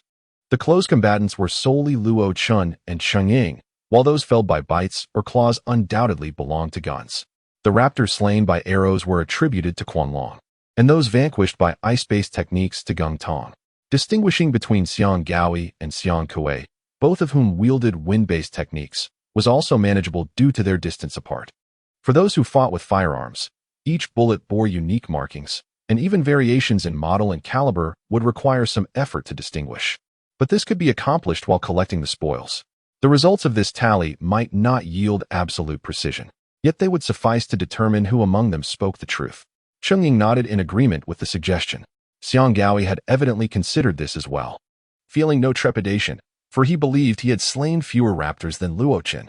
Ultimately, he anticipated emerging as the victor. He fixed a malevolent gaze upon Luo Chen, a look that seemed to whisper, "Your fate is sealed." Simultaneously, he reveled in his own cleverness, recalling the cunning tactic of luring the raptors toward Luo Chen, intending to bring about his demise. Though he had narrowly escaped with his life, he could exploit Candace's death to drive Luo Chen away. In such a desolate place, to leave Feiyu and traverse the Princa Prairie alone would surely lead to certain doom. "Candace, how well you have died." Half of the group tended to the battlefield while the other half rested and maintained vigilance. After some time, they swapped roles as dawn approached, and the battlefield was nearly cleared. Lu was diligently compiling the statistics, and aside from her, no one else knew the true extent of each individual's achievements. At last, the results were ready. Lu held the tally sheet, momentarily lost in thought before summoning everyone to announce the findings. The kill count has been computed. I shall announce it. If anyone feels discrepancies in their self-assessment, feel free to consult me. I have photographic evidence from my watch. Lu's meticulousness inspired confidence, and silence enveloped the group as they awaited the results. The total number of raptors slain was 347. The highest number of kills was attributed to Guns, who had dispatched 69 raptors. Guns alone accounted for a fifth of the total, a result entirely reasonable and without contest. The second highest tally belonged to the commander, who had slain 42. This was also expected, as the female Tyrannosaurus, wielding her massive battle axe, excelled in chaotic combat. The top two positions were as anticipated, mirroring the outcomes of previous battles, with little deviation. Lu paused, seemingly incredulous and somewhat astonished, before continuing. The individual in third place, with a count of 35, is Luo Chun. Chapter 65. The unashamed are unrivaled. The count of 35 aligned perfectly with Luo Chen's expectations. Throughout the fierce battle, he had maintained a rough estimate of his kills, fluctuating between 30 and 40. While not precise, he knew it would not significantly deviate. Presently, there were 16 participants, with an average kill count exceeding 20 per individual. Those like Ganis and Xingyun were likely to have higher numbers, while support personnel would have fewer. Thus, it was clear that his own tally far surpassed the average, serving as proof of his prowess and dispelling any notion that his presence had led to Candace's demise. He was aware of his achievements, yet the others erupted in astonishment. 35, ranked third, merely 7 fewer than the team leader? Such a feat was astounding. One must realize that the team leader's raw strength was significantly superior to Luo Chen's, existing in an entirely different realm. Moreover, Luo Chun had yet to cultivate his original energy. His accomplishments were undoubtedly attributable to his remarkable timing and exceptional combat skills, which were truly commendable. It was evident that the bloodshed he endured and the wounds he suffered were earned through relentless struggle. Without a doubt, previously, I had questioned his abilities, mistakenly believing him to be indirectly responsible for Candace's death. I was wrong, Luo Chun, I apologize. The team members buzzed with chatter, while Chang'ying regarded Luo Chun with an unusual glimmer in her eyes. Suddenly, a deafening shout silenced the crowd. Everyone be quiet, Xiang Gaoi exclaimed, his composure lost as he jumped up and down in frustration. This is impossible. There must be a mistake. A high-level cultivator in the spring well stage, without original energy, could not possibly slay 35 high-leaping raptors. Who would believe such nonsense? Are you kidding me? The usually mild-tempered El Shuang was incensed. Xiang Gaoi, what do you mean? Are you questioning the accuracy of my work or implying that I have been corrupt? Speak clearly. Unyielding, Xiang Gaoi continued his tirade. I simply do not believe it. Where is the evidence? I demand to see the evidence. All right, I shall show you the evidence. El Shuang held out her watch, and as their devices touched, the data was instantly transferred. Xiang Gaoi fixated on the photograph displayed on his watch, his expression growing increasingly grim. A mixture of shock and fury giving way to despair. El Shuang, furious at the baseless accusations, declared, now listen closely. Next up are Gung Tong, Quan Long, and Ma Fei, the top 4 in the flying feather ranks, while you didn't even make the top 6. People expected him to be in 7th place.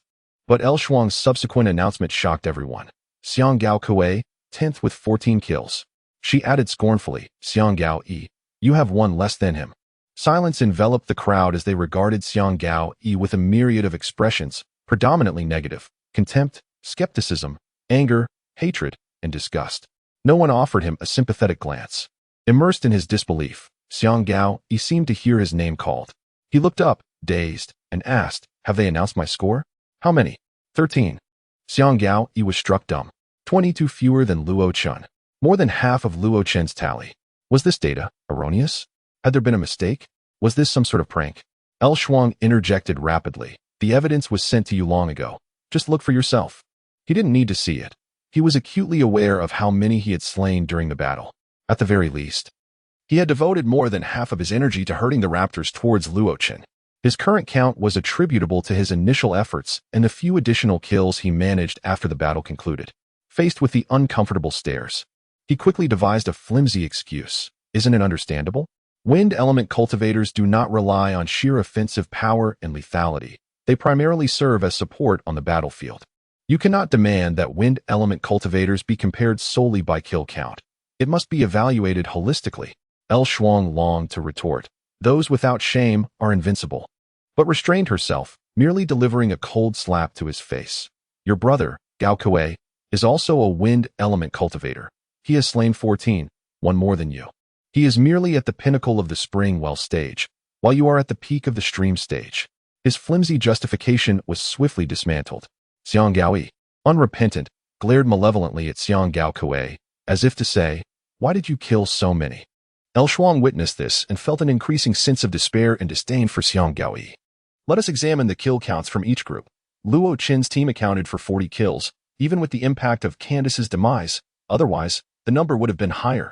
Yet your group, Xiang Gaoi, only managed 26. Furthermore, considering the distribution of raptor carcasses, it is evident that Luo Chen's team encountered far more raptors than yours. Therefore, your herding them towards Luo Chen is likely the truth. What do you have to say now? Why? Xiang Gao Yi had become irredeemably radicalized. I am a veteran of the flying feather. I have known many of you for 10 to 20 years. Why do you favor someone you have only recently met? I see now he has money. He gifted each of you an emergency hemostatic pill. Is that it? Money makes one exceptional, right?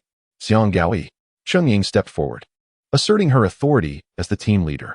I hereby declare that you shall forfeit all privileges from this expedition, with strict control over your resources. You are prohibited from acting independently, and your entire reward for this adventure will be forfeited.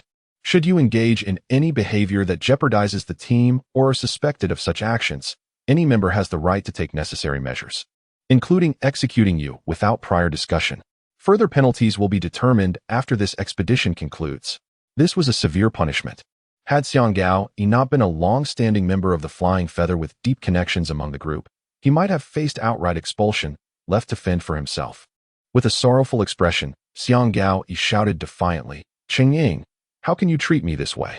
In response, Ying unsheathed her axe. Your master once said that if you endanger the interests of the flying feather, I have the right to execute you on the spot.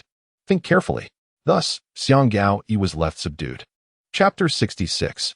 Even the divine cannot save. The fierce flames cast a crimson glow upon Luo Chen's face as he stood in silence, mourning the loss of his comrade, Candace.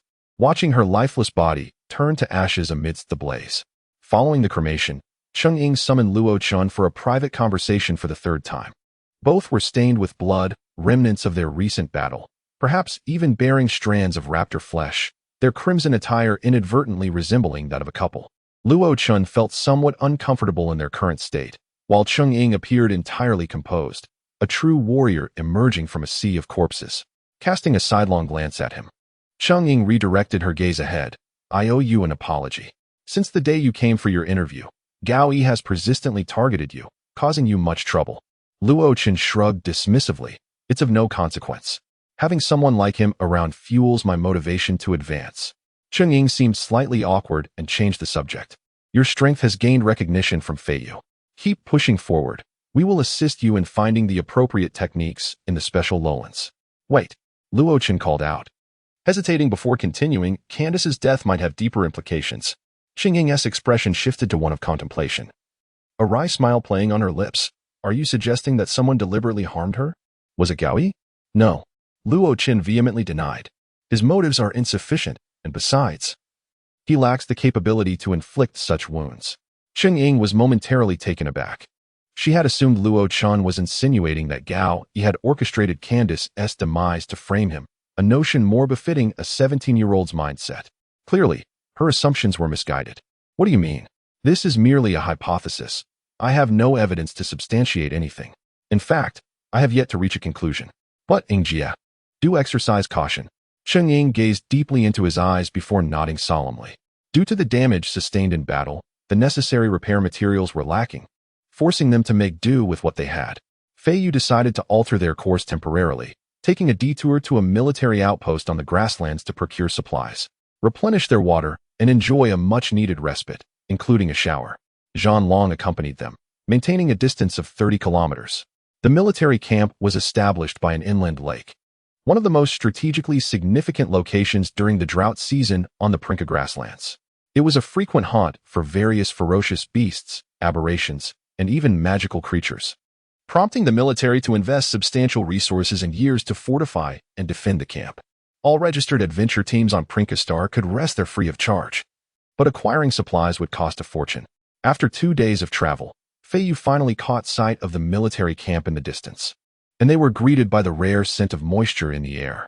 The prospect of a refreshing bath lifted everyone's spirits considerably. On the Prinka grasslands, over 95 of rivers and lakes would completely dry up during the drought, leaving only a handful of viable water sources. Having bid farewell to days of desolation, they finally arrived in human territory, free from security concerns and ambushes. Even Luo Chen felt the tension in his chest ease. The military camp was bustling with activity, populated predominantly by soldiers, with helicopters hovering above. Luo Chen approached Ying and whispered, "Has this camp always been so lively?"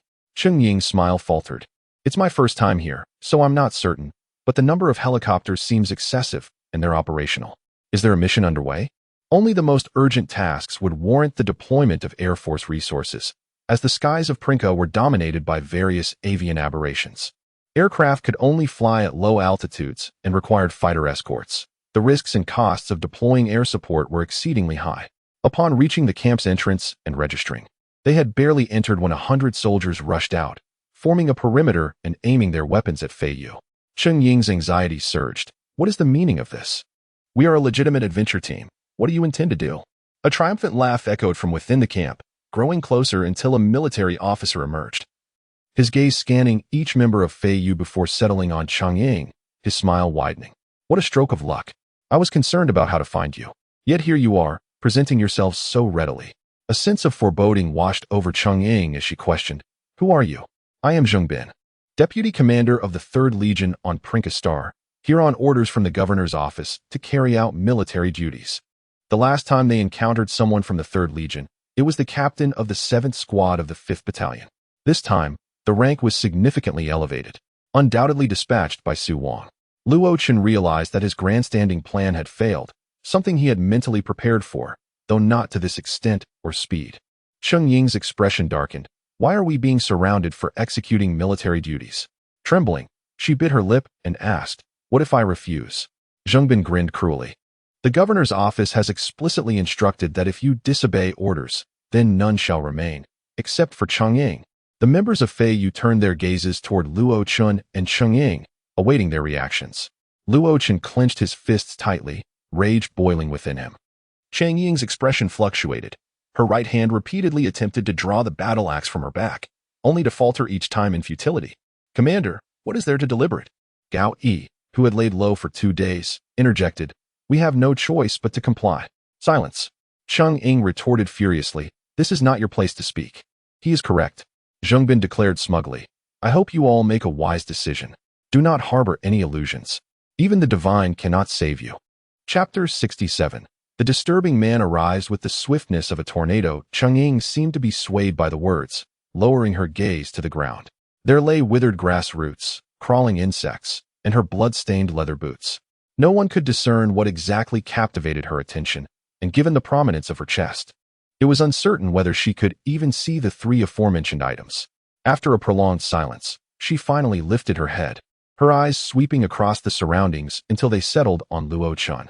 Luo Chen remained remarkably calm and unhurried, seemingly indifferent to the imminent threat. As he casually chewed on a piece of dry grass, it was as if the peril surrounding him was of no concern. Cheng Ying resumed her previous action, reaching for the battle axe at her back, but this time, she gripped the handle tightly. The other members of Fei Yu responded variably. Some mimicked their leader's actions, resting their hands on their waists, reaching into their packs, even beginning to mobilize their innate powers, while others furrowed their brows in hesitation. And a few even took steps back, as if to distance themselves from the impending conflict. Around them, the sounds of firearms being readied filled the air, soldiers raising their weapons to aim at the nearest target. At this juncture, Fei Yu was at a dead end, their fates seemingly sealed. They faced either total annihilation or betrayal by their comrades. The most favorable outcome appeared to be a descent into the role of rogue bandits on the Primordial plains, hunted by various adventurer groups and military forces, with the faces of their key members adorning wanted posters and mission lists. Yet, in that moment, neither Cheng Ying nor the majority felt any regret. Luo Chen had genuinely embraced his role as a member of Fei Yu, silently vowing that if he survived, he would wholeheartedly assist Cheng Ying and elevate the standing of Fei Yu. In the tense atmosphere, a sentry suddenly shouted, Heavens! Look, what is that? What a ludicrous and pathetic ruse. It was akin to telling someone to look for a UFO or to say their wallet was missing, only to deliver a heavy blow when they turned their attention elsewhere. Luo Chen dismissed it, preparing himself for a desperate fight. Yet, some individuals actually turned to investigate. And as a result, the confrontation did not erupt. More people shifted their gazes away. He reluctantly followed suit. In the distance, several kilometers away, a tornado was advancing in a straight line, due to arrive at the camp within seconds. Such a phenomenon was utterly inconceivable during the dry season on the Primordial plains. No rain meant no thunderclouds, and thus no tornadoes. Could it be that divine intervention was at hand? The camp erupted in alarm, countless firearms aimed at the approaching tornado, with most of the encircling soldiers diverting their focus to this bizarre occurrence. Zhengbin seemed to have an epiphany, shouting, Hold your fire. Let us assess the situation first. Though on a mission, his seniority commanded respect, and the troops in the camp could not disregard his orders. The members of Fei Yu were tense. Already trapped in a dire situation, the arrival of this strange tornado heightened their anxiety. Cheng Ying signaled with her eyes to observe the situation before taking action. As the tornado drew closer, tension escalated. The soldiers' hands were slick with cold sweat, their fingers tightly gripping the triggers. Finally, at a distance of 300 meters from the camp, the tornado began to decelerate. At 100 meters, it halted entirely, its rotation gradually slowing, and after another half-minute, it ceased altogether. From within the tornado, a figure slowly emerged, spinning along with the cyclone. As the tornado dissipated, he continued to whirl in place like a top before finally coming to a rest. It was indeed a man. With the extension of human lifespan and the delay of aging, it had become increasingly challenging to ascertain the age of individuals over 40 based solely on appearance. Luo Chun could only deduce that this man was somewhere between 40 and 80 years old, with faint wrinkles adorning his forehead, dressed in an unremarkable manner. His visage was remarkably distinctive, his features jumbled together, resembling a disreputable middle-aged man. Average in height, his eyes darted about with a slyness that belied his outward appearance. However, no one dared to underestimate him based on looks alone. Setting aside his flamboyant entrance, the tornado he appeared to have conjured was enough to signify his formidable power, allowing him to assume the role of a lone wolf on the Prinkar plains. Most striking to Luo Qin was the faint yet undeniable aura of mastery that radiated from him, coupled with a potent surge of innate energy. Luo Qin had encountered numerous cultivators, the most formidable being the two individuals accompanying the space pirate Lan Yuhan, as well as Mikhail's subordinates and the likes of Gonez and Gung Tong. Just 3 days prior, the energy emitted by the magical wolf summoned by Gonez had left Luo Qin in awe.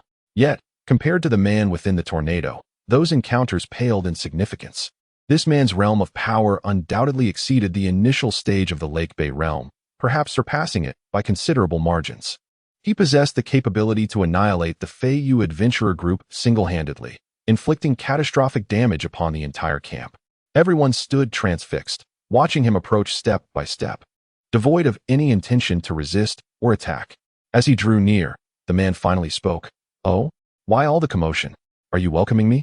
His voice was as harsh and grating as a crow's caw, yet it was imbued with an overwhelming confidence. Zheng Bin hurried over, slightly bending at the waist, his tone becoming remarkably humble. "May I ask, are you Commander Ho?"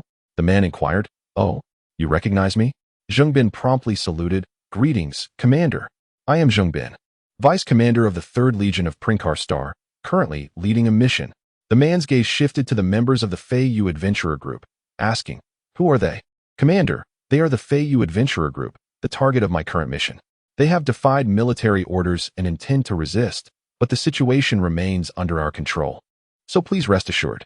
The hearts of the members of the Fei Yu adventurer group sank entirely. Had it only been Zheng Bin and the soldiers, they might have entertained the notion of a desperate fight. While victory seemed impossible, the chance of a few escaping was over 20. However, with this man's presence, all hope was extinguished.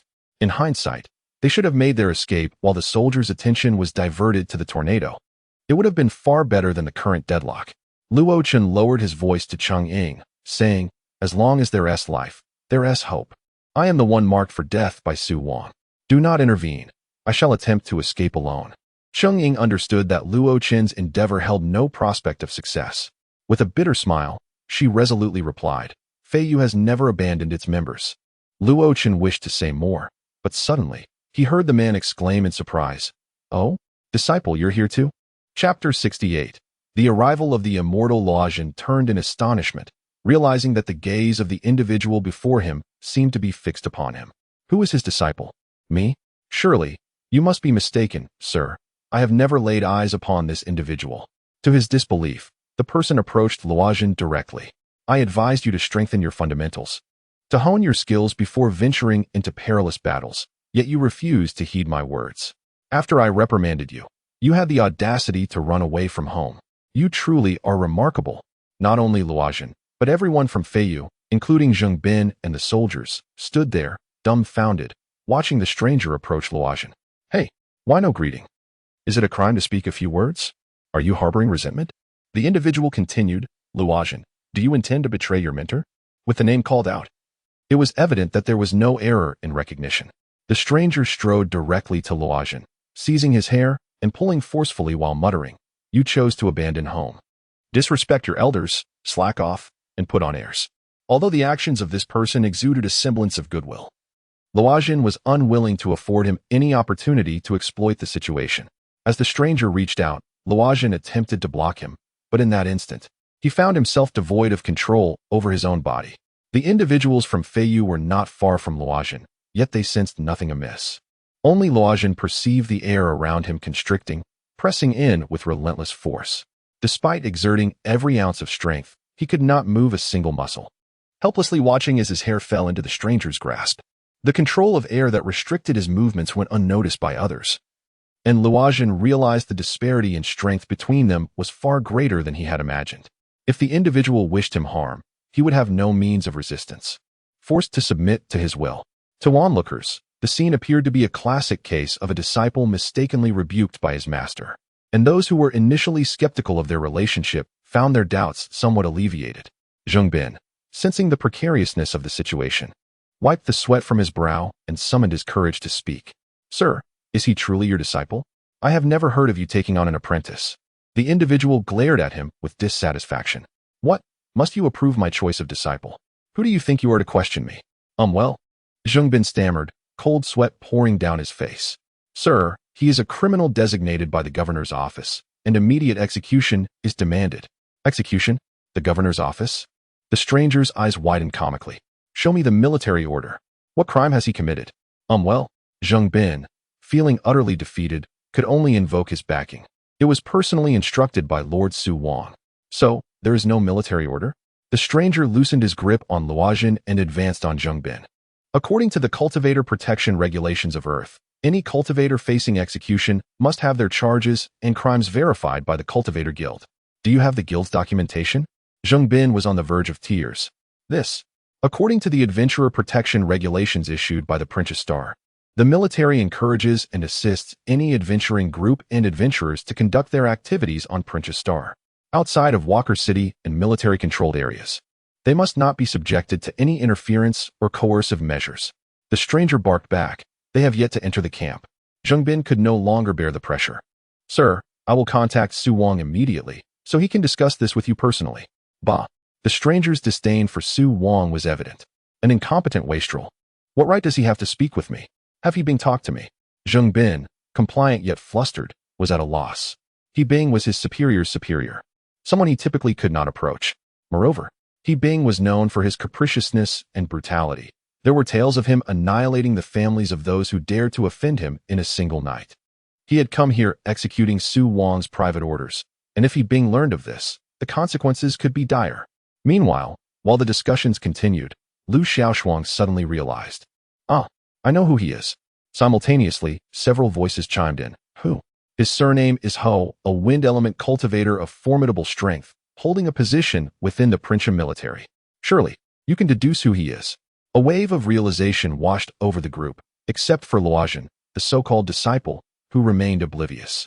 One of the four greatest masters of Princess Star, Ho Tian held a nominal position within the military and was known for his solitary nature. At last, Luozhen learned his name, but having only recently arrived on Princia, he had not heard of his reputation. He lowered his voice to inquire, the four great masters of Princia? Does that mean they are invincible here? Not at all. Lu Xiaoshuang clarified. The four great masters are merely the strongest who reside on Princia. There are many formidable individuals who may arrive here unexpectedly, and it is difficult to determine who is truly stronger. Then, how formidable are these masters? Luozhen continued to ask. I do not know. They are simply beings we must look up to. As the conversation unfolded, Ho Tian seemed to have concluded his negotiations and approached, declaring, All right, all is well. We may proceed. To their surprise, the situation had transformed drastically due to Ho Tian's intervention. Truly a timely arrival. Immortal, let us depart. Ho Tian, puzzled, responded. Immortal? Oh, no, that's not right. He is a being even more powerful than an immortal. After all, Zheng Bin just mentioned that even an immortal could not save us. Realization dawned upon Ho Tian, who let out a hearty laugh, while Zheng Bin's face turned ashen as he removed his military cap and threw it to the ground. Ho Tian truly set off with Feiyu. He sat alone atop the vehicle, as steady as a mountain. No one, including Cheng Ying, Ganez, or Luozhen, dared to disturb him. Angering him would spell disaster for all of Feiyu. No one understood his intentions. Whether he saved Feiyu by mere chance or by design remained a mystery. He was certainly not Luozhen's mentor, as Luozhen had never met him. Yet he could call Luozhen by name with clarity. He had become a blade hanging over Feiyu, capable of inflicting harm upon their enemies, yet potentially posing a threat to Feiyu as well. Eventually, the group came to a halt, and Ho Tian beckoned to Luozhen. Boy, come with me. Chapter 69. A man should never claim to be swift. Luo Chun followed Ho Tian, and the two halted after walking 500 meters. Luo Chun was eager to discern Ho Tian's true intentions, and the moment he had awaited had finally arrived. Whether it was fortune or misfortune, he resolved to confront it. He had shown resistance against Lan Yuhan and Mikhail, but in the presence of this man, He felt utterly powerless to resist. Ho Tian turned around, scrutinizing Luo Chun with a gaze that was less lecherous and more akin to a senior observing a junior with kindness. He cut to the chase and earnestly asked, "Are you willing to take me as your master?" On the way, Luo Chun had entertained this possibility, yet he was taken aback when it materialized. He pondered for a long moment before countering, "What can you offer me?" Ho Tian replied with pride, "I can impart to you the combat skills and experiences I have acquired over 50 years as a cultivator. I can assist you in discovering the cultivation methods and techniques that suit you and provide guidance in your practice. I can supply you with potions and equipment to enhance your strength rapidly. Moreover, I can protect you and offer assistance to the Feiyu Adventure Group." These conditions were enough to entice any cultivator of the Spring Source realm, yet Luo Chun remained skeptical. "How formidable are you, really? Are you at the peak of the Lake Bay realm? Can you rank among the top 10 cultivators in humanity?" Ho Tian rolled his eyes dramatically, his expression comically exaggerated. "What nonsense. The top 10 are monsters. I can't even break into the top 100. Then, can you help me acquire 8,000 military merit points in a short time?" Ho Tian glared at him, his expression menacing, as if he could devour him whole. "Can you refrain from uttering such ridiculousness? 8,000 military merit points? Why don't you go rob a bank? Do you think there are many freaks like Yin Hao? It took decades to produce just one. You're not, and neither am I. Then I must apologize." Luo Chun raised his hands in a gesture of innocence, feigning grievance. "You cannot meet my demands, so I cannot accept you as my master. It appears our fates are not aligned, and love remains unfulfilled." What absurdity! Ho Tian struggled to accept that a mere Spring Source realm youth would look down upon him. "Do you not realize that in terms of speed, I could undoubtedly rank among the top 10 cultivators? I might even be the fastest man in the world." Luo Chun regarded him seriously and asked, "May I inquire, are you married?" "No, why?" "Just as I suspected." Luo Chun clapped his hands together with enthusiasm. "A man should never claim to be swift. If you are indeed the fastest man in the world, it is only natural that you remain unmarried." "Damn it. Your words infuriate me." Ho Tian seethed with barely contained rage. Yet, he refrained from acting upon it, merely storming off in a huff. Luo Chun observed his retreating figure, his playful demeanor replaced with a grave expression. What could provoke such fury yet still be endured? Taking one's life was not difficult, but there were far more terrifying fates. Luo Chun was shrouded in secrets. Perhaps his ambitions were grander and more terrifying. Enduring humiliation must serve a greater purpose. With this thought, Luo Chun's suspicion of Ho Tian intensified. Ho Tian stubbornly lingered within the Feiyu group. While Luo Chun succinctly relayed the incident of Ho Tian's proposal to take him as a disciple, which he had declined, Cheng Ying and Gonai's had varied reactions. Some believed Luo Chun's caution was justified, while others felt he had squandered a golden opportunity. Ho Tian, however, was unabashedly indulging in food and drink, casually inquiring, "Is there something you need?" "Senior." Xiang Gaoi gazed at him with eager anticipation. "What do you think of my aptitude?" Ho Tian merely glanced at him and bluntly stated, "In your 20s, at the peak of the stream realm? Mediocre at best." Xiang Gaoi choked momentarily before retorting, "Luo Chun reached the advanced level of the Spring Source realm at 17, far surpassing me. Moreover, my slow advancement is due to years of adventuring. If I had encountered a good master for guidance, I would have stepped into the Lake Bay realm long ago, at least at an intermediate level." Ho Tian regarded him coolly, saying nothing. Xiang Gaoi continued, "Senior, you are a wind element cultivator, and so am I. We share a common origin, which is fate. Why not take me as your disciple? I will respect and honor you, spreading your teachings throughout human society." Ho Tian continued to feast, satisfied, and dismissed Xiang Gaoi with a single word, "Scram." His earlier sycophantic remarks had been overheard by Ma Fei, who relayed them to everyone else. They all wondered why they had not noticed how shameless this person was before. The most outraged was Xiang Gaoziu, who leapt up and confronted him. "Brother, how can you speak so disparagingly of our teacher?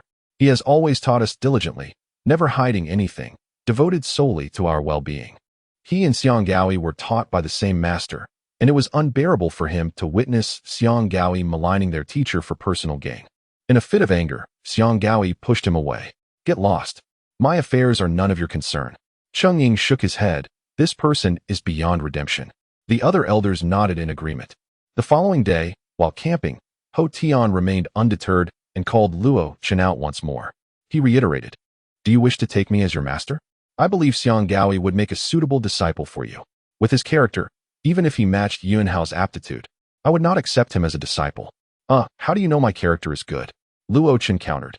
At 3, I played kiss with little girls. At 5, I secretly watched older girls bathe. At 10, I filled my entire wardrobe with women's undergarments. By 15, I had wooed over 50 girls only to abandon them. My character is far inferior to his. Ho Tian burst into laughter. What nonsense. At 3, you knew nothing. Luo Chun remained serious. Can you tell me why you are so intent on taking me as your disciple? With your abilities, it should be easy to find a worthy apprentice. Among the countless individuals, I have chosen you. How do you know me? We have never met before.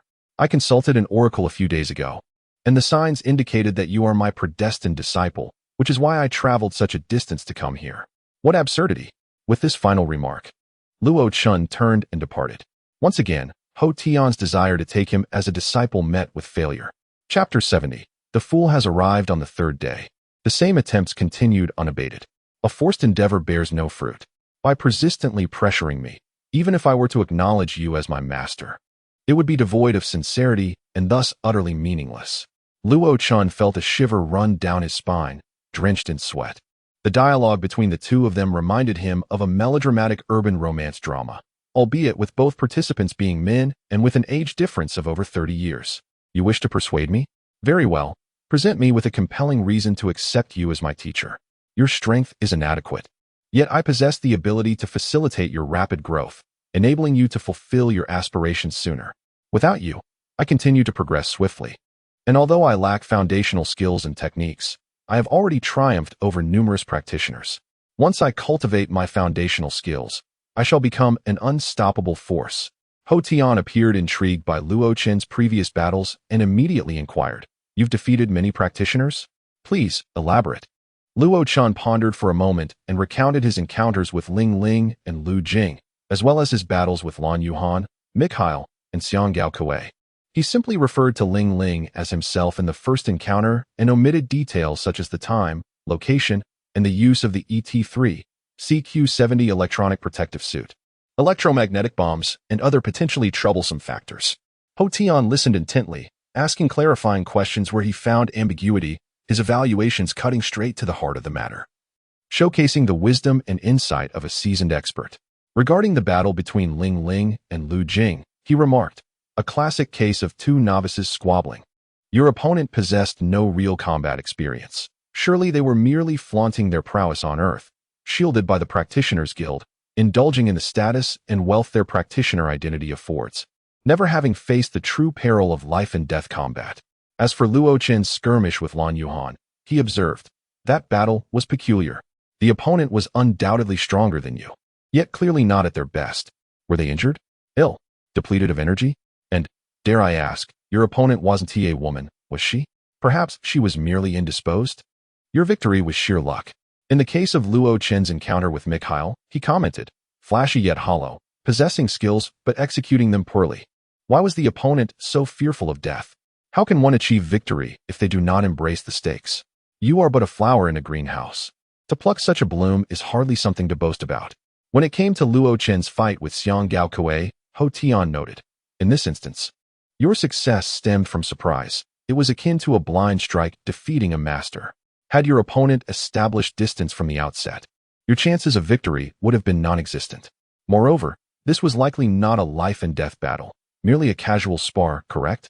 Your opponent was that air element practitioner of similar age to you from Feiyu, wasn't it? Luo Chun was utterly impressed. His assessments were astoundingly accurate, as though he had witnessed those confrontations firsthand. If he could possess Ho Tian's combat experience, his own strength would undoubtedly ascend to new heights. However, until he could fully trust Ho Tian, the notion of apprenticing under him was utterly implausible. Ho Tian keenly sensed the genuine admiration in Luo Chen's gaze and, with great enthusiasm, proclaimed, those battles you engaged in were not true practitioner confrontations. Do you think such contests are child's play, easily won?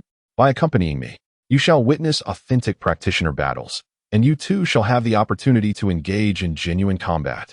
Luo Chun was stirred by this declaration. He recalled a televised contest between renowned practitioners, an invitational match that resonated with tremendous intensity, Their performance is akin to divine beings descending, their might utterly astounding. Ho Tian was indeed correct. His previous combats were mere trivialities, devoid of substance.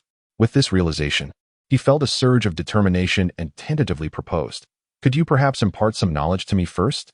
When the time is right, I shall formally become your disciple." Upon uttering these words, he recognized his own impudence.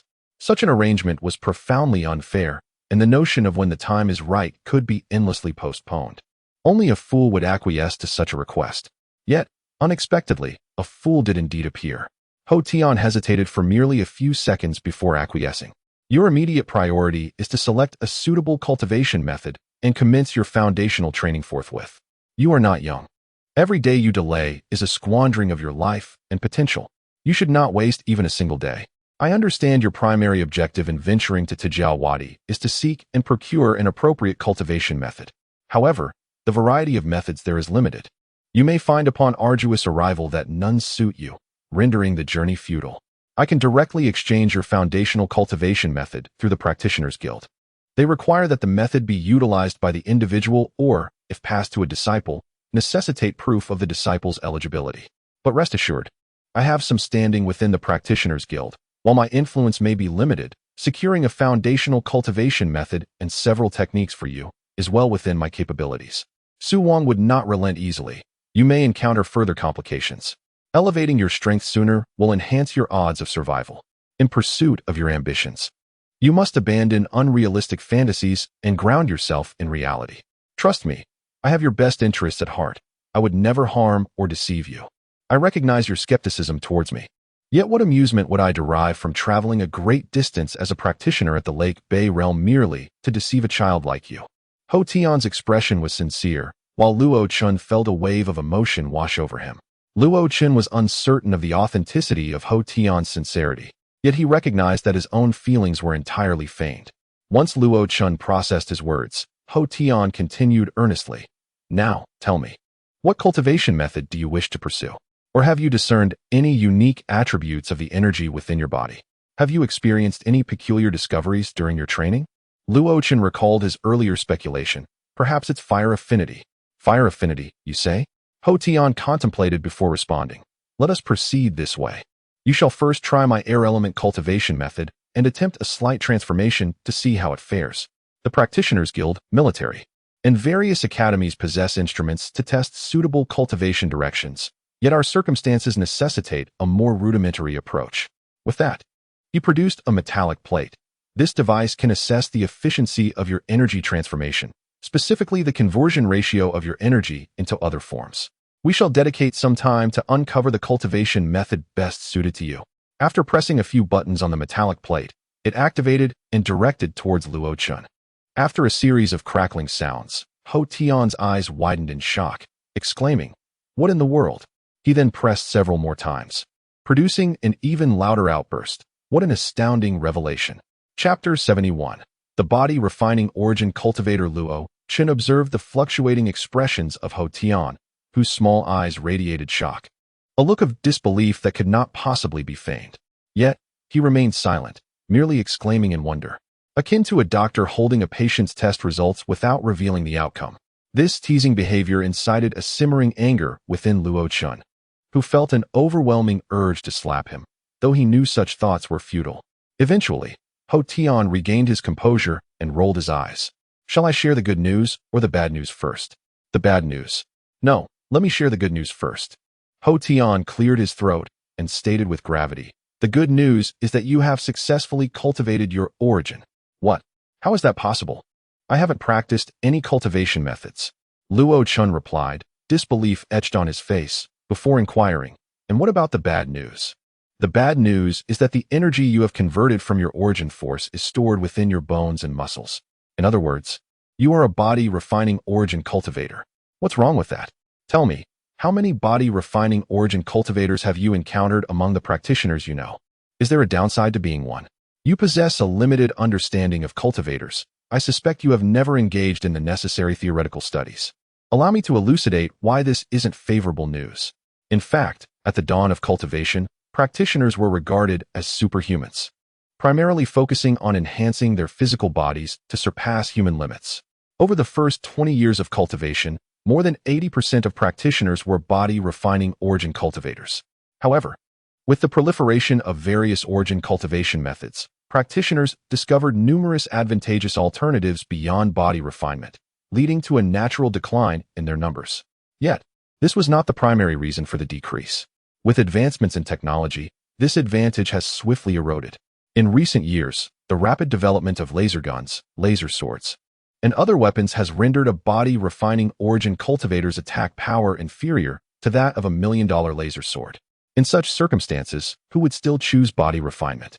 Even more critical is the rapid advancement of protective battle suits, which easily nullify the formidable physical defenses that body-refining origin cultivators rely upon. If your attack power cannot penetrate another's protective suit and your defense is weaker than that same suit, then in this environment, the proportion of newly emerged body-refining cultivators has dwindled to merely 1 or 2 out of 100 over the past decade. Do you understand now? I understand.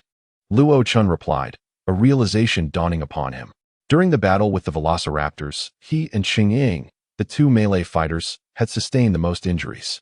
Relying solely on physical strength, he could not defeat a single velociraptor and had to resort to using a laser sword. Yet he remained unwilling to concede. Is it true that body-refining origin cultivators have no future? Not entirely, Ho Tian countered. Among the 10 most powerful cultivators, 3 are body-refining origin cultivators. In fact, the top-ranked one is also a body-refining origin cultivator. Luo Chen's heart lightened. You speak with such vigor. So, body refinement does hold promise. Not quite.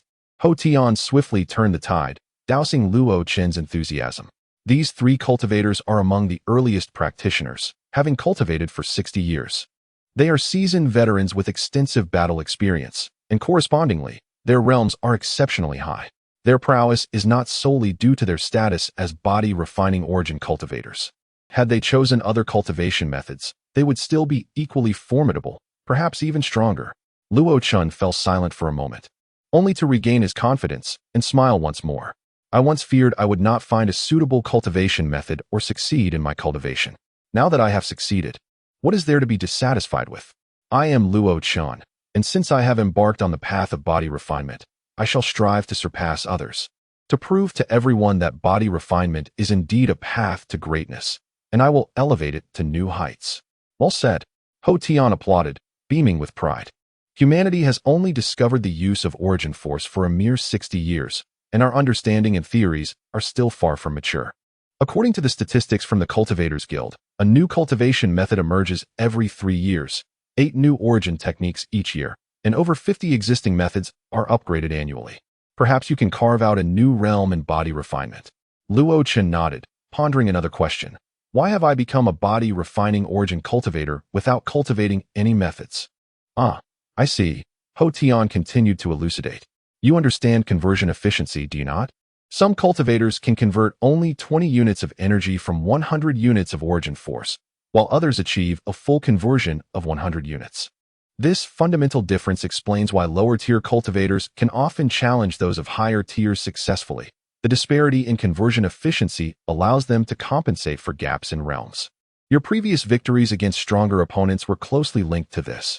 However, once you reach the Bay realm and beyond, challenging those of higher tiers becomes increasingly difficult, as their conversion efficiencies are not lacking. Luo Chen acknowledged. So, I will not need to cultivate any origin methods in the future, correct? In theory, yes.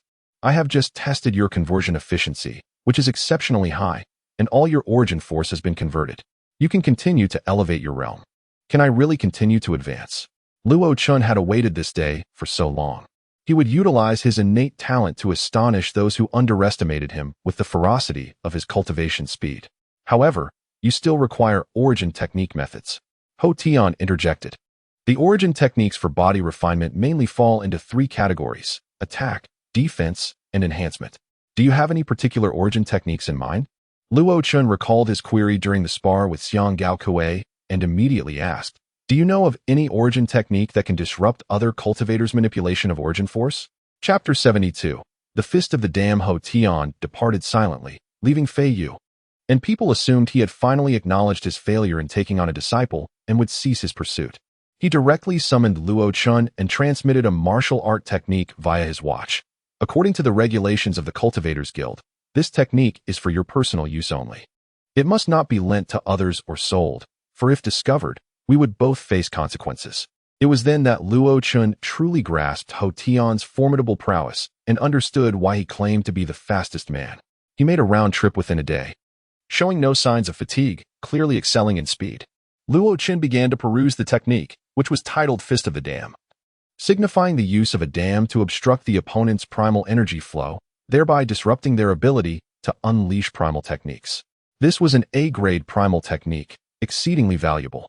He had exhausted all his points in the Cultivators Guild over the years. Ho Tian's tone was stern, yet his expression was filled with hope.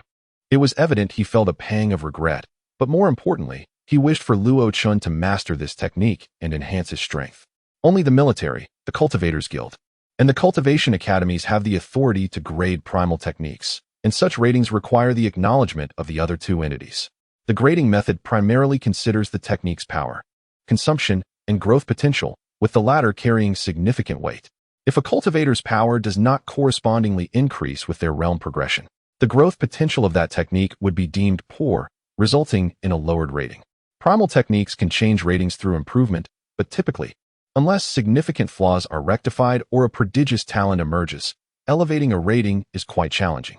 Conversely, reducing ratings is common, as practitioners often uncover previously unnoticed shortcomings during their training.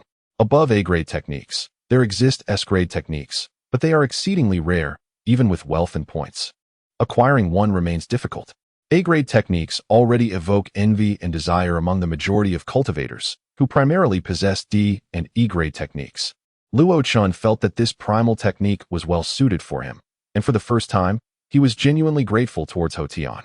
Are you still unwilling to accept me as your disciple? The time is not yet ripe. Very well, but from today onward, your training shall commence. No problem. Listen carefully. This is a training plan I have tailored specifically for you. It must be executed unless combat arises before reaching the Tegawa Basin. Luo Chun listened attentively, his spirit soaring.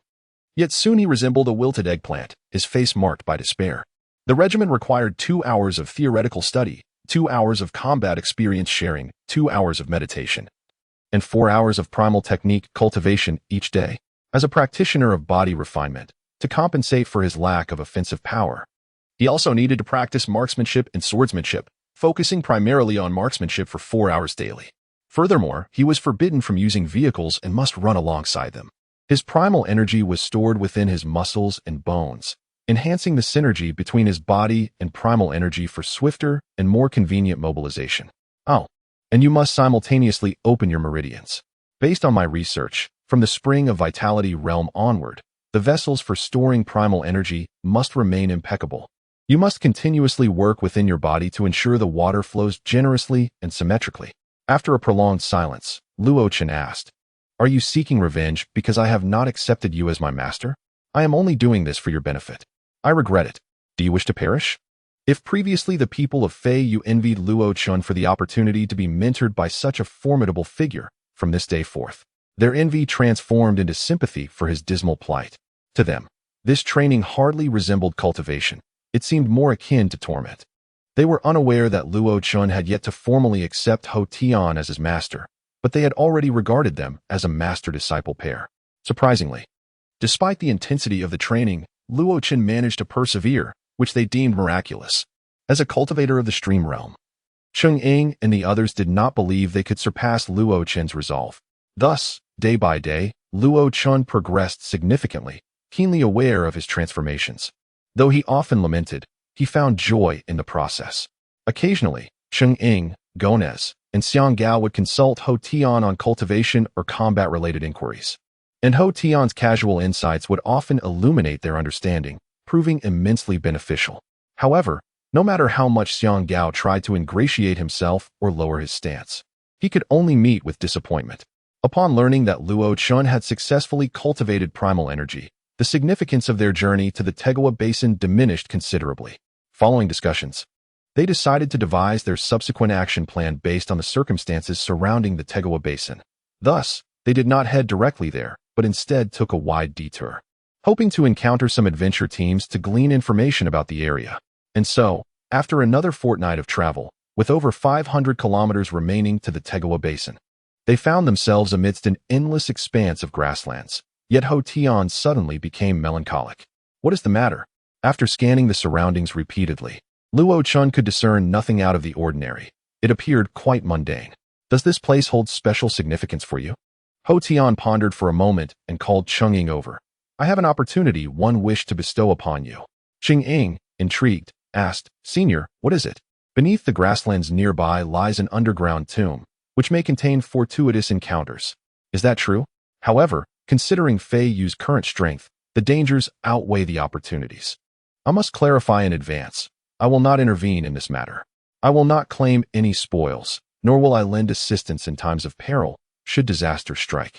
I will not recover the bodies. You must deliberate carefully. Cheng Ying fell silent. Chapter 73. The Underground Tomb. The term underground tomb piqued Luo Chen's curiosity. It was undoubtedly an intriguing concept. He discreetly inquired with Ho Tian, only to receive an astonishing response. Not only on the planet of Plensha, but throughout the surrounding universe.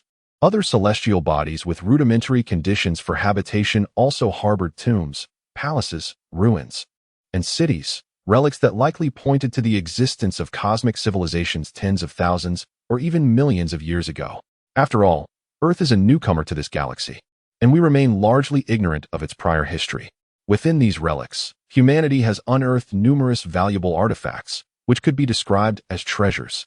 Extensive research has been conducted concerning these remnants, leading to a preliminary conclusion. Should a vanished civilization indeed exist, it would belong to the realm of primordial civilization, adept in wielding primal energy, far surpassing our own capabilities. Such sites are the most coveted destinations for various adventuring groups, promising serendipitous encounters and the potential for overnight wealth. After a few succinct exchanges, Cheng Ying had already resolved to take action. Senior, Fei Yu is willing to embark on this adventure. Fortune favors the bold.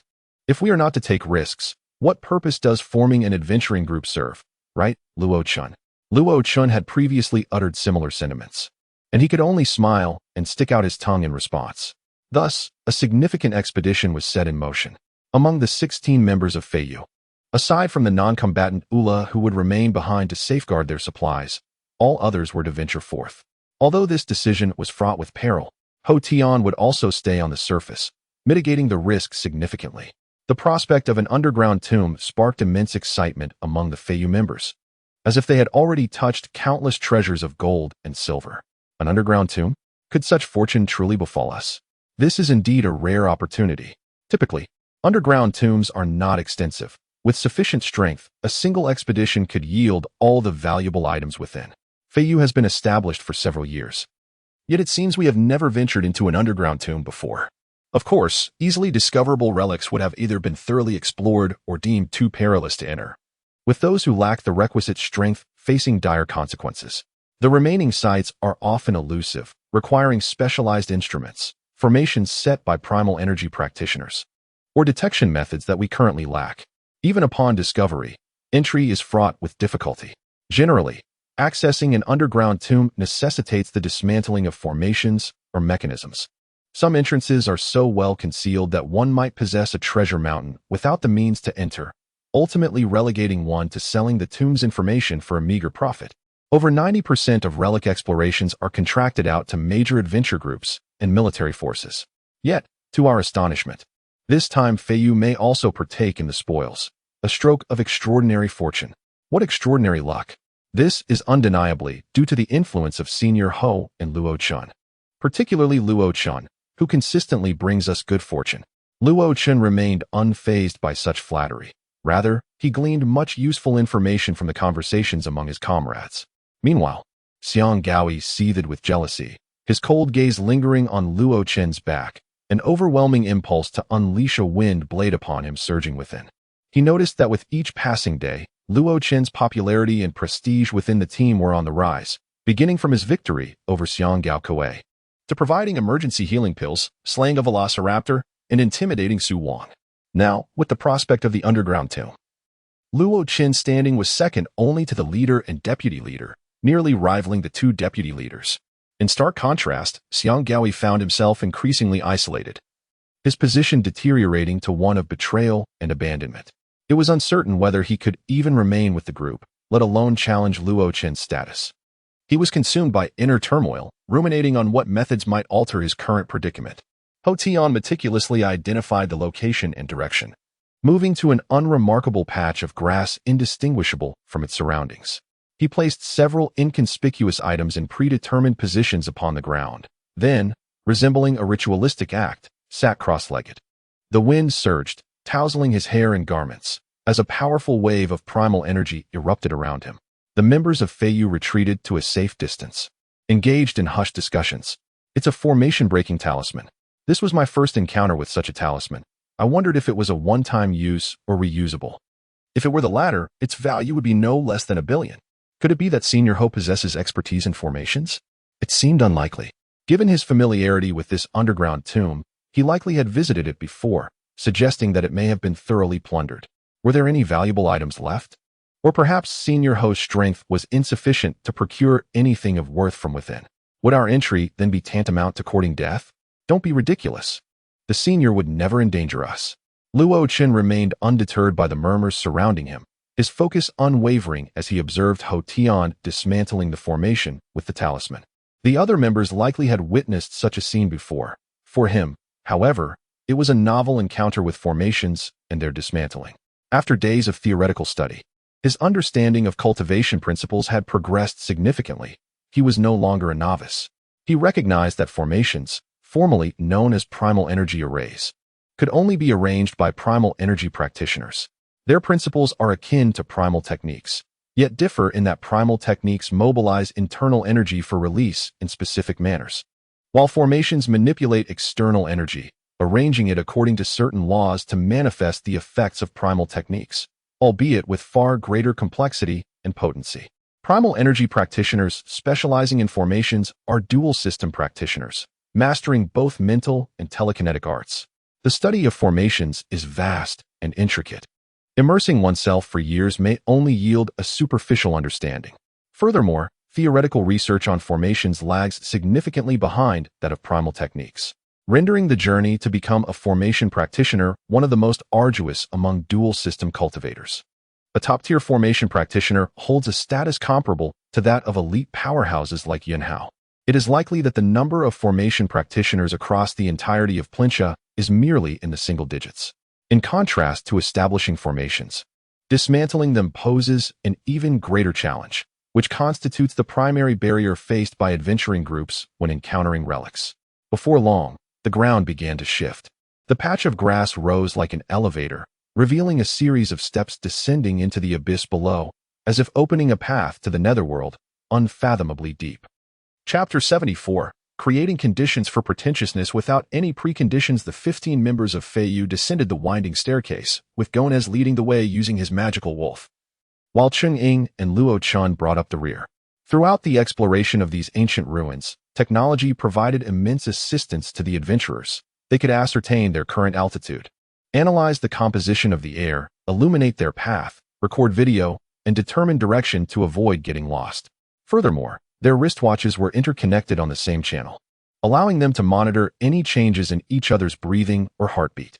At this moment, the most pivotal individual in the team was not the formidable Gonez, nor the central figures Cheng-Ying or Luo Qin, but rather the Team S appraiser, Bayer. Often, during a prolonged adventure, there might only be a single opportunity for the appraiser to showcase his worth, and it was precisely during such moments that his value was revealed. From the length and angle of the passageway, as well as the texture of the steps, it was apparent that the scale of this tomb was not substantial, with a maximum depth of only 100 or 200 meters. Look here, there are inscriptions, Bayer exclaimed. The general meaning of the text indicated that this tomb belonged to Daora, which translates to chieftain, the burial site of a tribal leader. This inscription served as a warning, suggesting that there should be guarding forces within the tomb. If there were guardians, it implied that there were valuable treasures worth protecting.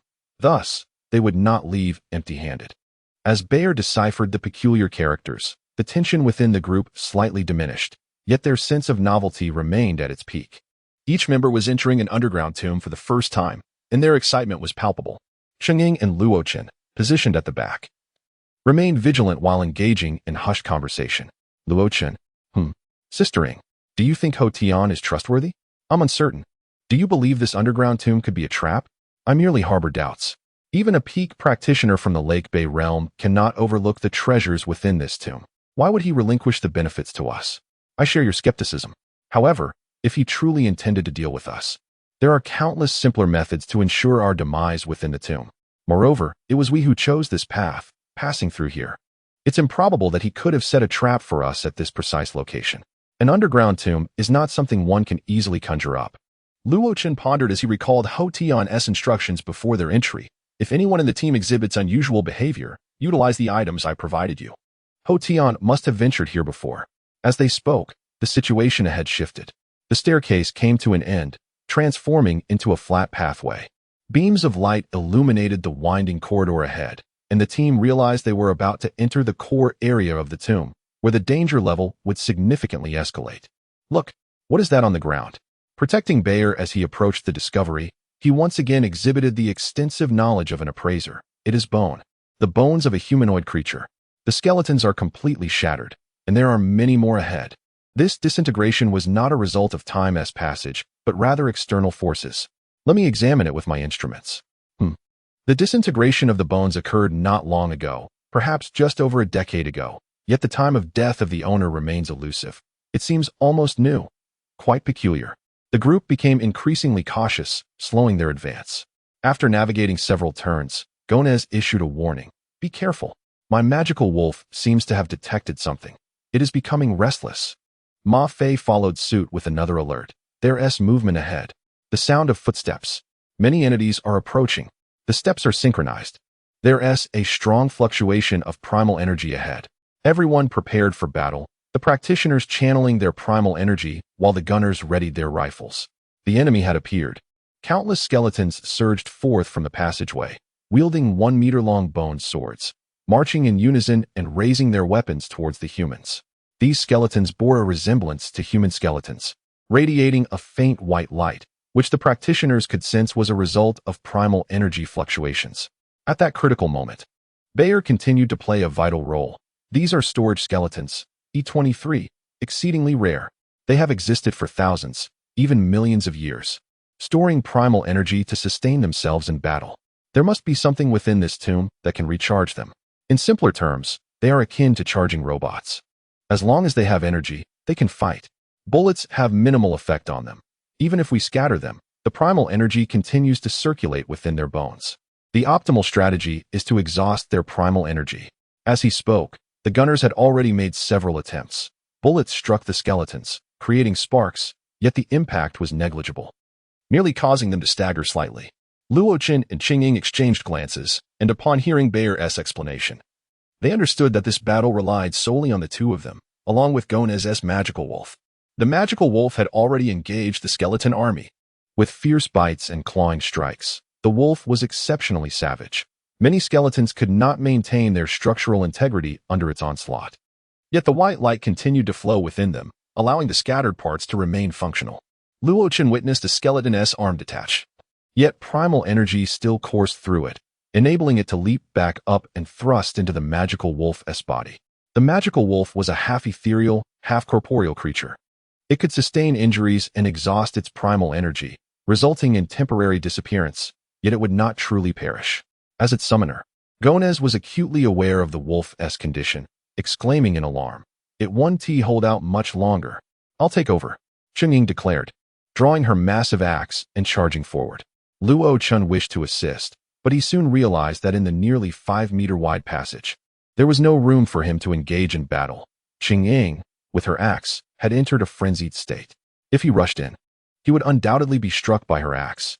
In this scenario, Qingyun's offensive capability surpassed that of the magical wolf, as skeletons fell before her in droves.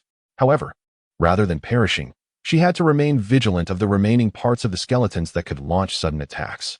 Despite the vast number of skeletons collapsing, her efforts became increasingly strenuous, forcing her to retreat step by step. The rest of Feiyu also began to fall back. Thus far, they had yet to see an end to the skeletons, and it was likely that this overwhelming force was beyond their capacity to handle. Yet Luo Chen stood behind Qingyun, intently observing the skeletons' movements. They relied entirely on the flow of primal energy to sustain their actions. If he could disrupt the energy flow, would they not lose their mobility? Disrupting the primal energy flow was precisely the effect of his soul-mastered technique, the barrier fist. Could it be that Hou Tian had led Fei Yu into the underground tomb to provide Luo Chun with a practical opportunity and test his abilities? Creating conditions for pretentiousness without any preconditions. Indeed, Hou Tian was well-versed in this art. Chapter 75. A man cannot admit defeat as the captain held the rear. The others prepared to retreat. Sensing the impending danger, Gomez began orchestrating the exit from the tomb. One must understand when to withdraw. Countless tales of adventure teams meeting their demise due to greed serve as a constant reminder for all explorers. A few individuals even started setting explosives in the corridor, ready to detonate and block the pursuing skeletons if they drew too close. Lo Chun increasingly felt he had discerned Hou Tian's intentions and stepped forward. "Captain, allow me."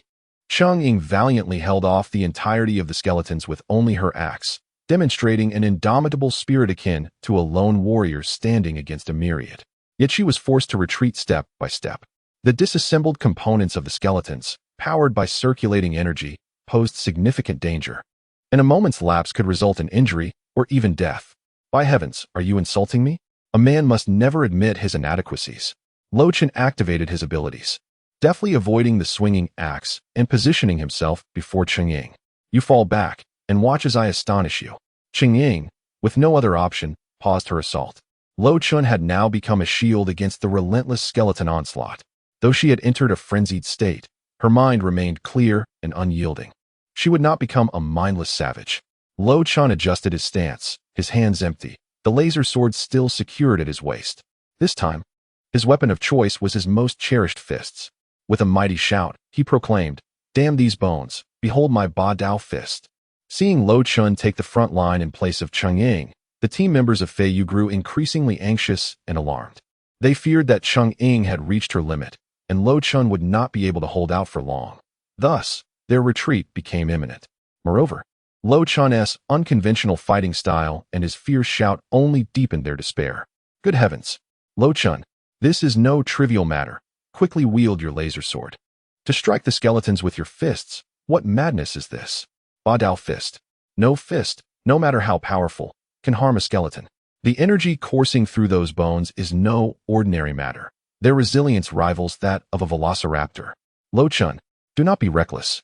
I will shield you with my magic wolf. You must flee." Lo Chun had truly integrated himself into the Fei Yu team, each member displaying genuine concern and care for him, save for the cool gaze of Xiang Gao-yi, who observed everything silently. Ignoring their pleas, Lo Chun's focus remained solely on the skeletons before him. Should his assumptions prove incorrect, and the Ba Dao fist failed to disrupt the skeleton's energy flow, or if it did, but not fatally, he would heed their words and retreat.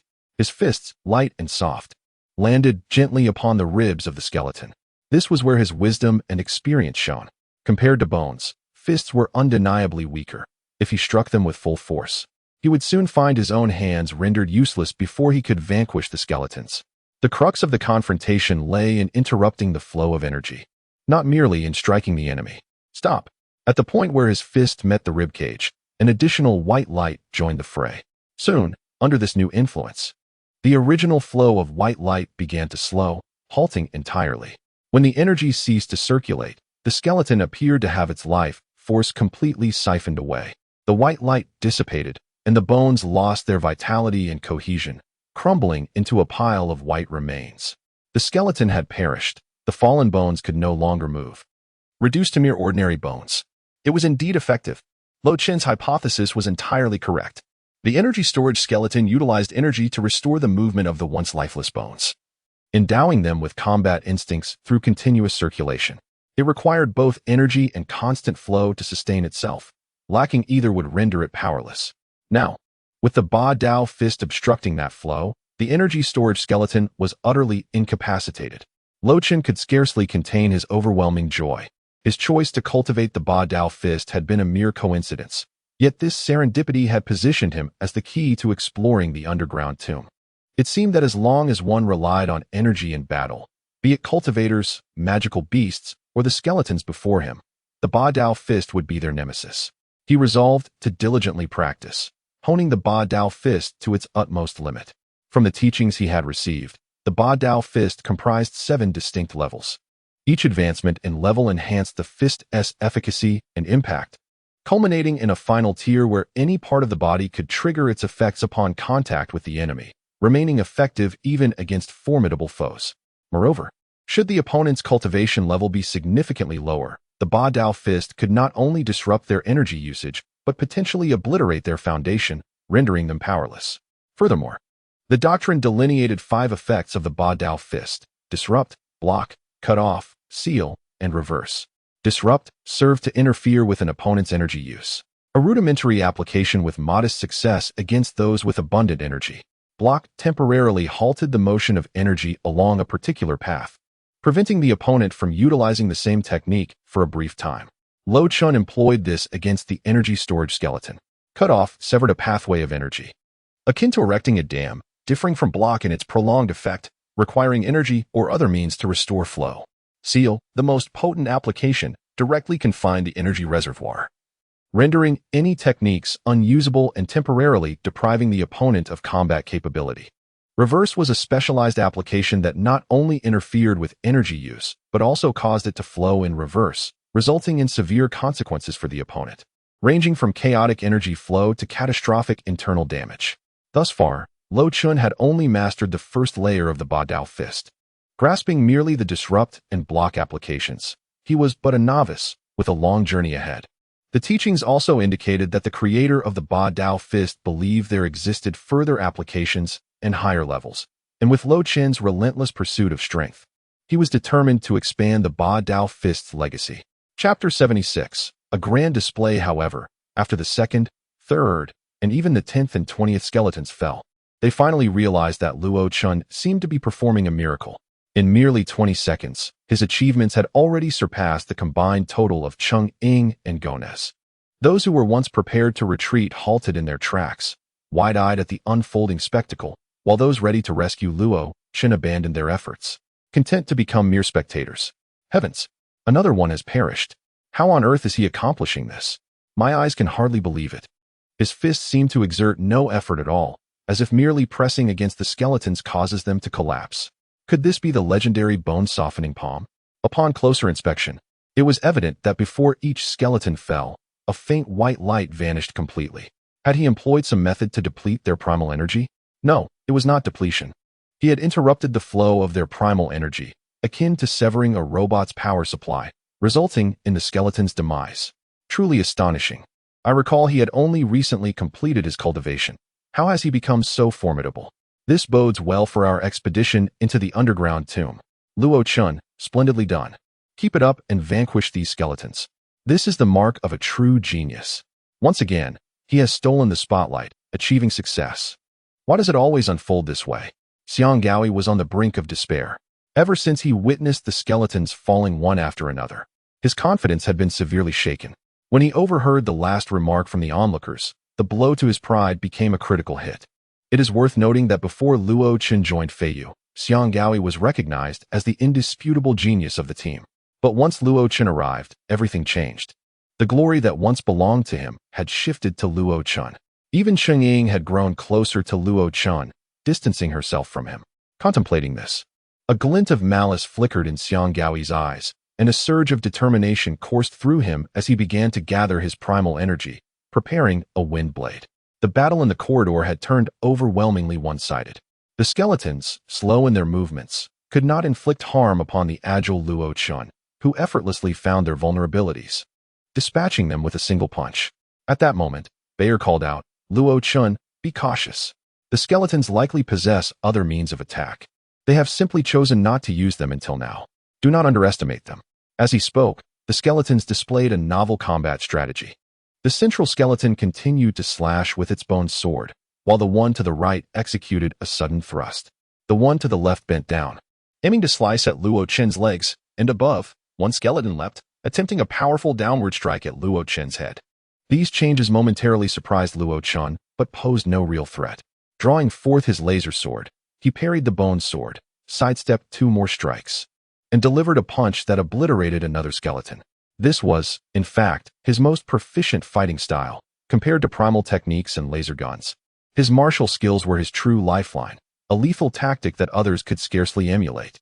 Onlookers could only witness skeleton after skeleton collapsing, their gasps of astonishment echoing until they realized that the seemingly perilous scene posed no actual danger. They soon transformed their gasps into cheers and applause. Eventually, the sea of skeletons revealed its end deep within the corridor. Estimating their numbers, there must have been thousands, yet most had already fallen. After another 2 minutes, all the skeletons lay defeated. Leaning against the wall, Luo Chun gasped for breath. Yet his eyes sparkled with excitement and exhilaration as he gazed upon the towering heap of bones. Upon introspection, he realized that his primal energy was nearly depleted. In truth, according to Hodion's assessment, Luo Chen's control over primal energy was akin to that of a seasoned practitioner who had immersed himself for decades. Each time he unleashed a primal technique, only 20 of his energy was wasted, meaning he could channel 80 into combat. In contrast, Hodion, when using his most adept techniques, managed to waste up to 95, while techniques like creating a tornado would max out at around 80. Xingyun, Xiang Gaoi, and Gonez typically operated at around 60, with Xiang Kuei falling below 50. Enhancing this efficiency required thousands of hours of practice. Luo Chun had achieved 80 in a short time due to one word: talent. After resting for a full 2 hours, Feiyu resumed their journey. In reality, the others had experienced little exertion. The 2-hour pause was solely to allow Luo Chun to replenish his primal energy. Otherwise, encountering primal energy-storing skeletons would have necessitated a retreat. During this time, Luo Chun became the focal point of attention, receiving continuous accolades. Later, Cheng Ying approached him, and the two engaged in hushed conversation for an extended period, which left Xiang Gaoi feeling despondent and wishing for an exit. Traversing the long corridor, they encountered no further skeletons, indicating that the skeleton army had been entirely vanquished. At last, they entered the main tomb chamber. The several halls preceding the main chamber were desolate and bare. According to Bayer's conjecture, this was likely where the skeletons rested. The tomb was not large, and soon they stood before the final chamber, which would determine their success. Upon reaching the entrance, they did not rush inside, for Feiyu beheld a peculiar sight. At the center of the tomb chamber floated a red, transparent orb the size of a lead ball, pulsating with radiant light. They noted that it hovered in midair, with lines of red light on the ground below, forming a structured arrangement. It is a primal energy array, Bayer deduced. From the conditions of this underground tomb, it must be a formation for collecting and storing primal energy, the source of the skeleton strength. Behind it should lie the coffin of the tomb's master. The members of Feiyu then noticed a massive stone sarcophagus situated behind the primal energy array. Chapter 77. What to do about L.S. It appears that there is little danger. Could the treasure be inside the sarcophagus? Do you not think that the glowing red orb resembles a treasure more? I find the force array to be more precious. It can gather energy, which explains the elevated concentration of force here compared to the outside. Let us remain silent and heed Bayer's caution. Bayer prudently examined the entrance for an extended period, utilizing his watch to scan the interior and analyze the surroundings, ultimately concluding that there seemed to be no particular threat. I shall enter first, should any unforeseen circumstances arise. Be ready to assist me. He stepped inside, circumventing the force array and advancing towards the sarcophagus. However, midway through his approach, an unforeseen event occurred. He suddenly expelled a mouthful of blood, his complexion deteriorating visibly, collapsing to the ground, and again spewing blood. This symptom resembled poisoning.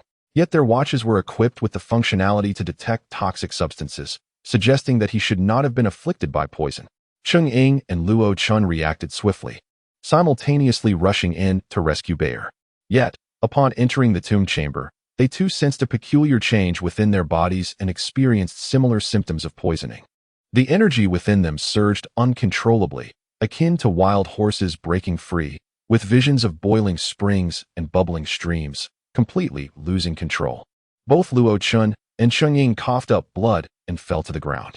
Drawing upon their indomitable willpower, they persevered through the excruciating pain, crawling forward, one of them grasping Bayer's foot to drag him out of the tomb. They desperately wished to call out to their teammates outside to refrain from entering. But when they opened their mouths, no sound emerged, only another spurt of blood. Simultaneously, the sarcophagus began to change. The lid slowly lifted, and a dark, ominous arm extended from within. "It's a resurrection," came a startled cry from outside the tomb. Some were unafraid of the onslaught of raptors and had grown accustomed to the spontaneous movements of skeletons, but the transformation within the sarcophagus incited profound dread. Gonez and Xiang Gaokui also rushed in to assist, yet they too fell victim to the same fate as the previous three, coughing blood and collapsing. Luo Chen suddenly recalled the item Ho Tian had given him. If anyone in the team exhibits unusual symptoms, use the item I provided. Was this not precisely the situation at hand? Struggling to retrieve it, he found a syringe filled with a yellow-brown liquid, emblazoned with the letters L. S. Without further deliberation, Luo Chen injected it into his left hand. Instantly, his condition improved. The energy stabilized significantly, the agonizing pain subsided, and his stamina was revitalized. The item left by Ho Tian was indeed effective.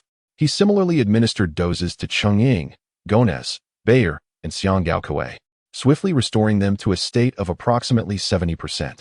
Quickly, we must flee. The tomb's master, the terrifying presence from the sarcophagus, has emerged. It was a 3-meter-tall figure, entirely clad in black, resembling a humanoid entity shrouded in dark armor, its face and features obscured, a solid mass of darkness. In its right hand, it wielded a massive black hammer, exuding an aura of formidable lethality. It advanced towards Fei Yu with heavy strides. "Run! It's E34!" Bayer exclaimed, urging everyone to retreat rapidly. No one questioned Bayer's judgment, yet despair loomed heavily in their hearts. E34 represented a force on par with Ho Tian. If they did not flee, annihilation would be imminent. However, this was undoubtedly the final threshold of the underground tomb. Conquering it would bring them closer to the coveted treasure, a temptation few could easily relinquish. Laser guns and rifles fired in rapid succession, yet the creature remained unscathed. Xiang Gao-Yi and Xiang Gaokui unleashed their wind blades. Gung Tong summoned frost, and Gonez commanded his magical wolf in a futile attempt to impede the creature's advance, all failing successively. Cheng-Ying displayed the most valor, brandishing her great axe to engage in close combat. But upon the collision of hammer and axe, she lost consciousness, crashing heavily against the wall and expelling blood, her great axe clattering to the ground. Luo Chen, quick-witted, rushed over, hoisting her onto his shoulder and turning to flee, the weight of her form pressing against his back with an astonishingly delightful sensation. In the midst of their escape, he realized Cheng-Ying's condition was dire. Although there were no external injuries, her internal organs had endured severe trauma, leading to significant internal bleeding. He swiftly crushed an emergency hemostatic pill, managing to alleviate her injuries somewhat, yet in the short term, combat and even movement would be exceedingly difficult. The black entity pursued them closely, its strides exaggerated yet not rapid. Luo Chen, being among the swiftest within their group, found himself unable to shake it off, barely maintaining a distance. "How is the team leader faring?" Lu Shuang inquired ahead. "Severely injured, but not in mortal danger. Hand her to me. I shall heal her. You are too slow. Discuss it outside." Luo Chen, Lu Shuang, and Gonez fell behind, with Luo Chen carrying Cheng-Ying and Gonez supporting Bayer. Spotting Bayer, Luo Chen's eyes gleamed as he ran, questioning, "Bayer, is there a way to deal with this creature?" Bayer replied curtly, "Young man, do not be so greedy. Surviving this ordeal is already a challenge." Luo Chen remained undeterred, pressing further, "Why can this corpse still move? Is it not dead?" "Absolutely dead. It is devoid of life, merely animating through energy. Much like those skeletons earlier. It must have been programmed to attack intruders to its tomb. It seems determined to pursue us beyond the tomb itself. Given its power, it was likely that even Ho Tian would struggle against it, especially considering that energy-based practitioners often ranked low in terms of offensive capabilities among all cultivators. Thus, if we terminate its energy supply, it would be rendered powerless? We could dismantle that energy array, and the obstacle would be easily overcome? "You are insane," Gonez exclaimed, initially shocked by Luo Chen's audacious plan, then scolding, "Should you fail, you will undoubtedly be crushed into a pulp. Even if you succeed by some stroke of luck, you may still be caught, and your reasoning could be entirely flawed, costing you your life. It's worth a gamble. Otherwise." Luo Chen's gaze shifted past them to the front, speaking slowly, "Trust me, I possess over a 50% chance of success." Gonez and Lu Shuang exchanged meaningful glances, instantly grasping Luo Chen's intention. The ordinary gunman had managed to retreat half a minute earlier than the few cultivators, now overtaken by the creature, and it appeared their stamina was waning significantly. They had not yet exited the passage, with at least 2/3 of the journey remaining to escape the tomb. If they did not act, their fates were all but sealed. Chapter 78. Collapse. Chu Xingyun gradually regained consciousness, a faint pain emanating from within her organs. Simultaneously, a pure and luminous energy flowed through her body. With each cycle, her condition improved incrementally, and her injuries lessened. She recognized this energy well. It belonged to El Shuang. El Shuang, a healer of the life affinity, was adept at mending wounds, though they primarily served a supportive role in battle. Their abilities were fundamentally distinct from modern medicine, swift and effective without the need for sophisticated equipment or specific locations. A skilled life affinity practitioner could drastically reduce the mortality rate of an adventuring party. What had transpired? Where was that dark entity? Were all safe? Captain. El Shuang pressed firmly against Chu Xingyun, who appeared exceedingly weak, unable to even free herself from El Shuang's grip. Captain, you are unaware. You have been unconscious for over 10 minutes. We cannot make it in time. Even if we rush there, we stand no chance against that black corpse. It is far too powerful. In an open space like E34, even together we would merely be walking to our deaths. Chu Xingyun struggled to rise, gazing into the depths of the passageway, her expression a tapestry of sorrow, emotion, and grief. Despite their brief acquaintance, Luo Chun had profoundly embedded himself within her heart as her most vital comrade, brother, and companion. Captain, remaining here serves no purpose. We must ascend without delay. Chu Xingyun bit her lip, making a decision for the greater good. Let the ordinary people go first. They must inform Senior Huitian of the situation. He is Luo Chun's master. Perhaps he will come to rescue him. I shall wait here for Luo Chun. Those who wish to stay with me may do so, while those who do not should proceed. Chu Xingyun's resolve was unwavering. The other practitioners remained steadfast, mirroring their captain's determination. Only Xiang Gaoi hesitated, taking a couple of steps forward, but upon noticing the other's immobility, he faltered once more. Suddenly, a rumble echoed. The earth began to tremble, dust cascading from above the passageway.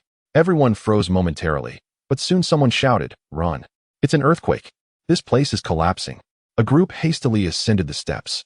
Chu Xingyun wished to remain, yet Gomez reached out and pulled her away, her frail form yielding to his strength. Luo Chun had been observing the corpse's movements. It was neither particularly cumbersome nor notably agile, but with others providing cover, there was a possibility to rush past it. Indeed, the demonic wolf drew its attention away, while wind and ice techniques offered support. Luo Chun pressed against the wall, seizing the moment to dash forward unscathed. The corpse abandoned its pursuit of the others, turning instead to chase after Luo Chun.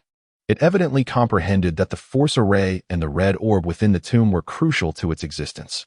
Luo Chun unleashed his full speed, leaving Chu Xingyun behind. He was significantly faster than the corpse, estimating he could reach the tomb at least half a minute before it. Upon arriving at the tomb, he swiftly surveyed his surroundings and soon noticed that the underside of the hovering coffin lid appeared to bear inscriptions, incomprehensible symbols, and strange patterns. Luo Chun realized that the force array merely facilitated the orb's continuous energy collection, supplying power to the skeleton and the black corpse. Neutralizing the orb was key to their demise. Damn it, how can I stop this orb? Am I to perish here for this reason? Luo Chun, unwilling to accept this fate, struck the orb with a powerful punch, unexpectedly triggering a remarkable transformation. The orb collided with the wall, then fell to the ground, rolling slightly. The flickering red light stabilized into a steady glow, its brilliance as piercing as blood. Then, the red light erupted, transforming the entire tomb into a crimson sea. Luo Chun instinctively shut his eyes. When he reopened them, the red light had dissipated, and the orb had dimmed, rendered silent. The sound of the black corpse's footsteps faded away, replaced by the tremors of the earth and the onset of collapse. He quickly deduced that this was likely a premeditated measure taken during the tomb's construction. Once the orb ceased supplying energy, the tomb would be destroyed, burying everything deep beneath the ground. Damn it! There is only one exit back through the passageway. He rushed outward, grabbing the orb as he passed. He ran past the fallen corpse, noting that the armor and hammer it wielded were no ordinary artifacts, but he had no time to linger. Oh, and Chu Xingyun's massive axe remained within the tomb. He had no opportunity to retrieve it. As stones rained down from above, he ignored the smaller ones, dodged the larger, and cleaved the medium-sized ones with his laser sword. He pushed his speed to the limit, swiftly escaping the passageway and ascending the steps toward the surface. The steps behind him crumbled, rocks plummeting around him, yet he pressed forward with reckless determination, experiencing a scene reminiscent of a disaster film, now unfolding in his own life. For the first time, he felt the path ahead stretched infinitely. What transpired below? The tomb suddenly collapsed. Where's Luochen? He is still down there, not yet emerged. The members of the Flying Feather team braced for Huotian's wrath. They had witnessed firsthand the lengths he went to for Luo Chun's apprenticeship. Yet, in just a few days, his prized disciple was on the verge of being entombed alive. However, Huotian merely fixed his gaze on the tomb's entrance for a few seconds before unexpectedly shifting the topic. This commotion is quite substantial. The team members, who had just narrowly escaped, finally noticed that the surrounding grasslands were trembling, and above them, dark clouds were forming, obscuring the sunlight, a portent of impending heavy rain. Yet such storms were inconceivable during the drought season on the Plincha grasslands. Only Chang'ing remained unmoved, silently watching the tomb's entrance, as if she had been transformed into a statue. Luochen, you must escape. Chapter 79, The Mantis Stalks the Cicada. While the yellow bird awaits, the ominous black clouds loomed above, heavy and unyielding like a monstrous beast pressing upon the city, yet no moisture gathered within them, rendering the prospect of rain on the Princha prairie a mere folly. As they anxiously awaited Luo Chen's arrival in vain, others began to arrive. Captain, Zhanlong is here. Chang'ing was taken aback, quickly shaking off her distraction. What do they want? Tell them to halt. Indeed, within sight, the 5 vehicles of Zhanlong approached, growing ever closer and larger, showing no sign of stopping, instead seeming intent on partaking in whatever bounty lay ahead. Bayer gazed at the strange phenomena in the sky, feeling the ground tremble beneath him, and lamented, "The commotion is too great. This vast expanse of dark clouds is visible from miles away." Modern watches even possess seismic detection capabilities, easily identifying the epicenter of an earthquake. If Zhanlong has come, it is likely that more adventuring groups have been drawn here. Chang'ing furrowed her brow tightly and raised her hand. All personnel, remain on alert. Her combat prowess had not yet returned, and with Luo Chen still below, based solely on their current strength, they could not contend with Zhanlong. However, as long as Hodian stood by their side, there was nothing to fear. Since the rupture in relations with the Princha military, Zhanlong had undoubtedly gleaned pertinent information. Although still trailing Feiyu, their attitude had markedly shifted. Within Feiyu, some even suspected that Zhanlong had become the military's eyes and ears, remaining only to monitor their movements. Consequently, Feiyu regarded Zhanlong with utmost caution, and the discovery of the underground tomb would not be disclosed to them, treating them instead as adversaries. Zhanlong halted at a distance, with only the captain and 2 others approaching slowly, waving their hands as if to convey that they bore no ill intent. Feiyu remained vigilant until they recognized Xue Shuqing, the captain's daughter, among the trio, which assuaged their suspicions regarding a potential trap. Xue Shuqing, the cherished princess of Zhanlong, was not particularly formidable. Her strength was even inferior to that of Gao Kuei. If there were any ulterior motives, it was unlikely she would be brought along into danger. As the Zhanlong captain drew near, he scrutinized Chang'ing, exuding an air of insincerity. "Captain Cheng, you are injured? We have special healing potions. Would you like assistance?" Xue Shuqing muttered under her breath, injured, yet still acting all high and mighty. However, no one acknowledged her remark. The Zhanlong captain smiled. "As the saying goes, a blessing in disguise. Though you have offended the military, you are on the brink of a remarkable encounter. Such a commotion guarantees extraordinary rewards. Zhanlong merely requests 20 of your findings and offers to escort you safely to Tajiawa. What does Captain Cheng think?" Cheng'ing shook her head slowly. "I appreciate the offer, but we have returned empty-handed this time." The captain of Zhanlong was skeptical, stroking his chin as he contemplated a strategy. Just then, a figure emerged from the entrance of the underground tomb, an individual clad in tattered garments, covered in dirt and dust. Luo Chen brushed off the debris from his clothes. Inhaling deeply, "Heavens, I nearly faced entombment. I thought I would never see the sun again." He then looked up, bewildered. "Wait, where's the sun? What is with these clouds? I still can't see the sun." Upon turning, he spotted the members of Feiyu and Hodian, as well as those from Zhanlong, and promptly fell silent, observing the unfolding situation. Chang'ing's eyes lit up with genuine emotion. Her spirits lifted as she exclaimed, "Luo Chen, you're alive. That is wonderful. Xue Shuqing echoed her surprise. Oh, it's Luo Chun. How did he come up from below? The Zhanlong captain's gaze flickered. Realizing that this young man, whom he had previously dismissed at Zhanlong's doorstep, might possess treasures from the tomb, he immediately set his plan into motion. Dust swirled around them, yet both the Zhanlong captain and Luo Chun remained stationary, while the distance between them rapidly diminished, catching the others off guard. Had this been days prior, Luo Chun might have remained oblivious to the unfolding events. However, thanks to Hotian's theoretical training and practical experience, he instantly understood the captain's actions.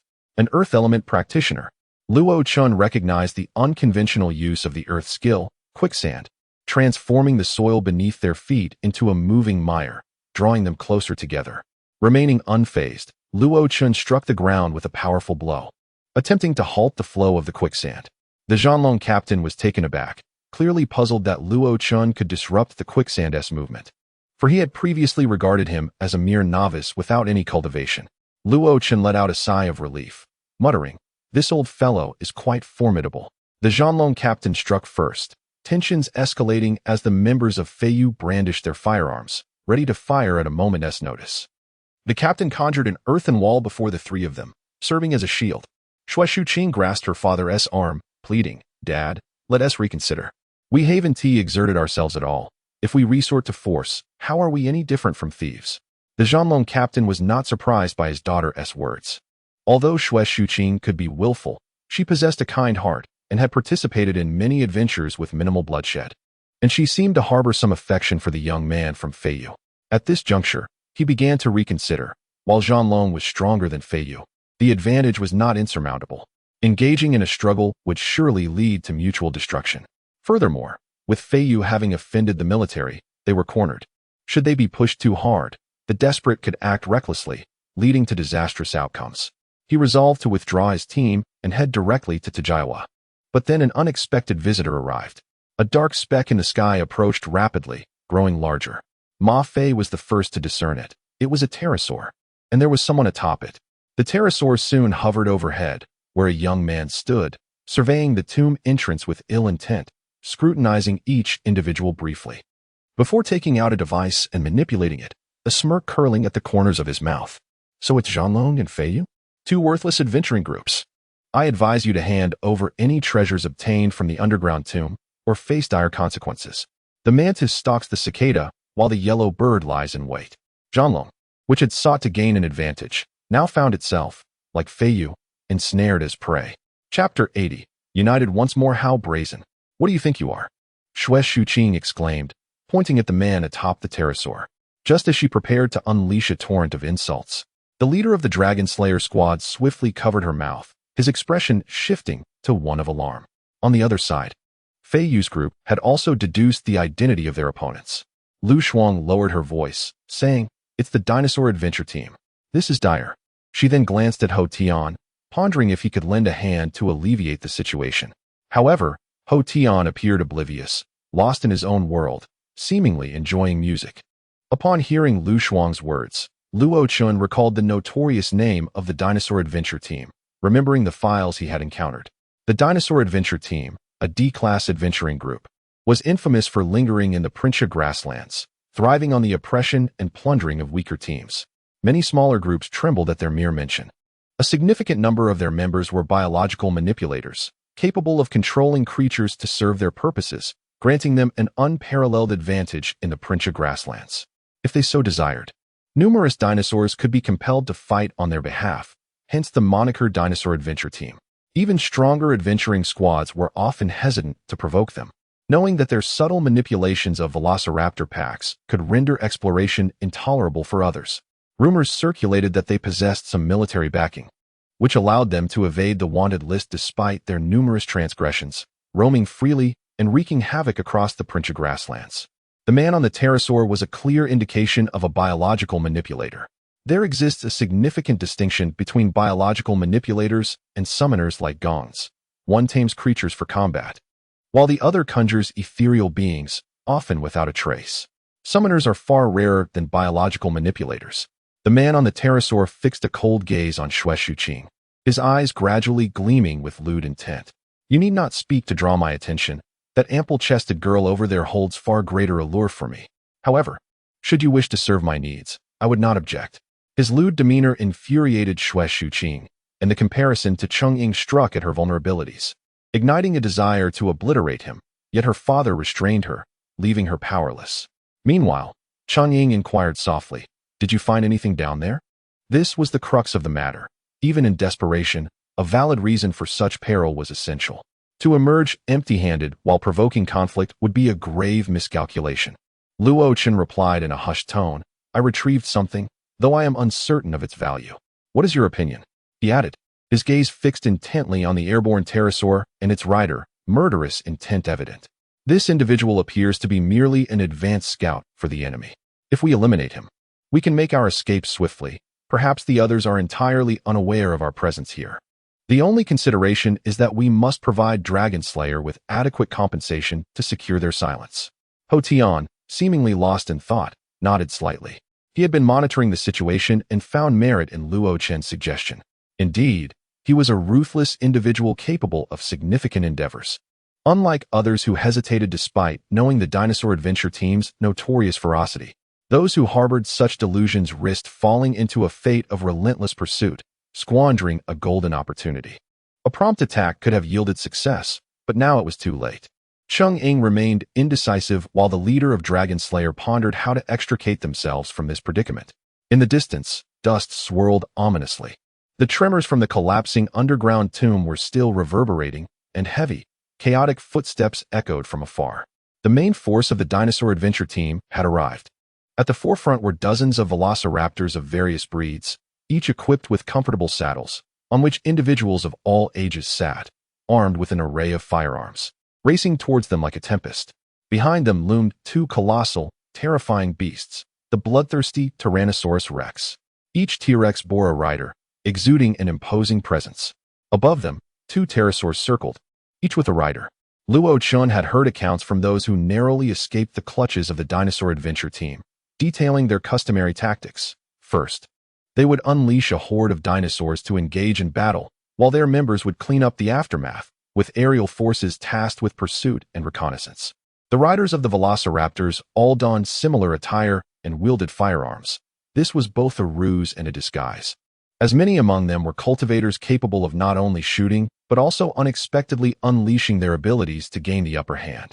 Fortunately, this time they had not mobilized the dinosaur pack for combat.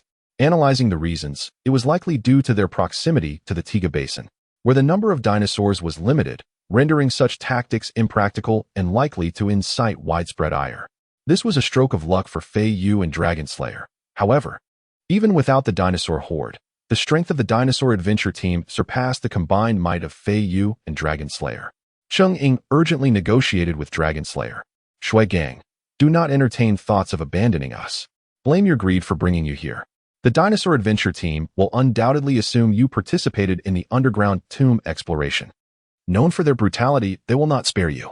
If we do not unite now, we will each fall prey to them." Shui Gang's intentions were exposed, and he felt a flush of embarrassment, recognizing the truth in Cheng Ying's words. The dinosaur adventure team was no benevolent force. Any valuable items would be targets for their plundering. Shui Shuqing grasped his hand, pleading, "Cheng Ying speaks wisely. The dinosaur adventure team is notorious for their misdeeds. Let us join forces with Fei Yu." Shui Gang was swayed, yet greed lingered in his heart. "Then how shall we divide the spoils from the underground tomb?" he inquired. Cheng Ying, displaying a magnanimous demeanor, responded, 20% for you. The remainder will be distributed based on contributions during this battle."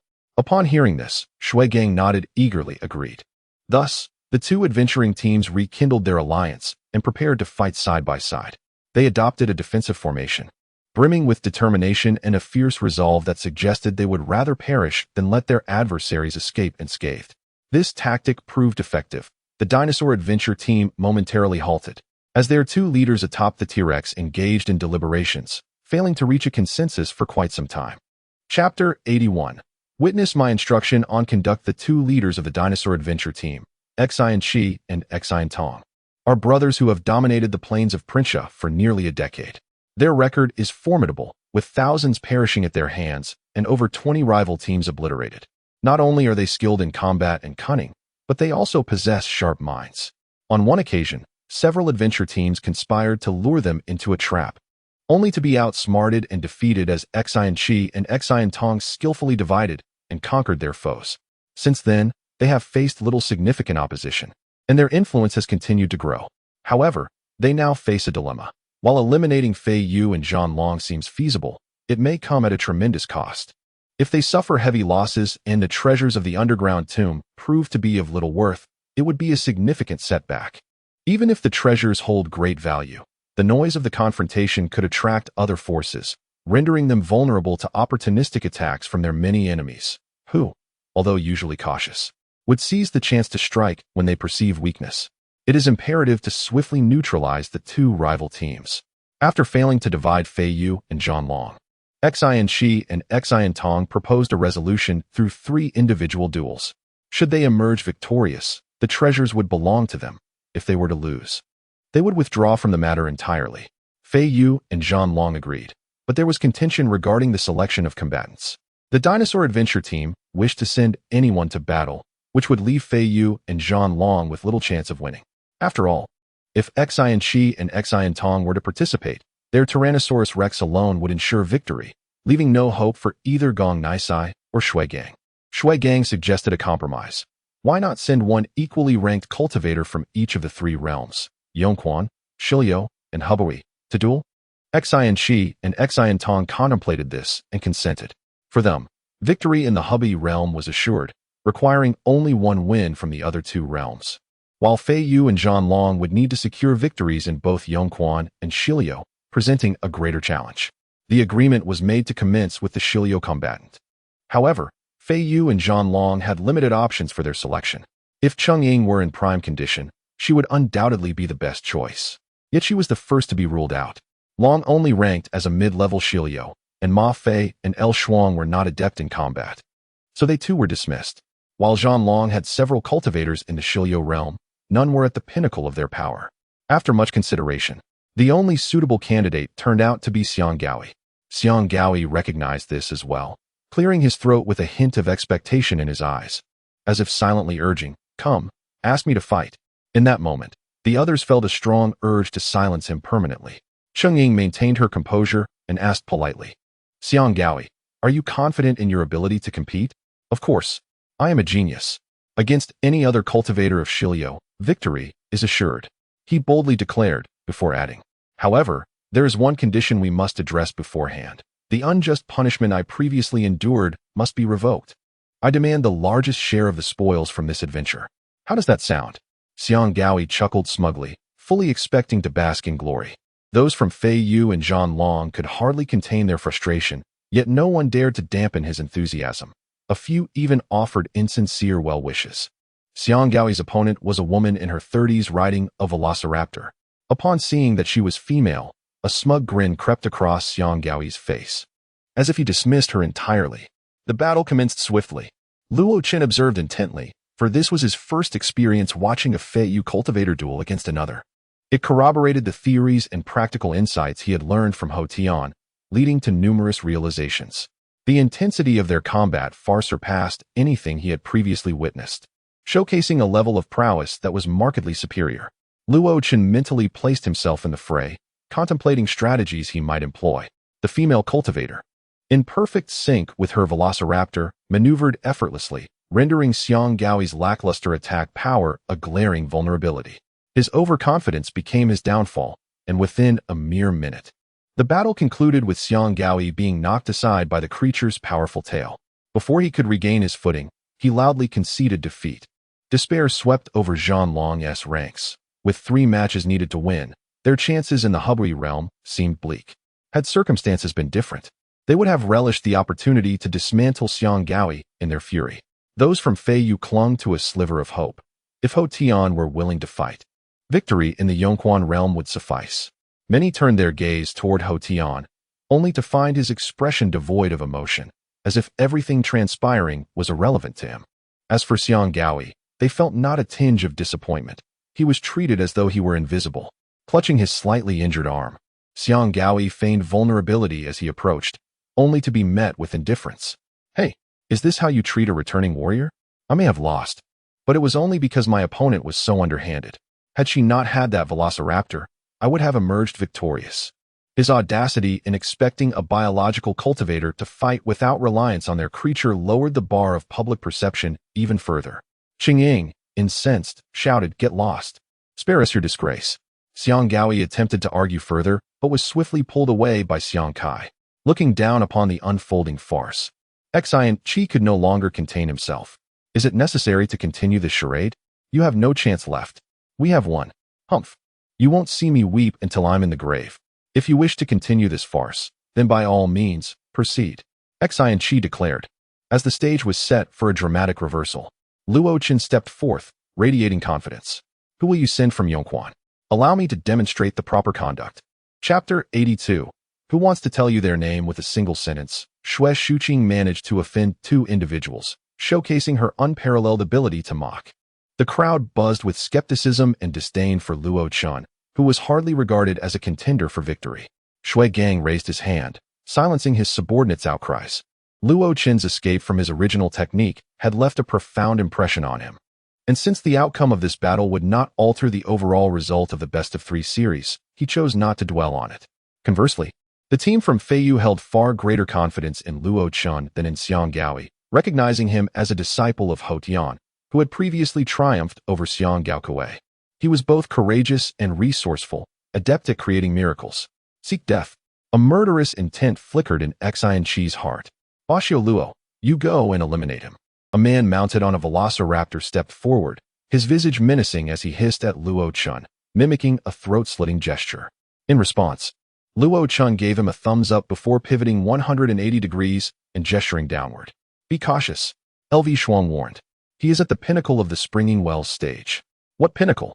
Luo Chen was unconcerned.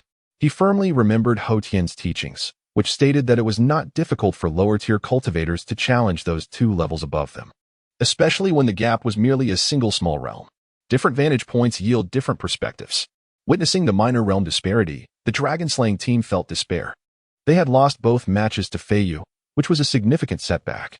They insist on dragging us into this contest of strength, provoking the Dinosaur Adventure Group for no reason. Our future days will surely be fraught with difficulties, and we lost inexplicably. It's infuriating. Aligning with them was a grave error. We have offended the military and attracted formidable enemies without reaping any benefits. What a tremendous loss. The members of the Dinosaur Adventure Group reacted quite differently. "Bashio Luo, eliminate him in the shortest time possible. This kid is quite handsome. It's a pity he's to meet his demise so young. What does being handsome matter?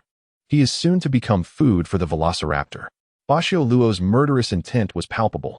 In such contests, it was not uncommon for one side to perish. He tightened the reins and pointed at Luo Chen, declaring with self-importance, "I do not wish to know your name, for you shall soon become my slain foe." Luo Chen rolled his eyes dramatically. "Who the hell wants to tell you their name? Have you watched too many historical dramas and confused your lines? Go die?" Bashio Luo, humiliated, raised his rifle and aimed to shoot. Luo Chen, in turn, drew his pistol, switching it to laser mode, and fired. Had this been a mere 10 days prior, Luo Chen would not have dared to confront an opponent in such a manner, for he was utterly ignorant of shooting. Distances beyond 5 meters had him hitting nothing but air. Yet now, after enduring 4 hours of rigorous practice each day, even he was astonished by his progress in marksmanship. The velociraptor moved with remarkable agility, alternating between rapid bursts and slow glides, allowing Bashio Luo to evade every laser beam with minimal effort. Luo Chen's movements were equally impressive. Though his range of motion was slight, his nimble footwork ensured that each bullet missed its mark. Having expended his ammunition, Bashio Luo tightened the reins, urging the velociraptor forward, an opportunity Luo Chen coveted. He unleashed 2 more laser beams, forcing the velociraptor to alter its trajectory and slow down. Drawing his laser sword, he charged toward the velociraptor, aiming a downward slash. The controlled velociraptor exhibited far superior behavior compared to its wild counterparts. It twisted its neck, sending Bashio Luo tumbling in the opposite direction, narrowly avoiding the blade of the laser sword.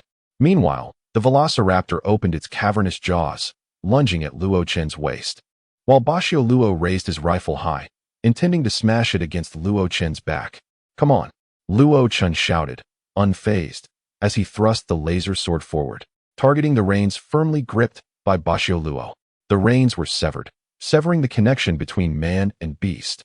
They both tumbled in opposite directions, with Luo Chan evading the velociraptor's bite and Basho Luo's rifle swing, which struck nothing but air. The spectators from Feiyu erupted in applause. Well done. Keep it up. Defeat him. Luo Chan placed his left foot on the now unbalanced velociraptor, propelling himself toward Basho Luo.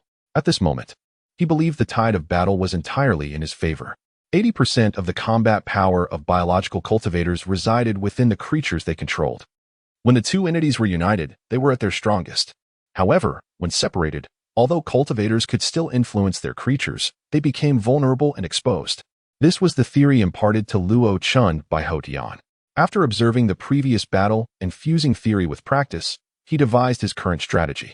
The execution of the strategy was flawless. The laser sword lunged forward, and unless Basho Luo's protective suit was exceptionally robust, he was destined to meet his end at the tip of the blade. In the face of impending doom, Basho Luo raised both hands defensively, seemingly losing his wits in a moment of desperation. Attempting to block the laser sword with his bare hands, an act as futile as trying to stop a boulder with an egg. As the laser sword neared his hands, flames erupted between them, surging directly toward Luo Chen's face. What the hell? A dual-element cultivator of biology and fire? I've been duped. Luo Chen executed a swift drop, narrowly evading the flames, but his offensive momentum waned. Basho Luo summoned several fireballs, hurling them toward Luo Chen. At this moment, both the Feiyu and dragon-slaying teams reacted with anger. The Dinosaur Adventure Group has resorted to such despicable tactics. This is akin to 2 against 1. Unfair. Absolutely unfair. Cease immediately. You are violating the rules and should be deemed the losers. It's just a mount. Why the excitement? Indeed, you could bring a vehicle into battle.